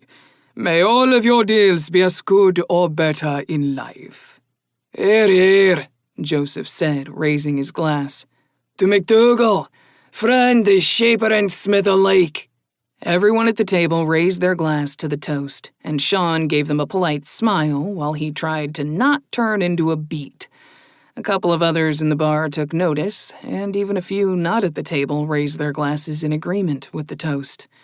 All who toasted drank while Sean locked up, uncertain of whether he was supposed to say anything. As Frederick and Eva took their seats, Mina squeezed his leg and kissed his cheek, whispering, Toast them back, master. Standing up with his own glass raised, Sean made eye contact with Denmuir and Carver, who both appeared to be shocked and furious. Sean didn't look away from them, grinning. To Gertis and Silvertouch, as well as Bronze Shield and Tackett, for welcoming a new shaper and smith into the city, for helping me find my place, and for coming to such equitable terms in our agreements, in addition to accepting my entire family, equally and fully. Avery and the other Smiths cheered, and a number of others in the bar raised their glasses this time when they hadn't before. With a frown, Denmuir stood and walked out. Carver was right behind him, looking like a lost puppy, and a couple of other shapers followed the two. A few shapers didn't leave, but they did cast speculative glances at the table where Sean sat. Drinking and taking his seat, Sean felt the heat radiating from his cheeks. Maybe it was something I said, he joked about Denmuir leaving. I'm sure it was. Joseph laughed and looked at Frederick. Does this mean your family is going to start asserting itself like your grandfather did? It's about time, and I'm a little sorry it took a newcomer to nudge me to break away from those others, Frederick replied. I'll be glad for that, Silvertouch said. I only stayed there because I didn't wish to lose you as a friend, Frederick.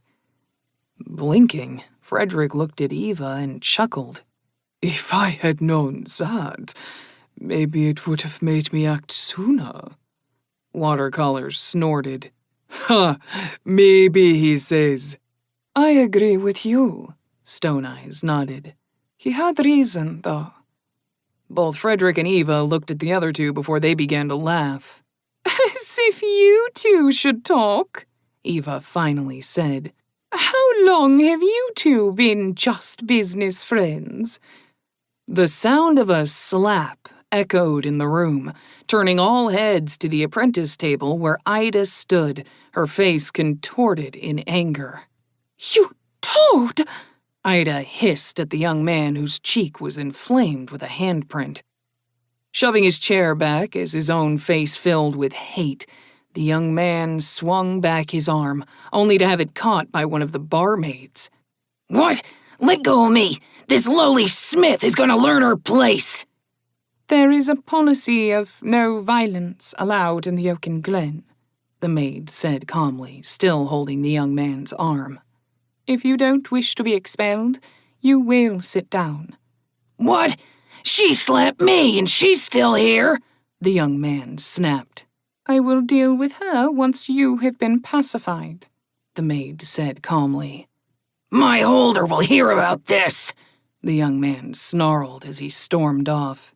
He can take it up with management.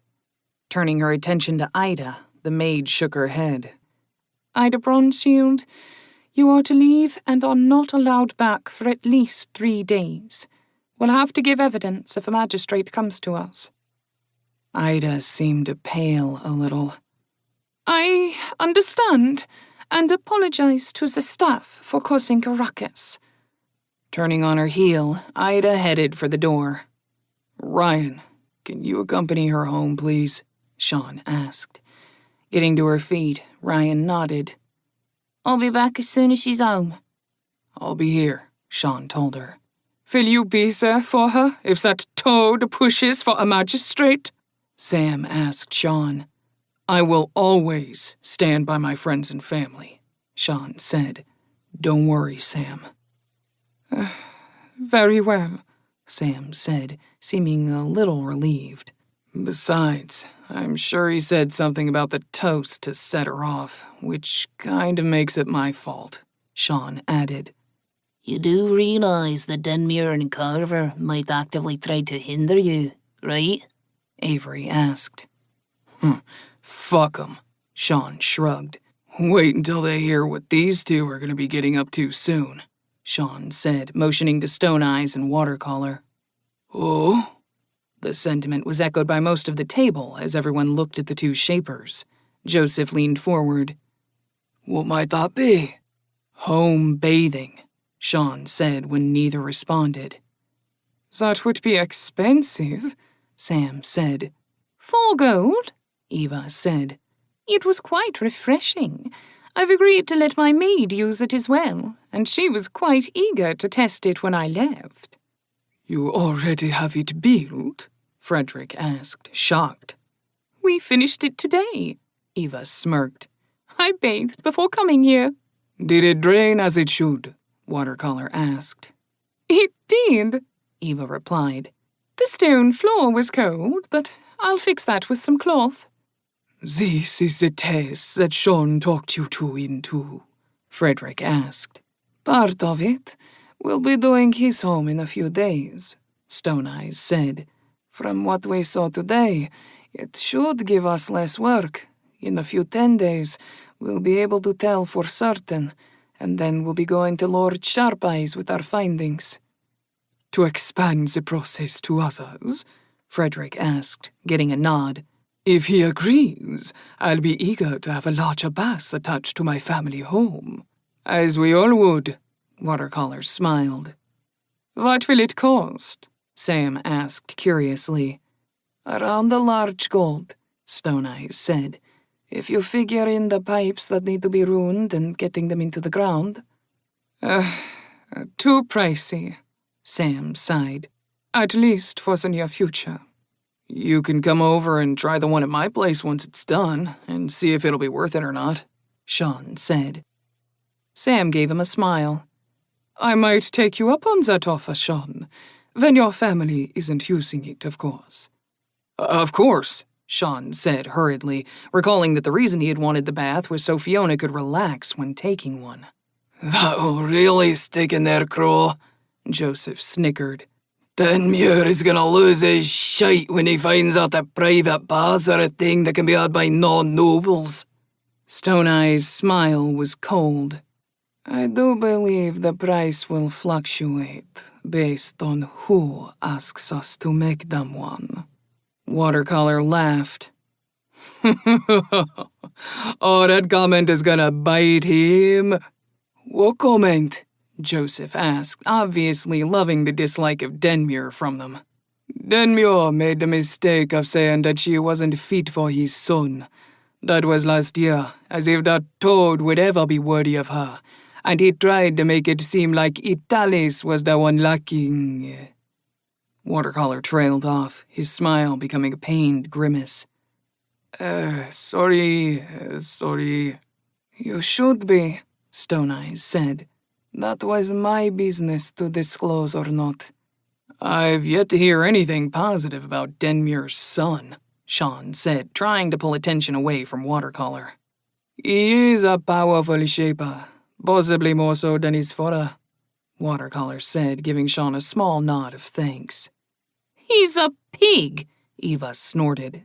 Aside from his potential, he is a pig and nothing more. My daughter was right to refuse him, Sam said with a nod. More so now that Sean has given her a chance to shape. She's an attentive pupil, and she's also teaching me smithing, Sean said. I had no idea how complicated it could be. Most of us who have to manually craft items are not given our due for how labour-intensive and intricate our work can be. Avery nodded. The pipes for the baths, he said, pulling the topic back to the previous conversation. Who'll be making those? That will depend on who can produce the quality required, and how many we'll need, Watercolor chuckled. We will have standards that will have to be met for them to be useful. I'll be interested in learning about those standards. Avery grinned. Conversation paused as Ryan took her seat. Everything okay? Sean asked. No problems, Ryan said as she waved the maid over. I'll get this round, Frederick said, pulling out a bronze when Lily got to them. Chapter 24. Sean, you need to wake up, Fiona said, the urgency in her voice bringing him awake instantly. What's the matter? Sean asked, reaching for his clothing. The guard is here to take Ida in to see a magistrate, Fiona said. We asked him to give us a minute to wake or hold her.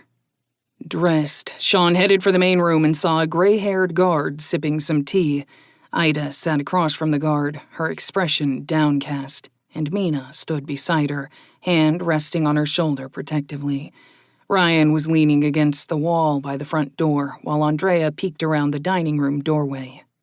Sorry for the delay, Sean said as he fully stepped into the room. It's fine, sir. Your maid was kind enough to bring me some tea. Sitting his cup down, the guard got to his feet. It's always nice to get a small break in, but we're already delayed. Do you understand why I'm here, sir? You are taking my apprentice to see a magistrate, is what I've been told. What is the charge? Sean asked politely, his old habit of always being respectful to cops kicking in. Battery. Are you going to accompany her to the magistrate, sir? Yes. Follow me, then, the guard said as he went to the door, which Ryan opened for him. Thank you, miss. Ida followed the guard with Sean trailing her, and Ryan bringing up the rear. It was a bit of a walk to the magistrate's center, which was near the general market.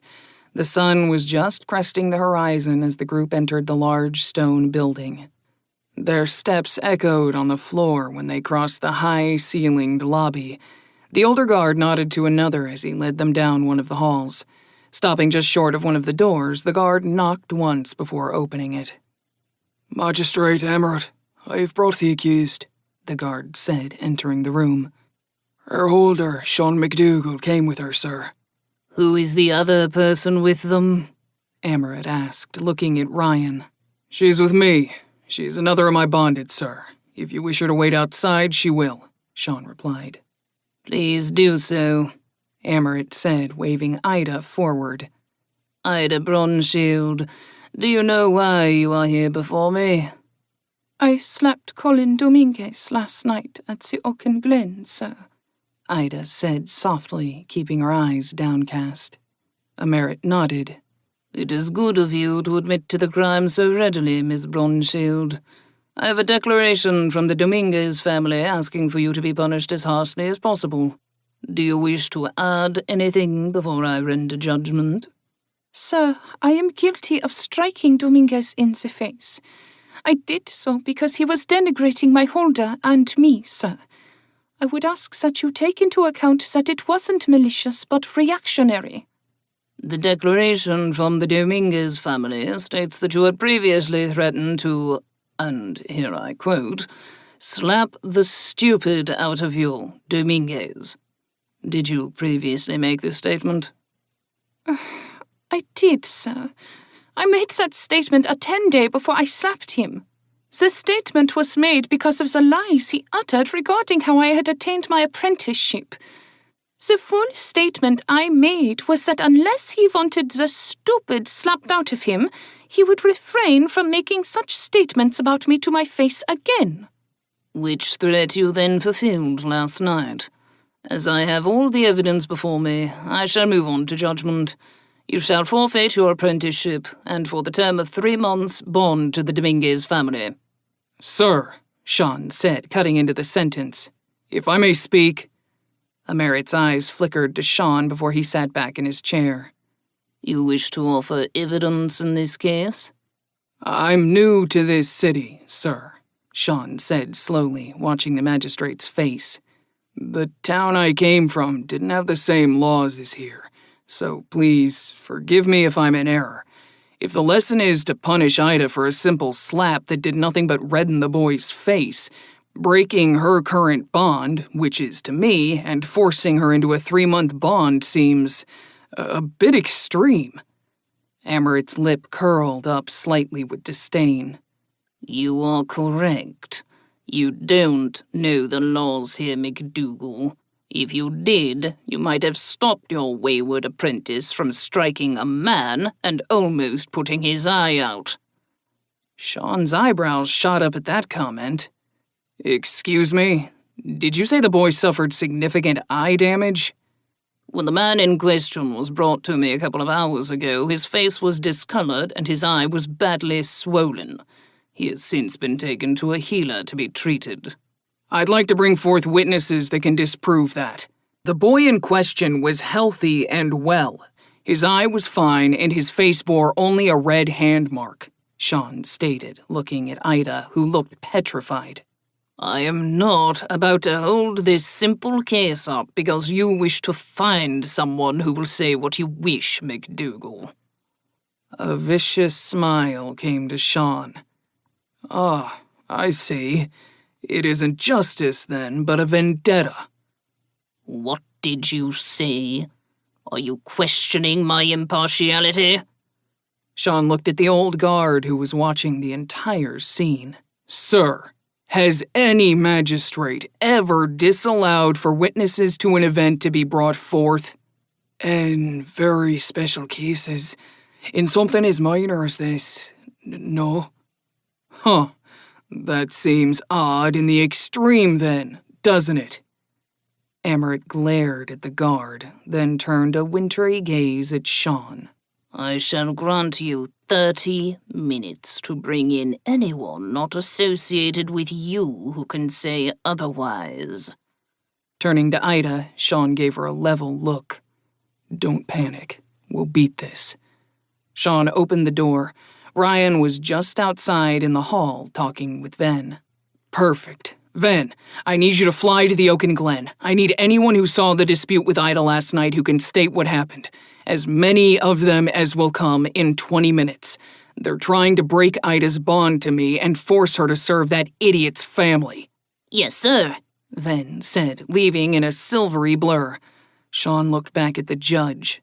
I'll have your witnesses soon. Stepping into the hall and shutting the door, Sean looked at Ryan, who looked shocked. What are the normal punishments for battery? A fine, maybe a day or two in service to the injured. They mean to break a bond?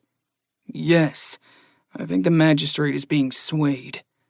Ryan's eyes bulged and her voice was a horrified whisper. If you say that, you can be held on traducement, which is a serious charge. Traducement? Damaging a magistrate's reputation, Ryan said. What else could it be if he's trying to break my bond and put her into service to them for 3 months? Ryan's jaw dropped when she heard what the punishment was going to be. That is too much. She didn't even dislodge a tooth. Which is my problem with what's happening. On top of that, he tried to stop me from bringing witnesses. Shaking her head, Ryan looked appalled. What you're saying is... Words failing her, she could only stare at Sean. I'm going back in to try to keep Ida calm. I'll keep an eye out for the barmaids, anyone else. Opening the door, Sean went back into the room, his face a cold mask as he met the magistrate's gaze.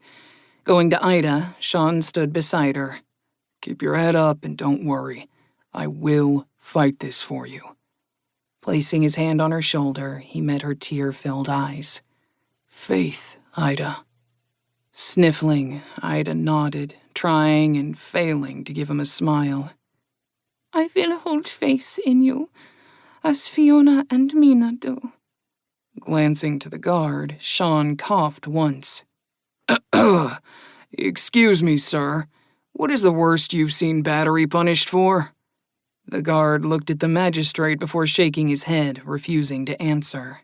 He was told not to talk, or he'd be held in contempt, Ida told Sean. Interesting, Sean said. That is very interesting, Ida. If a person is sentenced and wish to appeal, who do they see? One of the high magistrates, Ida said. I'll be right back, Sean said, going to the door. Ryan, see if you can get me before a high magistrate in about 20 minutes. What? You would dare schedule to see one of them before this case is closed? Amaret snapped. You were just barely stopped from sentencing my apprentice, Sean replied coldly. You also objected to my bringing witnesses forward before grudgingly agreeing and giving me a ridiculous window to do so. All in all, it seems prudent to arrange to see another magistrate as soon as I can, sir. The old guard against the wall was pale and seemingly trying to press himself into the stone. Ida was pale but held her head high even as tears trickled from her eyes. Ryan was staring at Sean, but she nodded. I'll return as quickly as I can, Sean. A silver blur caught Sean's attention, then it returned. Sir, 3 of the Oaken Glen staff are on their way here. Thank you, Ven. You might have saved Ida. I didn't know you'd come with us. Fiona sent me, thinking you might need to send word. Ven replied. Gods, I love that woman. Sean smiled. You have 10 minutes. The magistrate snapped. What are you using to tell time? Sean asked as he spun back to Amaret. Are you deliberately cutting time off to stop the witnesses from coming? Did you not hear my messenger fairy state that witnesses are coming? This is my bailiwick. My word is law here. Amaret snarled. Of course, far be it from me to say otherwise. The magistrate has been honest and fair so far. Face purpling, Amaret stood and leaned on his desk. Do you imply that I'm anything other than fair? Sean shook his head and went back to Ida's side. Answer me! Amaret snarled. I'm not implying that, Sean said stiffly. Seething as he took his seat, Amaret glared at Sean like he was the devil. As time ticked away, the magistrate seemed to grow smug. Opening his mouth to speak, Emerit was stopped by a knock on the door. Excuse us, sir. We've been asked to come speak on behalf of Ida Bronshield, Alonin said. Lily and another maid stood behind him. Do we have permission to address you, sir? Come in and shut the door, Emerit managed to say through clenched teeth. Of course. Alonin moved aside and let the women enter, closing the door behind them. Did the defendant strike Colin Dominguez last night? Emerit asked. She did, Alonin replied, the maids nodding. Did she strike him hard enough to leave a mark? Her blow did colour his cheek, Alonin said. Emerit smiled darkly, eyes on Sean. It seems your witnesses are not as good as you hoped for. Alonin, did the blow to Dominguez cause him lasting harm? Sean asked. Brow furrowing, Alonin shook his head. Outside of his pride, no. I saw the man this morning, Emerit said firmly. His cheek was discolored and his eye was swollen shut. Are you saying I'm wrong? Of course not, sir, Alonin replied, bowing his head. Are you saying my staff is lying? Dame Mage-Eyes was smiling at Emerit from next to the door. Mage-Eyes, when did you get here? I came with my staff, she replied, her friendly tone disappearing. Now, did you just question the veracity of my staff? Emerit took a long moment to reply. Licking his lips, he shook his head. No, of course not. I merely question if your staff might not have been too busy to notice how injured Dominguez was before he left. If I recall, your bar is not exactly close to the tables. You are absolutely correct, Mage-Eyes nodded. However, Bemin here was the one who stopped Dominguez from striking Bronshield back. She was directly beside him and got a good look at him. Emerit glanced at the second maid. Did you see the damage that was inflicted on Dominguez? Yes, sir. Bemin nodded. He had a handprint here on his jaw. She touched her face where Ida had struck. She didn't come near his eye, sir. I see, Emerit said slowly. I might have been misled. My previous judgment, which was interrupted, is suspended. In its place, I level a 20 bronze fine on the defendant and order her to 12 hours of service to the Dominguez family. I wish a clarification, sir, Sean interjected. What kind of service is my apprentice to do for them? Labor only, Emerit replied.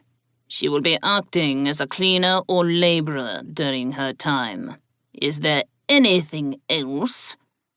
No. Case closed. Bronshield, you are to report to the Dominguez family tomorrow morning at sunrise. Yes, sir, Ida managed to say as she cried, happy that she wasn't going to be forced to break her bond after all. You are to pay the desk when you leave, McDougal, Emerit snapped. Now clear the room. Sean, hand on Ida's shoulder, waited for Mage-Eyes and the others to precede him from the room. Sean was aware of the guard falling in behind him as he left the room. As the door closed behind them all, Sean looked back at him. Care to go with me to verify how odd the magistrate was acting? Eyes widening, the guard shook his head and walked quickly away from the group. Mage-Eyes watched the guard go. Was it worse before we showed up? Much. My deepest thanks, Dame Mage-Eyes, he replied. I'm not sure how that would have gone if not for you and your staff coming. I'm sure you can repay me in time, McDougal, Mage-Eyes said as she turned to leave. These last few 10 days have been exciting. I look forward to what will happen next. A shiver ran down Sean's spine at her words. Have a good day. Ryan came jogging toward him, passing the departing group. None of the higher magistrates wish to be seen at the moment. Not surprising. Luckily, Magi's was able to get us a favorable verdict. I'll pay you back for the fine, sir, Ida said as she wiped the remnants of her tears away. No need, Sean said. I will always protect family and friends, Ida. Can one pay their way out of a judgment? No, Ryan replied.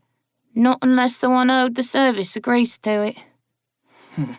Not likely, Sean sighed. We'll make do. Let's go see about breakfast. Can you show me where to go to pay the fine? Follow me, sir, Ida said, taking the lead. Chapter 25. Fiona, Mina, and Chastity were waiting when they got back to the house. Andrea will be done with food shortly. We've been waiting. What happened? Fiona asked as she ushered them into the dining room. Sean gave them a summary of what had transpired. Everyone was shocked at how excessively the magistrate tried to punish Ida. Mina was growling softly, her eyes focused on something distant. Chastity looked a little anxious, and Fiona was grim. We owe Dame Magi's for her intervention, Fiona said. That was the same magistrate that sentenced my mother. Chastity commented. He's well known for pushing the boundaries of what you can sentence people to. More reason to hate him, Mina growled. Easy, kitty, Sean said, reaching over to rub her head. We don't need to paint a larger target on ourselves. I think it was influenced to push further than normal, especially since he was being unreasonable about witnesses, which means we'll need to be extra careful about our interactions with people. Sighing, Sean turned to Fiona. How do we pay Magi's back without it biting us in the ass? Wait until she comes to us. It'll be easiest that way, Fiona replied. She does seem to get some entertainment out of you stirring things up. Breakfast, Andrea said, coming out of the kitchen with a pot. Is there anything I can do to help? Not at the moment, Sean replied. I have to train Hans today. It'll be interesting to see how much he can do now. What do you want me to do today? Ida asked softly. Continue making the pipes, Sean told her. Ida, he waited for her to look up. If any of them so much as make you uncomfortable tomorrow, you come home. I'll deal with what might happen, but I won't tolerate them doing anything to you. I'm sorry, sir, Ida whispered. None of this would have... Stop it, Mina said, her voice hard. Master has declared you part of our family, or did you wish not to be? Mina, Fiona said softly. Gentle. She's uncertain of her place. Think of how many people would distance themselves from her. Ida sat hunched in her chair, and Mina deflated. I'm sorry, Ida. The question is still valid. Sean isn't turning away from you, and if anything, he is going to protect you more. He will never turn away from what he values, but you can push him away if you aren't careful.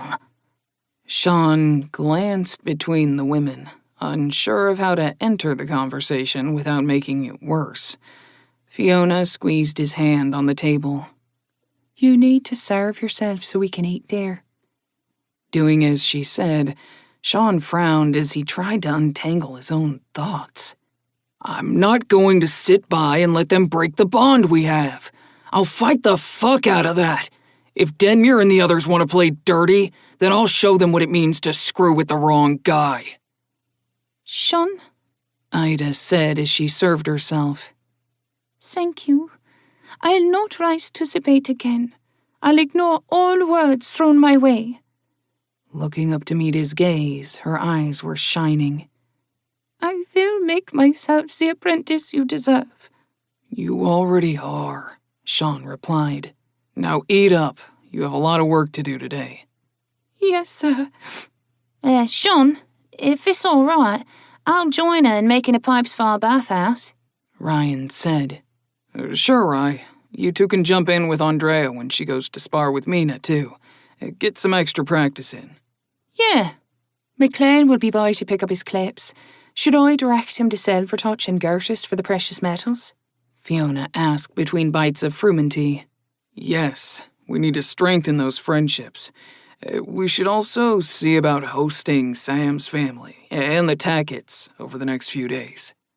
We'll arrange for it, Fiona replied. Sean and Chastity ate their breakfast more quickly than normal, finishing before anyone else. Heading downstairs, Sean was heading for the sitting room when Chastity spoke up.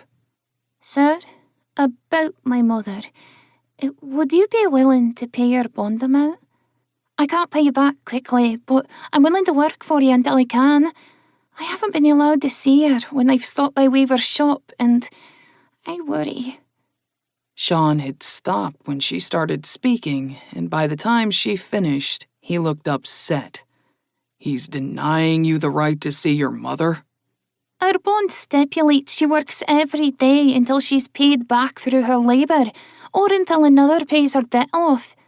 She's in his workrooms, and he has refused to let me in to see her, and she isn't allowed to leave the shop. How much is the debt? Chastity looked down. 2 gold. Seeing his frown, she quickly spoke up. I have some set aside, sir, but only silvers. I can't. Not at the moment, Sean admitted. Speak with Fiona and see if she can think of a way to arrange it once we have more money. I talked with her last night, sir.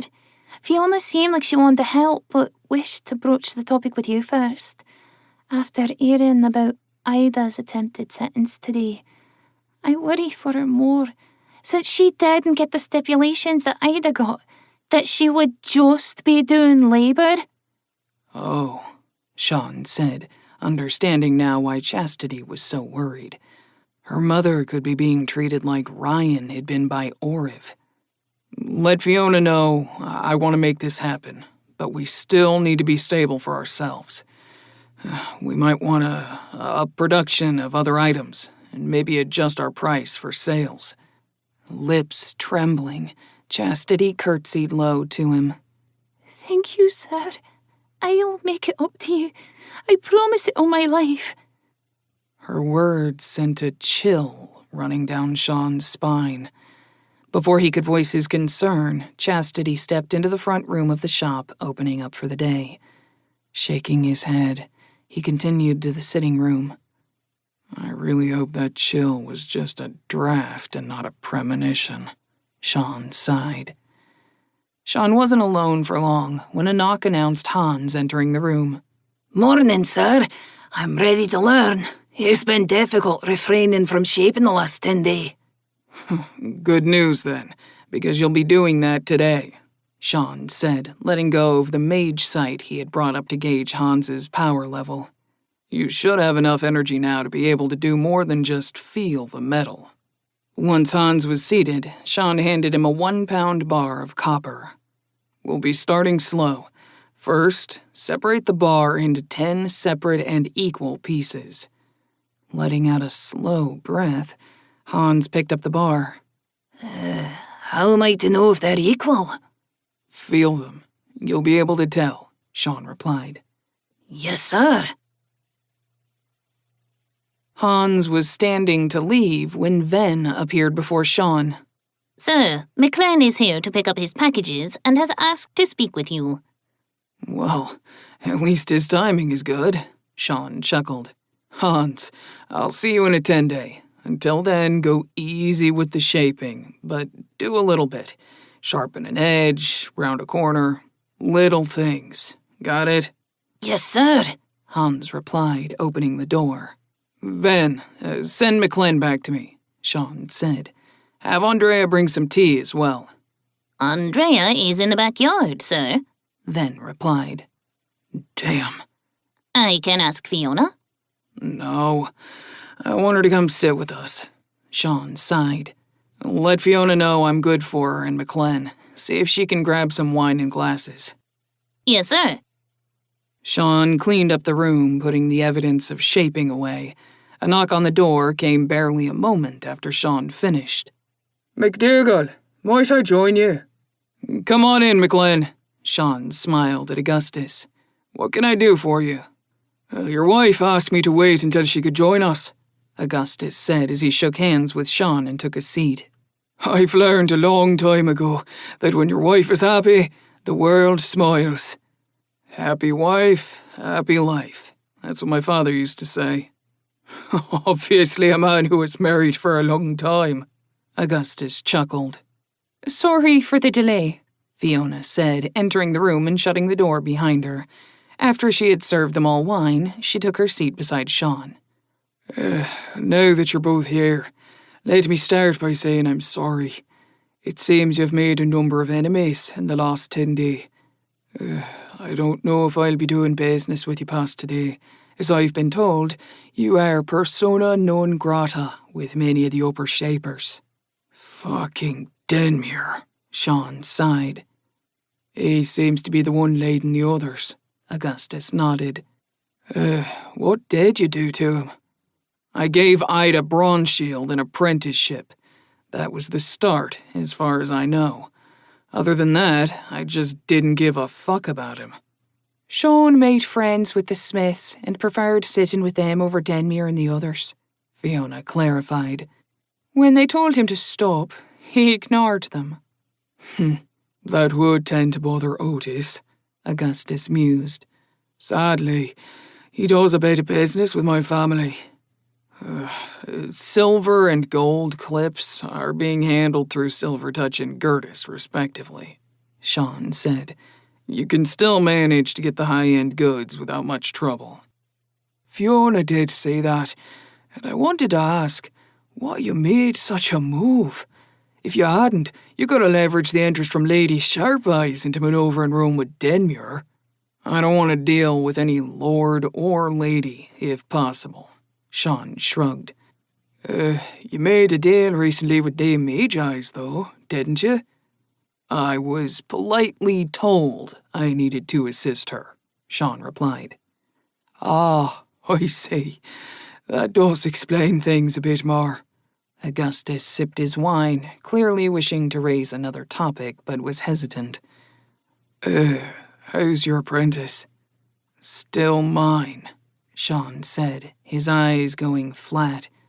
Eyebrows rising, Augustus looked amused. Really?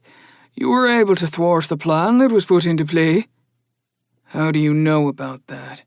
Sean asked, his voice matching his eyes. Setting the glass down, Augustus held both hands out. Wait, McDougall. I'm not your enemy. I happened to hear a scrap of rumour that your apprentice was going to be taken away by a magistrate this morning, is all. This is from an informant I have at the Golden Lion who keeps tabs on things for me. It concerned me, as I was coming to see you this morning and was politely told last night to stay away from dealings with you. A long moment passed with Sean staring at Augustus. I see. I apologize then for thinking you were part of their attempted idiocy. As it happens, I told Denmure that I already had a deal in place and would see it concluded, but wouldn't start any new deals with you. Augustus's smile grew wider. As I've not yet accepted my shipment from you, I wonder if you would be interested in restructuring our agreement. Fiona laughed. Oh, now I see. You wish to rework the agreement so it doesn't end, thereby keeping your word and still allowing you to get merchandise from us. Picking his glass back up, he tipped it at her. That would be a tricky and underhanded thing to do, especially after I already told Denmure that once my previous agreement comes to a successful conclusion, I would no longer deal with you. You're still listening to him, though, Sean muttered. Business sometimes necessitates that one deal with unpleasant arseholes. Augustus shrugged. That's the way the game is played, if one wishes to keep commerce moving. Sean set his glass down and stood. I don't deal with people like Denmuir. Maybe that will hamper my business, but I'd rather do it that way. Fiona will renegotiate for us. But things are going to get worse, McLean. Denmuir hasn't been slapped down and thinks he can do what he pleases. He'll learn how much I detest bullies. Without waiting for a reply, Sean left the room. Going out back, Sean found the others finishing up their training. Picking up his sword, he modified it to a hammer and walked to the middle of the yard. He set his feet, saying, "Mina, attack me, please. I need to blow off steam." Mina spun her practice blades. You three stay back and do your best to watch us. Sean vanished, followed a split second later by Mina. The sound of wooden blades clacking echoed in the air. Oh, we can't see anything, Ryan grumbled. Both Sean and Mina reappeared, separated by a dozen feet, both of them staring at the other. Sorry, Sean grunted as he rolled his neck. We'll be going for a bit. I want you to jump in one at a time against either Mina or me. When you get hit, back off and let another have a chance.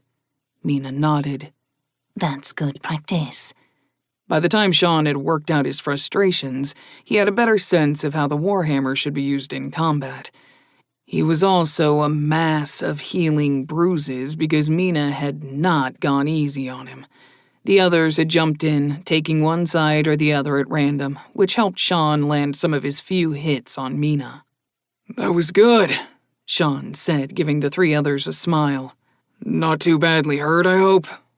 I think you cracked one of my ribs, Andrea said, rubbing her side. It feels fine now, but it was hard to breathe for a bit. I know he broke my arm, Ida said. The ability to heal as if we were under the care of a healer is amazing. It is, Ryan agreed. Mina's attack on my head blurred my vision, but I'm fine there. I think we're all better than you are, Master. You got hit more often than we did. "Yeah, but I feel much better now," Sean replied. "We've a couple of hours before normal sparring. We can change that a little today, though. Ida, will you send Chastity out to us and take over for her? Andrea, if you'll ask Fiona to join us. We'll just get the sparring in now, and then relax a little before dinner." Yes, sir. Both of them replied before heading inside. I'd like to get some more practice, Ryan said. Which is good. As his primary defender, it is best if you're honed as much as you can be. Mina nodded. We can see about teaching you how to camouflage. It will give you an edge in any normal fight. That would be useful if I'm outnumbered. Ryan nodded. I made my throwing knives better recently, and my main two blades are finished. May I see them? Mina asked. Sean let the two women talk shop as he waited for the others to join them. Chastity showed up first, and Sean waved her over. Before she had gotten to him, Fiona came into the yard looking thoughtful. "Fiona, is something wrong?" Sean asked. Oh, it's nothing. Augustus was telling me about an incident that happened the other night. It just got me thinking, is all. I was told we were going to spar early today. "Yeah, we just had an intense session, so I figured we can just get the sparring done for today and then have time to relax before dinner for once." Chastity, you're with me, Mina said, motioning the young woman off to one side. Ryan, you too. We're going to work on small blades, so you two will be doing most of the sparring. So, you and me, Sean? Fiona grinned. I'll try not to hurt you too much. "Mina didn't hold back. No need for you to," Sean told her with a wry smile. "What incident did Augustus tell you about?" Fiona shook her head. Idle gossip. The supply contact for Golden Touch merchants was mugged the other day. It seems she was attacked while leaving the Golden Lion Inn. It was brutal, from what he said. Her hands were badly damaged, and she's being seen by a healer. Damn. Sean shook his head. Was it specific to her, or just a random mugging?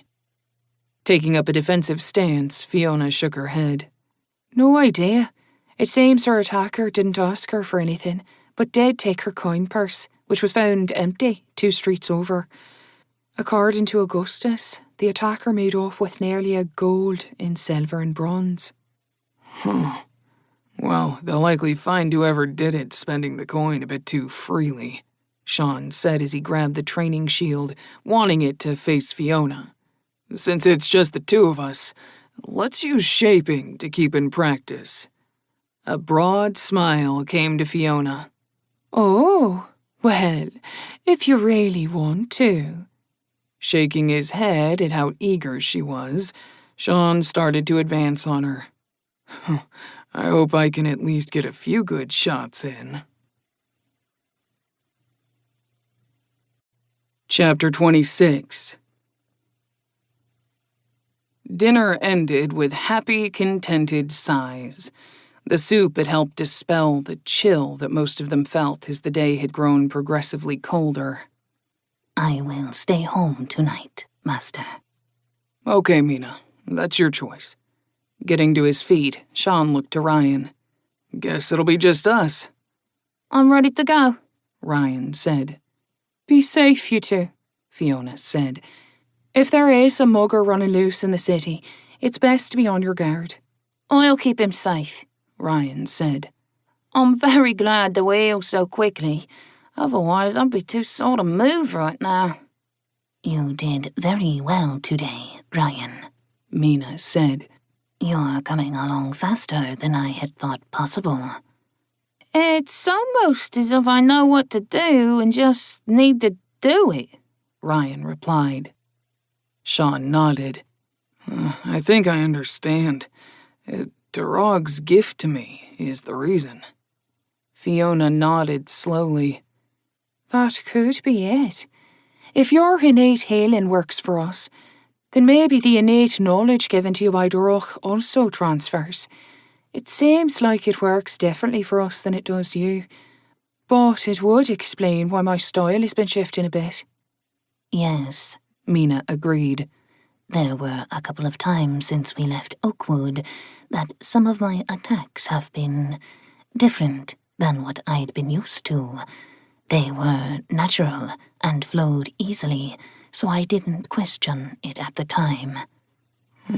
That explains how quickly Ida has been learning as well, Sean added.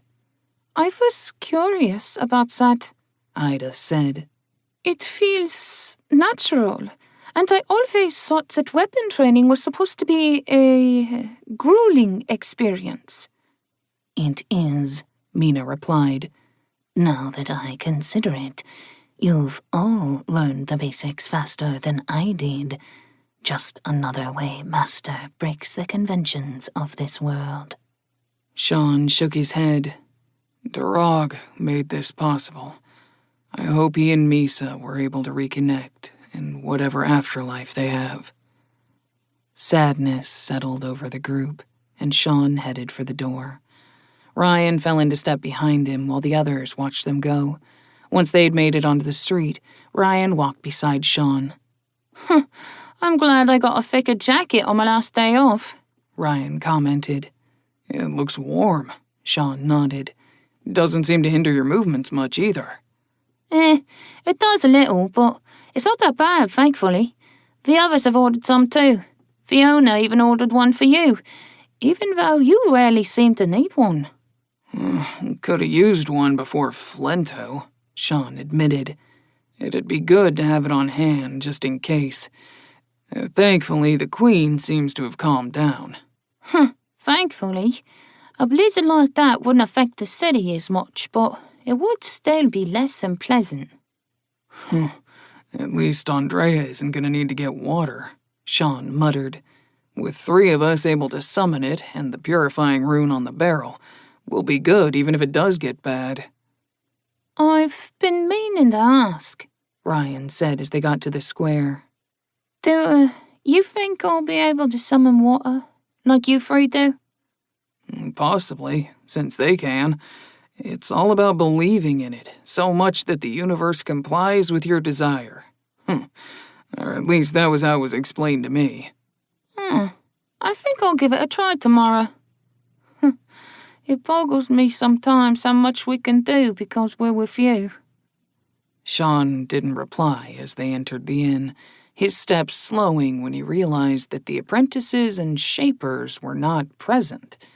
Joseph waved at them, a shit-eating grin on his bearded face. Okay, what's going on? That grin is really freaking me out, Sean asked as he took a seat.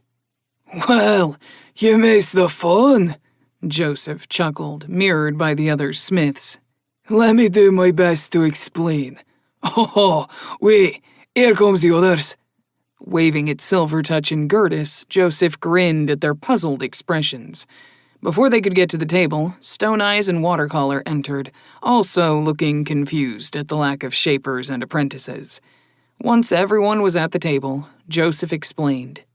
Avery and me were the only ones there when it happened. You see, Carver came in first with his apprentice. The usual bunch wasn't far behind them, and they went to their usual tables. No maids went to wait on them, and Carver seemed to be getting upset about that. Shocking, Sean deadpanned, eliciting chuckles from around the table. The fun really started when Denmuir showed up, Joseph continued. As he was taking his seat, Dame Magi's made an appearance. She helped herself to a seat at the table and held a conversation with them. She spoke too softly, so I don't know what she said, but after a minute, Denmuir shot to his feet, glaring at her. What? Watercolor asked. Joseph motioned for him to wait as he kept talking. Denmuir leaned on the table and asked if she had lost her mind. You didn't? Gertis asked, shocked. Oh, he did, Avery chuckled. She just laughed, smiled at him, and then pointed at the door. She told him to leave, and that he and his associates were barred from the establishment until such time as he apologized for his rudeness. She barred him from the inn? Silvertouch asked, in as much shock as the others. Wait, it gets better, Joseph chuckled. Denmuir stood up to his full height and looked down his nose at her and stuck his foot further into his mouth. His comment was along the lines of, who'd want to come to a place where animals cooked and riffraff seem to be favoured? Oh, goodness, Stone Eyes whispered. The dame's eyes sparkled, and her smile went all cold. Getting to her feet slowly, she pointed at the apprentice table and told him that none of their apprentices were allowed back until the entire table apologised to her, her staff, and the riffraff Denmuir had alluded to. Oh, he went white at that, Avery laughed. Joseph grinned broadly. Then Denmuir's face flushed red. I thought he was having a fit, but after a moment he stormed off with the others trailing after him. She stared down the apprentices, who quickly fled after their masters. He's just making friends all over, Sean said. The dame looked around the room before she bowed her head, apologised for the drama, and declared everything awful for tonight to compensate those who were discomforted by the display, Avery quickly added. Greetings all. Can I get you a drink this evening? Lily asked with a smile.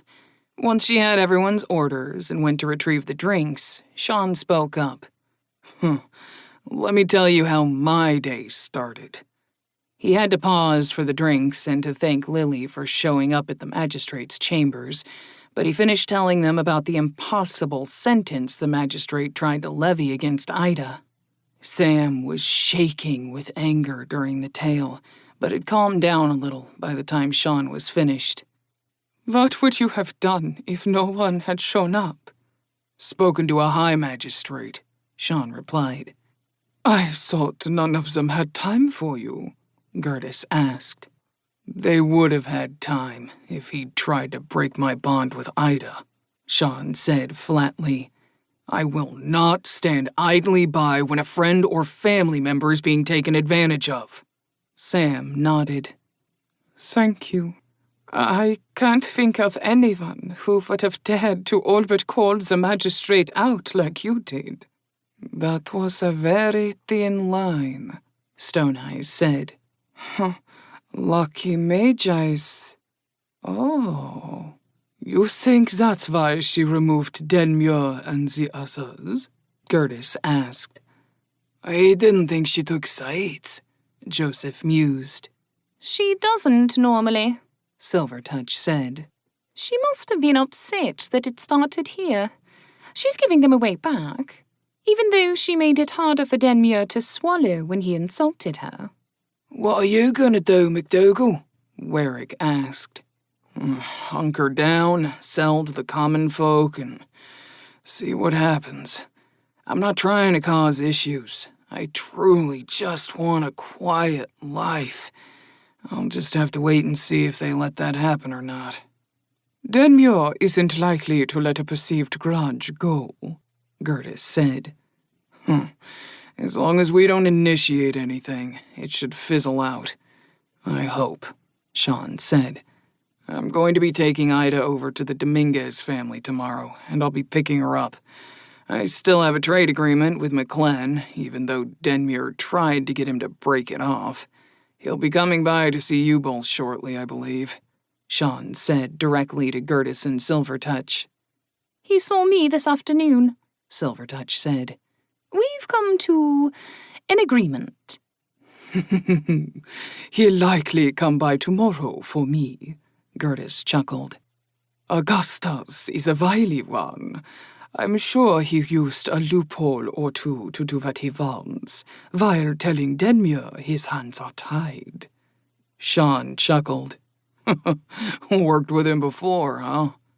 Augustus has made a few minor deals with me in the past. My family runs a small caravan up to West Point and back once per Queen cycle. Our dealings with him have been for the towns south and east of here. If you run a caravan to West Point, we should talk later, Gertis. Silvertouch smiled.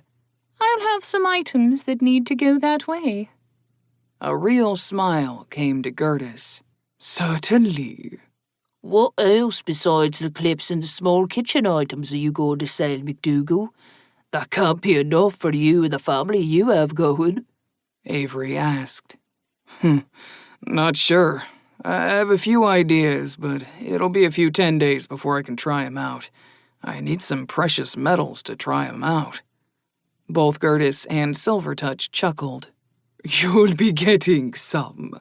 I already have a dozen orders for hair clips from Lady Sharp Eyes, Gertis said. I have a double handful from some of the lesser nobility in the city, Silvertouch added. If things work out, I'll have another item that will be in high demand. Sean chuckled. I'm gonna try and make 'em in copper for the common people, but it might still be too pricey for 'em. What is it? Joseph asked. Nope. You'll just have to wait, Sean replied, taking a drink from his mug. He just smiled at the intensely curious expressions that were focused on him. Chapter 27. Everyone was still trying to brush the sleep out of their eyes when they all sat down together for an early breakfast. The meal was simple. Fresh bread, cheese, and some meat, with either tea or juice to go with it. Ven, are you good with doing as I've asked? Sean asked. Yes, sir. I shall be keeping myself nearby, so if Ida calls for me, I will be there instantly. I meant what I said earlier, Ida. If anyone does anything to cross the line, leave. We'll deal with it. I understand, Sean, Ida replied, her calm mask slipping periodically to show her nervousness. Ven will be there to call for you if I need you. I'll be there to pick you up when the sentence is over as well," he added as he got to his feet. "Everyone else, you know what we have to get done." Ven landed on Ida's shoulder as the young lady stood. I'll be there. No worries, Ida. Thank you, Ven. This will be easier to deal with, knowing that help is only a call away. The walk to the Dominguez residence was a good hike, but they made it before the sun rose. A wrinkled prune of a man in butler's attire answered the door when they knocked. May I help you, sir? "I'm Sean McDougal. I'm here to make sure my bonded does her 12 hours of service for the Dominguez family." Oh, yes. The master will see her directly." Sean stepped aside for Ida. "I'll see you once this farce is over, Ida." Yes, sir. I'll be looking forward to it. If you would go to the first room on your left, the butler said, stepping aside for her. Once she was inside, the butler faced Sean again, giving off a haughty air. "We shall take it from here. Good day." The door shut firmly in his face and made Sean grit his teeth. Sean had no other real choice but to start walking home with Ryan right beside him. "Rye, do you think this'll be okay?" I'm not sure, Sean. I hope so, but at the same time, they apparently had their own child beaten to make the story believable for the magistrate. Still, Ven will tell us if there's any issues. "You're right," Sean sighed. Sean threw himself into work when they got home. Hours passed by and Ven didn't appear, so Sean began to relax a little. No one was at their sharpest during the sparring hour, and Mina commented that Andrea had been less than focused earlier as well. Near the end of their sparring session, an hour before Ida's time was up, Ven appeared in front of Sean. Sean, Ida is hurt. She was caught under some shelving that collapsed. Sean ran at the back gate, jumping it cleanly and taking off along the street. "Motherfuckers," he hissed under his breath. "It could have been a real accident, and I might be the next president." Sean knew he was running faster than he should be able to when he caught glimpses of disbelief on people's faces as he rushed past. He jumped over a wagon at one point when he had to cross a street, making the driver go slack-jawed when he saw it. Sean got to the door of the Dominguez house just as the butler stepped out. "Where is she?" Blinking and looking surprised and a little fearful of the wide-eyed man who was all but standing on top of him, the butler stammered. She is in the drawing room. I'm going to fetch the healer." Sean pushed past the butler and pulled up Mage Sight, following the thread of energy connecting him to Ida. "Wait! You're not allowed inside, sir!" the butler called after him, but Sean was already through the door. The trail of energy took him to the third door down the hall, but before he could reach it, a corpulent man dressed in fine clothing exited the room. "Why are you? Who the blazes are you?" The man had been addressing the butler, but shifted to Sean, who had drawn up short just before crashing into him. "My apprentice is in there. Move or be moved." Sean said the words calmly, even though his blood boiled. The obese man stumbled to the side, clearly afraid. "You can't just barge into my home!" Ida was laid out on the ground. Her forehead was covered in sweat, and her eyes were glassy. A large lump, red in color, stood out on her forehead. Sean, it hurts. Help me, please. Her words were barely a whisper, and she repeated them again, clearly in a daze. Kneeling down next to her, Sean felt his blood go from boiling to frozen. "Ida, you okay?" Ida didn't reply, just kept repeating the same sentence. Scooping her gently into his arms, Sean got to his feet. "We are sending for a healer," Dominguez said from against the wall. "Fuck you and your healer," Sean growled. "I'll see to her myself." She is still under my employ. Don't, Sean hissed as he walked to the door. If I find out that accident was anything but an accident. Sean let the threat trail off as he kept walking. I can have the carriage take you to the nearest healer, the butler said as Sean exited the house. Sean didn't bother to reply, but kept walking while he fed more energy into Ida. When he made it to the street, Ida gasped and her eyes shot open. Ida? Sean asked. Sean? Ida whispered, looking at him but not focusing. It hurts. It'll heal. Sean sighed in relief as she replied.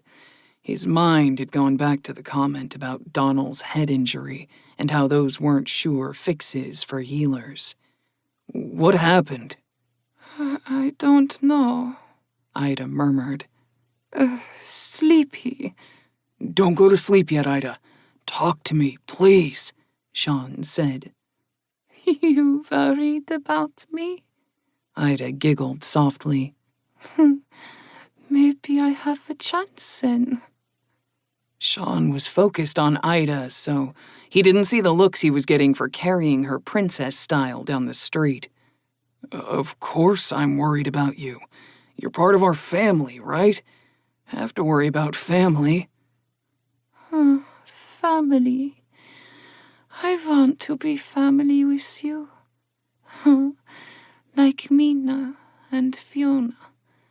Ryan says I have to wait my turn, though. Do I have to wait, Sean? Brow furrowing. Sean didn't understand what she was going on about. We'll have to see, he hedged. What happened back there? Cleaning the storage shed.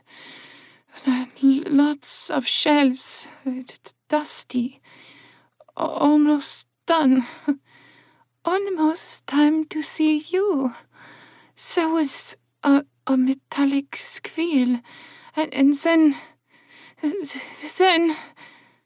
Ida shuddered in his arms, whimpering. Sean stopped dead, his eyes going to the nearest person. Which way to the nearest healer? Oh, 2 blocks down, to turn right. It'll be on your left, the woman replied a little warily. Sean took off at a sprint and held Ida close to his chest, hoping to keep her from bouncing too badly.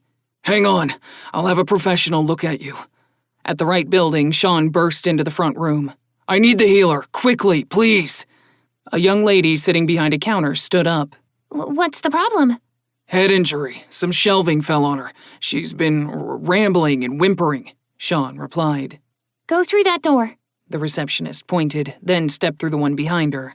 Sean did as he was told and found himself in a hallway with the receptionist. Follow me. I'll get the healer once we have her in a room. She took them to the 4th door and ushered them in, advising Sean to lay Ida on the navel-high counter. Sean did, his hands brushing at Ida's head, missing the slowly purpling knot on her head. Healer is coming. He'll look at you, Sean said as he pulled mage sight up in his left eye. Staring, he saw Ida's energy swirling around in her head, but also some smaller eddies swirling around her left ribs and her left forearm.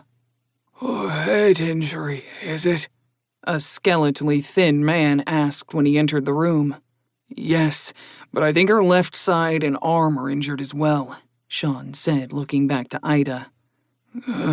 Let me look, the healer said as he went to Ida. He made a soft, tisking sound when he saw the knot on her head and placed a hand on her cheek. Sean tensed when he saw the faint gold energy encase Ida's body. He's helping her. It's okay. Just let him do his job, Sean told himself. Her arm and ribs are injured, but not badly.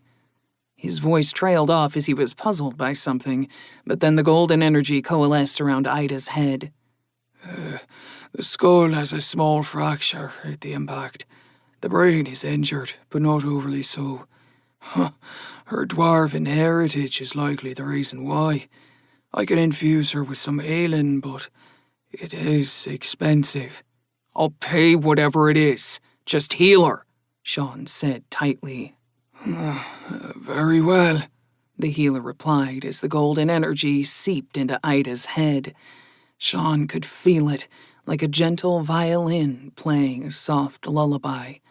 As he watched, he could see the energy mix with his and Ida's as it seemed to help stabilize her. Brain hemorrhage. He suddenly knew. That was the problem.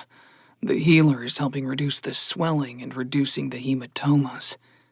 The healer's energy vanished, as if cut by a knife, and the man let out a tired breath.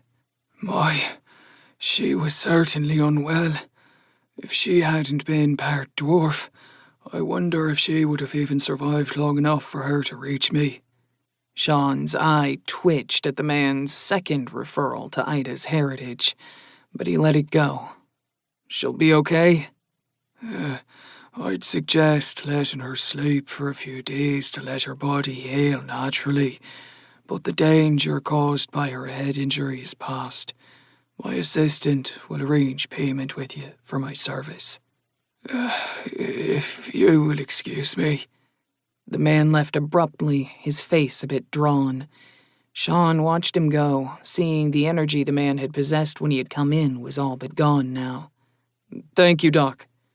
Ida stirred, and Sean's eyes went back to her instantly. What? Where? Sean? Hey, you.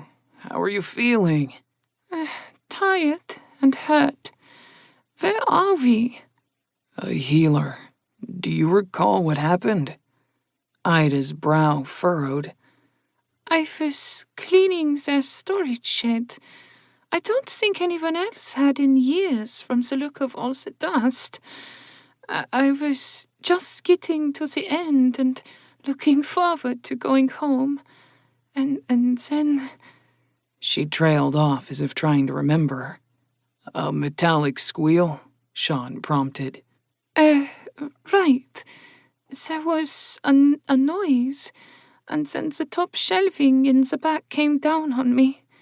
I tried to shield myself, but I don't remember. How did you know? Ven came and got me, told me about the accident. I ran to get you and was taking you home. You were rambling about wanting to be part of the family and Ryan telling you to wait, but then you cut off and seemed to be getting worse, even with my healing. I brought you here. Ida's cheeks had gone red when he mentioned being part of the family. Then her face fell as she caught up to what he was saying. You brought me to a healer? Yes. They cost so much, though. Doesn't matter. I had to make sure you were okay, Sean said. We'll pay the bill. Don't worry. A knock on the door brought their attention to the receptionist as she stepped into the room. You can rest here for a bit if you need to. I'm just wanting to let you know the cost for the healer services. Go ahead. Since it was a life-threatening injury that cost him all of his energy for the day, the bill is 5 gold. If need be, we can come to an arrangement for paying over time. Sean snorted. I see. Yes, that will be required. Please see me in the front and we'll make the arrangements, the receptionist said before closing the door. Sean, Ida said, her lips trembling. I'm so sorry. Hush, we'll figure it out. You being okay is the most important thing right now. Just rest here for a bit. I'm gonna go handle the agreement. Fiona, Mina, and Ryan entered the healer's shop as Sean was about to go back to Ida. Is she okay, dear? Fiona asked. She had a head injury. The healer has gotten her out of danger, he says. I was making arrangements to pay the bill. How did you find me? We are life-bonded, Mina said. We'll always be able to find you, as you can us. I'll get Ida, Sean said. Going back to Ida's room, he found her lying there with tear stains marking her cheeks, even though no tears were visible. The others are here. Are you okay for going home? Ida nodded her head, shutting her eyes. Yes. She shifted to stand, and Sean stopped her. What? She looked at him questioningly. Doc said you should rest, Sean said softly, scooping her up into a princess carry again. I'll carry you home. Tucking her face into his chest, Ida's cheeks burned. I can walk, Sean. Probably, but your head has been injured, even if the knot is smaller than it was. I'll feel better getting you home this way. But what about the others? Ida murmured. What about them? Sean asked as he carried her from the room. Ida, are you okay? Fiona asked when they entered the front room. I'll be fine now, Ida replied, keeping her face turned to Sean's chest. Should we get a carriage? Ryan asked. Her eyes were concerned, but also narrow. I can get her home, Sean said. We know you can, Mina said, glancing at Ryan and then back to Sean. What did the healer cost? 5 gold, Sean replied. I'll be paying them back a large silver attendee until it's paid off. Fiona looked a little uncertain, but nodded. If it was needed, then it was needed. Ida's life is worth more than a few golds. Ryan looked a little abashed at Fiona's words. Of course. I'll take point. Carrying Ida, Sean followed Ryan, with Fiona and Mina walking beside him when they reached the street. Ida explained how her day had gone until the accident. I was kept waiting in the sitting room for an hour before the elder Dominguez showed up. He was rude and degrading, but he was obviously aware of the magistrate's ruling. They ordered me to clean the outbuilding, which hadn't been touched in years. I had to find the butler to get cleaning supplies, which were given grudgingly. Ryan glanced back at Ida, who had finally taken her head away from Sean's chest. The knot on Ida's forehead was reducing with each minute, but the injury was still obvious. I cleaned out each shelf completely, one at a time. During the entire thing, I caught sight of Colin watching me from his room on and off. I'm very glad you were there to stop me from being there for months, Sean. The few times I saw him, the raw hatred I could see made me worry. Not from him personally, but from what he might get the staff at the house to do. He wouldn't dare, not with the ruling from the magistrate, Mina said. You're right. He didn't do more than glare, and the work was hard, so it took most of my attention. They have a lot of random junk in there, most of it heavy. The dust was thick enough to choke on, so I used one of the rags to cover my face. Ven kept me company. They got into the building without being seen and talked to me. It was nice to talk with you, Ven said, appearing beside her. They never offered me anything to eat or drink the entire time, Ida went on after giving Ven a smile. Which is good and bad, but I was dealing with it. The accident came when I got to the last shelf. I should have been more careful. I could see signs of stress on the other shelves as I cleaned, but I didn't think one would collapse on me. Whatever was on that last set of upper shelving was heavy. I know that from when it hit me. I heard the metal squeal, and then the entire thing came down on me. I was there, and I didn't see anything either, Ven said. I hesitated. I didn't know she was hurt as badly as she was. When she didn't answer me, I went to get you, sir. I'm very sorry for my delay. You did what you could, Ven, Sean replied. She's fine now, and that's what matters. Without you coming for me, who knows what might have happened. And something to keep in mind is that brain injuries don't heal as fast as others, and your energy levels matter more for that kind of injury. Your brain was trying to heal itself, but it wasn't gaining ground against the damage that had already been done before I got to you. Sorry. Quiet, Ida, Fiona chided her gently. You are in no way responsible for what happened today. I cost you so much. Mina reached over and put a finger against Ida's lips. Money is not important. It can be gathered. Replacing a friend or family member is much harder.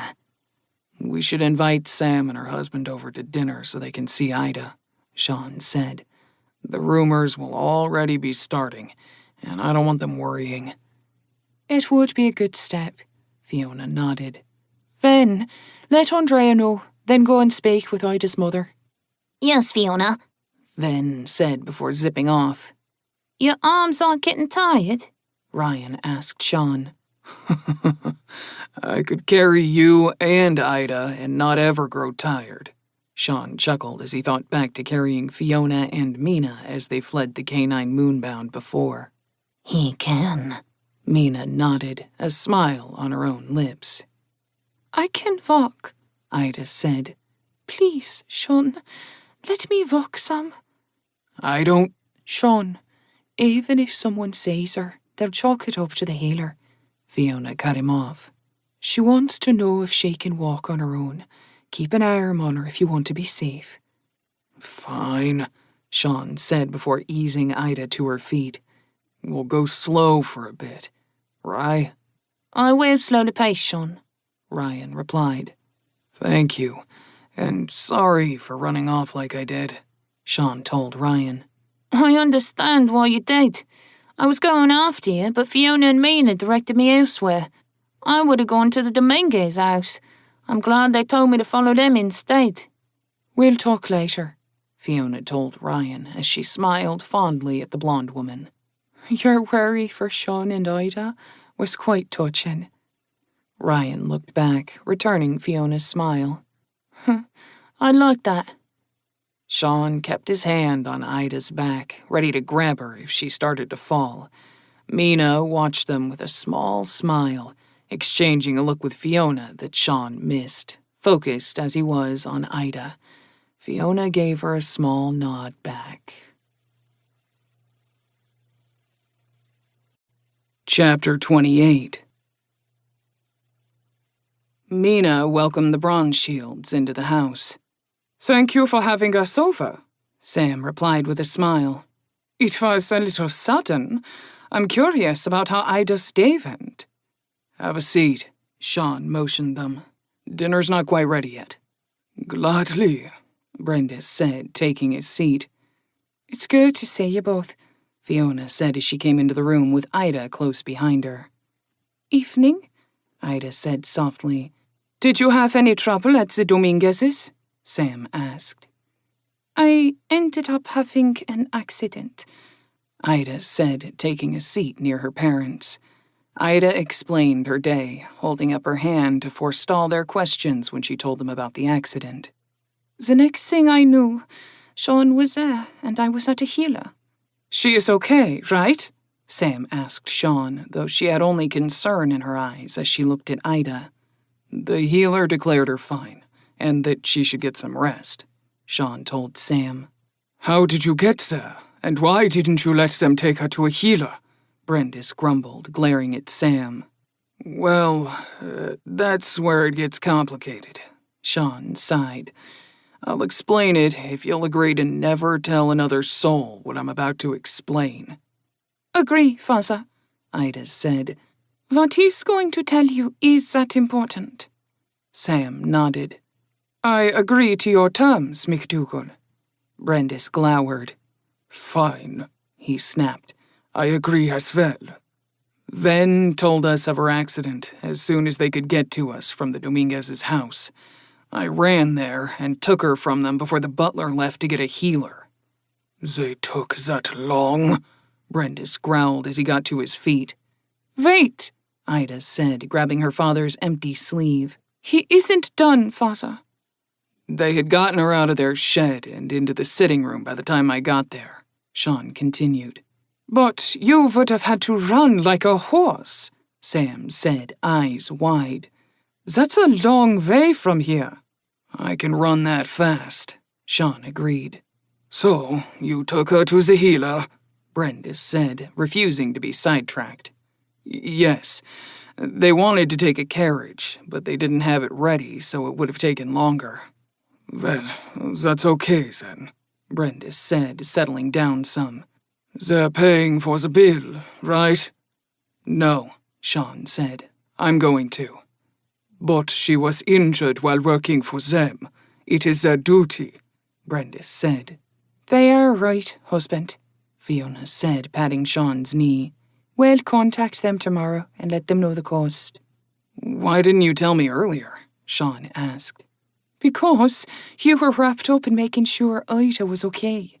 It wasn't the time to try and get you to see other things. Should she be up and walking around if she's had a brain injury? Sam asked. She's fully healed, Sean replied. The healer did that much? He showed me the way and helped get it under control, Sean admitted. Being bonded to me gives her a touch of regeneration. It was already healing her by the time I got her to the healer. Sam and Brendis's jaws dropped. You gave her the talent to heal herself? Sam asked in awe. Yes, though it takes a lot of energy for head injuries, Sean said. However, this is something I haven't told anyone yet, because, like Fiona said, I was caught up in making sure Ida was okay. I can heal others now. Yes, you give us your energy and we heal, Fiona said. I was able to follow what the healer did, Sean said. Mina gasped. Flesh shaping? Is that what it's called? Sean asked. Fiona began to laugh. Why am I even surprised with you anymore? He can't, can he? Ida asked slowly. I want to double check, but I didn't want to have any of you injured to do it, Sean said. Taking a deep breath, he looked at Brendis. Care to be my first patient? Brendis just stared at him like he had two heads. No one picks up a talent just by seeing it done, much less seeing it done only once. I'm different, Sean shrugged. Every single bonded I have has equal access to my talents and energy. Andrea, our maid, and Chastity, our receptionist, didn't have any energy for talents before me, and now they can shape almost as well as your daughter. He is telling you the truth in that regard, Ida said, though even she looked shocked at Sean's confession. Just once was enough?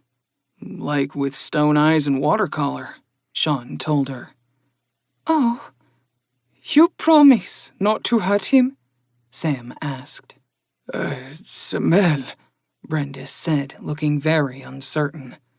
I promise not to permanently harm him, and if need be, I'll bond him for an hour and fix any damage I cause through my normal talent, Sean said.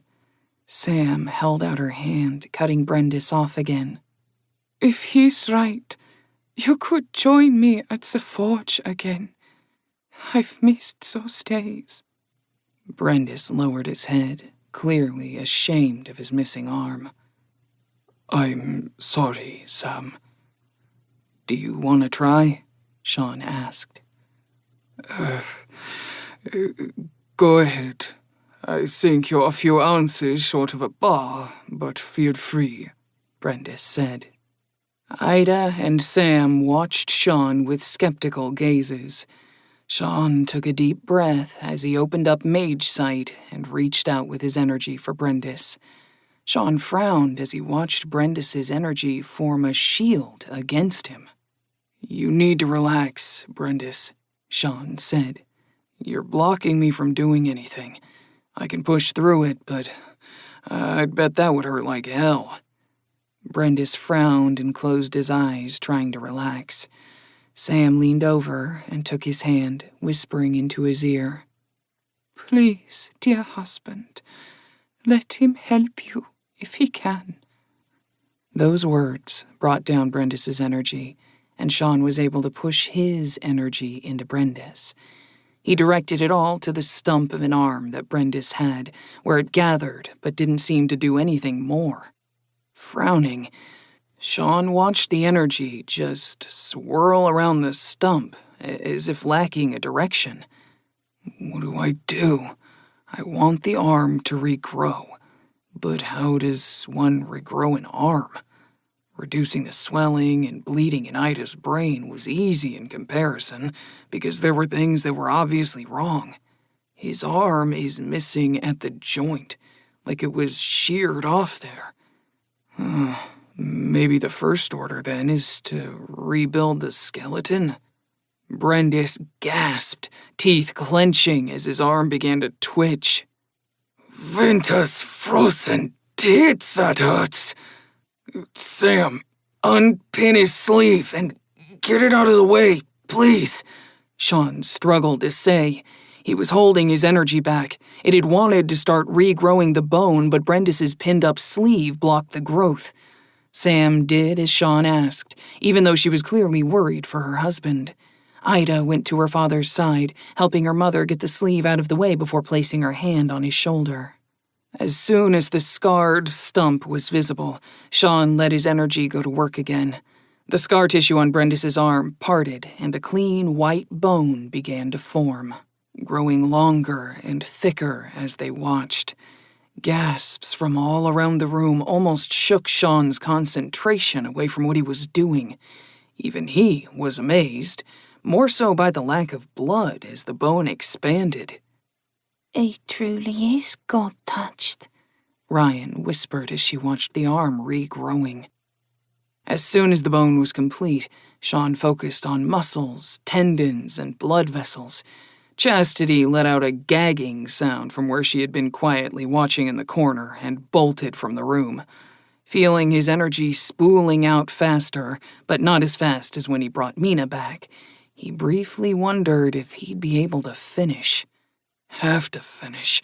Can't leave him with a fully formed but useless arm, dumbass. It's okay. It's okay. Brendis gritted through clenched teeth as he felt strange movement from his arm.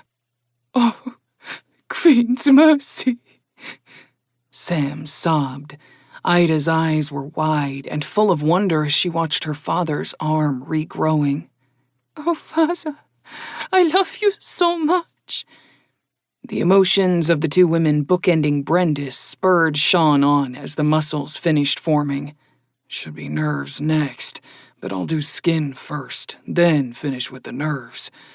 Gods only know what skin growing would feel like otherwise. Take from me, love, Fiona whispered as she placed her hand on his knee. And me, master, Mina murmured as she stroked his hair gently. Feeling their energy waiting for him, Sean accepted it and started to get the skin to reform on Brendis's new arm. The ruined flesh became fresh and pale as it started to creep down over the new muscle. Can I give to him as well? Ryan asked, having been just close enough to hear Mina's murmur. Yes, Mina said, reaching out to catch Ryan's hand. Sean felt the new energy and pulled gently from it, knowing Ryan didn't have a lot. Okay, the skin is almost done, and the nails. Make sure to give him fingernails or he'll look odd. Ida stopped holding her father when she heard Ryan's question. Kneeling before Sean, she placed her hands on his thighs. Me too, sir. Drain me if you must, but please don't stop. Ida's energy spiked into him as she pushed it at him. Accepting it, he clamped down on her energy so it would come in slowly.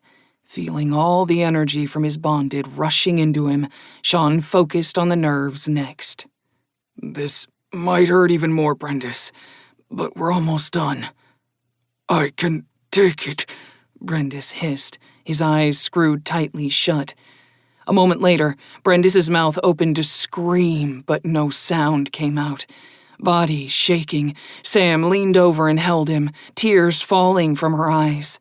Almost finished, love. Almost. Hang on for me. she said, her voice breaking as she sobbed. Brendis's new hand clenched and unclenched as the new nerves fired spasmodically, connecting to the older nerves in the bicep. Brendis managed a gasp as his own energy rushed into his new arm, leaving him feeling partly drained. Feeling his energy stop and swirl around the arm, Sean waited a moment before he withdrew it. Sean dropped mage sight, and when he blinked, he saw Brendis passed out across from him. It's done, Sean managed before he slumped in his seat too. It takes a lot to regrow an arm. Dear husband, are you okay? Sam was asking, kissing Brendis's face. He blinked up at her, dazed for a moment as he regained consciousness.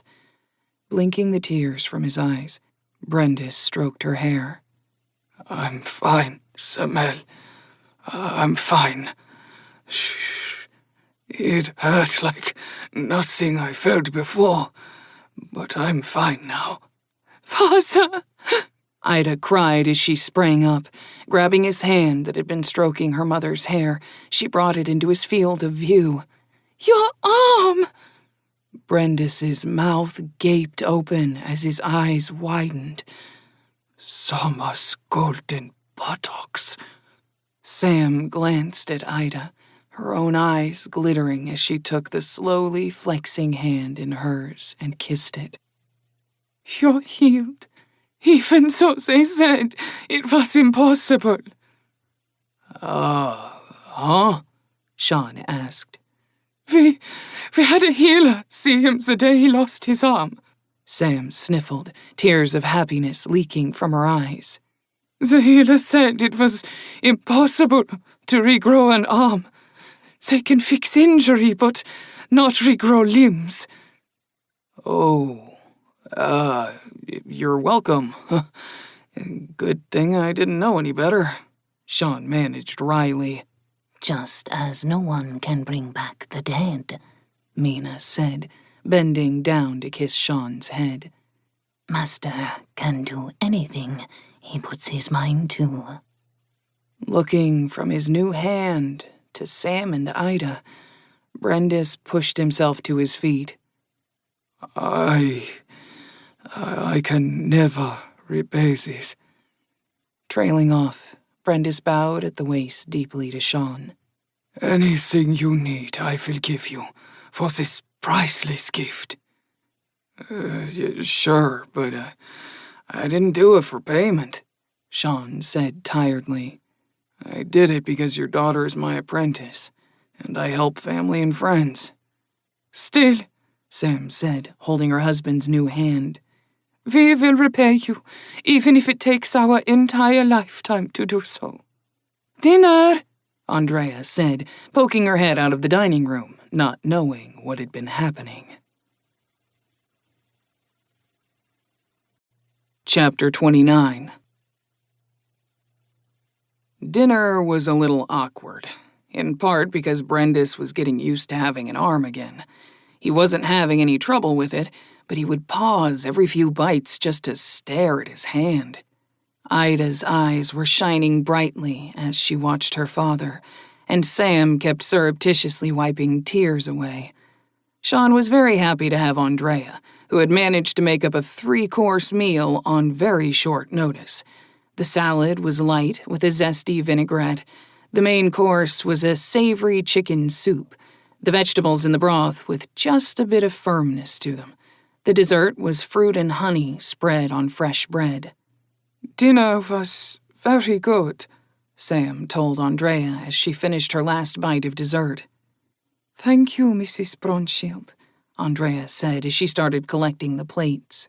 You're unusual in so many ways, Brendis said to Sean. Having your maid sit at dinner? Never seen that done with guests so far. 2 fairies at the table. I know one of them is who got you to save my Ida, so I will never begrudge them their place.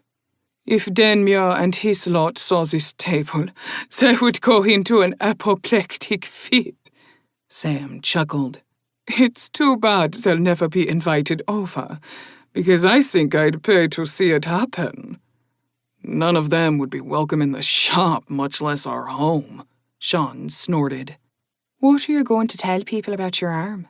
Fiona asked into the lull as the others finished up their meal. I haven't figured that out, Brendis said as he flexed the elbow. It's an impossibility. There's no way to explain it. If I just stay home and we get another to mind the counter, it might never come to light. We can't, Sam said before she trailed off. But we could afford it with you back in the forge with me. Yes, Brendis nodded. The trick will be finding someone to run the counter. I know a person for you, Fiona smiled. I'd ask you let her go to the market for us on Tenday, but other than that, I think she'd work out once you give her a day or two to learn the pricing you want to use. Meredith? Sean asked.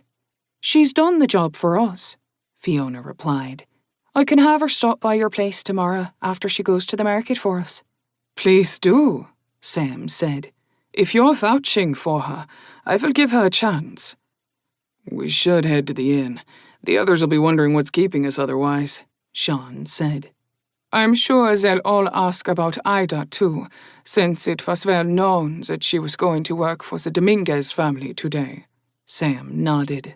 I'll draft a letter for you to sign when you get back, Sean, Fiona said.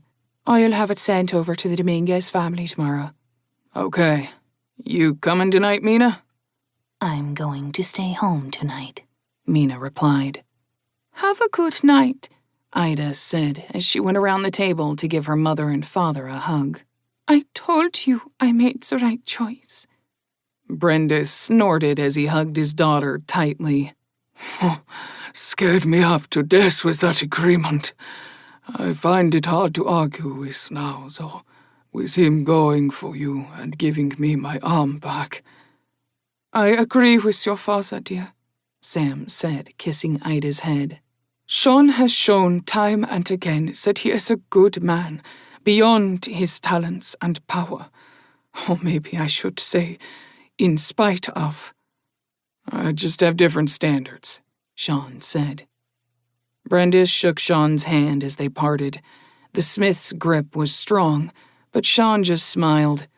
Leaving the dwarf behind, Ryan, Sam, and Sean continued toward the inn. I can't begin to thank you, Sam said. Leave it alone, Sam, Sean said. I'm glad I could help. Remember when I upset him when we first met? It was because I was thinking of my healing talent and wondering if that might help him regrow his arm. I changed what I was thinking when I upset him. Oh, I see, Sam replied, thinking back to that day. That was why you were hesitant. You weren't sure your talent would have been enough and didn't want to hurt him by trying and failing. Pretty much, Sean nodded. Considerate payment for digging up the hurt on that day. Did Ida tell you about it? No, I've never asked either. It was an accident. A nearly fatal accident 10 years ago, Sam said. If you want to know, tell Ida I said it was okay. Sure, Sean said, not planning on ever asking. Sean? Ryan said after she was certain they were done talking. The armor should be ready tomorrow. Oh, good. We'll go pick it up, Sean said. Mina should be done as well. It'll be a busy day with that and training. I'll also need to speak with Watercolor and Stone Eyes and see when they're going to come over. Won't be a long wait, Ryan chuckled as they started to cross the square to the inn. Fair enough, Rye. Fair enough. Joseph waved at Sean as he and Ryan went inside. I swear, one day I'm going to walk in here and it's going to be a cheers moment where everyone turns and calls out my name. You seem eager to see us, Sean said as they got closer to the table. We're all just curious how Ida's day went, Joseph said. Rumour has it someone went flying through the city earlier and was seen then carrying a short and stout woman through the streets. Both of those were me, Sean admitted. Welcome back. Drinks? Lily asked, having come over to the table. Hot cider, Ryan ordered. Serum Trutas, Sam said, which raised a few eyebrows at the table. Forged with a dark delight to back it, Sean said. Ho, thinking you can withstand the heat this time? Avery chuckled. I'll bring him right out. Do the rest of you want another round? Brings them on out, Sam said, flipping a bronze to Lily. It wasn't your turn, Sam. Warwick frowned. I want to. Sam shrugged. Did Sean propose to Ida then? Joseph chuckled. Sean went red. Sam rolled her eyes and the rest of the table laughed, except Ryan, who went blank-faced, clearly not liking the joke. No, Sean said. I just wanted something different tonight, Sam said. Sam, we've known you too long for that to work, Joseph replied. You only drink Serum Trutas when you're celebrating. It can be a bit costly for drinking all the time, Sam said, brushing off Joseph's comment. When did you have any last? Joseph asked, pushing the issue. When Ida was apprenticed, Sam admitted with a twist to her lips. And before that? Joseph asked with a shit-eating grin. When my youngest was born, Sam admitted with a frown. Now that we've established the pattern, spell, Joseph said, leaning forward. Sam looked away. I can't. I've agreed. The others sat back with pensive expressions. I'm sorry to press Sam. I didn't know. Joseph apologized. You had no way of knowing, Sam sighed. I'm celebrating, but I can't say why. Breaking the agreement would be much too costly. It's fine, Joseph said quickly. Sean, he said, trying to change the topic. What happened with Ida? Well, Sean paused as the drinks arrived. Served last by Lily, Sean waited while the maid was leaning into him. Some of us will be stopping by tomorrow for hair clips. That won't be a problem, will it, sir? I might not be there, but my staff is good at her job. She'll take good care of you. Very well, sir. If you need anything, just call for me. Lily smiled as she swayed away from the table. He isn't interested, Ryan muttered too softly for anyone but Sean to hear. Sean gave Ryan a look and a nod before he shrugged. Anyway, as I was saying, he launched into the story of Ida's service and injury, pausing when Stone Eyes and Watercolor arrived. Once they were seated and had drinks, he continued, only pausing again when Gertis showed up. By the time he finished, everyone at the table was shaking their heads. Your wife is right, Gertis said. They should be the ones to pay for the healer. They might try to argue, since you did take her from them early, and the magistrate might object too. Gertis trailed off as he sucked at his teeth in thought. At most, he'd have to pay a small fine for not completing an entire sentence. There were mitigating reasons. Watercolor tapped his lips with a finger, then shook his head. Then again, you had the strictest magistrate. I'll deal with this one way or another. Sean shrugged. I might move some of my plans forward to pay the healer, if need be. Speaking of Sean, Stone Eyes said, segueing them to a new topic. We'll be over tomorrow to work on the bathhouse. The pipes are ready, Sean told her. I might need to step away for a bit to take care of an errand or two, but I should be back by the time you finish preparing the channel. You're moving forward on that too? Gertis asked. Yeah, Anyone know where Silvertouch is? Sean asked. She had a rush shaping to do for tomorrow, Gertis replied. She sends her regrets for not making it, but we all know how it goes. If it's okay with you, I'll pass along the story. I know she'll be interested. That's fine, Sean assured him. The bathhouses are going to be a real thing? Avery asked with interest. From our small sample so far, it looks promising, Watercolor said. Once we get McDougall's in and give him a few 10 days, it will help solidify our theories.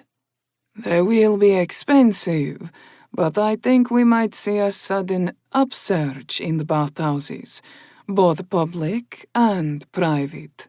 Stone Eyes smiled.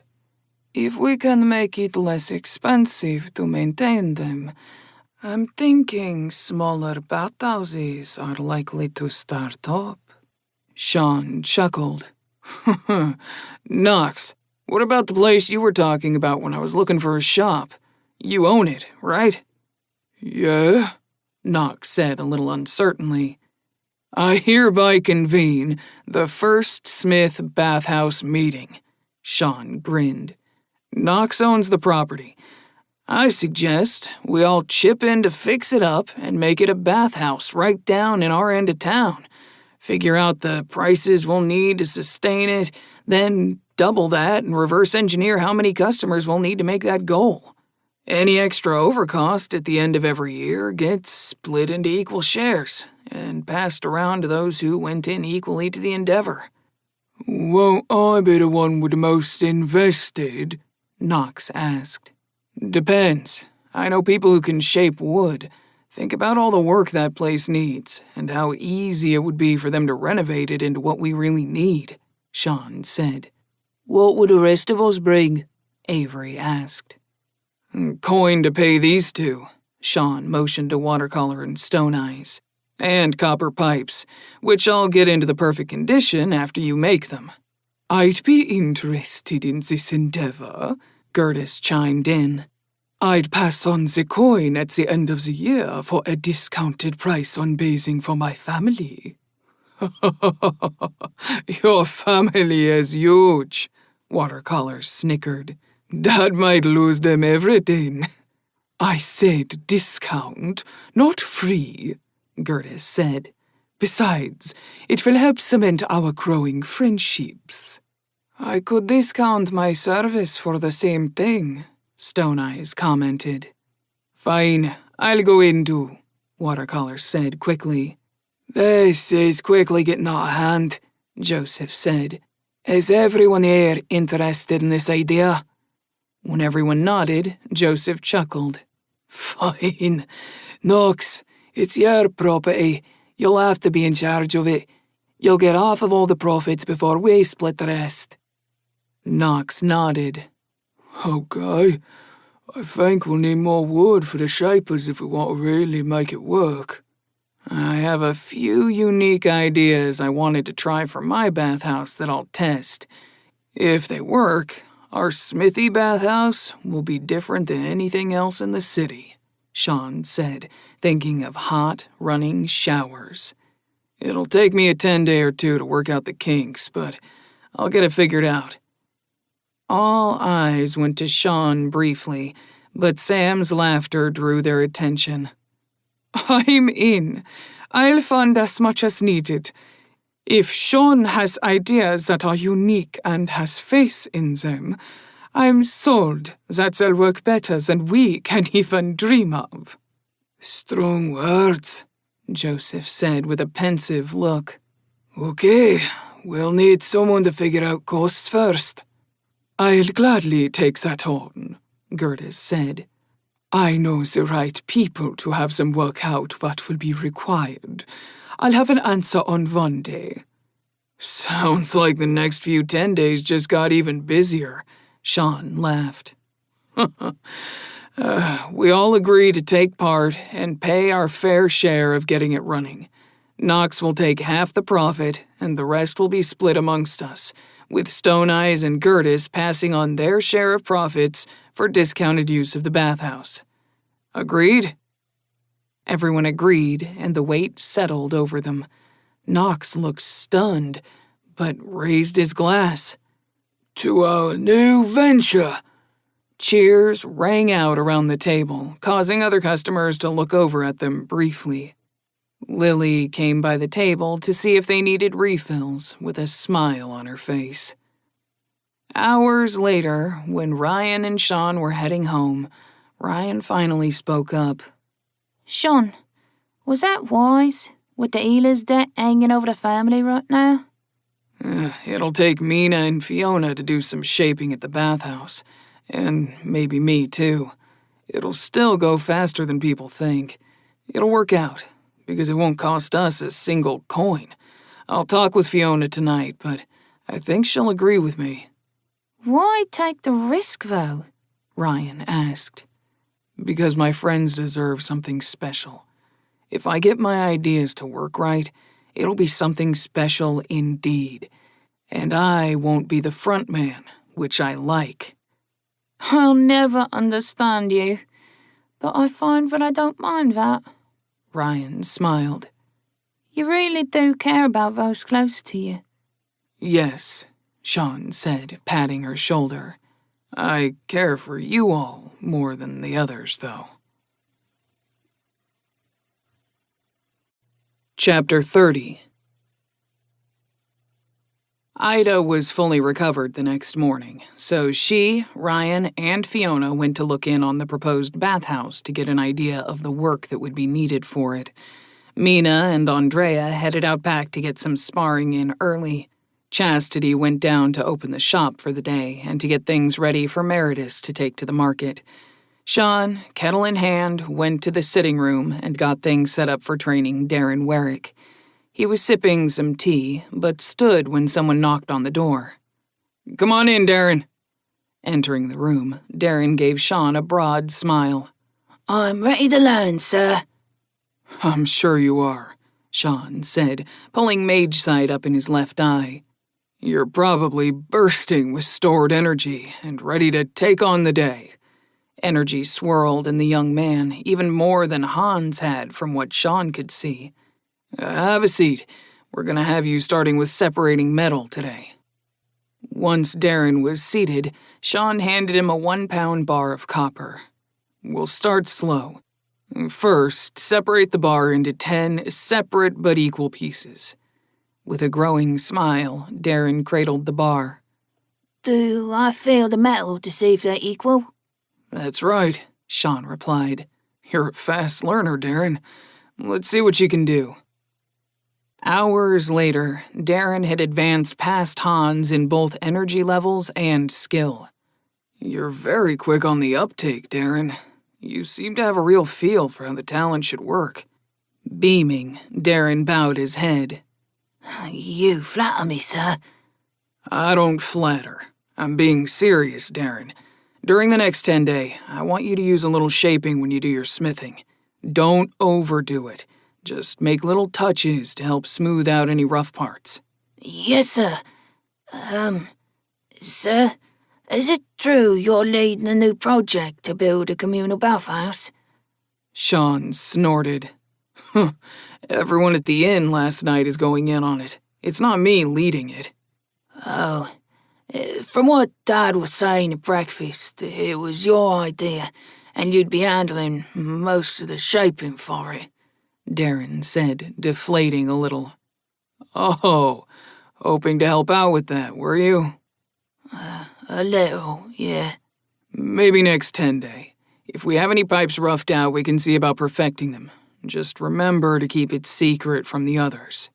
Yes, sir, Darren said, standing tall. "Head on home. I'm sure your dad could use you in the forge." I'll see you next 10 days. Walking Darren out to the front, Sean was surprised to find 6 very attractive ladies in the shop speaking with Chastity. When he walked in, one of them looked directly at him. "Lily? I take it this is half the inn staff?" Not even close, but it is half of us maids. Lily grinned. Some of the kitchen staff asked us to buy some for 'em. "You mean Roberta's family? They are more than welcome here," Sean said. You've seen one of my wives." The maid's smiles all became a bit wider. You really don't mind at all? Lily asked. I wasn't sure if it was just your wife that you were comfortable with. As long as they aren't trying to hunt me down and kill me, I'm fine with any moonbound, Sean replied. I'll let them know, Lily said.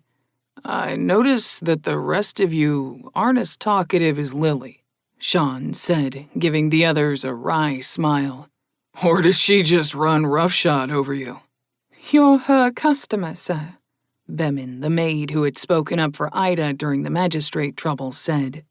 We try not to hamper anyone who has taken on a new customer, even if my customer base has mostly disappeared over the last 10 days. Shapers? Sean asked. Yes, but I'm not mad about that. Most of them were not the most respectful to others. The ones who were are now with you, over at the smith's table. I cost you some of your business then, Sean said. Chastity, give the ladies a discount. As you wish, sir. You didn't have to do that. Lily grinned. But we'll accept it, especially since a few of us were thinking of getting some custom-made clips done. Sean took Chastity's unused seat and pulled a few blank clips from under the counter. If you'll tell me what you want, I'll make 'em right now. All 6 women crowded forward, trying to be the first to get a custom hair clip.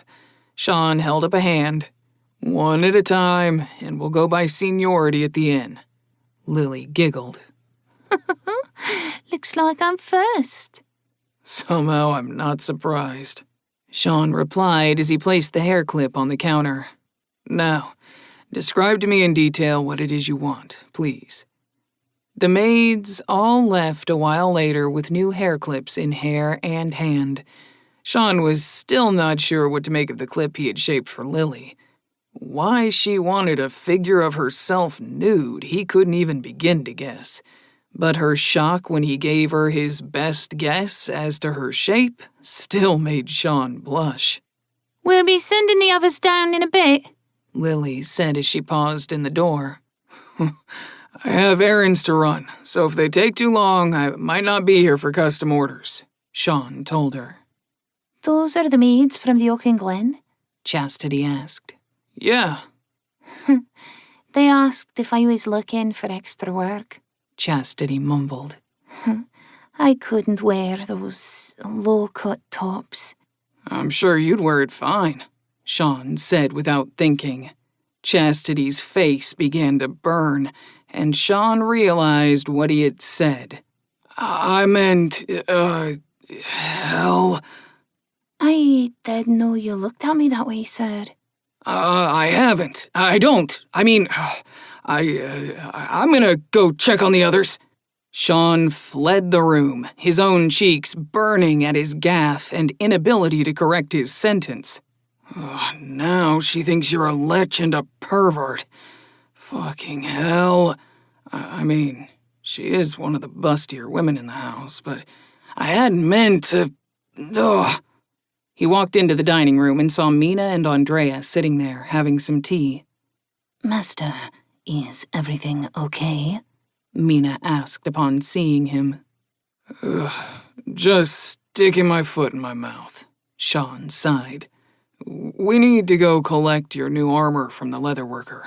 We'll pick up Ryan on the way and send Ida back here to shape some more hair clips. More of the Oaken Glen maids should be by shortly. Very well. Andrea, after you finish, make sure to go back down and practice the drill I gave you. Once you do the repetitions, you can go back to your normal work, Mina said. Yes, Mina. I hope your day has been good, sir. Darren is coming along fast, Sean said. We'll be back. Hold down the fort while we're gone. Mina and Sean were out of the house a minute later. Speaking of coming along quickly, all of our family is coming along when it comes to weapons training. It's a little frightening to see how much we're all improving. Can I ask you something? always, Master. When Ida was incoherent and mumbling the other day, she mentioned having to wait for Ryan. Do you know what she was talking about? Mina gave him a confused look, then shook her head. Both of them are thinking about bonding for more than just a year. Mina said slowly, knowing how Sean would react if she spelled it out. Oh, Ida doesn't have to wait for Ryan for that, but I'm not sure either of them should be thinking of extending their bond yet. Mina just took his hand in hers. I'm sure they will come to an arrangement soon. Don't worry. Fiona and I are watching them both to make sure there aren't any issues. Thanks, Sean said, giving her hand a squeeze. You and Fiona have really made things easier for me. When they made it to the building being turned into the new bathhouse, the front door stood open and Sean could hear people inside. Entering, they saw Ida sitting against a wall with a cup in her hand, while Ryan and Fiona were talking softly across the room. How's it going? Sean asked. It's going to take a lot of work, but we can manage it, Fiona said. I'll be down here for the next 10 days probably, fixing and rearranging. If you can give me some more energy, that would make things easier for me. I could use a little more too, sir, Ida said. She was trying to do too much, Ryan commented. I didn't think it would be that hard. Fiona made it look easy. Ida frowned. For me, it is. I have years more experience in this than you, Ida. The fact that you managed it, even if you did overexert yourself, is amazing all on its own. But don't do it again. Yes, Fiona. How about you, Rye? Do you need more? Sean asked. I'm fine. I take it we're going to pick up the armor? Yeah, and I was going to send Ida back to the shop. The other half of the Oak and Glen employees should be coming in for hair clips. I did a lot of custom orders already for them this morning, so I expect they'll want the same. Rising up as energy flooded her system, Ida bowed her head. I'll handle it for you, sir. Don't do too much on the first day, hun, Sean told Fiona before giving her a kiss. We still have sparring later today. I'll be fine, dear. Go get armor for your guards. Ida went back to the shop, while Sean, Ryan, and Mina went on to Jefferson's Leathers. When they arrived, Jefferson was in an argument with a rough-looking man holding a hide. I don't care what others have said. I can't pay that kind of price for any hide, even if it is canine moonbound. I'd have to get it tanned, and that costs money. Now, piss off. Growling, the man stormed out and bumped into Sean, who didn't move at all. Staggering back, the man reached for a sword on his hip before his hand fell away. Watch it! You ran into me, Sean said stiffly as he stepped aside. I wasn't expecting you to charge the door like that.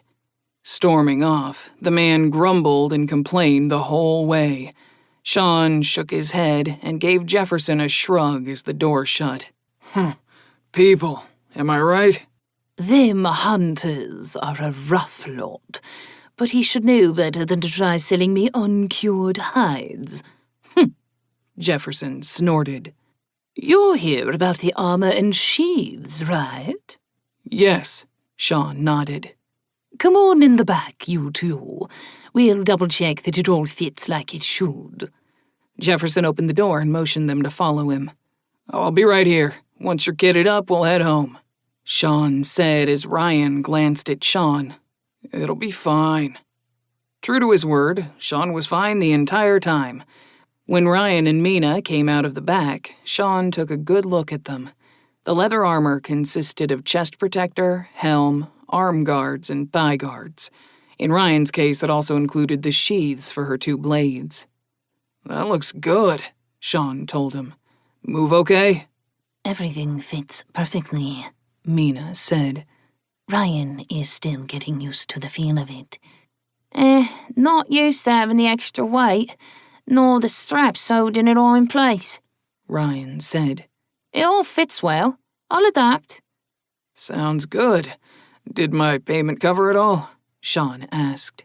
The sheaths came from the leftover leather from the armor, so we're fine.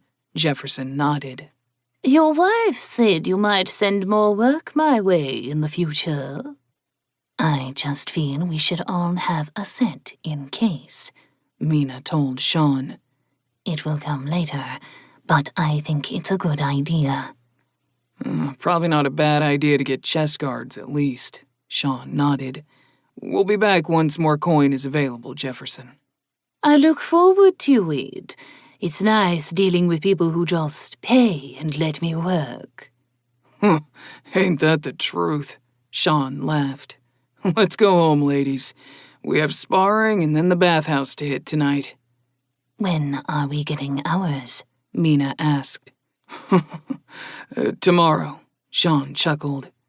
Oh, should we wait? Mina asked.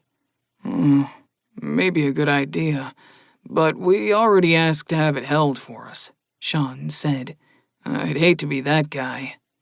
As you wish, master, Mina said as they exited the shop. Besides, I need to start my experiments soon if I want the bathhouses to be the way I want. Sean chuckled. I was happy to see you guys had the building up already. Of course. Mina smiled. We all want our own private bathhouse, after all. Sparring ended with a chaotic mass melee free-for-all. Sean was surprised at how quickly everyone turned on each other. But it hadn't been entirely one-on-all. During the scrum, he noted Andrea and Chastity working together, and surprisingly, Ryan and Ida teaming up. Both Fiona and Mina had to deal with the pairs, even as they went after him. Chuckling over the memory, Sean walked in the middle of the group as they headed for the bathhouse. Mina and Fiona were on either side of him, walking hand in hand. Ryan and Ida were in front, discussing the melee and their tactics, much to his amusement. Chastity and Andrea trailed them, talking about their day. Entering the public bathhouse lobby, the group approached the receptionist. McDougal, we have one of the 2 private rooms? Sean greeted the woman. One moment, please, the receptionist said, her professional smile strained as she rang a small bell on her desk. Puzzled, they waited, wondering what the issue was. A refined gentleman came toward them with a serious expression on his face. Sean had a sinking sensation in his gut. I'm sorry, sir, but there is a problem with your request to hold the room, the man said once he reached the desk. What's wrong? Sean asked. A patron of higher standing has booked both private rooms for the next handful of 10 days. Every day? All day? Sean asked with a raised brow. Any day or time you and your staff come to use it, the man replied, raising his chin slightly. So it's not that the rooms are in use, we're just being frozen out, Sean snorted. Who's the patron? I'm not at liberty to say, sir. Denmuir it is, then, Sean snorted again. I didn't say that, the man quickly stated. You didn't have to. Fine. If that is how things are run, then I really won't feel bad in the future, Sean said, an evil smile settling on his face. Enjoy your next few 10 days. Turning to leave, Sean turned back suddenly, making the women with him pause. One more thing. The agreement you have, do you get paid whenever we show up? The manager's eyelids twitched. I'm not at liberty to say, sir. If you would like to use the public bath instead, that can be arranged. but the cost would be high due to some of your companions," he said, his eyes on Mina. "No, I don't think I'll ever use this bathhouse again," Sean said through gritted teeth. "It was bad enough that you sided with an asshole, but you just crossed a line.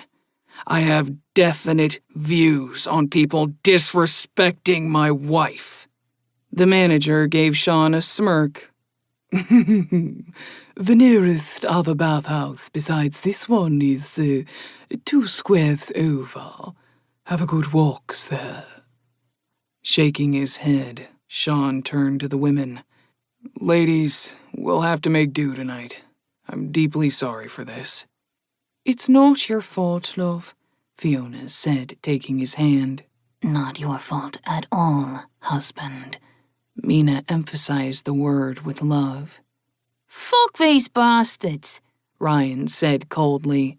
"We'll make do." The others agreed similarly, only to be interrupted by the manager coughing once.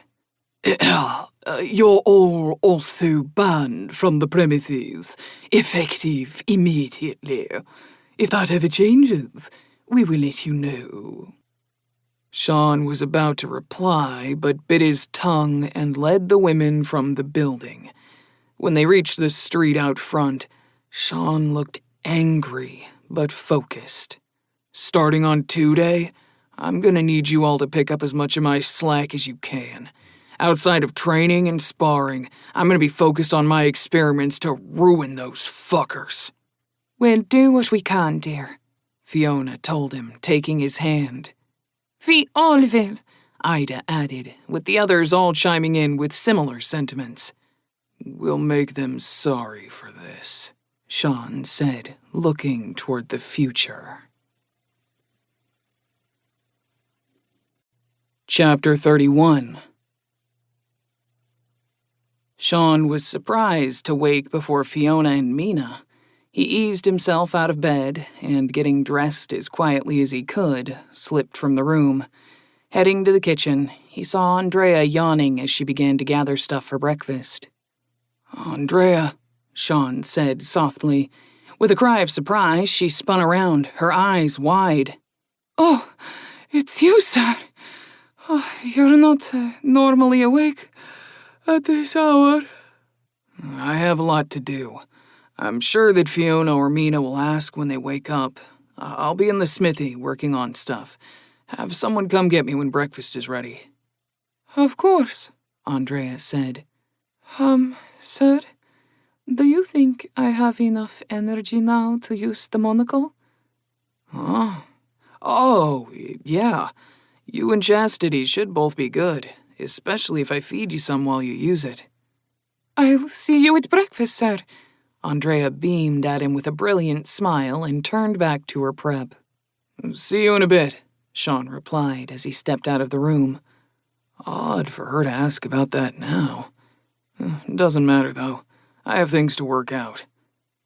Making his way out the back door to the cold forge, Sean got some copper from the racks and used mage sight to examine the bar. Sitting in the dark, Sean closed his eyes as he envisioned the copper kettle he was going to make. Energy shifting out to his hands, he began to shape. After a handful of minutes, he pulled his energy back, leaving a fully formed kettle in his hands. That's the first part done, Sean muttered. Now, to see if I can enchant it to dispense hot water. Infusing energy into it while focused on summoning water was easy. When he pulled back, his energy filled the interior. Did that work? A moment later, the kettle began to heat in his hands, and the spout began to gently whistle. "Hot damn! It works!" Sean chuckled.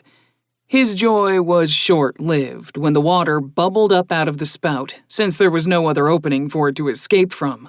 Fuck, Sean grumbled, grabbing at the energy inside and pulling it back into himself. Water stopped pouring from the kettle immediately. The base idea worked, but I needed to dispense water when wanted, not all the time, and I needed to be usable by people without energy to spare. Sean mumbled, walking the kettle out of the forge and pouring the water still in it on the ground. Heading back inside, he took a seat on the forge itself and considered what he would need to do. Sean wasn't sure how long he tried to get the enchantment on the kettle to work like he wanted, but he hadn't managed it by the time Mina came to get him. When he heard her calling him, he set the kettle aside. "In here, Mina," Sean said, stepping out of the forge. The sky was growing lighter as the day dawned. Breakfast is ready, Mina said, crossing to him from the back door. We were surprised when we woke and found you gone this morning. I have a number of things to accomplish for the bathhouse to be what I want it to be, Sean said. Clear goals always get me moving in the morning. We'll have to see about giving you clear goals more often then. Mina chuckled. How's it going? I can get this to dispense hot water, but not just when I want it, and not without it being infused with energy. I don't know enough about enchanting to know where to go next. Sean showed her the kettle he'd been working on. Maybe Fiona can help. She might have an idea about the basics, having been around the nobles. Let's hope. Sean sighed as they headed inside. In the dining room, Sean gave everyone a smile. Even as the first one up, I'm still the last one to the table. Have any success, dear? No, Sean sighed. He relayed what had happened so far, then looked to Fiona for help. Suggestions, please, Fiona? You're wanting a way for it to dispense only when you wish it to, and to be usable by people without energy? Fiona asked to make sure she understood. Yeah. Why for people without energy? Chastity asked. How many people would love to have hot water on demand? Sean asked. You mean to market them to the average person? Ryan commented. Wouldn't they be too expensive for anyone to be able to buy? That'll depend on what it takes to make it work, Sean replied. The water purifying runes are infused with energy and only work when they're being used, but it takes someone charging them to keep them working. The best way to allow someone without energy to use them would be to embed a gem into them and infuse that. It'll hold the energy longer and can even be recharged. But it will degrade over time, Fiona told him. I'm not sure that will work unless you can use common stones, but even that will increase the cost. As for only dispensing when wanted, I'm not sure. I still haven't heard from the gem suppliers that Silvertouch and Gertis use, Sean muttered. I'm thinking I'm getting frozen out there, too. Probably, Fiona agreed. It wouldn't be because of them, though. I'm aware. It would be Denmuir being a dick. Again. Breakfast, Andrea announced as she walked into the room. The scent of cooked meat and fresh bread hit Sean's nose like a truck, and his mouth began to water. Smells good, Andrea, Sean said as he swallowed back some drool. Everyone made sandwiches except the two fairies, who just had bits and pieces of everything. Sighing when he finished his sandwich, Sean swallowed the last of his tea. Stone Eyes and Watercolour should be here soon, Fiona said. Our usual routine is going to be broken today, but tonight we should have a bathhouse of our own. Ida, Ryan, you're with me to do what we did last time, Sean said. I'll be at the Smith bathhouse, working on that, Fiona said. I'll be with her, Mina said. Sean? Andrea said. About seeing you with the monocle. Fiona glanced at Sean, then handed the monocle over to Andrea. Just be prepared, she advised the young woman. I'd like to try after her, Chastity said. Go ahead, Sean said, pushing small bits of energy into both of them, glad they no longer reacted like they used to. Andrea took a deep breath as she set the monocle in front of her eye. She frowned, Then her eyes went wide. Luckily, she had been holding the monocle in her hand so it didn't fall away. Goodness. Mina was behind her. Let the energy go and be ready. I'm behind you. Andrea nodded, her eyes tracking to the others in the room before she pulled the monocle away and slumped into Mina's arms. Ryan caught it as it fell from Andrea's hand and passed it to Chastity. Licking her lips, Chastity mimicked Andrea. Her jaw fell open as she stared at Sean. Somers bras ox, she breathed, then looked at the others.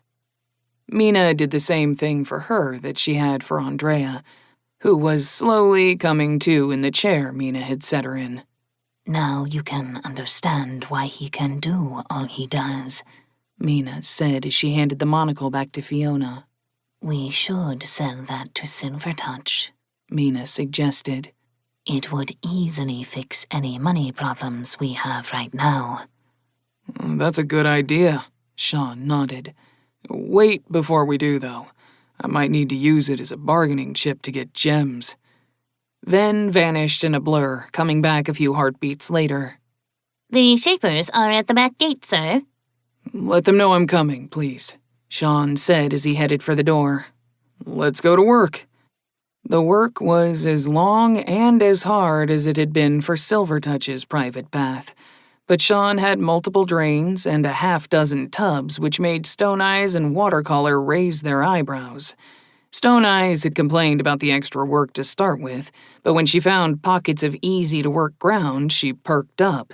Watercolor was smiling the whole time because the pipes already had the runes applied to them and he only had to infuse them with energy. The sun was past midday by the time the bathhouse was finished.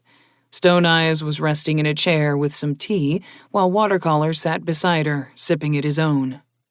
This one went faster, even with the extra drains. But with all those tubs, I can see why you would have them. That's only the first part. Sean grinned as he sipped at his own tea, Ryan and Ida both looking worn out sitting on either side of him. You should take a trip down to the proposed bathhouse in a day or two and see what we've been up to. It might also make it easier on Stone Eyes if she can get little bits of work in while we prep the rest of the place. The hard part for me will be getting the pump to draw the water up, Watercolor added. Adding the pumps is the hardest thing I do. The cost of heating the water is going to be the big outlay for Nox. We'll see, Sean said. I'm working on my next trick. Getting to her feet, Stone Eyes set her cup down. From what I've seen from you so far, McDougal, whatever you come up with will be a sight to see.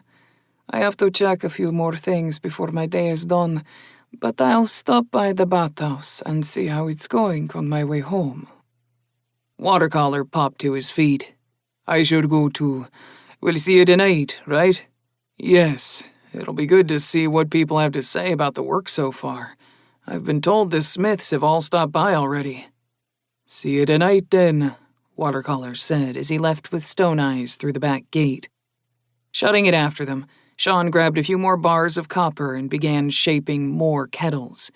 When Ida asked to help, Sean shook his head. You two rest for a bit longer. I didn't give you any extra energy today, so what you did was all on your own. Good job. Both of them beamed and shared a glance with each other. Sean? Ryan said slowly. Could we test out the bathhouse before the others get home? To make sure everything will be ready for 'em, that is. Maybe once I get these ready. We'll need Andrea to bring down the bathing stuff, too. Then, Ryan called, the fairy appearing a moment later. Can you let Andrea know to bring down the bathing soaps and sundry, please? Oh, is it ready? Ven asked, looking at the bathhouse. Almost, Sean said. A few touches for ours still, but I'll have a prototype up and running in a half hour or so. Once you let Andrea know, please inform Mina and Fiona to come home. Yes, sir. Then vanished in a blur of silver aimed right at the kitchen wall. You two just relax until everyone gets home, Sean said, heading for the bathhouse with 3 kettles in hand. Watching him go, Ryan sighed. He is dense sometimes. Yes, but I find it to be one of his charms, Ida added. Sean's brow furrowed. What am I dense about? And why would it be charming? A half-hour later, all the women entered the bathhouse to see Sean tinkering with some pipes connected to metal jugs and spouts. "What are you doing, dear?" Fiona asked as she looked over the completed bathing area. Finishing up the showers, Sean said as he stepped back from the wall. "Shower?" Ida asked, looking at the 2 spouts 6 feet off the ground connected to 5-gallon metal jugs. What do they do?" Do you dislike using lukewarm water to rinse? Sean asked with a grin. Push some energy into the pipe, and hot water will come cascading down. Just use small amounts, though, so you don't flood the tank with boiling water. We clean there before the tubs? Mina asked. Yep, Sean nodded. The cask in the corner has cold water, and the kettle next to it will summon hot water if you give it energy, so you can fill the tubs as you like. Just remember to refill the cask when you're done pulling cold from it. "It's ready, then?" Ryan asked. Yup. Feel free to strip down and try it out, Sean said. The women quickly began disrobing, and Sean turned to leave them to it, only to come nose to nose with Mina standing in front of him. Let me help you, Master. No, it's okay. We only have 6 tubs, so I was gonna let you all use it now, then get mine later, Sean said, trying to fend off Mina's hands as she began undressing him. But they might have questions that need your expertise in how to use the showers. It would be best if you were here for that. Andrea will be doing the laundry, so one of us will be done long before she's ready for the tub. Feeling the jaws of her trap close on him, Sean sighed and stopped fighting, even as he lowered his voice. Are you trying to get me naked in front of them for a reason? Yes, husband, Mina whispered back. They have all expressed an interest in you. Maybe seeing you naked will cause them to change their minds. You'd like it if they did, right? I have a bad feeling about this, Sean muttered, but he let her get him naked and lead him over to the showers where Ryan and Ida were waiting. Doing his best to keep his eyes off their bodies, Sean walked them through how to get the water to dispense. Once they began to do so on their own, he left them to it and realized a few more showers would be a good idea. Chastity and Fiona were still waiting to use them, but they were helping Andrea with the laundry while they waited. Sean pulled his eyes off the backsides of Chastity and Andrea, letting out a sigh. Why don't we just hang out over here while the others shower? Mina said, directing Sean off to the side. Thanks, Sean muttered. His relief was short-lived, as Ida and Ryan finished their showers after a minute or two, and Chastity and Fiona went to take their turn. "Sir, might I get you to show me how this works?" Chastity asked. He realized the bathroom was now a minefield, with Chastity by the showers facing him, Andrea off to the other side bent over the washtub, and Ida and Ryan carrying water to 2 of the tubs. Sean no longer had an easy spot to look and not get an eyeful of flesh that wasn't one of his wives. Crossing the room, Sean kept his eyes moving so as not to stare, all the while wondering how he had ended up like this. He used Fiona's shower to explain to Chastity how to use them, which at least let him focus on one of his lovers. Fiona was fighting back laughter the entire time, obviously humored at his discomfort. "I see. Thank you, sir," Chastity said before she began to shower. As Sean went to walk away, Fiona caught his hand. "Sean," she said softly, pulling him in closer. This isn't a public bathhouse. None of them dislike you seeing them. Stop acting like a martyr, or you'll make them self-conscious and have them wondering if their bodies offend you. I'm not used to this. The other 10-day at the bathhouse was bad enough, but here, it's like they're trying to get me to watch them. They are. Mina sighed. You still don't get it, our dear dense husband. Each of these women are very interested in you. We've explained it before, and you keep doing bigger and more wondrous things, which only makes them more interested in you. Ida and Ryan have it the worst, as you've basically saved both of their lives. With Ida, it's multiplied by the fact you gave her father his life back. The only reason she hasn't pushed you is because she's waiting for Ryan. Stepping away from his wives. Sean's brow knitted. What am I doing? I said I'd man the fuck up, and here I am, falling back into the dense MC routine, refusing to see what's right in front of me. It's not like I have to jump 'em, but maybe I should be a bit more forward, and just accept what comes my way. Maybe if I stopped acting like a fucking Puritan, they'd feel more comfortable telling me themselves, instead of Fiona and Mina having to do it. Thank you for the shower, sir, Chastity said, stepping over to get water for her bath. Sean glanced over to see her down-turned lips as she walked away. Sorry, Chastity. I was lost in thought. You're welcome. I'll be improving on them soon. Looking back over her shoulder and seeing his eyes on her, Chastity's cheeks heated up and she gave him a tentative smile. I'll look forward to trying them out as well, if you'll show me how. Sure, Sean replied. Our turn, Master, Mina said as Fiona stepped away from the shower. Oh, good, Sean breathed out. Actually, can I take mine with Mina? Andrea asked from his side.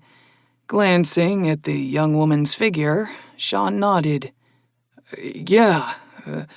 First, stand under the spout. Chapter 32. The bath was surprisingly relaxing for Sean once the shower training was over. Ida got out to offer him a tub, which displayed her full figure to him. Sean did his best not to stare, but smithing had truly worked her into shape. He added more hot water to it and submerged himself as much as possible while pushing the image of Ida's glistening body from his mind. He was the last one out, and he didn't raise his head when any of the others passed by his tub. Eventually, Mina poked him to get him moving since dinner was going to be ready soon. Andrea had prepared a pot roast made of a different kind of meat than Sean had ever had. It was tender and had a buttery texture like the Kobe beef he had tried on a couple of memorable occasions. The sauce the meat was cooked in held a tangy edge, reminiscent of lime juice mixed with soy sauce. It was definitely different, but it went well with the vegetables. Amazing, Andrea, Sean praised her. I'm glad you like it. Grandma taught me that recipe when I was younger.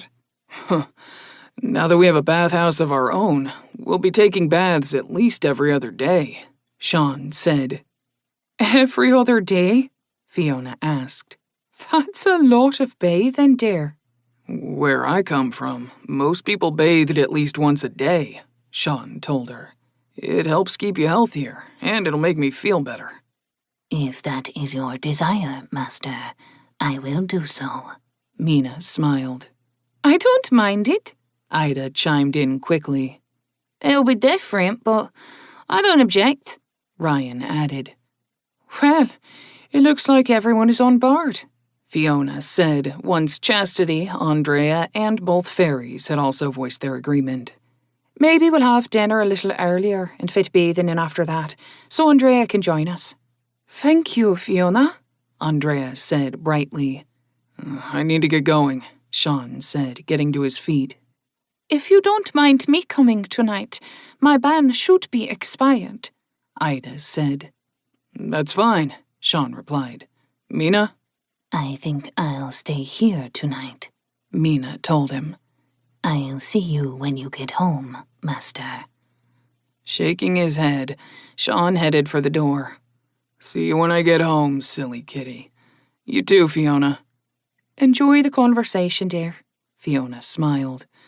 Sean, Ryan, and Ida walked together down the street to the Oaken Glen, Ryan beside him on the left and Ida keeping pace on his right.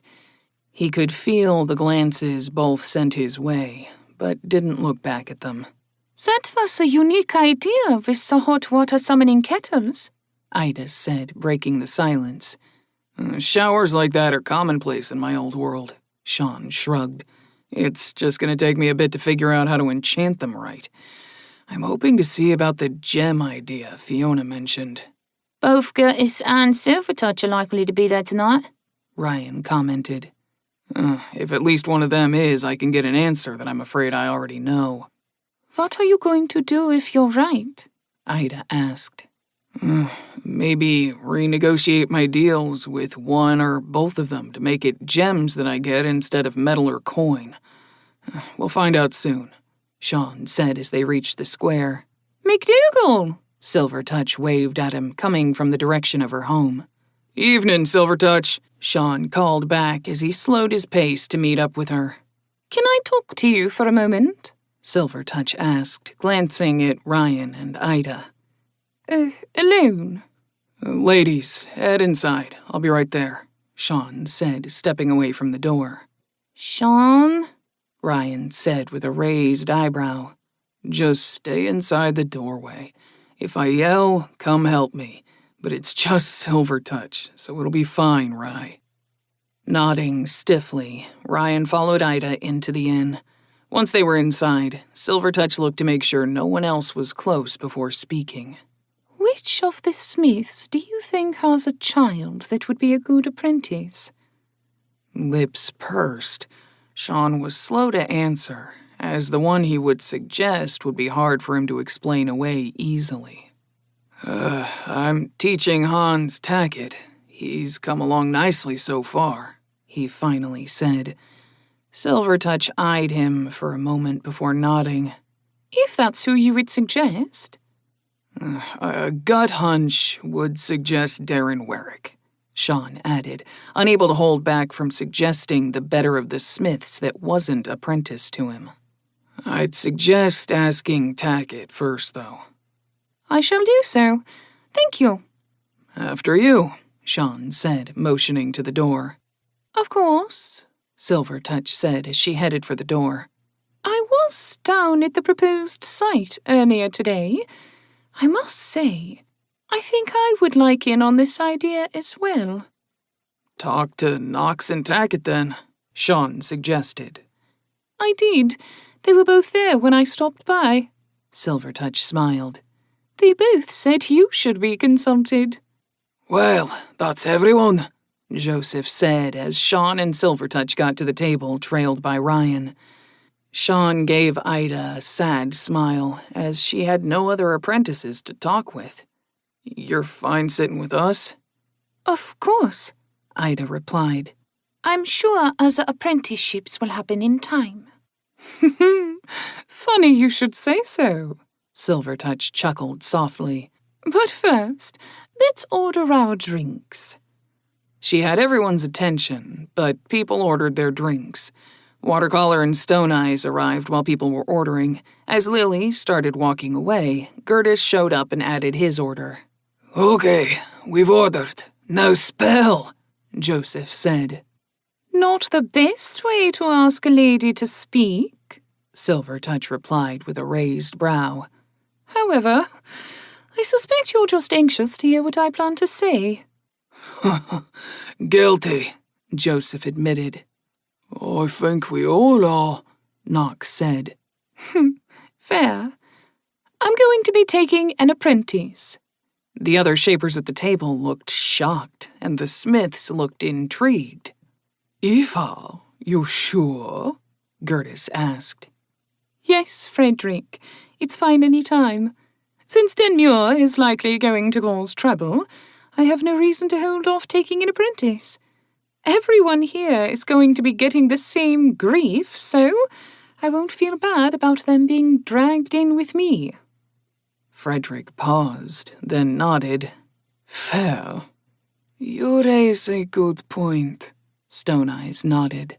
The problem is generally finding anyone with the talent or enough energy to make them worth a look.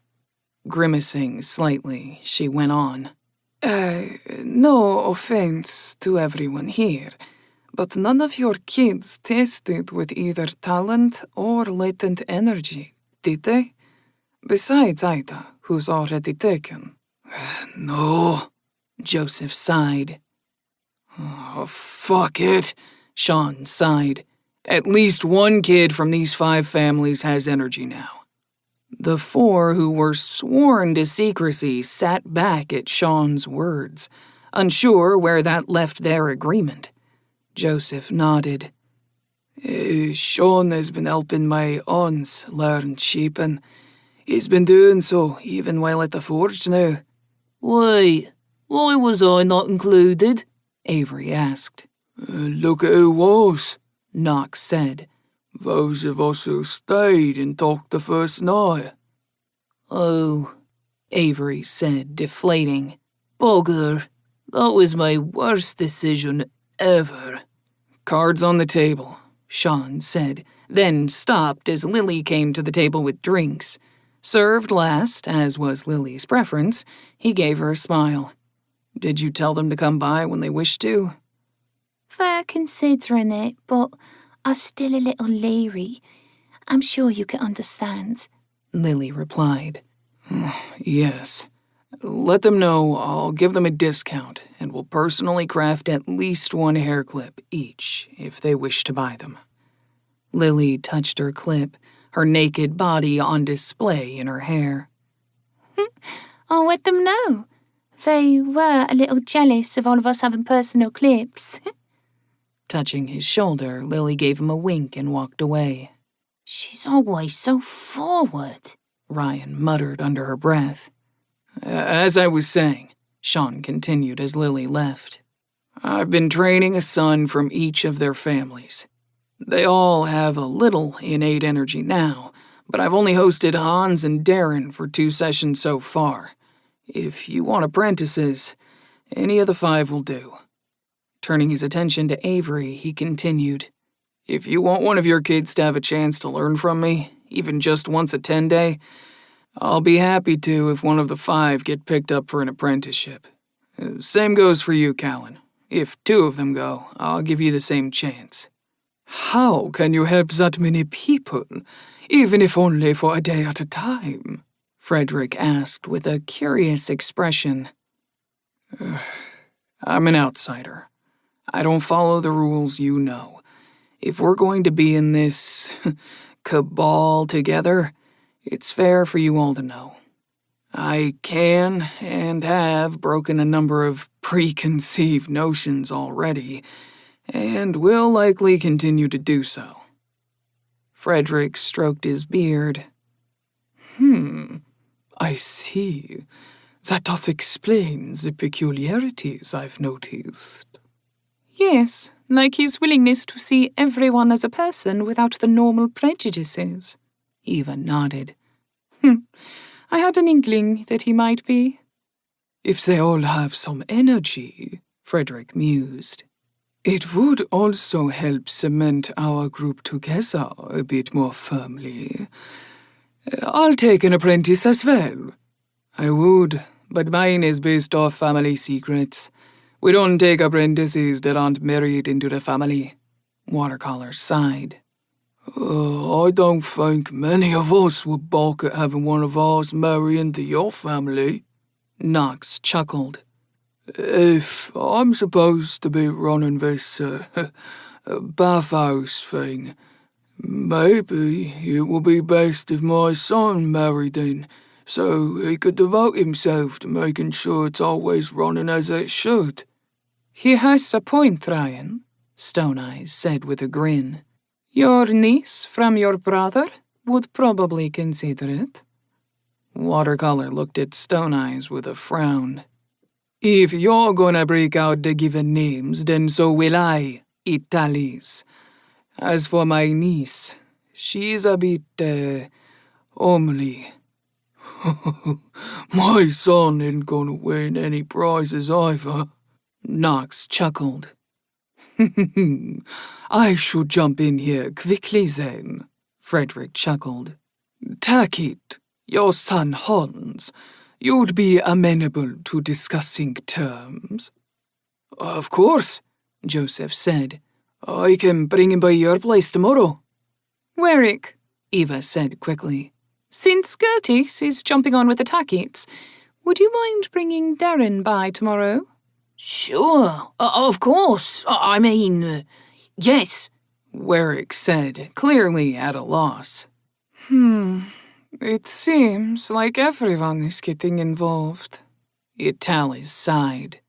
Which leaves me to pick last. Grolic, Botrel, why don't you two both go by tomorrow and let Stone Eyes meet both of your sons? It'll give her the best choice.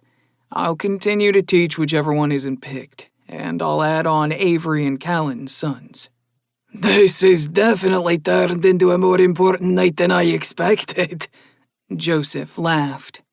If we get agreements in place, we'll have to hold a feast in a few days. Indeed, Frederick smiled. I'd suggest becoming a bit more informal with each other, too. It will help keep the social barriers lower, Sean commented. Given names amongst ourselves. I'll accept that, Frederick said. My brother is going to have a fit, but he's taken our family in the wrong direction, and it's time to right the ship. It's about time, Frederick. Eva smiled at him. On an unrelated note, Sean said, I haven't heard from your supplier of gems. Frederick grimaced. I was afraid of that. They seemed disinclined to speak with you. Denmuir is applying pressure on them to have nothing to do with you, and even trying to get myself and, I would assume, Eva removed from supply as well. My agreement is a long-term one, so he can't pull that off with me. It's the same for me, Eva nodded. I was going to ask if they had stopped by. They seemed leery before, but I guess they've been talked to since then. That's going to be a problem, Sean sighed. I need gems for some of my projects. If you don't mind reducing the percentage of payment, I can make it up with gems instead, Frederick said. Same with me, Eva added. If you'll take partial payment in gems, I'll use those and coin to make up the percentage. Yes, I can match Eva in that, Frederick said quickly. Not a reduction, but a shift of coin and gem. That would be good. My first iteration of what I'm trying to do works, but requires energy to function. I need gems to see if I can get the enchantment to work for those without energy, Sean said. Everyone at the table, besides Ida and Ryan, looked shocked. You're going to enchant something that anyone can use? Watercolor was the first to ask. That can't be feasible. I'm going to find out, Sean said firmly. If I can get it to work, Denmuir is going to rapidly lose any influence he thinks he has. This will be interesting to see, Frederick chuckled and raised his glass. To our growing cabal. Oh, before I forget, Eva said, I'd like to join the bathhouse project. Any objections? Sean asked. When no one said anything, he smiled. Welcome aboard, Eva. Frederick, have your people gotten a good idea of what we need? They were out there with me today, Frederick replied. The next hour was spent discussing the bathhouse and what each person could do to best help. When the group finally broke up and headed home, Ida was giggling slightly when she walked along beside Sean. You really do change the course of events around you, sir. I guess I do. Then again, that's what I've been told by Morrigan. Do you think she'd listen if we, prayed? Ryan asked. Yes, I'm sure she would. You should talk with Fiona and Mina. They admitted to me that they already do. Yes, I'll do that. Ida nodded. Me too, Ryan said, giving Ida a hard look. The rest of the walk home was in silence, which Sean was glad for. Well, things seem to have progressed well with the others. Maybe it'll stay calm for a bit. Guy has to have hopes, right? Chapter 33. Up again before his wives, Sean slipped from the room and out the back door. Going into the bathhouse with another freshly made kettle, Sean took a seat on the newly installed bench off to the side, smiling as he took in the new additions. The washtub was now copper with a stopper at the center of it, and had a water cleaning rune etched into it. They had a number of wooden benches spread out around the room, while a clothesline hung near the door. He shook his head at how much the others had done while he'd been at the inn, and it made him want to work harder. Shaping a lid for the kettle, Sean removed it and contemplated his next step for reaching his goal. If a rune can be made to function like I want, it might work. It would still need an energy source, but it would be a step forward. Currently, I can just push my ability into the kettle, and then any energy will make it work. If I can get a rune, maybe it will only function when the rune is lined up? Humming to himself, Sean began to shape the outline of a teapot onto the lid of the kettle. The spout and handle were etched into the inside of the kettle with the rest on the lid. If I believe it'll work, it will. That's what everyone has told me about magic here.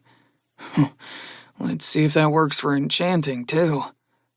Putting the lid on the kettle and turning it so the small ridges he shaped in would lock it in place, Sean took a deep breath. Pushing a trickle of energy into the kettle, Sean felt resistance at the rune. Frowning at the unexpected pushback, Sean focused on the kettle with mage sight and saw his rune didn't line up. Shaking his head, he erased the rune and remade it with the lid locked on tight. Take two, Sean sighed to himself. He let the same trickle of energy flow into the kettle and could feel it contact the rune, then begin to activate. A moment later, hot water began to flow from the spout of the teapot rune into the kettle. Chuckling as it worked, Sean grabbed the top of the kettle, then let it go immediately as his fingers burned. Fuck! Cutting the flow of energy into the pot, Sean waited for his hand to heal the burns, which didn't take long. He touched the lid again to find it warm but not burning. Unlocking the lid partially, Sean tried to send energy into the rune again and was met with resistance.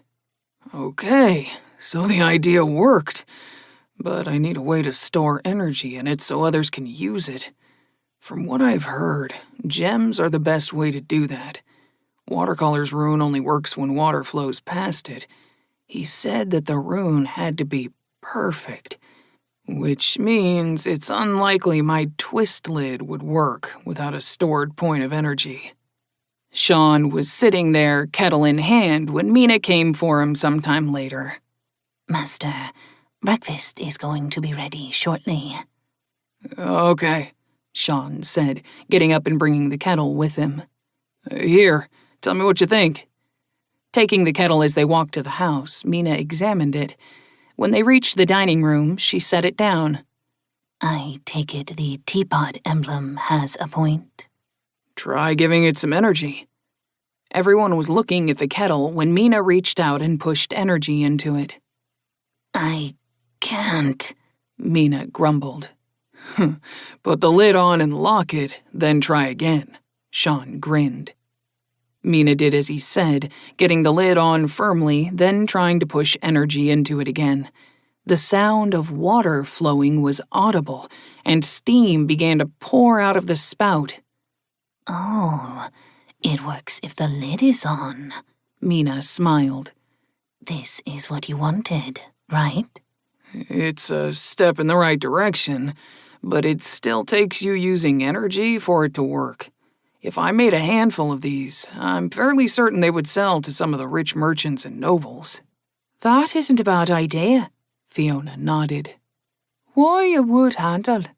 "The lid is part of the rune. It gets really hot when the water is being summoned," Sean explained. "I'm trying to think of any other way to store the energy so it'll work without gems, but I can't infuse the rune with it being in 2 parts, on the lid and on the kettle. I tried." Fiona took the kettle and opened it, sending steam wafting past her face. Yes, I can see that. I can say about trading the monocle for some gems with silver touch, if you'd like some today. We don't need the monocle, and it would be best to trade it through a friend," Sean nodded. "Go ahead. Get a variety of stones, though, from cheap on up. I want to see what each can do for enchanting." I'll handle it, Fiona smiled at him. Breakfast is ready, Andrea said, coming into the room with a pot in hand. Frumenty is on the menu this morning. Setting the pot on the table in front of Sean, she went back into the kitchen and came back with honey and some berries. "Use this kettle when we ask for tea, Andrea," Sean said, motioning to the one he had made on the table. "You just need to lock the lid and put a little energy into it." I will, sir, Andrea said, collecting the kettle and taking it into the kitchen before she took her seat. Breakfast was finished off with minimal conversation. While Sean was finishing up, Ven stood up quickly and blurred off toward the front room. All eyes followed them, wondering what had caused them to zip off. Sir, Ven said, flying back in and coming to a halt in front of Sean. there is another fairy here to speak with you. They represent the Dominguez family. "Invite them in, please." Ven zipped away, and a moment later, 2 fairies came to rest next to Sean. This is Omen. They are here on behalf of the Dominguez family, sir. "Thank you, Ven." Turning his attention to the other fairy, Sean nodded. "Morning, Omen. Go ahead and relay the message." Omen glanced back and forth between Ven and Sean. I come on behalf of the patriarch of the Dominguez family, sir. I'm to let you know that half of the healer fee was paid by him. That is all he will pay, as you took away Ida Brunshield, even though they said they were going to take her to a healer. You absolved them of care at that point, but the patriarch is a generous man and decided to pay half. "I see," Sean said. He should pay the full amount, Fiona said, considering it was the lack of care at their own estate that caused the injury. I'm somehow not surprised that this is their response. Sean raised a brow, as Fiona normally wouldn't be this blunt. "Tell the patriarch that I have heard his message, please." Omen blinked a couple of times, then took to the air. I shall deliver your message, sir. I'd also point out, he will ask me what else was said. "The conversation about the message is over," Sean said gently. "Do you not care for your current work conditions?" Omen's eye twitched. I'm cared for better than a number of others. Not as well as we are. Ven said from their spot at the table, taking another bite of food while staring at Omen. The rumors are true, then? Omen asked. We are bonded, have energy, talents, and are treated as family. Ven replied. Placing their hand on the table, Ven shaped a cup they could use. As you can see. Omen's jaw dropped, and Ven gave a small laugh. Give them the cup, then. Let them see how generous our family is. Ven held the cup out to Omen, who took it slowly, examining it before clutching it to their chest. I shall report. Wait, I can't get past the walls with the cup. Deliver the cup to your pair bonded from me, as a sign of good faith. Ven smiled. Omen took a deep breath as they bowed, first to Ven, then to Ven, and finally Sean. I shall deliver your message, sir. I'm sorry for what occurred with your apprentice. Thank you, Omen. I hope your day is a pleasant one. Omen bowed again before they blurred off in a silver streak right at the nearest wall and vanished. Sean watched it before he finally asked a question that he had kept meaning to but hadn't gotten around to. How does that work? As long as we are delivering a message, we can pass through obstructions, Ven said, going back to their meal. And the cup? As long as the item is small, we can take it with us, if there is a message attached to it, Ven said. If I gave you a silver, you could take it to the healer and tell them it's for my bill? Sean asked. The normal coins, yes. The large ones, maybe? Ven replied. It's an innate ability, not a talent, Fiona said, seeing the gears spinning in Sean's head. Only messenger fairies can do it. None of the other fairies can. Well, Sean said, setting the thought aside. I should still try it once, but later. Mina snickered. Can I watch? Glancing at her, Sean stood up and faced the door. Okay, Fiona, give me a message to deliver. Let Sam know that we enjoyed having her over for dinner the other night, Fiona said with an amused smile. Nodding, Sam walked at the door, holding his hand extended before him. The door opened normally. Damn. He used his hand. Mina snickered again. At least we know he's not an idiot. Okay. We all have things to do. Let's go to work. Sean coughed, finishing his exit from the room while laughter followed him out. Sean was surprised when Chastity entered the sitting room as he was setting up. Problem? Maddox Grolick just stopped by to let you know that he was going to see Stone Eyes, Chastity replied. There's also a moonbound in the front room. Was hoping to speak with you. You left them alone? Sean asked. No, sir. Mina is with them. She's waiting on Andrea to finish cleaning so they can spar. Oh, okay. Let's go then, shall we? Sean noticed Mina chatting with a bunny girl who was looking a bit nervous when they got to the shop. Morning, miss. You wish to speak with me? Eyes flickering from Mina to Sean a few times, the moonbound bowed. I'm sorry for taking your time, honored Shaper. I was informed by one of my associates that you are willing to custom make hair clips for us. Trailing off, the rabbit looked like she was about to flee. That's right. I told Lily that. You must be one of the cooks at the Oaken Glen, right? Sean smiled pleasantly. What are you looking for? Opening mage sight in his left eye when he asked, Sean studied her energy and saw she had a mixture of yellow-black, mixed with a faint but distinctive gold.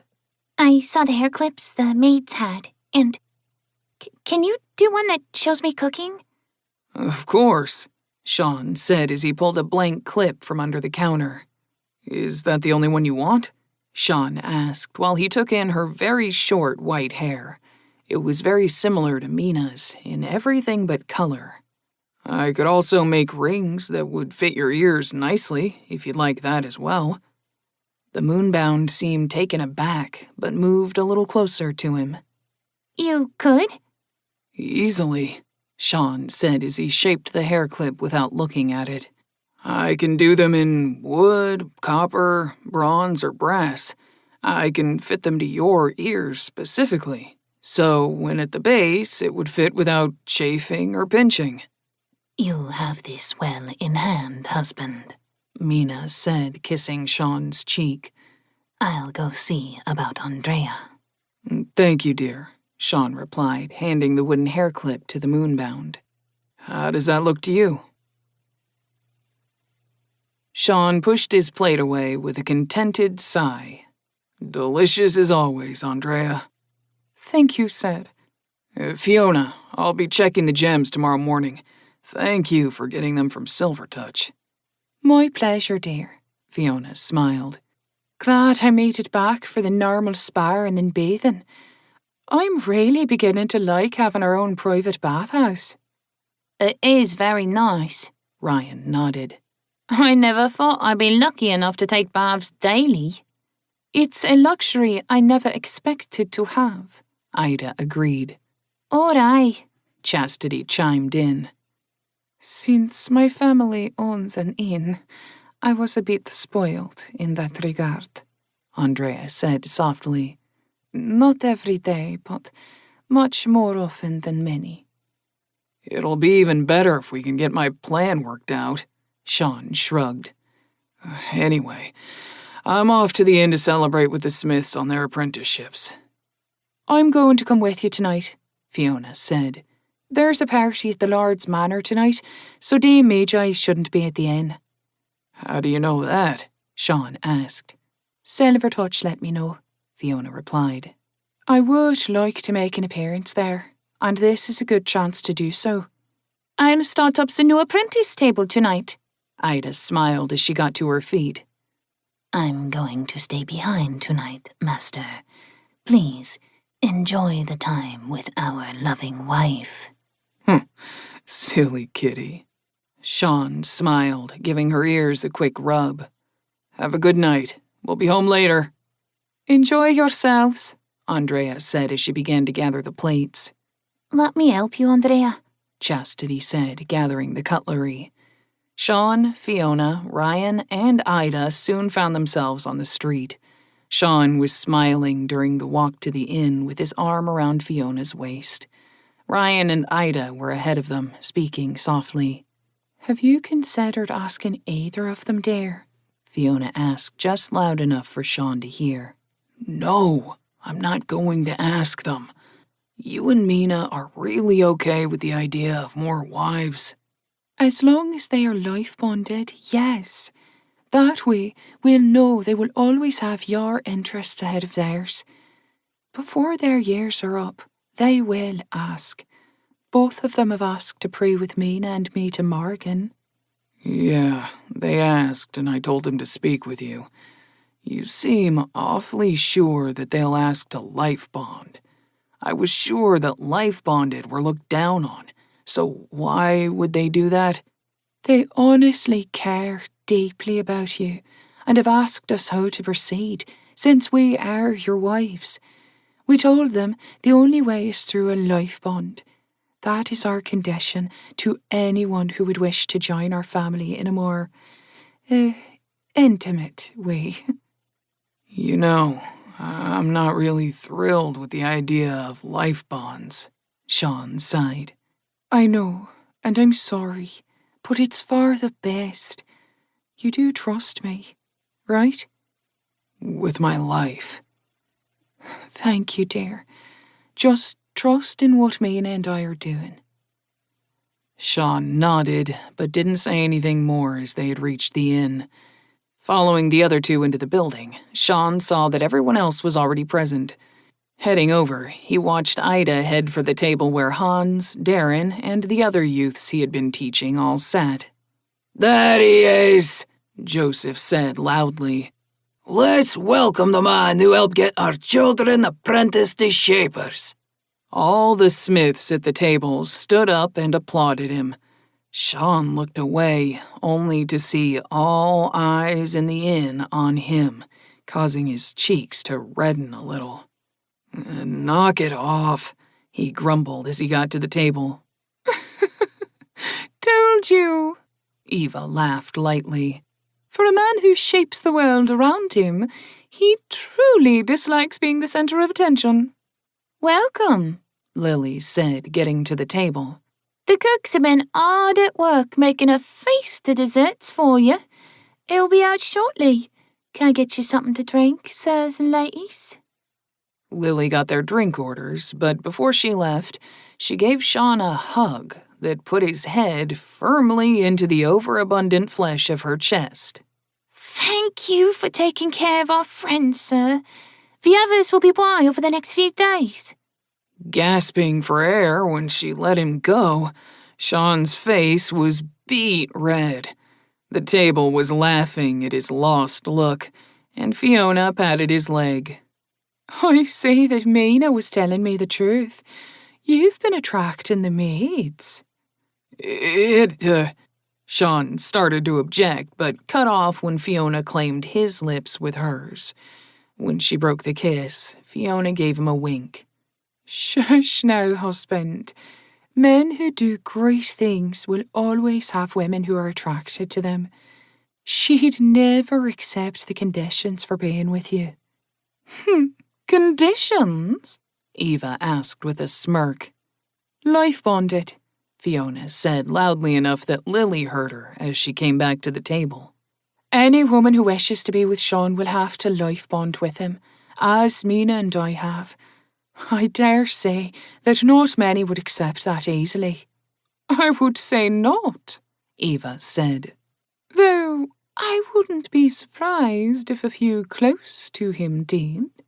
Her eyes flickered briefly to Ryan, then away. Your drinks, Lily said, placing them down.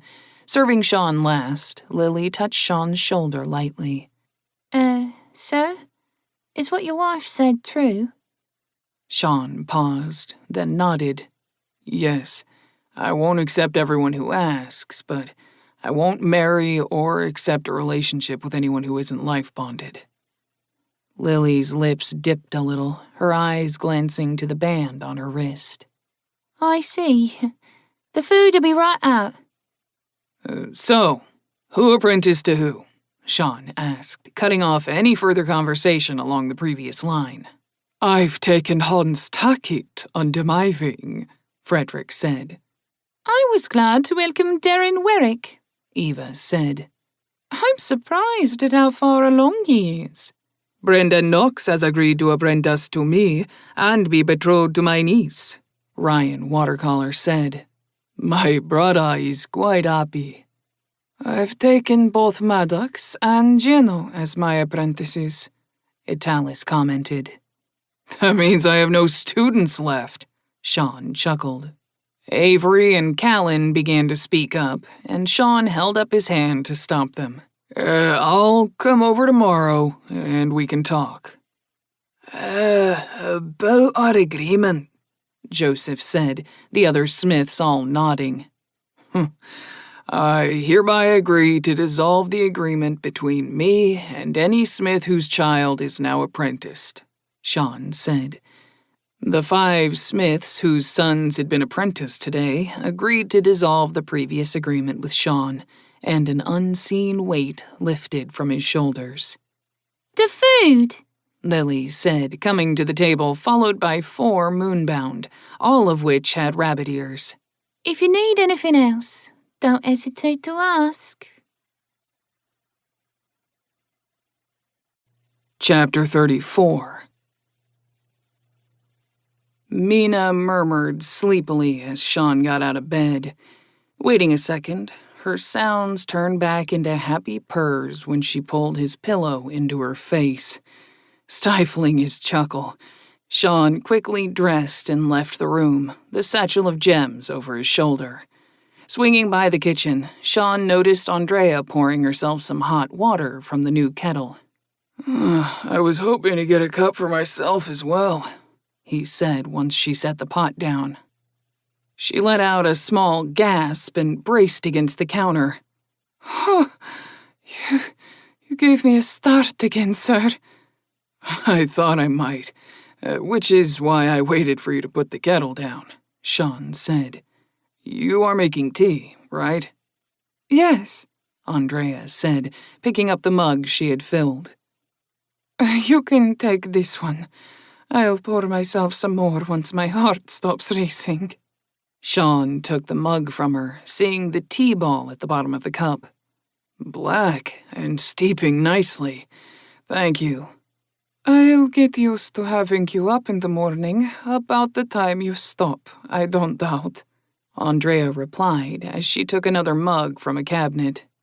I prefer black first thing in the morning. I know you like it with breakfast yourself. Only because coffee doesn't exist here, Sean sighed. What was that word? Andrea asked. Coffee? Yes, that one. Andrea nodded. It's a type of plant seed from my old world that looks like a bean. It was ground into a powder, then mixed with hot water to make a very bitter drink. You like bitter drinks? Just coffee. It's high in caffeine, a type of chemical that stimulates the body to help people wake up faster. Oh, I think the nobles have something like that. Sean rolled his eyes. Figures they would. Thanks for the tea. I'll bring the mug up when breakfast is ready. As you wish, sir. Would you have a preference this morning? We should be getting our egg delivery in a few minutes. You can make a scrambled mess. Mix in whatever you think will be good. Maybe serve it with some bread and cheese? I'll handle it, sir. Andrea smiled. Also, let me say thank you. When I agreed to take this position, I did so because I felt an obligation to you for saving me from those men. Now, I laugh at how simple my thinking was. I'm truly honored to have been selected as your maid. Sean gave her a strained smile. You're welcome. I keep being told how different what I do is, but to me, it's just what feels right. The fact you think what you do is right is just another reason to be grateful, sir. For 1/10 of what you freely give us, many would have us bonded for years and have demanded other attentions from us. Sean's lips pulled back in disgust. Those kinds of guys should die in a fire. It is just the way the world works, sir. Not all do that, to be sure, but the more powerful the person, normally, the worse they are about demanding things in return. Yeah, I had a hard enough time accepting the love from Mina and Fiona. I would never try to coerce others into bed. Backing away, Sean lifted his cup. Thanks for the tea. I'll see you at breakfast. Quickly leaving the room before Andrea could continue the conversation, Sean headed for the back door. Settling in on one of the benches in the bathroom and putting the gems beside him along with a couple bars of copper, Sean let out a deep breath. Taking a sip from the still hot tea, he picked up one of the bars of copper and began to shape another kettle. He was fairly certain that even this iteration would sell to places like the Oaken Glen. Not having to keep a kettle on the stove would free up more space. All it would take is a person with energy to make it work. The inns and maybe some well-off merchants should want it for status, if nothing else. Maybe bring one with me tonight and gift it to the dame. That should absolve any debt. Taking another sip of his tea, he put it to the side when the kettle was fully formed. He made the lid and split rune, then made another kettle. Taking another drink of the cooling tea, Sean pulled the satchel of gems into his lap. Going through what was inside, Sean pulled out the smallest gemstones of each kind and the largest chunk of amber. Starting with the amber, he pushed energy into it, surprised at how readily the gems seemed to accept it. Once it felt full, he moved on to a pearl. Filling each, he noted how much each piece took, chuckling when he finished. The Mohs scale? Funny that the amount of energy you can stuff into them seems to correlate to that. Though I did notice that the ones with fewer flaws did seem to take more. Let's see what the amber can do for the kettle. Picking up the amber chip, Sean positioned it on the middle of the lid and shaped it in place. Once it was ready, Sean took a deep breath and locked the lid. The moment of tension stretched out, but when nothing happened, Sean let out a frustrated sigh. Fuck. Guess it's gonna be harder than I had hoped, Sean grumbled. That's life, though, isn't it, dear? Fiona said from the doorway. Breakfast? Aye, let me help you gather your things. Thanks. Settling into the sitting room with the gems and kettles, Sean sighed. Breakfast was good. He complimented Andrea a couple of times. I'm supposed to head over to speak to Avery and Callan today. I'll do that in a couple of hours. Blinking when the door opened, Sean saw Ryan staring at him. What? You're going to speak with Avery and Callan today, aren't you? Yeah, Sean replied as he put the kettle on the table. Is it already noon? Yes. Mina told me to remind you. She figured you would likely get lost in your research. I did, Sean admitted when he put the gems away. I'm not having any luck getting the gems and runes to work together like I think they should. Fiona sent word that she's got more lumber to improve a bathhouse. I wonder who sent it. Sean said, stretching. We'll figure it out later. Let's go. Stepping into the front room of the shop, Sean found another moonbound speaking with Chastity. Afternoon, ladies. Chastity gave him a bright smile while the moonbound ducked her head. Afternoon, sir. The moonbound said softly. Everyone is equal here. No need to be subservient, Sean said as he walked past her. Chastity can shape you anything you wish. Better than many in the city. Glancing up, the moonbound saw Chastity blushing and shot Sean a quick glance. My sister said you were different, and all the maids said so as well. Thank you for welcoming me into your shop, sir. You're welcome. And please, let others know it's the truth. Chastity, I'm heading over to Avery's and Callan's if anyone needs me.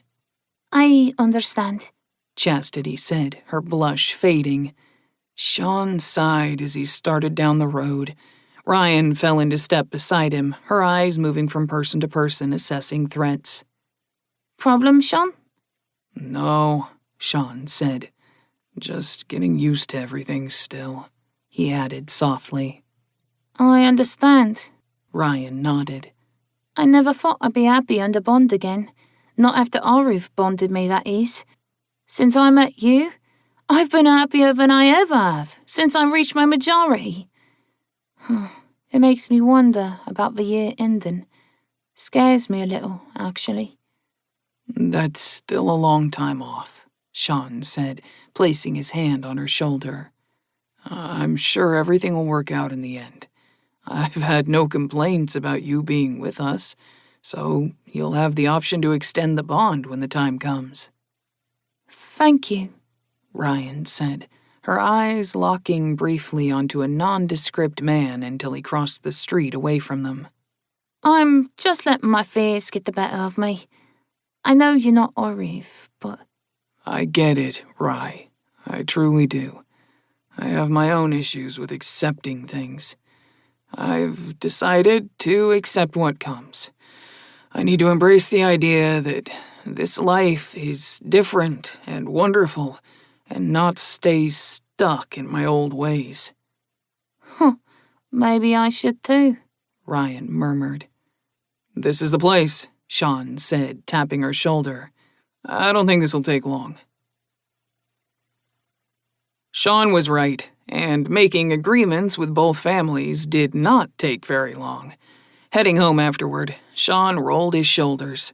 Both sons had been bonded for 4 10-days, though their fathers had been leery of the short bond periods until Sean reminded them that his other students had all been apprenticed to other shapers after just 1 or 2 10-days as his students.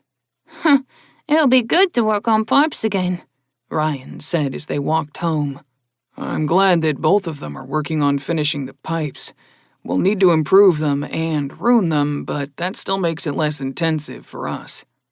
You think this'll really work? Ryan asked.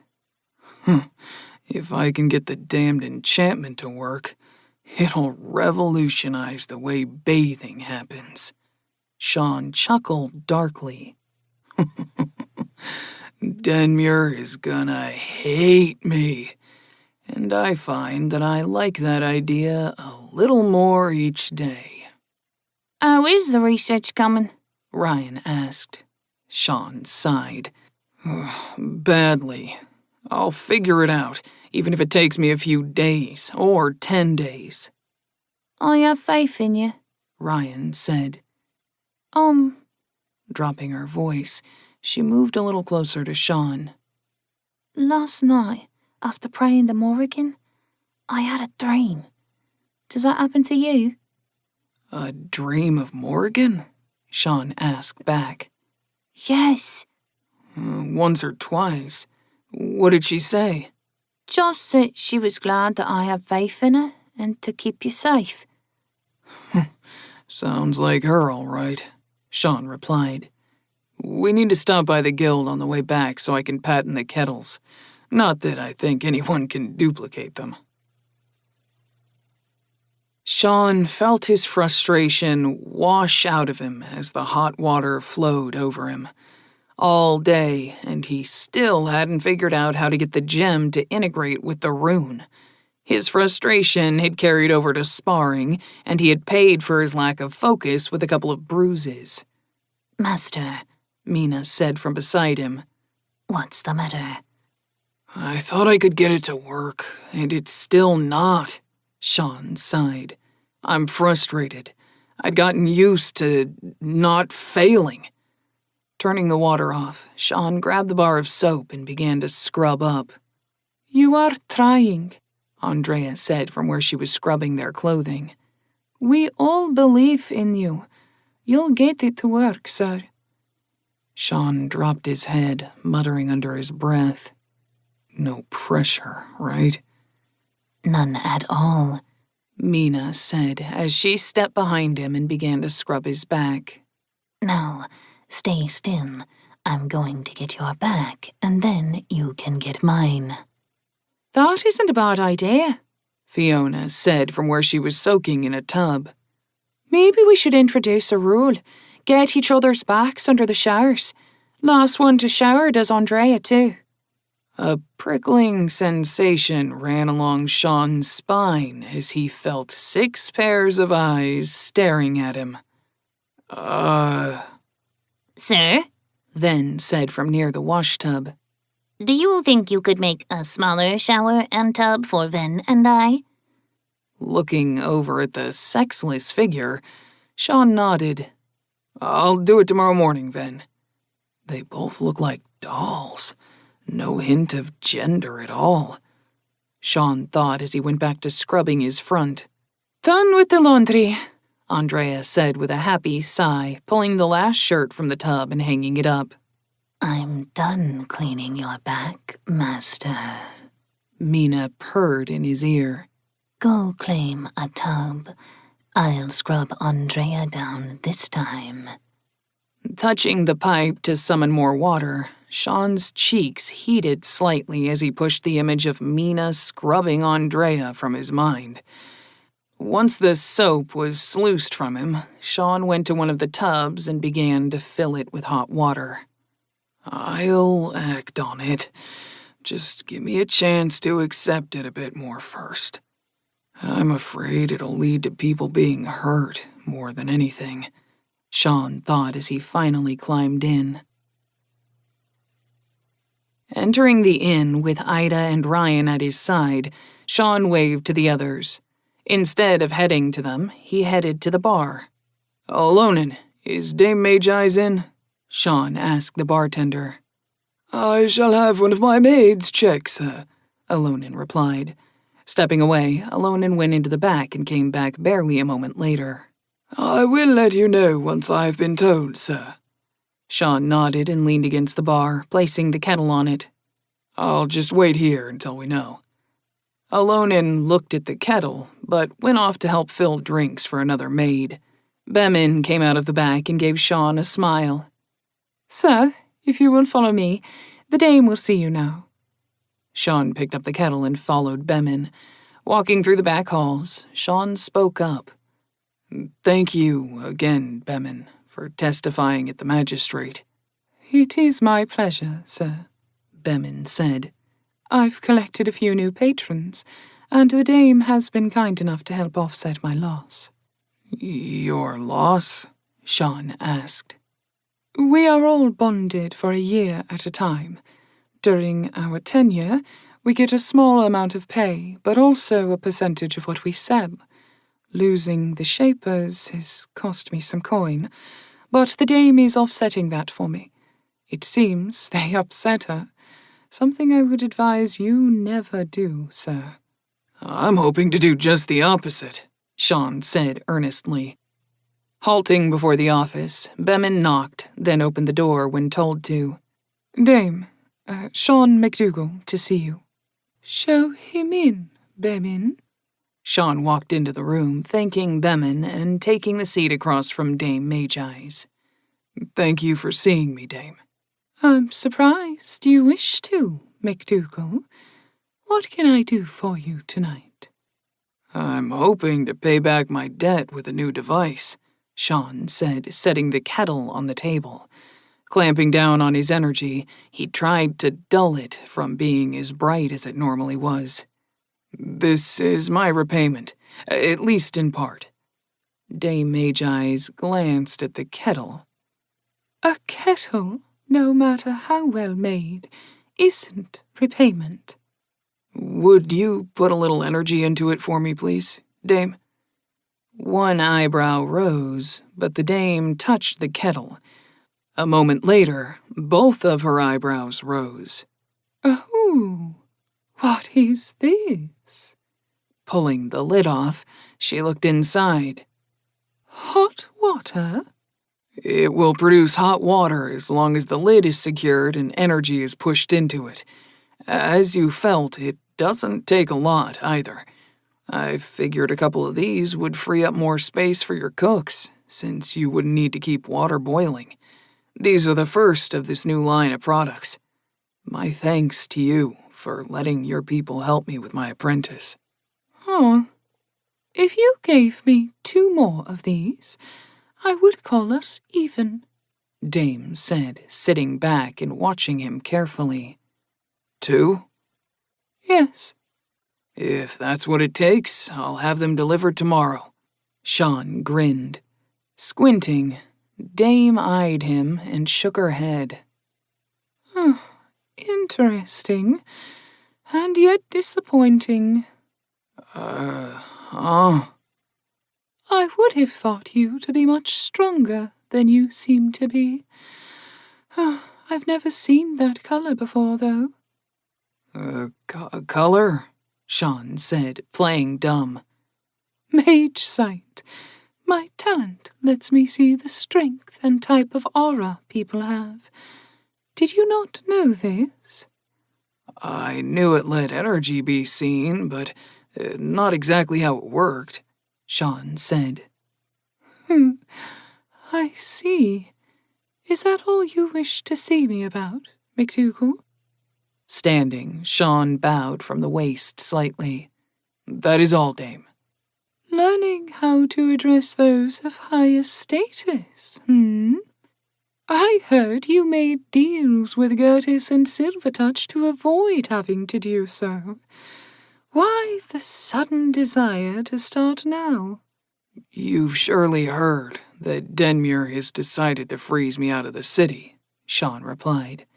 As little as I wish to get involved in the backbiting that he seems to love, it looks like I'll have to extend myself out of my comfort zone. Ooh, this shall be entertaining then, Dame said, her smile widening. I look forward to what happens in the future, McDougal. All I can say is keep the dispute from becoming physical inside my walls. I hope to never anger you, Dame Mage-Eyes. I will do my utmost to abide by your wishes. It is so nice to have a youth who understands how to respect his elders, Dame Mage-Eyes said, her eyes taking a slow trip down and back up his body. If you make anything else new, please do bring it to my attention, McDougal. I'll be very interested in being the first to acquire them. I have to abide by previous agreements first, but I will do my best. I look forward to tomorrow, Dame said as she rang the bell on her desk. Yes, ma'am? Bemin asked, entering the room. Show McDougal to the front and give the kettle to the kitchen. Tell them to put some energy into it. Once they know how it works, they are to start using it. Yes, ma'am, Bemin said, opening the door for Sean. If you will follow me, sir. Giving the dame another bow, Sean followed Bemin. As they walked to the front, Bemin glanced at Sean. She seemed quite pleased. I'm glad she was amenable, Sean replied. When he made it back to the front room, everyone at the table was staring at him. As soon as he sat down, Lily was there with a mug of dark delight for him. I ordered it for you, Ryan said. Figured you might need one. Thanks, Sean said. So, what was that all about? Joseph asked eagerly. Sean gave them a quick rundown on his meeting and about the kettles. Frederick, Eva, Italis, and Ryan all asked to buy a kettle from him, each rushing to try to get the request out first.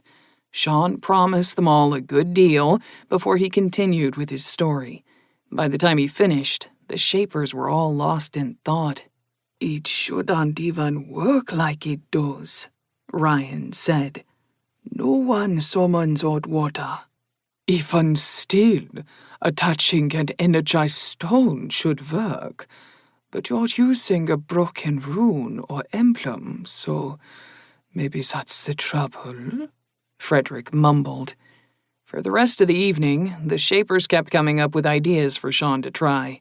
The Smiths had no experience with enchanting, but were also throwing out ideas. A warmth suffused Sean as he sat there, listening to the others. Chapter 35. 4 days passed by in a blink for Sean. His frustration at failing to get the enchanted kettles to work like he wanted was growing.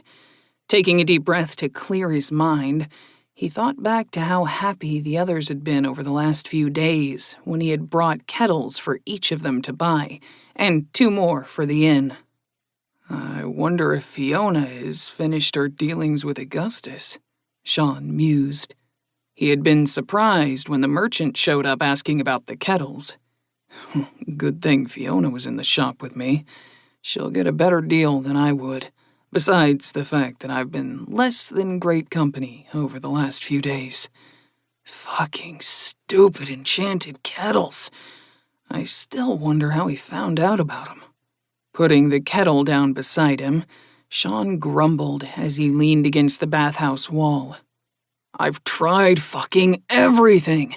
Shaping the gem into the rune, placing the gem and then adding the rune, powdering a gem and then infusing that dust into the rune. But nothing fucking works. Even the gem quality and type doesn't seem to matter. If the rune isn't in sections, it works fine.